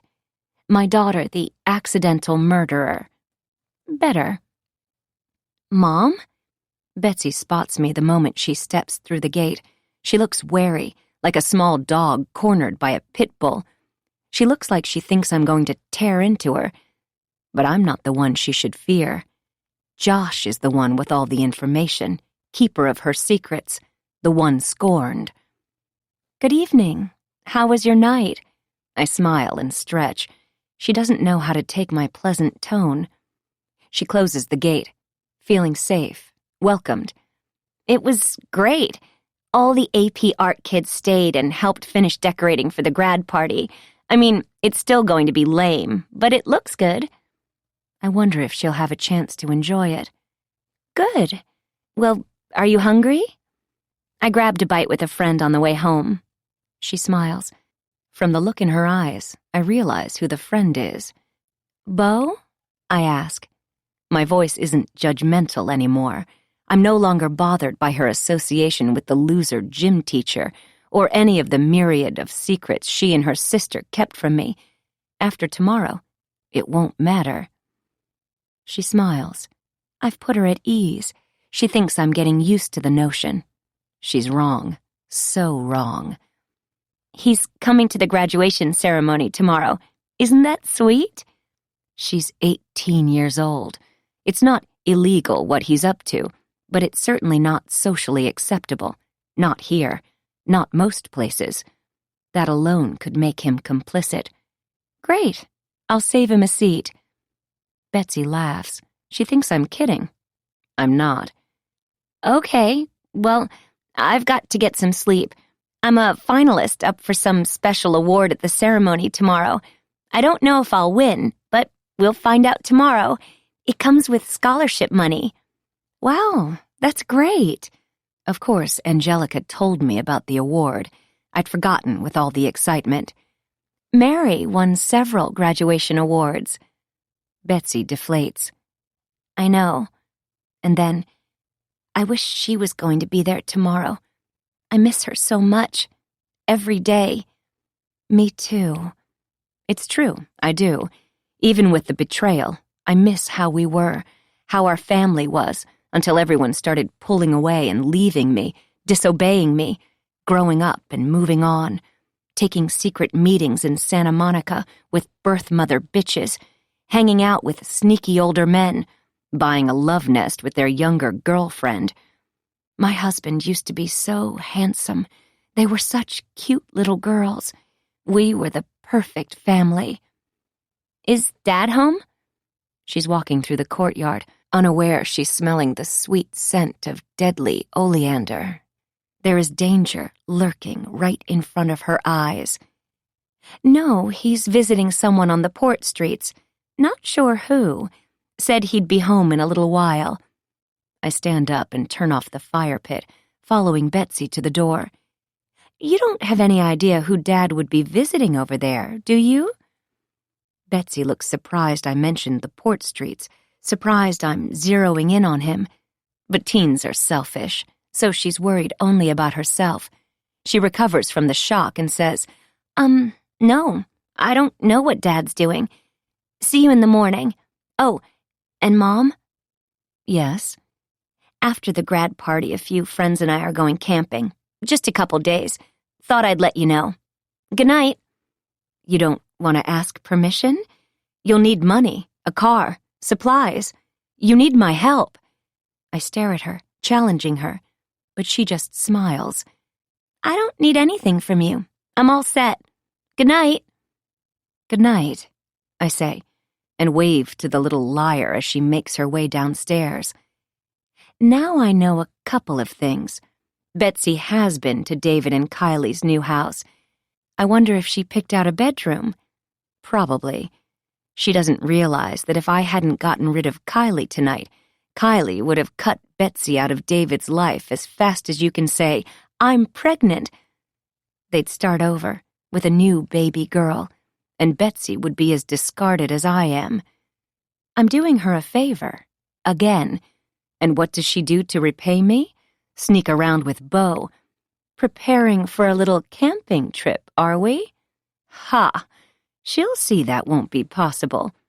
Betsy thinks she is one step ahead of me, the little liar. Tomorrow is going to be such fun. 34. 10 p.m. I've opened a bottle of wine, poured a big glass. I had to be careful with all of the broken pieces of crappy rooster littering the floor, but I managed. The area in front of the refrigerator was barely touched by debris. I have a good aim, strong arms, thanks to my clandestine garage workouts. I sit on the couch in the living room and wait for my husband to come home. It's a familiar pose, a familiar scene, but tonight is different. My anger has dissolved like sugar boiled in hot water. The rage that has fueled me for the past year is being replaced by another emotion. I believe the feeling is satisfaction, the offshoot of successful revenge. Of course, I can't be sure. I don't have any tangible evidence of my vengeance. Yet. Kylie's car is still parked at the Port Street house, and so is my husband's. Retribution is coming my way, though, so let me hear a hallelujah. Don't think of me as spiteful, please. Remember all they've done to me. You'd do the same if you were in my shoes. I open my app. Oh, look. David just left Kylie's house. He's still 10 minutes away in light traffic. I open my banking app. There is an app for everything these days, am I right? Oh, what's this? Betsy's savings account has surged. Is she trafficking drugs? I need to freeze her account. This amount of money gives a person freedom, an escape. Should I go downstairs and confront her? I imagine Betsy washing her face, admiring her expensive graduation outfit, opening her closet and pulling out the maroon cap and gown she'll wear over her dress. She's so excited about tomorrow and the future. The future. And then I realize that's a graduation check from David's parents. I just know it. She's made a mistake and deposited it where I can see it. She's become too confident. She's so relieved tomorrow is here. I could sense it as we spoke in the courtyard. She's leaving me, just like David. David is moving in with Kylie, while Betsy and Beau will go camping in the early morning after her graduation party. So romantic, don't you think? But it also seems like she's running from something, doesn't it? Heading for the border before Detective Allen catches up with her, perhaps. It's not like I didn't suspect her, but now I know for sure. She's just lucky I'm saving her from this awful life on the run that she thinks she wants. I take a big gulp of my wine. There are some things and people I cannot control, of course, and exact timing is out of my hands tomorrow, except for the graduation ceremony, which begins promptly at 4:30 p.m. I cannot neutralize my in-laws, not completely. While they have been marginalized, I cannot prevent them from coming to the graduation ceremony, and obviously, I can't stop them from giving Betsy this great big check. All I can do is freeze her funds. It's for her safety, really. I hear the garage door opening. My man is home. How wonderful. I've kept the lights on tonight, so he can see me, hear me, right away. He walks into the courtyard and heads toward me, toward the front door. He looks inside and spots me on the couch. I see his shoulders tense, but he has to finish. He must come home one last evening. He steels himself and pushes through the door. His hair is wet from the shower. His tie and suit jacket are not with him. He must have left them at his new home. He's so careless because he thinks he's almost free of me. If he was a whistler, he'd be whistling. The word I'd use to describe him this moment is smug. Smug, satisfied, and superior. 3 words. Sue me. Good evening, Jane. Excited for graduation tomorrow? He sets his briefcase on the floor by the front door, as if preparing for a quick escape. Not so fast, dear. I'm wonderful. And yes, it will be a great day tomorrow. Betsy has been so busy. I'm sure all of her hard work will be rewarded. I hope you've eaten. Yes, I did earlier. So I think I'll just turn in. Big day tomorrow. Poor David. He's so tired. I don't even think he feels guilty anymore. Somehow he's rationalized his affair with Kylie, and he'll tell friends he stayed with his pathetic wife as long as he could, long enough to get his youngest daughter through high school, but he just had to leave. Poor Jane, he'll tell the guys at the club. She's gone mad. I did all I could for her, but I had to save myself. You know what I'm saying, dude? Oh, David, you are so wrong.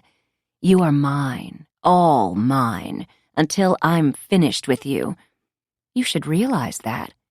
Oh, and just to prove my power, watch this. Oh, David, I accidentally broke something again. I'm so clumsy these days. I didn't trust myself to clean the kitchen. I was afraid I might break something else, but I'd hate for Betsy or you to cut yourself in the morning. Do you mind sweeping up? I'm so pathetic, helpless. But he thinks this is the last of it, his final night of penance before freedom. Big exhalation. What did you drop this time? You'll see. I smile and take a drink of wine as he saunters into the kitchen. A moment later, he's back, broom in hand, eyes flashing at me. You did this on purpose. I know you did. My parents gave us that rooster for our wedding. It was an expensive antique, priceless. I stare at him. Had I known it was worth something, I would have thrown something cheaper. Oh well. I never liked it anyway. He holds the broom like a golf club and tries to resist a retort, and fails. They feel the same about you. I put my hand on my chest, feigning surprise. I don't want to fight with him tonight. I just want him to sweep up the mess, perhaps cut himself superficially on a jagged piece of broken porcelain, and then I want him to sleep on the couch where he belongs. I'm going to bed. You can sleep on the couch. Fine with me, he yells. I grab my wine, the wine bottle, and head toward the bedroom.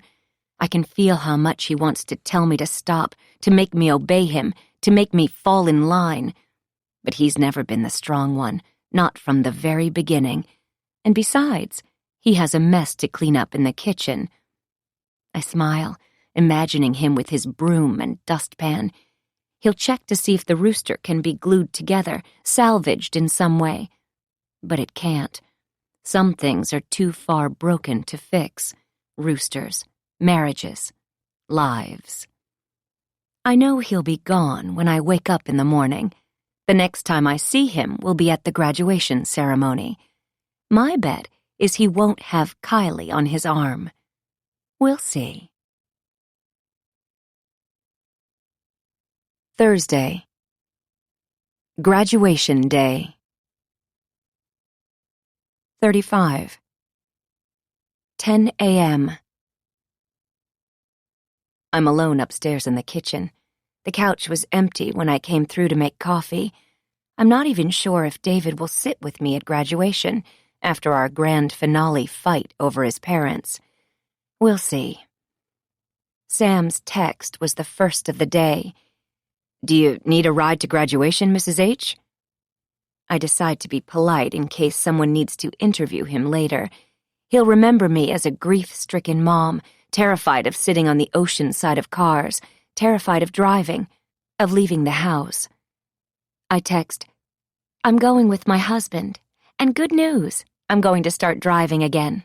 It's time. Best wishes on your education. Nice, dismissive. Hopefully he'll go away and I won't have to block him. He texts, Okay, thank you. I've learned a lot driving you this year, watching over you, getting to know you so well. Congrats.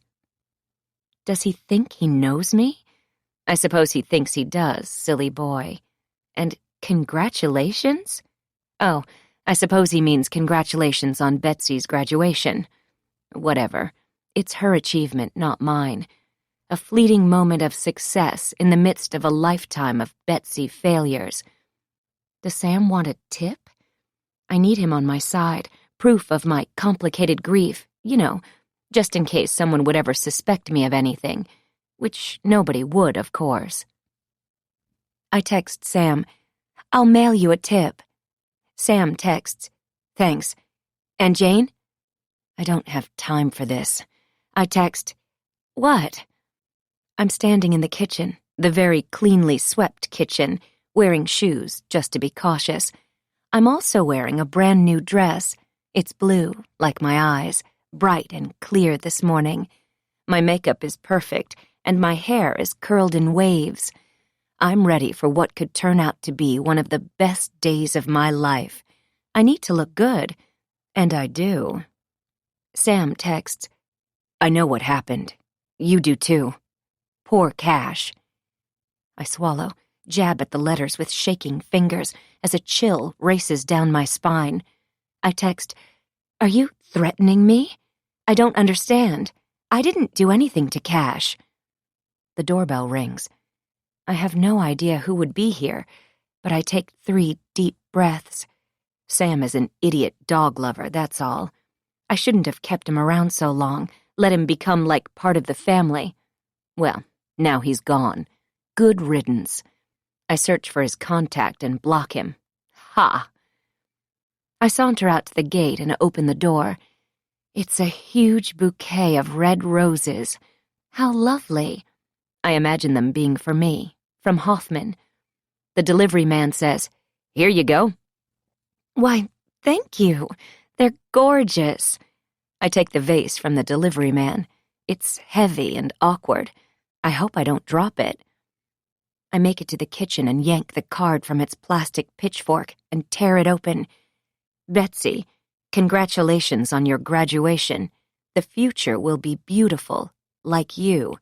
XO, B. They're for Betsy, from Beau. How sweet. Mom, are those flowers for me? Betsy stands behind me, reading over my shoulder. Just a moment later and the card would have been gone, and the flowers would have been mine. Why, yes, they are. I slip the card back into its holder. I turn to Betsy. Are you hungry, honey? Today's the big day. I'm so proud of you and everything you've become. Betsy's brow furrows. Okay, well, not what I was expecting to hear from you, but I'll take it. Can I make you something? Anything? I want to help you celebrate your special day. A salad from the courtyard, perhaps? I'm kidding. It would mean a lot to me to spend a little time together this morning. I mean, you'll likely be just as busy after today as you've been the past year.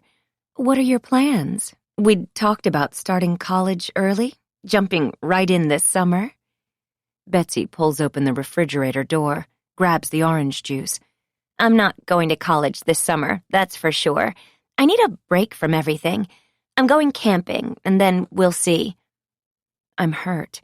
Or at least I pretend to be. I drop my eyes, slide into a bar stool, grip my coffee in both hands. I almost make a tear. It makes her feel bad, and I'm glad. You do need a job, of course. You'll be off the gravy train. No more allowance. I open the refrigerator and pull out the carton of eggs. I'm hungry. She is too. We will have eggs and toast together. It will be special. Our last meal. With her in high school. That's what I mean. I know I'm going to get a job after I travel a bit. Grandma and Grandpa gave me a big graduation check. They told me at Mary's memorial service that they gave me more than they gave Mary even, because I've been through so much. They know I need to get away. They're so great. So great. I pull out a pan. I imagine David Sr.'s and Rosemary's round little heads as I squeeze the eggs. Crack, crack. 1 or 2 eggs. I'm not really hungry. Betsy sighs. 1, and toast. Thanks. She's on her phone, no doubt texting Beau with their secret messaging app. She smells the roses. She takes a photo of them, and then a selfie with the roses behind her.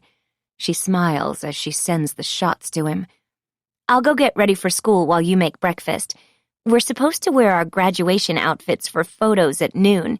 We'll all be a mess by the ceremony. Likely you will be at least, but I don't tell her that. She is the opposite of dainty. She'd never last in the South. Well, I guess I didn't either.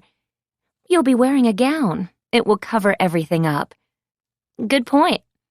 Betsy hoists the huge vase of roses into her arms and seems to float out of the kitchen.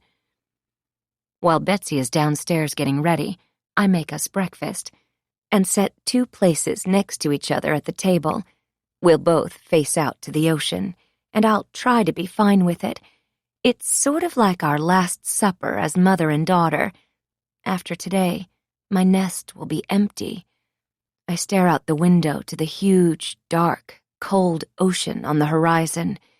It looks so perfect. I take a deep breath and fight off the panic attack. It's time for me to move on from that, too. Everything will come to light, and it will be a new season of mourning. This time, though, I won't hide out and lose weight. No, this time I'll give interviews, up my social media game. I've already reached out to a few industry people, starting to circulate my name. And those new headshots next week will be fabulous. Thanks for cooking. Betsy walks into the room. She is beautiful, just not as pretty as Mary or me. She wears a purple dress that hugs her petite and perfect figure, and, believe it or not, dressy heels instead of army boots. She's even removed the nose piercing and has regular earrings in. She looks like the girl I imagine her to be. She pulls out the chair and sits down. Her arms, palms up on the table, reveal her Mary tattoo on one wrist, and on the other wrist, the infinity symbol matching Beau's. I know she's feeling powerful, revealing her tattoos to me, taunting me. That's fine. She can have the morning. I'll take tonight. You look beautiful, honey. You really do. You seem surprised. She chomps a bite of egg on toast. What does that symbol mean again? I resist the urge to grab her wrist, flip her palm over. We are all one. Betsy chews another bite. We are all definitely not one. Some of us are in charge, some of us dependent. Some of us are smart, some clueless. Some beautiful, some, like Betsy, not. That's what separates us all. Looks and intellect. I pretend to eat, pushing my meal around on my plate. The silence between us is heavy, debilitating. What time should I get to campus to get a good seat? Yes, this is small talk. If I don't keep it light, I'll throw something. I don't know. She's shutting down. Our time together is over. I've got to run. See you there. And if you arrive before Dad and the grandparents, try to be nice and save them a seat, okay? For me? Sure, honey. Anything for you. And then she's out the door. I check my app, and Kylie is almost to San Diego. I wonder if David knows she called in sick. Probably not yet. I grab our dirty dishes and carry them to the sink. I hope to hear some more good news yet this morning. My phone rings. It's an unfamiliar number. My heart thumps with anticipation. This is going to be the best day ever. 36. 11 a.m. It's not who I expected. Hi, Jane, it's Hoff. Just calling to check in on you. That kiss last night was, well, great. He's still turned on. He's calling me on his way into work. He thought about me, us, together, all night. I have that effect on men. Meanwhile, I'd forgotten all about him. I'm doing better, thank you. And listen, nobody can know about our little rendezvous. I was never there at the tennis courts, okay? Or about the wonderful kiss. Deep-throaty laugh. Of course. Your secrets are safe with me, he says, with a whisper of desire. Say, I'm also calling to give you a heads up. Sandy, Josh's mom, called me to cancel her tennis match today. She's driving Josh to the police station. She assured me he didn't do anything wrong. I just thought you should know. Good boy. Oh, goodness. Well, I know Josh had some things to tell the police. The poor guy was so torn up last night. I guess he has to do what he has to do. I look at the ceiling. My heart feels heavy, but just for a moment. It's all her fault. We all get what we deserve in the end.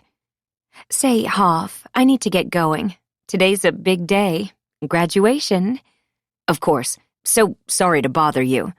You aren't a bother. Let's talk tomorrow? Maybe get together for a little tennis or something? I suggest. That should keep his heart thumping. Can't wait, he says, hanging up. He's going to have to wait forever. Poor guy. 37. 11:30 a.m. All this waiting time has me thinking, making sure I've planned everything correctly, because it's both Betsy's and David's special day today. And then I think about Mary, how I smashed her photo last night, and why. At first, I thought David's parents had broken the law, that they were the ones who connected Mary with Elizabeth James. But it was much closer to home than that. I suspected something terrible was being hidden from me when I overheard a snippet of conversation. I'd walked into the kitchen, and David didn't see me. Mary was away at USC. She'd been there a couple of months. David, Betsy, Kylie, and I were back in Orange County, settling into what would be the new normal. I didn't know Kylie's name yet, but I knew she was there, like an itch you scratch, but it still itches, and you don't know why. Much like I didn't know about Beau yet, just that Betsy was drifting away from me. Much like I didn't know what secret Mary and David were keeping from me, but I knew it was a big one. I'll be happy to pay for a DNA test, honey, but I don't think you'll need to go that route. I have an idea where to find her, but I don't want you to get your hopes up. I'm not sure if she's open to meeting you, David said into the phone. He didn't know I was standing behind him, fists clenched. He didn't know what I heard, but he sensed me in the room. He turned and we locked eyes, his face flushed a bit. Only someone who has known him for more than 20 years would notice his unease, so of course I did. Your mom just walked in, and I've got to head for my workout. Why don't you call me at the office in the morning, and we'll get those classes straightened out. Yes, I know it's important. What a liar. Love you too, honey. After he hung up, he looked at me. Heading to the gym. Yes, I heard. What did Mary need? I resist the urge to put my hands on my hips. He could have handed the phone to me, let me speak to her. But they both hung up, guilty. Just some help scheduling classes. See you later. David's urgency to leave for the gym surprised me then. But of course, I didn't yet know about his lover. She hadn't taken form. She was still a guess, a hunch, an itch. There were all sorts of secrets brewing in my house, and I couldn't stop them. Of course, Mary didn't need to order the DNA test kit, not when David could just call his parents and find out Elizabeth James's current address, and then To finish stabbing me in the back, David gave our daughter her birth mother's email address and contact information. I would never want anyone to find me, especially if I had given my own child away. Unfortunately, Elizabeth didn't share that sentiment. And so it began. My daughter Mary emailed Elizabeth. At first, it was very stilted, their correspondence, each testing the other's purpose, the other's willingness to connect and have a relationship. Even though she was busy with freshman year in college and all the social positioning required to pledge a good sorority, she still obsessed about this forbidden woman. And their bond grew stronger online until, finally, they arranged to meet. Mary was home for Christmas break. The next day we were flying to Telluride. It was December 22nd. I didn't know it, but that day, that email, would be the beginning of the end of our family. Elizabeth agreed to meet Mary after the Christmas holiday. I think you probably know by now that I tried everything in my power to stop it. As soon as we returned from Telluride, before Mary could arrange to see Elizabeth James, I was stalking her. I drove to L.A., sat in front of Elizabeth's home. I went to the St. Joseph's Health Center in Santa Monica, where she had privileges. A lesser hospital, I'd note. I wished Mary's genes had been at Cedars-Sinai, but oh well. And then I started threatening her. I called her cell phone, told her not to make any contact with Mary Harris, that she had signed a confidentiality agreement, that my client, I pretended to be a private investigator, would throw the book at her, lock her up, send her up the river. She hung up on me eventually, but I thought I'd gotten my point across. Elizabeth James became my fixation, much as she became my daughter's. I did my best to try to stay one step ahead of her and Mary, but it wasn't enough. They met for the first time a week after Mary returned to college, and my heart broke each time they had lunch or coffee, and eventually dinner.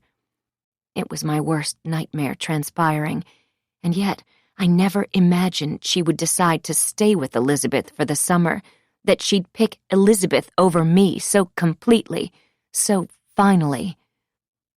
Mary and Elizabeth met for coffee early in the morning on the day Mary died, the morning after she and Brad went on their special date, the date she wore my red dress on. My daughter didn't even try to hide the fact. Before we continue, we offer you this moment of calm a chance to reconnect with your breath and your heart. This free audiobook was made with love.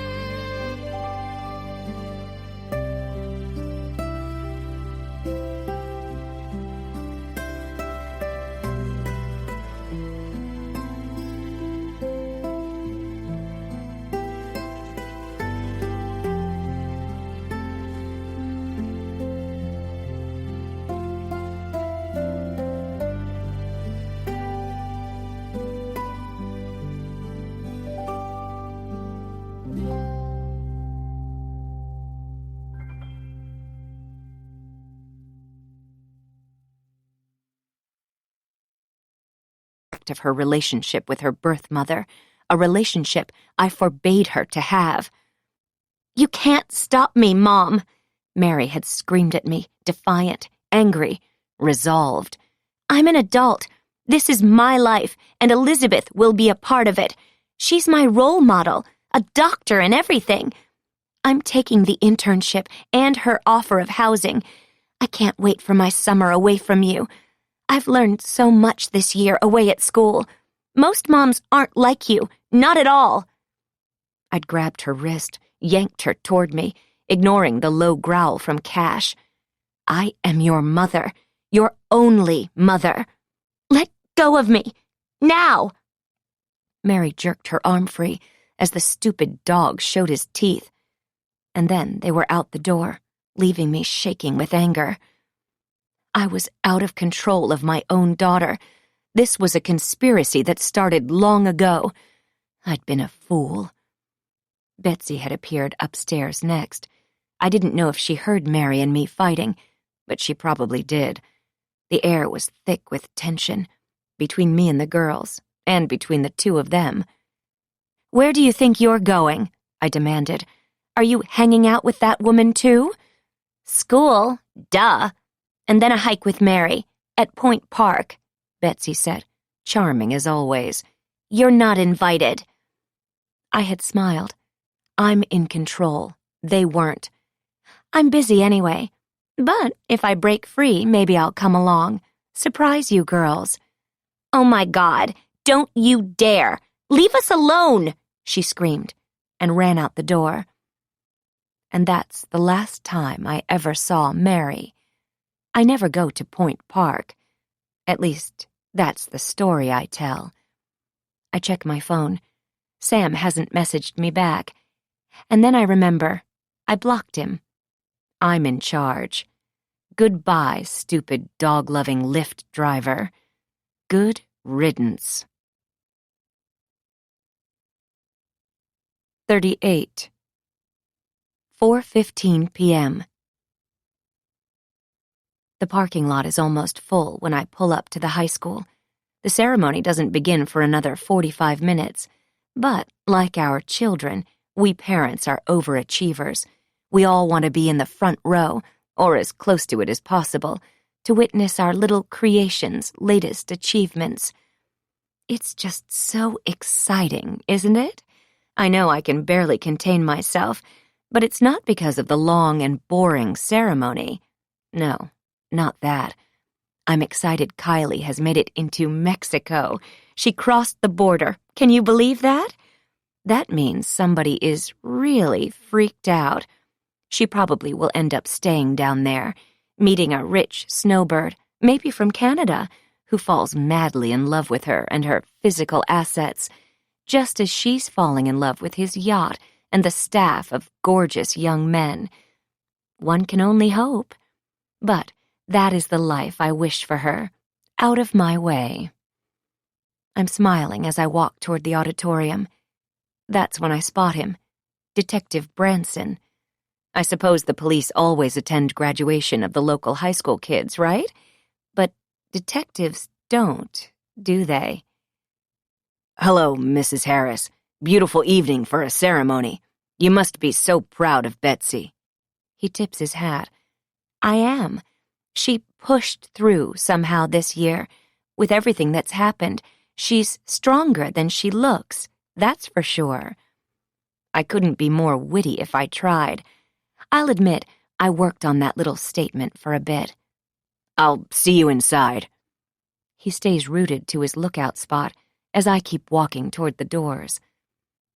They are letting parents into the room already, even though I'd anticipated having to wait outside.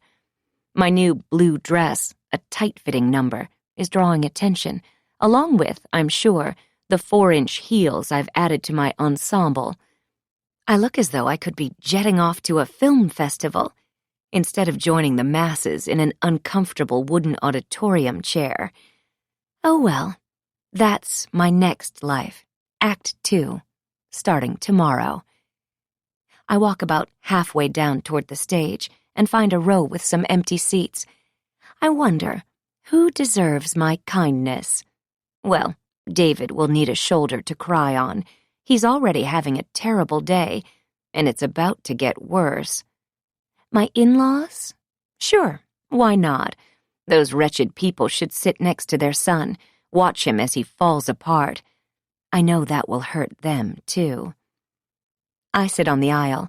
They will all cross me to sit down. They all already have. I search the growing crowd for a familiar face and spot Sandy and Josh. I'm shocked they're here. Josh feels my stare and turns. He won't make eye contact, and I'm certain he knows I've learned of his chat with the police. I smile at the back of his head. A hand on my shoulder. I look up into the face of Sarah Murphy. Why is she here? Is she always lurking around school?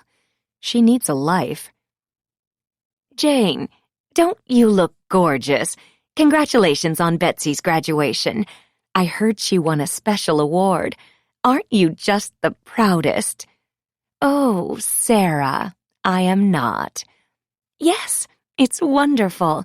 Can't wait to see what it is. Me too. Okay, enjoy.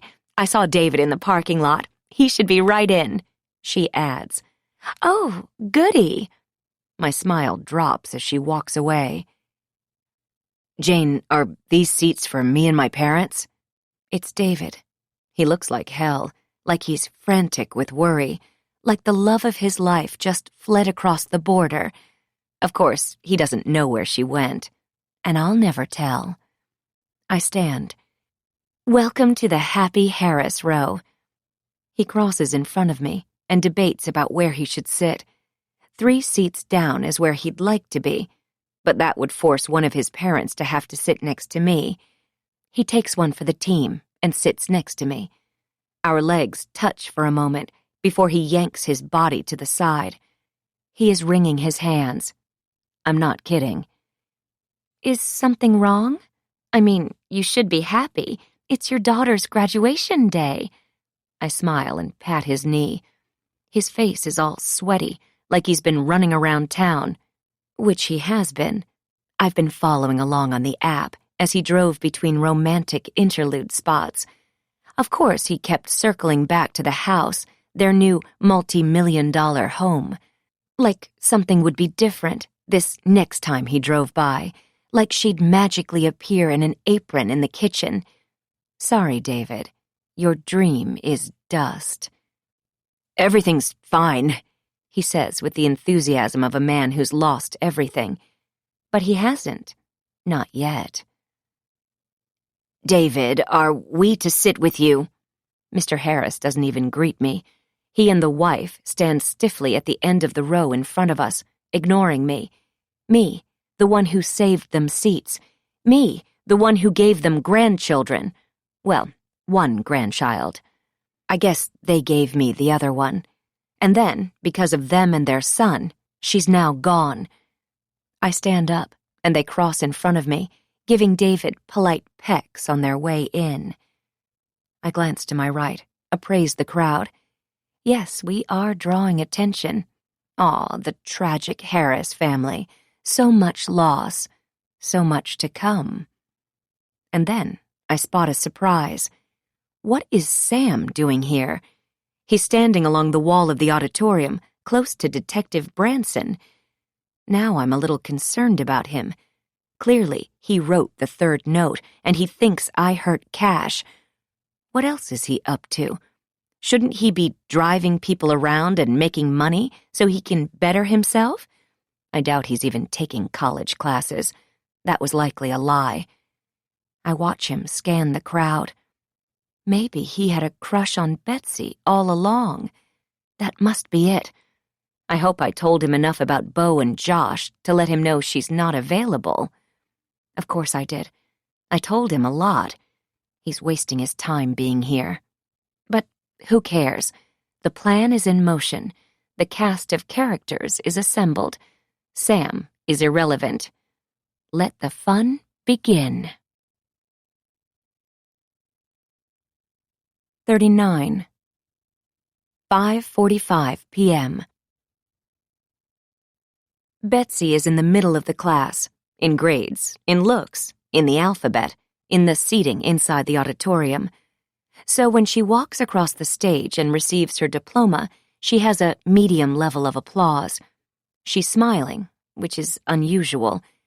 She's decorated the top of her graduation cap with a big red heart, like the painting I accidentally knocked off the wall in her room.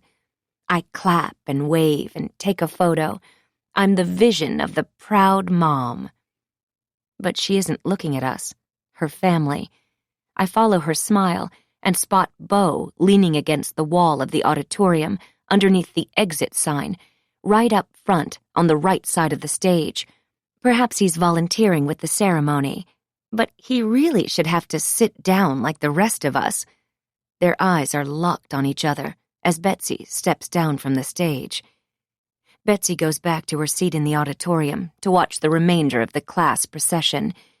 If she wins the award, she'll be back up on stage again, like Mary was, several times if I recall correctly.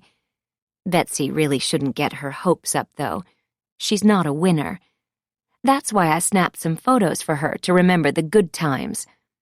I look toward Beau, his casual coolness almost too much for me. He must have felt my stare and looks my way and smiles. I turn away. Standing against the same wall as Beau, but 10 rows up, Detective Branson is busy scanning the crowd. Beside him, Sam is doing the same thing. My heart thumps. I wonder what they are looking for. I mean, we are all in our assigned spots, except Beau. Perhaps the detective is positioned close enough to grab Beau if he makes a run for it. A girl can dream. Beside me, David is frantic, restless. He's having trouble sitting still. He pulls out his phone, then puts it down. He managed to clap for poor Betsy as she walked across the stage, but then his attention was back to his phone. "Excuse me, I have to go to the bathroom. I'll be right back." David crosses me, again, and hurries up the aisle. I need to remember to tell the Vegas police their suspect has hightailed it to Mexico. I pull out my phone and send myself a note to do that tonight. I'll send Herbert Jr. Kylie's latest location, at least. I'm not sure how long the tracker will keep pinging me, and from the looks of it, she's so scared she's going to just keep driving, stopping only for gas and likely paying cash. She's not an idiot. She simply met her match when she went after my husband. Bad choice.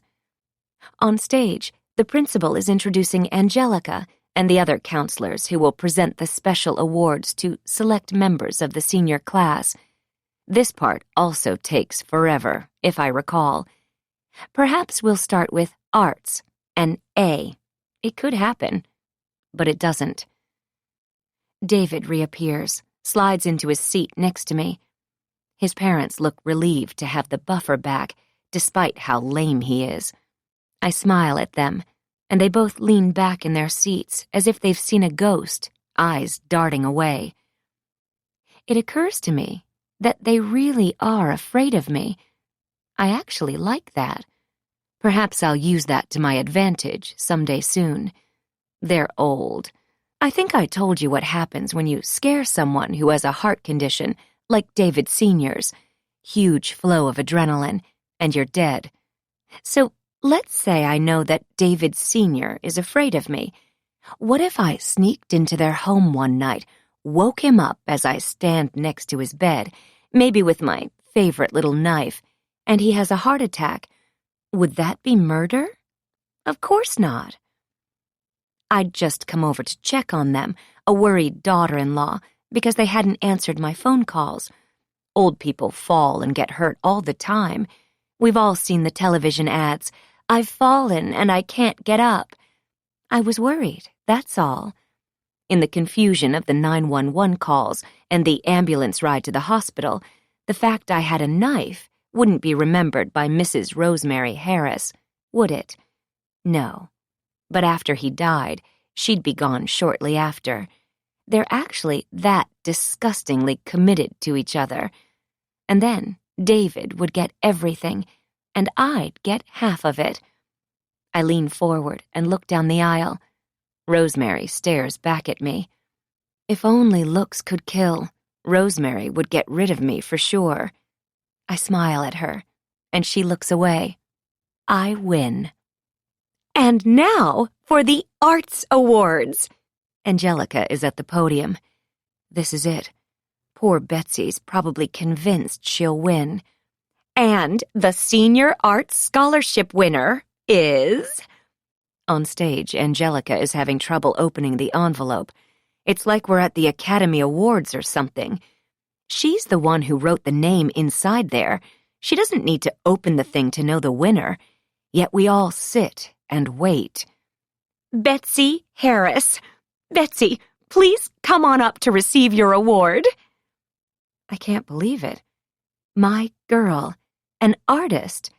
She's like me. Oh my gosh, I cannot believe she won. She is a reflection of me, after all. A winner. I stand up at my seat and clap. I know that's not really allowed, but I'm so proud and surprised that I can't help myself. I love my daughter. Betsy's on stage now, so I should sit down. I look left and right, taking my bows in front of my adoring fans before sitting back down.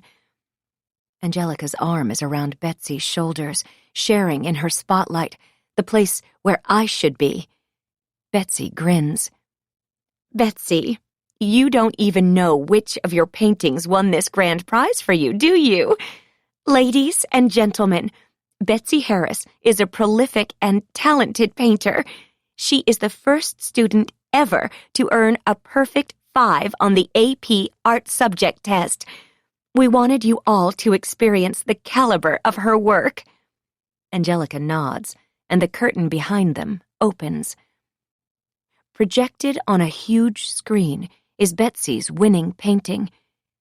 My hands are shaking, and I'm having trouble catching my breath. Angelica says, Betsy's painting, titled The Hike, is oil on canvas and depicts our spectacular Point Park Nature Preserve on a beautiful Southern California day. A young woman and her dog enjoying nature. It's simply breathtaking. As the audience applauds, I gulp for air. How could she do this? Paint a picture of Mary's last few moments? Beside me, David is biting his lip. He leans over. Is that a painting of Mary? Of Mary and Cash on that day? There's something very wrong with Betsy. I've been trying to tell you this all along. She's sick. It's as if she is confessing via canvas. Surely I'm not the only one who thinks so. The applause dies, and the auditorium is silent as Betsy makes her way back to her seat. There is no one in this room who doesn't know how Mary died. Everyone is wondering if that is a painting depicting that day. Angelica starts talking again. She is always talking, justifying, equivocating, annoying me. She says, As Betsy makes her way to her seat, I want to thank her for her bravery this year. She's been through a lot. Using art to express your emotions is the best way to heal. Some of us write our truths to understand ourselves better. Betsy paints them. Angelica beams. And with that, our ceremony is concluded. Parents and family members, please meet your graduate outside on the quad. Seniors, are you ready? You're officially graduated. Enjoy the after party. You've earned it. Graduation caps soar into the air as the graduating class celebrates. A cap falls into the aisle next to me with a thud. David says, She uses art to heal. That's all it is. And she likes that park. She says she feels free there. She misses Mary. I stare at the evidence, still projected on the screen in front of the auditorium. She's screwed. I'm so glad our daughter had that little taste of freedom with her visits to the park. I stand up and smile at David. Of course, that's all it is. 40. 6:45 p.m. Rosemary and David Sr. push past us out of the aisle, patting David on the arm. I know they're heading Betsy's way, toward the front of the auditorium, despite the instructions to meet our graduate in the quad. The rules don't apply to them. They're rich and old. Entitlement in action. Beside me, David is lost. Now I know what the word crestfallen looks like. He's checking his phone again. He's looking for voicemails, texts, an email, anything from Kylie, his dearly departed. He lets out a big sigh as crowds of people push past us to exit the auditorium. The graduates are exiting through Beau's door. How convenient for him. He's there, ready to scoop Betsy into his arms. Poor Beau. He doesn't understand what is in store for Betsy. Her award-winning painting is just the final gift to all of us. Should we go find Betsy? David sounds like he needs a drink. His voice is scratchy with stress. I have a water bottle in my purse, but it's all mine. I can't keep the secret to myself any longer. I turn to him, lean close to his ear, and whisper, "Kylie's gone." His eyes pop open. It's funny, actually, the look on his face, a mixture of anguish and anger. Anguisher? What have you done? I created a new word. I smile. What do you mean? What have I done? David grabs my wrist. It's a subtle power move, the move of a weenie. I demand an answer. If you hurt her, I swear I'll... Just tell me. The question is, what have you done? You're the last one who saw her, right? I take a step toward the exit, and he grabs the fleshy part of my arm above the elbow, the place where all bad guy actors in the movies grab the weak actress before they do something awful to her. He's no villain, though, and I'm no damsel in distress. I jerk my arm away. He grabs it again. I'm serious, Jane. Where is she? How would I know where your lover is, darling? I smile and tilt my head and give him my best Kylie impersonation. All I know is she's no longer going to be bothering me. I notice a few people are watching us, our escalating fight. I'm sure it's uncomfortable for them to witness such a display of rage at what should be a happy celebration. In polite society, domestic disturbances are kept behind closed doors for everyone's benefit. But David can't hold it in any longer. I can see it in his eyes, dark and shiny. He has come undone. Don't you dare feel sorry for him. My arm is throbbing under his grip. I'll have a bruise. I say far too loudly, "Let go! You're hurting me!" I knew that would turn some heads. I'm a damsel in distress in a vibrant blue dress. Ha! A man I don't know, but one of the gentlemen who overtly appreciated my outfit earlier, stops walking and asks, "Is everything all right here?" David drops my arm, and I smile at the man, flash my best flirtatious smile. "Yes, I'm fine now. Thank you." "Good. Such a happy day, isn't it?" the stranger asks. He's looking at David. David shakes his head. "Oh yes, it's a terrific day." It's time to get to Betsy. "Let's go find our daughter, shall we?" "After you," the man says, walking between David and me. I add an extra swing in my step, just for fun. I know the stranger is appreciative. I wish I could explain the happiness I feel in my heart right now. I'm coming back to life, and it's fantastic. 41. 7 p.m. I feel the stranger's eyes on me as he follows me out of the auditorium. I recount all his assets as I sway my hips. He has silver hair. I love that. An in-shape body, almost as nice as David's, and he's wearing a well-cut, expensive designer suit. A glimpse at his left hand, and the bare ring finger is encouraging for the future. Perhaps he is a widower, or a never-married wealthy tycoon, just looking for his perfect match. Me. Of course, he must be here because a kid of his just graduated, so there is some sort of family around, I realize. But a girl can dream. "Have a good evening," he whispers, once we're outside in the quad. "I'll be keeping my eye on you." He slips his card between my fingers, and my knees almost buckle. I need this. You have to understand, it's been a long year of grieving in my house. "Please do," I say, tilting my head to my best camera-ready side as he disappears into the crowd. David tries to grab my arm again. He wants to interrogate me about Kylie/Nancy, but I see Betsy.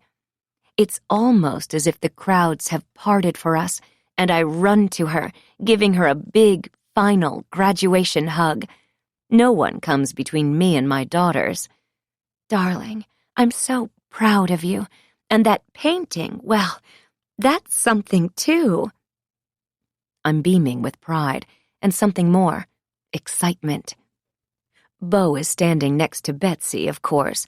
They've probably been whispering about drinking margaritas on a deserted beach in Mexico. He shakes my hand. "Mrs. Harris, your daughter is incredible. You must be so proud." Ick. I fake smile at him, while David moves in to give Betsy a big hug. "Way to go, kiddo. Did your grandparents find you?" They did, and I already thanked them for their generous graduation gift. They're the best. Betsy thinks she's going to use that money to go on a big, long vacation with Beau. I can see her dreams as clearly as if they were my own. Oh, that's what the deposit was for.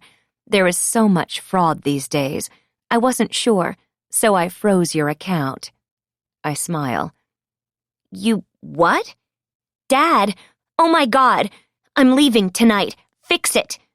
Betsy points her finger at me.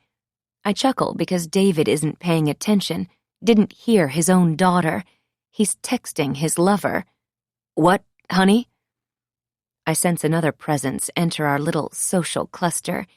And here he is, the co-star of our show, Detective Branson. Cue the Law and Order music. "Hey, Betsy. Alan Branson. Good to see you again. Congratulations on your high school graduation." Branson is in plain clothes. It's clear at first that Betsy doesn't have any idea who he is. Then she realizes, and her eyes fly wide open. Beside me, David looks like he's going to be sick. He's gawking at Branson. "Thank you. Yeah, it's super exciting." Betsy's unnerved as she shakes the detective's hand and then turns to Beau. "We probably should get going. To the grad party." Sam appears over Branson's shoulder. He really hasn't learned his place in life. "Hey, Betsy, congratulations." He gives Betsy a high five, and she returns it. Everyone is just so happy. "Thanks, Sam. Nice of you to be here." Betsy is anxious to get away, I can tell. "So, see you all later." "Actually, Ms. Harris, we're going to need you to come to the station with us." Branson flips out his badge, TV style, and Betsy's face crumbles. "What? No, it's grad night, a party. Whatever it is can wait." Beau stutters. He's as shocked as Betsy that the cops are here for her. For them? "We'd like to speak with you too, Beau." The way Branson says his name is priceless, like there is something distasteful on his tongue. Oh my goodness.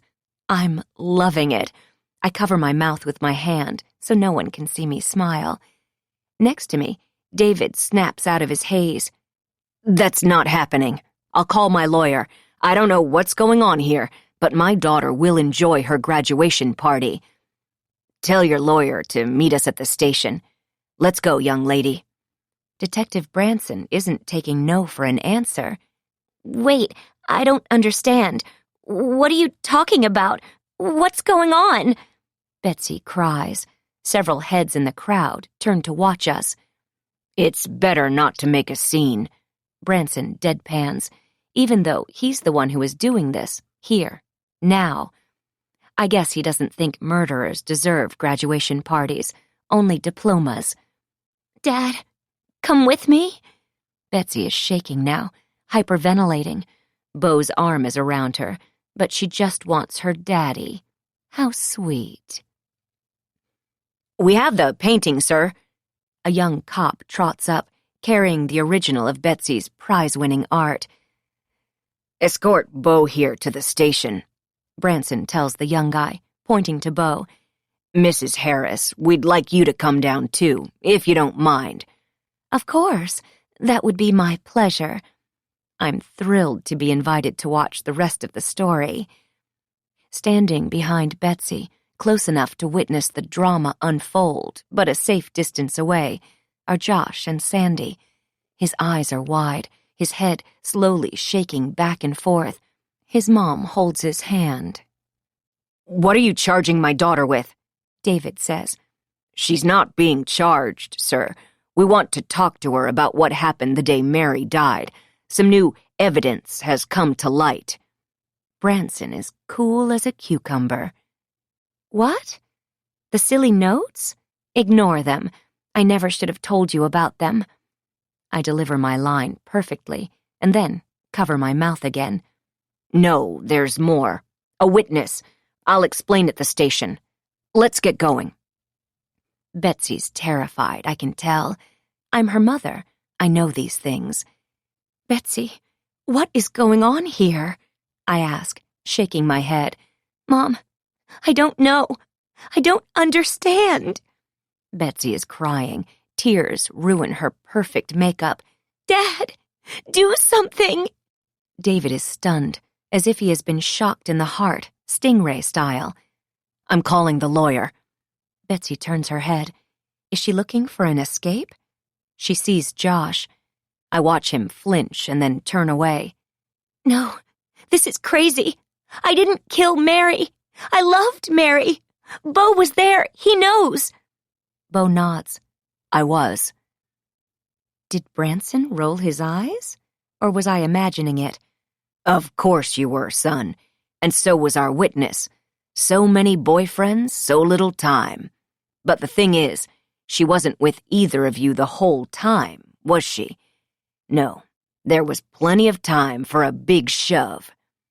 With that, Branson has his hand on Betsy's back, and he's pushing and walking her through the crowd. By now, everyone has stopped talking. All eyes are on us, my little family imploding again. I suck in my stomach, keep my eyes on the ground. I'm so glad I wore this dress. I follow behind Betsy, Beau, and David. We're in a single file line on our way to the finish line. Focus, Jane. Betsy is crying. Big sobs shake her body. Beau is trying to comfort her while looking bug-eyed and terrified. David's on the phone, no doubt talking to the expensive attorney we used before, when the cloud of suspicion briefly hung over us, before the death was ruled a tragic accident. Or maybe he's calling Kylie. Who knows? David grabs hold of Betsy, pulling her into his arms. Mr. Jones will meet us there. Don't worry. This is all a big mistake. They're hugging in front of the police car, like idiots. What a photo op. Want to look guilty? Hug as you get in the back of a police car. That shot will explode social media. They won't be able to escape it. Ever. As I watch students take the shot on their phones, I keep my back to the crowd.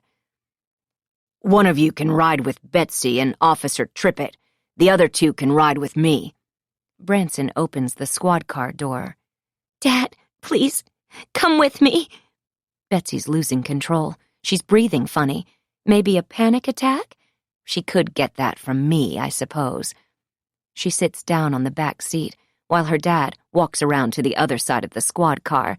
Another great, guilty-looking photo op. I have to tell her something. I look around, make sure most of the kids already recorded their video. I lean down, close to Betsy's triple-pierced ear. Pull yourself together. People are watching. You overcame your fear of heights to go up there with Mary and do what you did. You must be good at self-control sometimes, although, from your choice in men, I'd say most of the time, you aren't. I stand up, and I'm about to close the door to the squad car when Betsy screams. She points at me. You did this. You gave them the letter. How could you? No, dear. It's how could you? I close the door to muffle the ridiculous accusations. I mean, come on. Who were you going to believe? A teenage almost runaway with tattoos and nose piercings? Or me? A girl who has always been jealous of her prettier, smarter, and more accomplished older sister? It's so hard when you aren't the favorite daughter, I'm sure. Of course you wouldn't believe her, but you would believe a poor, grieving mother suffering from complicated grief who gave everything she had to her daughters to assure their happy home. I peek into the back of the squad car. Poor Betsy can't open the door from the inside, and David's side is closed too. Both of them are trapped, pointing at me, hugging each other. Detective Branson hits the side of the squad car, and it pulls out from the curb. Roll the credits. A drone shot starts on the back of the squad car and turns to a quick close-up of my sad face, flies into a wide shot, taking in the high school, the seniors turning back to the celebration at hand, and then higher over the coastline and the ocean, finally passing over Point Park and fading to black. Great flick. Let's head over to the station, Mrs. Harris. I know this must be hard for you.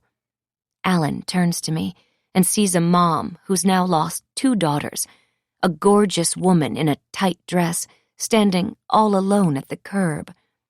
I sigh, wipe the pretend tear from under my eye. I'm just in shock.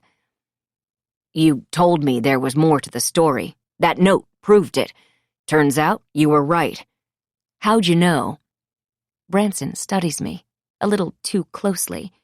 I mean, had you seen her painting? That was really disturbing. No, that was the first time I'd seen it. The truth. I stepped back from him. A mother's instinct, I suppose. I just didn't want to believe the truth, even when it was right in front of me. It happens. Well, let's go.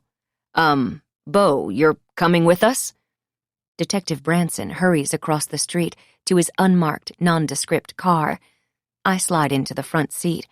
Bo can ride in the back like the criminal he is. I blink my eyes and feel the same attraction shoot between us from a year ago. I have him right where I want him. How wonderful. I give him the gift of my warmest smile. Thank you for driving me, Alan. Behind me, I hear Bo on his phone. I don't know who he's speaking with, but he should be careful. Branson is listening, and so am I. We drive in comfortable silence, except for Bo's until we pull up to the police station. Branson gets out of the car and comes around, opening my door, and then Bo's. Bo is out of the car, hurrying toward the front door, before I even step out of the squad car. Branson extends his hand, helping me. So chivalrous. Say, Mrs. Harris, did you walk your dog the day Mary died? Or was he with Mary all day? Gosh, I can't remember. That day is such a blur, such a terrible memory. I am not lying. Okay, well, think about it and let me know if you remember anything. You told us during your interview the dog was with Mary all day, until security brought the poor fellow home. Branson tips his hat, and I follow him up the walkway to the station door. Why is he so concerned about my late dog all of a sudden? It's probably nothing. The cruiser carrying distraught David and about to be behind bars Betsy is empty at the curb. She's probably being booked, or whatever it is they do with suspects these days. I feel nothing but proud of myself for brilliant alliteration and much more. My plan worked flawlessly. My future in L.A. is bright, and even brighter if Mr. Grayhair wants to come along. I'll try to write some more of my story for you, but I'm going to be so busy. It's best we just end our chats here, stay out of trouble, and always remember, the opposite of love is hate, despite what they say. Respect your mother's wishes, and never, ever cheat on your spouse. The end. 42. 11 p.m. I said the end. Oh, what now? I'm finished. Moving on. Let's go inside. Branson holds the door open, and I step inside the police station. I don't see any of my family. Let's go to the conference room down the hall. Bo, have a seat. Someone will be here for you in a minute, Branson says. That's right. I deserve a conference room. Bo is an accessory or something. He should sit out there in an uncomfortable, guilty chair, waiting. As we walk down the dingy hall, I smile. Betsy is about to be put behind bars for a very long time. David will be destroyed by the loss of both Kylie and his only daughter. Branson pushes on a metal door, and in we go. It's cold and a dirty yellow color in here. I would have preferred the waiting area where Bo sits. Why am I in here? I ask. I need to tell you your husband has been rushed to the hospital. Potential heart attack. His mother rode with him in the squad. I'm sorry. They tell me he's going to be fine. Well, I need to go to him. I stand up, grateful for an excuse to get out of this place. Rosemary went with her son to the hospital, I'm sure, demanding the best heart specialists and the best room for her baby. She really makes me sick. I wonder what her weakness is, besides her son. Will his death be enough to ruin her, too? We'll see. I didn't know until recently that David suffered from the same heart problems as David Sr., although who couldn't have guessed that? David's young at 44, but still, almost 30,000 people in the U.S. will die suddenly this year of circulatory system diseases. He's been through so much stress and done so many bad things, am I right? I mean, he destroyed our home, our perfect family. Sit down, please, Mrs. Harris. Your husband is stable. They have him under observation. Probably just anxiety. Again, sit down, Mrs. Harris. Branson commands. I don't like his tone, but I sit. The door opens, and a bedraggled-looking David Sr. shuffles in. Branson pulls out a chair across from me. We stare at each other in silence. I'll be back shortly. Betsy's attorney is with her now. Branson is gone. How long will we be forced to sit in this ugly conference room, my father-in-law and me, waiting for an update from our attorney? I imagine Bo has come and gone, advised to find a lawyer and not to leave town. So much for their romantic escape. I wish I had the chance to change into something a bit more comfortable before I came down to the station, but I didn't give it any thought. I was too excited about today's events unfolding to shove a change of clothes in my bag. I won't be here long. I mean, a sexy dress can only be attractive for a few hours. After it has served its purpose, the dress should be slowly slipped off your shoulders and dropped to the floor by a handsome stranger with silver hair as you sip champagne in an oceanfront mansion at sunset. And if that doesn't happen, it becomes completely uncomfortable. I drum my fingernails on the cheap metal table, hoping to get my father-in-law's attention, or at least bother him a little. He's motionless, eyes down, a lump of despair. Branson's back. Mrs. Harris, can we speak with you? He looks exhausted, too. He's not even squeezed into a tight dress. Of course. I stand, and David Sr. looks at the ground. "Sir, can I have a squad car drive you to the hospital to go see your son? There's nothing you can do for Betsy right now. Her attorney is here. She will be fine." Branson is so nice. David Sr. has tears in his eyes. "Yes, okay, but if Betsy needs anything, you'll call me?" "Yes, sir," Branson says, as David Sr. shuffles to the door of the conference room. They're acting like Betsy's mother isn't standing right here. "I'll be here for Betsy." My father-in-law shakes his head and keeps walking. Branson shuts the door behind him, and we're alone. No doubt he's been planning this all evening. It's just me and Alan. I bat my eyelashes and swing my leg so he can see my high heel, my thigh. Sharon Stone comes to mind. No, I'm not that naughty. "So, tell me, what are you charging Betsy with? Is it involuntary manslaughter? Like a crime of passion thing?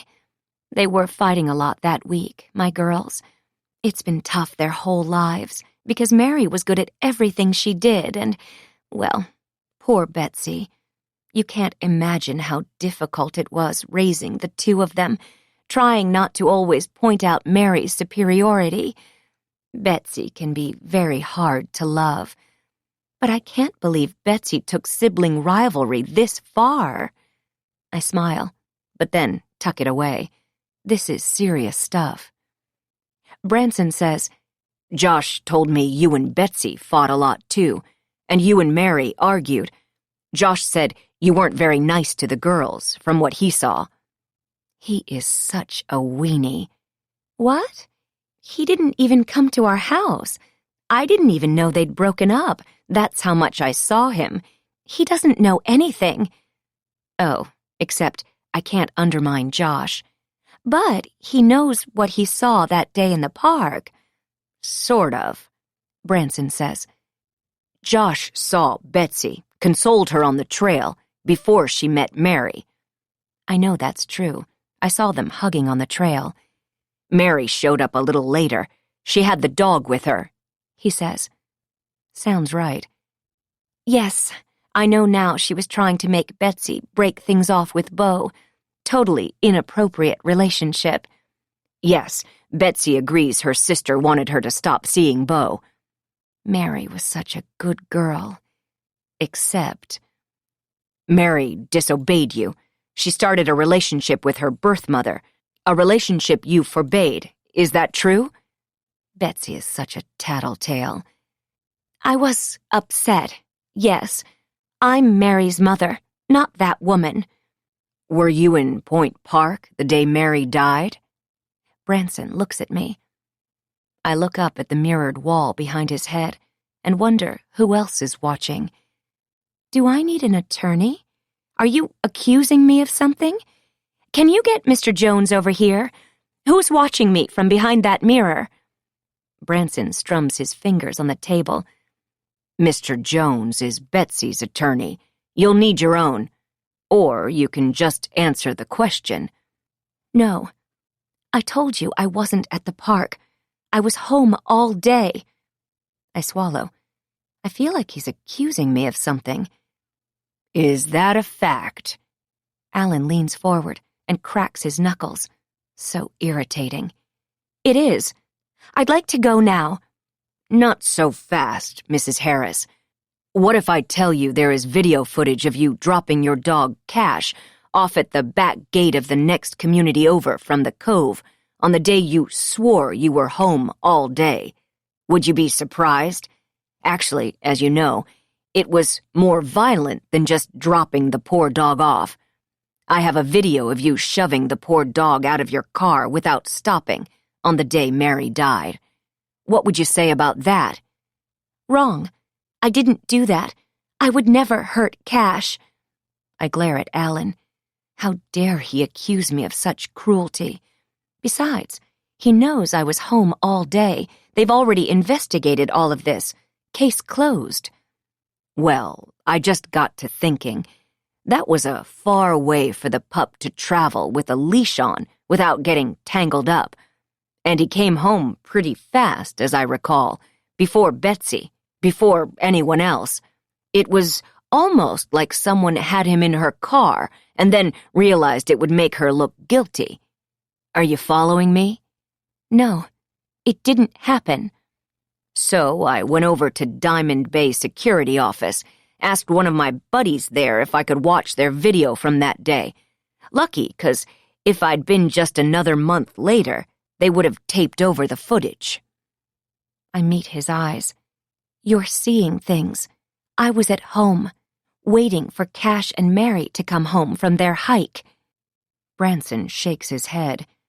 It's a good thing Sam was paying attention during your little drives. He tipped me off about the dog. My nephew is smart, going to make a good detective someday. My face tries to register surprise, so I cover it with my hands. Sam? Alan's nephew? Are you talking about Lift Sam? Yes, Sam Branson, my brother's boy. He's studying criminal psychology in school. Can't wait to have him join the force. He's done great work on this case. Observant. He was worried you might hurt Betsy before we could bring you all in today. Sam doesn't know anything about me. I wrap my arms around myself and lean back. I'm done here. Branson leans forward. Mary and Betsy didn't talk for long. Mary wanted Betsy to come home with her, but Betsy wanted to stay and hang out with Beau. Mary decided to blow off steam, go for a hike on her own, as you know. Betsy and Beau were together in a different part of the park when Mary died. Oh, really? How convenient. Betsy has such a vivid imagination, always has. She's hard to trust. I'm sure Beau is the same type. I shake my head. You can't tell me you're going to believe that guy about anything. He has photos, selfies of the two of them. I'll get forensics involved, but it was one of their first dates, and the first time they'd, well, you know, messed around. Branson taps the table again. They didn't come forward last year for obvious reasons. The photos are geotagged and time-stamped. It fits. We didn't know about Beau and Betsy's relationship during our initial investigation, but now we know all about him, and we believe him. He has a lot to lose by confessing to a relationship with a student, but he came forward because he loves your daughter. Oh my, poor Betsy.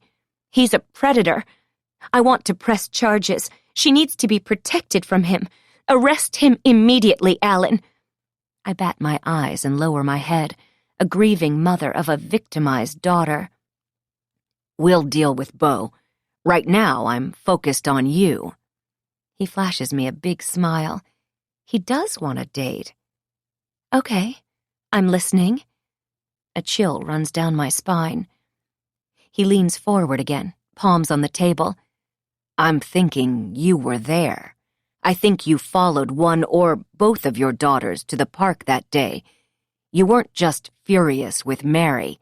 You were fighting with Betsy, too, right? I didn't know about Beau then. My face flushes, but I tamp down the anger percolating in my veins. No, but I'm sure you were mad about something else. You have an anger issue, Jane. You spy on your girls, try to control them. You play mind games to keep your daughters off balance, confused, dependent on you.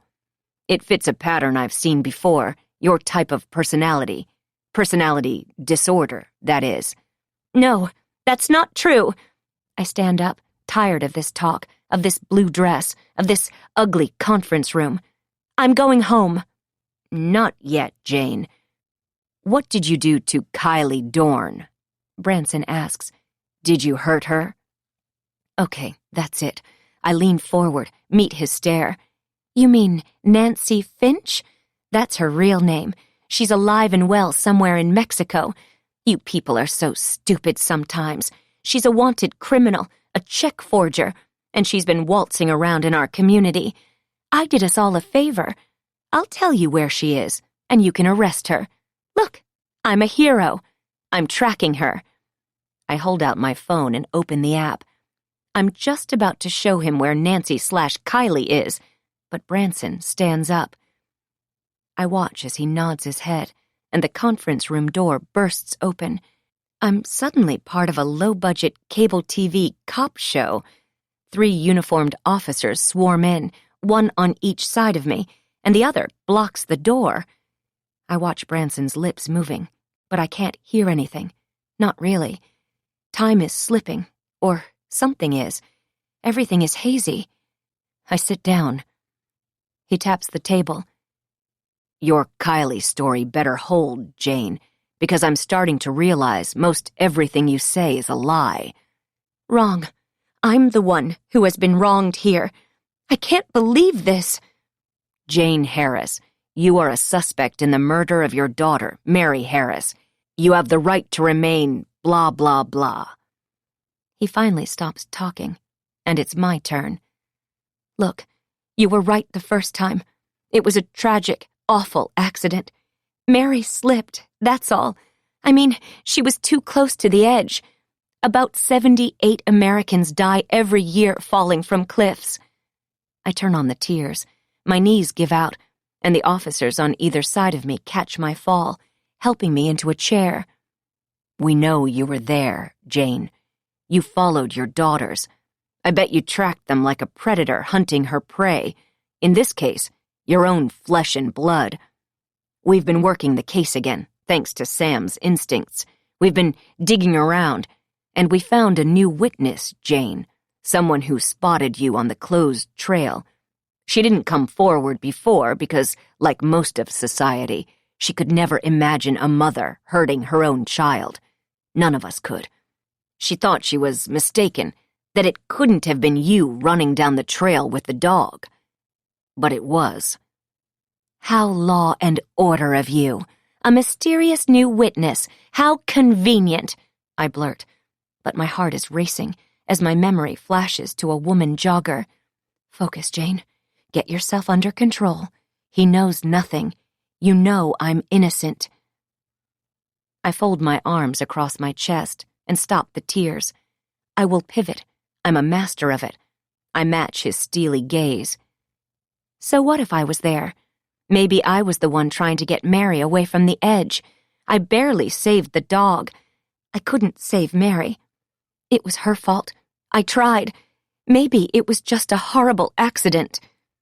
My mind reminds me of all the tragic deaths from falling over a cliff. The Grand Canyon claims 12 people a year.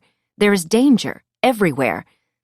I look up, and for some reason, Betsy, David, and Beau are now in the room. I thought she was locked up. David was dying of a heart attack, and Beau was packing his car, preparing to run away to avoid prosecution. This is disconcerting. Beau's arm is around Betsy's waist, a gutsy show of affection to display in front of me. How dare he? David's face is ashen. I really thought he died. He should have. His blood pressure must be so high. Those little pills he's been taking for the past 2 days weren't what the cardiologist prescribed. Once he carried Kylie over the threshold, I swapped the pills. Who knew how much he needed them? Shame I didn't have a couple more days. How could you? You killed our daughter? David mumbles. He doesn't look good. There's still hope. Does he really think I'll answer him? Incriminate myself? I'm not stupid. He should know that by now. He should shut up. I didn't do anything. Mary's death was a tragic accident. You really shouldn't air our dirty laundry in public, David. Do you want me to tell them all about you and Kylie? Or how about all the abuse I've suffered? He hits me. I point at David to give my accusation extra weight. No, I don't. David glares at me like he wishes he could take a swing at me, proving my point. I smile at Detective Branson. You should arrest him for spousal abuse, Detective. I need a restraining order, at the very least. Betsy takes a step closer to me. I felt sorry for you after Mary died. I still didn't like you, but I tolerated you. But now I know you're sick, and you're dangerous. Betsy is shaking again. It's not even cold in here. You spied on us. Thank goodness Mary found out right before she died. She put it together. The only way you found out about Elizabeth was by spying on Mary's texts, emails. You're awful. It's not spying when it's your own kids. All parents do it, I say to my ungrateful daughter. And all kids who have spying parents figure out how to get around you. Did you know there are all types of encrypted texting apps, Mom? Not just the one your spyware traces? Betsy says. Bo pulls Betsy closer to his side. Thank goodness you insisted on that. I glare at them. I would have stopped him, that's for sure. Arrest him for statutory rape. My daughter's in high school. I'm 18 years old, Mom, and I'm finally free from you. Oh, what a bunch of hooey. She's so full of crap.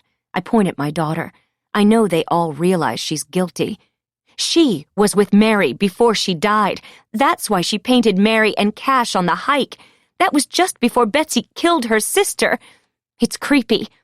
That must be why it's so bad. It's like a confession. Betsy leans against the predator, Bo. Deep down, I knew you were pure evil. I look up at my daughter, the daughter who shares my same eye color, my hair color, my only biological creation. I brought you into this world, and I can take you out of it. My mom loved that line, too. Or am I only imagining it? Your subconscious wanted you to confess. It's okay, Betsy. We're here to support you. I'll visit you all the time in prison. Betsy glares. I don't ever want to see you again. How silly. I'm your mom. Our bond is forever. It would help if you had talent, something I could be proud of when it comes to you. I still can't believe you won an award for that ugly painting. The teachers must have felt sorry for you.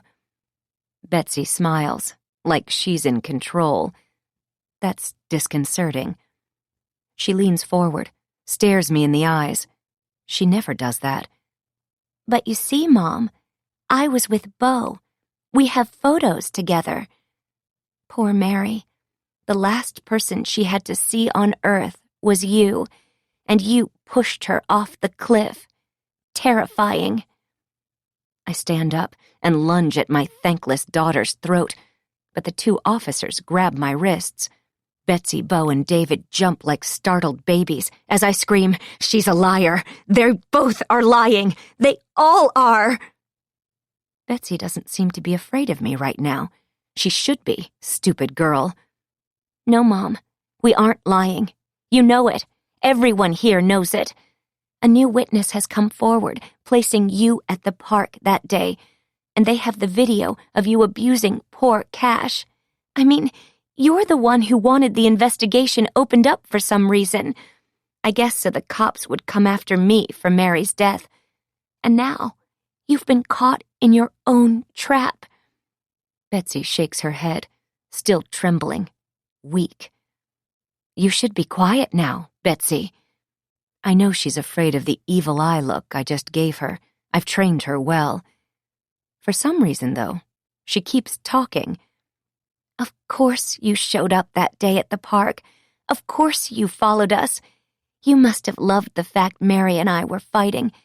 She didn't understand the peace I'd found with Bo. I didn't understand why she'd start a relationship with her birth mother when you were enough to deal with. We would have worked through it all if you hadn't killed her. I shake my head. I'm pivoting again. Both of you were out of control. I was trying to help, that's all. But I wasn't at the park. I never go there. I look around the room, trying to find the camera. You're lying. You always lie. Mary and I were pawns in your sick world. Home was never happy. Your only goal was to tear us down, make us dependent on you. We were always afraid, always wrong, and never sure why. I knew you never loved us, especially me, but I never imagined you'd be capable of this. Betsy shakes as David wraps his arm around her shoulders. David blurts, "My God, I'm so sorry. I should have moved out sooner. Taken you with me." He looks like his heart may be seizing up again. He's gray, shaking. "You are pathetic, both of you. I'm the only one who really loved Mary. I knew what was best for her. Even if what was best meant pushing her over the edge of that cliff." I look into Betsy's eyes. I whisper, "You're my only daughter now, my only focus. But you're such a disappointment. Maybe you should join Mary. I'll help." Betsy screams, a sound much more appropriate for a horror film, not in this claustrophobic conference room. She needs to learn a bit about acting. I glare at her. "Take her away," Branson says, as I shake my head yes in agreement. "Goodbye, Betsy. I hope you make friends in there. I'll visit." I look at the detective. It will be good for her. She always was such a difficult child, hard to love, not almost perfect like Mary. Something isn't right. I look around, and everyone is staring at me. Perhaps I got my lines wrong? I never do that. "What?" Detective Branson's eyes are steely, dark. "I really can't believe you'd kill your own daughter. Only a monster would do such a thing." I meet his eyes. I flutter my eyelashes, then rethink that, and start to cry. Someone yanks me to standing, and now I'm weeping loudly as they force handcuffs on my wrists. "Of course I wouldn't do something like that, Detective. You know me. No one loved Mary more than I did. My husband cheats on me, and my daughter is about to run away with a teacher, and she tells lies about me. I've suffered so much. Don't you see what they've done to me? I'm innocent. I demand to talk to my lawyer." They're leading me down a dingy hall. But I'm not worried. I know I'll get out of this mess in no time. Mark my words.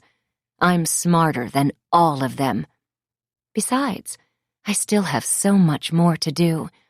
I need to visit Elizabeth, put her in her place, find Mr. Greyhair and flirt, take all of David's money through divorce, among other things. My new headshots are going to be great. This isn't the end. Epilogue. I'd do anything for Mary, but share her. I said that from the beginning, but apparently no one took it seriously. A mother's love is singular, all-encompassing. There is no sharing. I loved her the most, period. She was the favorite daughter. Wherever she is, I hope she understands. I doubt I'll ever get to explain things to her. I'll be in a different place, not here. They'll never be able to keep me here. I'm street smart and beautiful. I'll hire the best lawyer. I'll be back in Hollywood soon. I'm destined to be a star. This is Kathleen McInerney. We hope you have enjoyed this unabridged production of The Favorite Daughter by Kara Ruda. This program was produced by Mosaic Audio. The director was Kaylin West. Executive producer, Jennifer Lopes. Text copyright 2019 by Kara Ruda. Production copyright 2019 by Harlequin Enterprises Limited. Used under license with Harlequin Books, S.A. All rights reserved. Thank you for listening.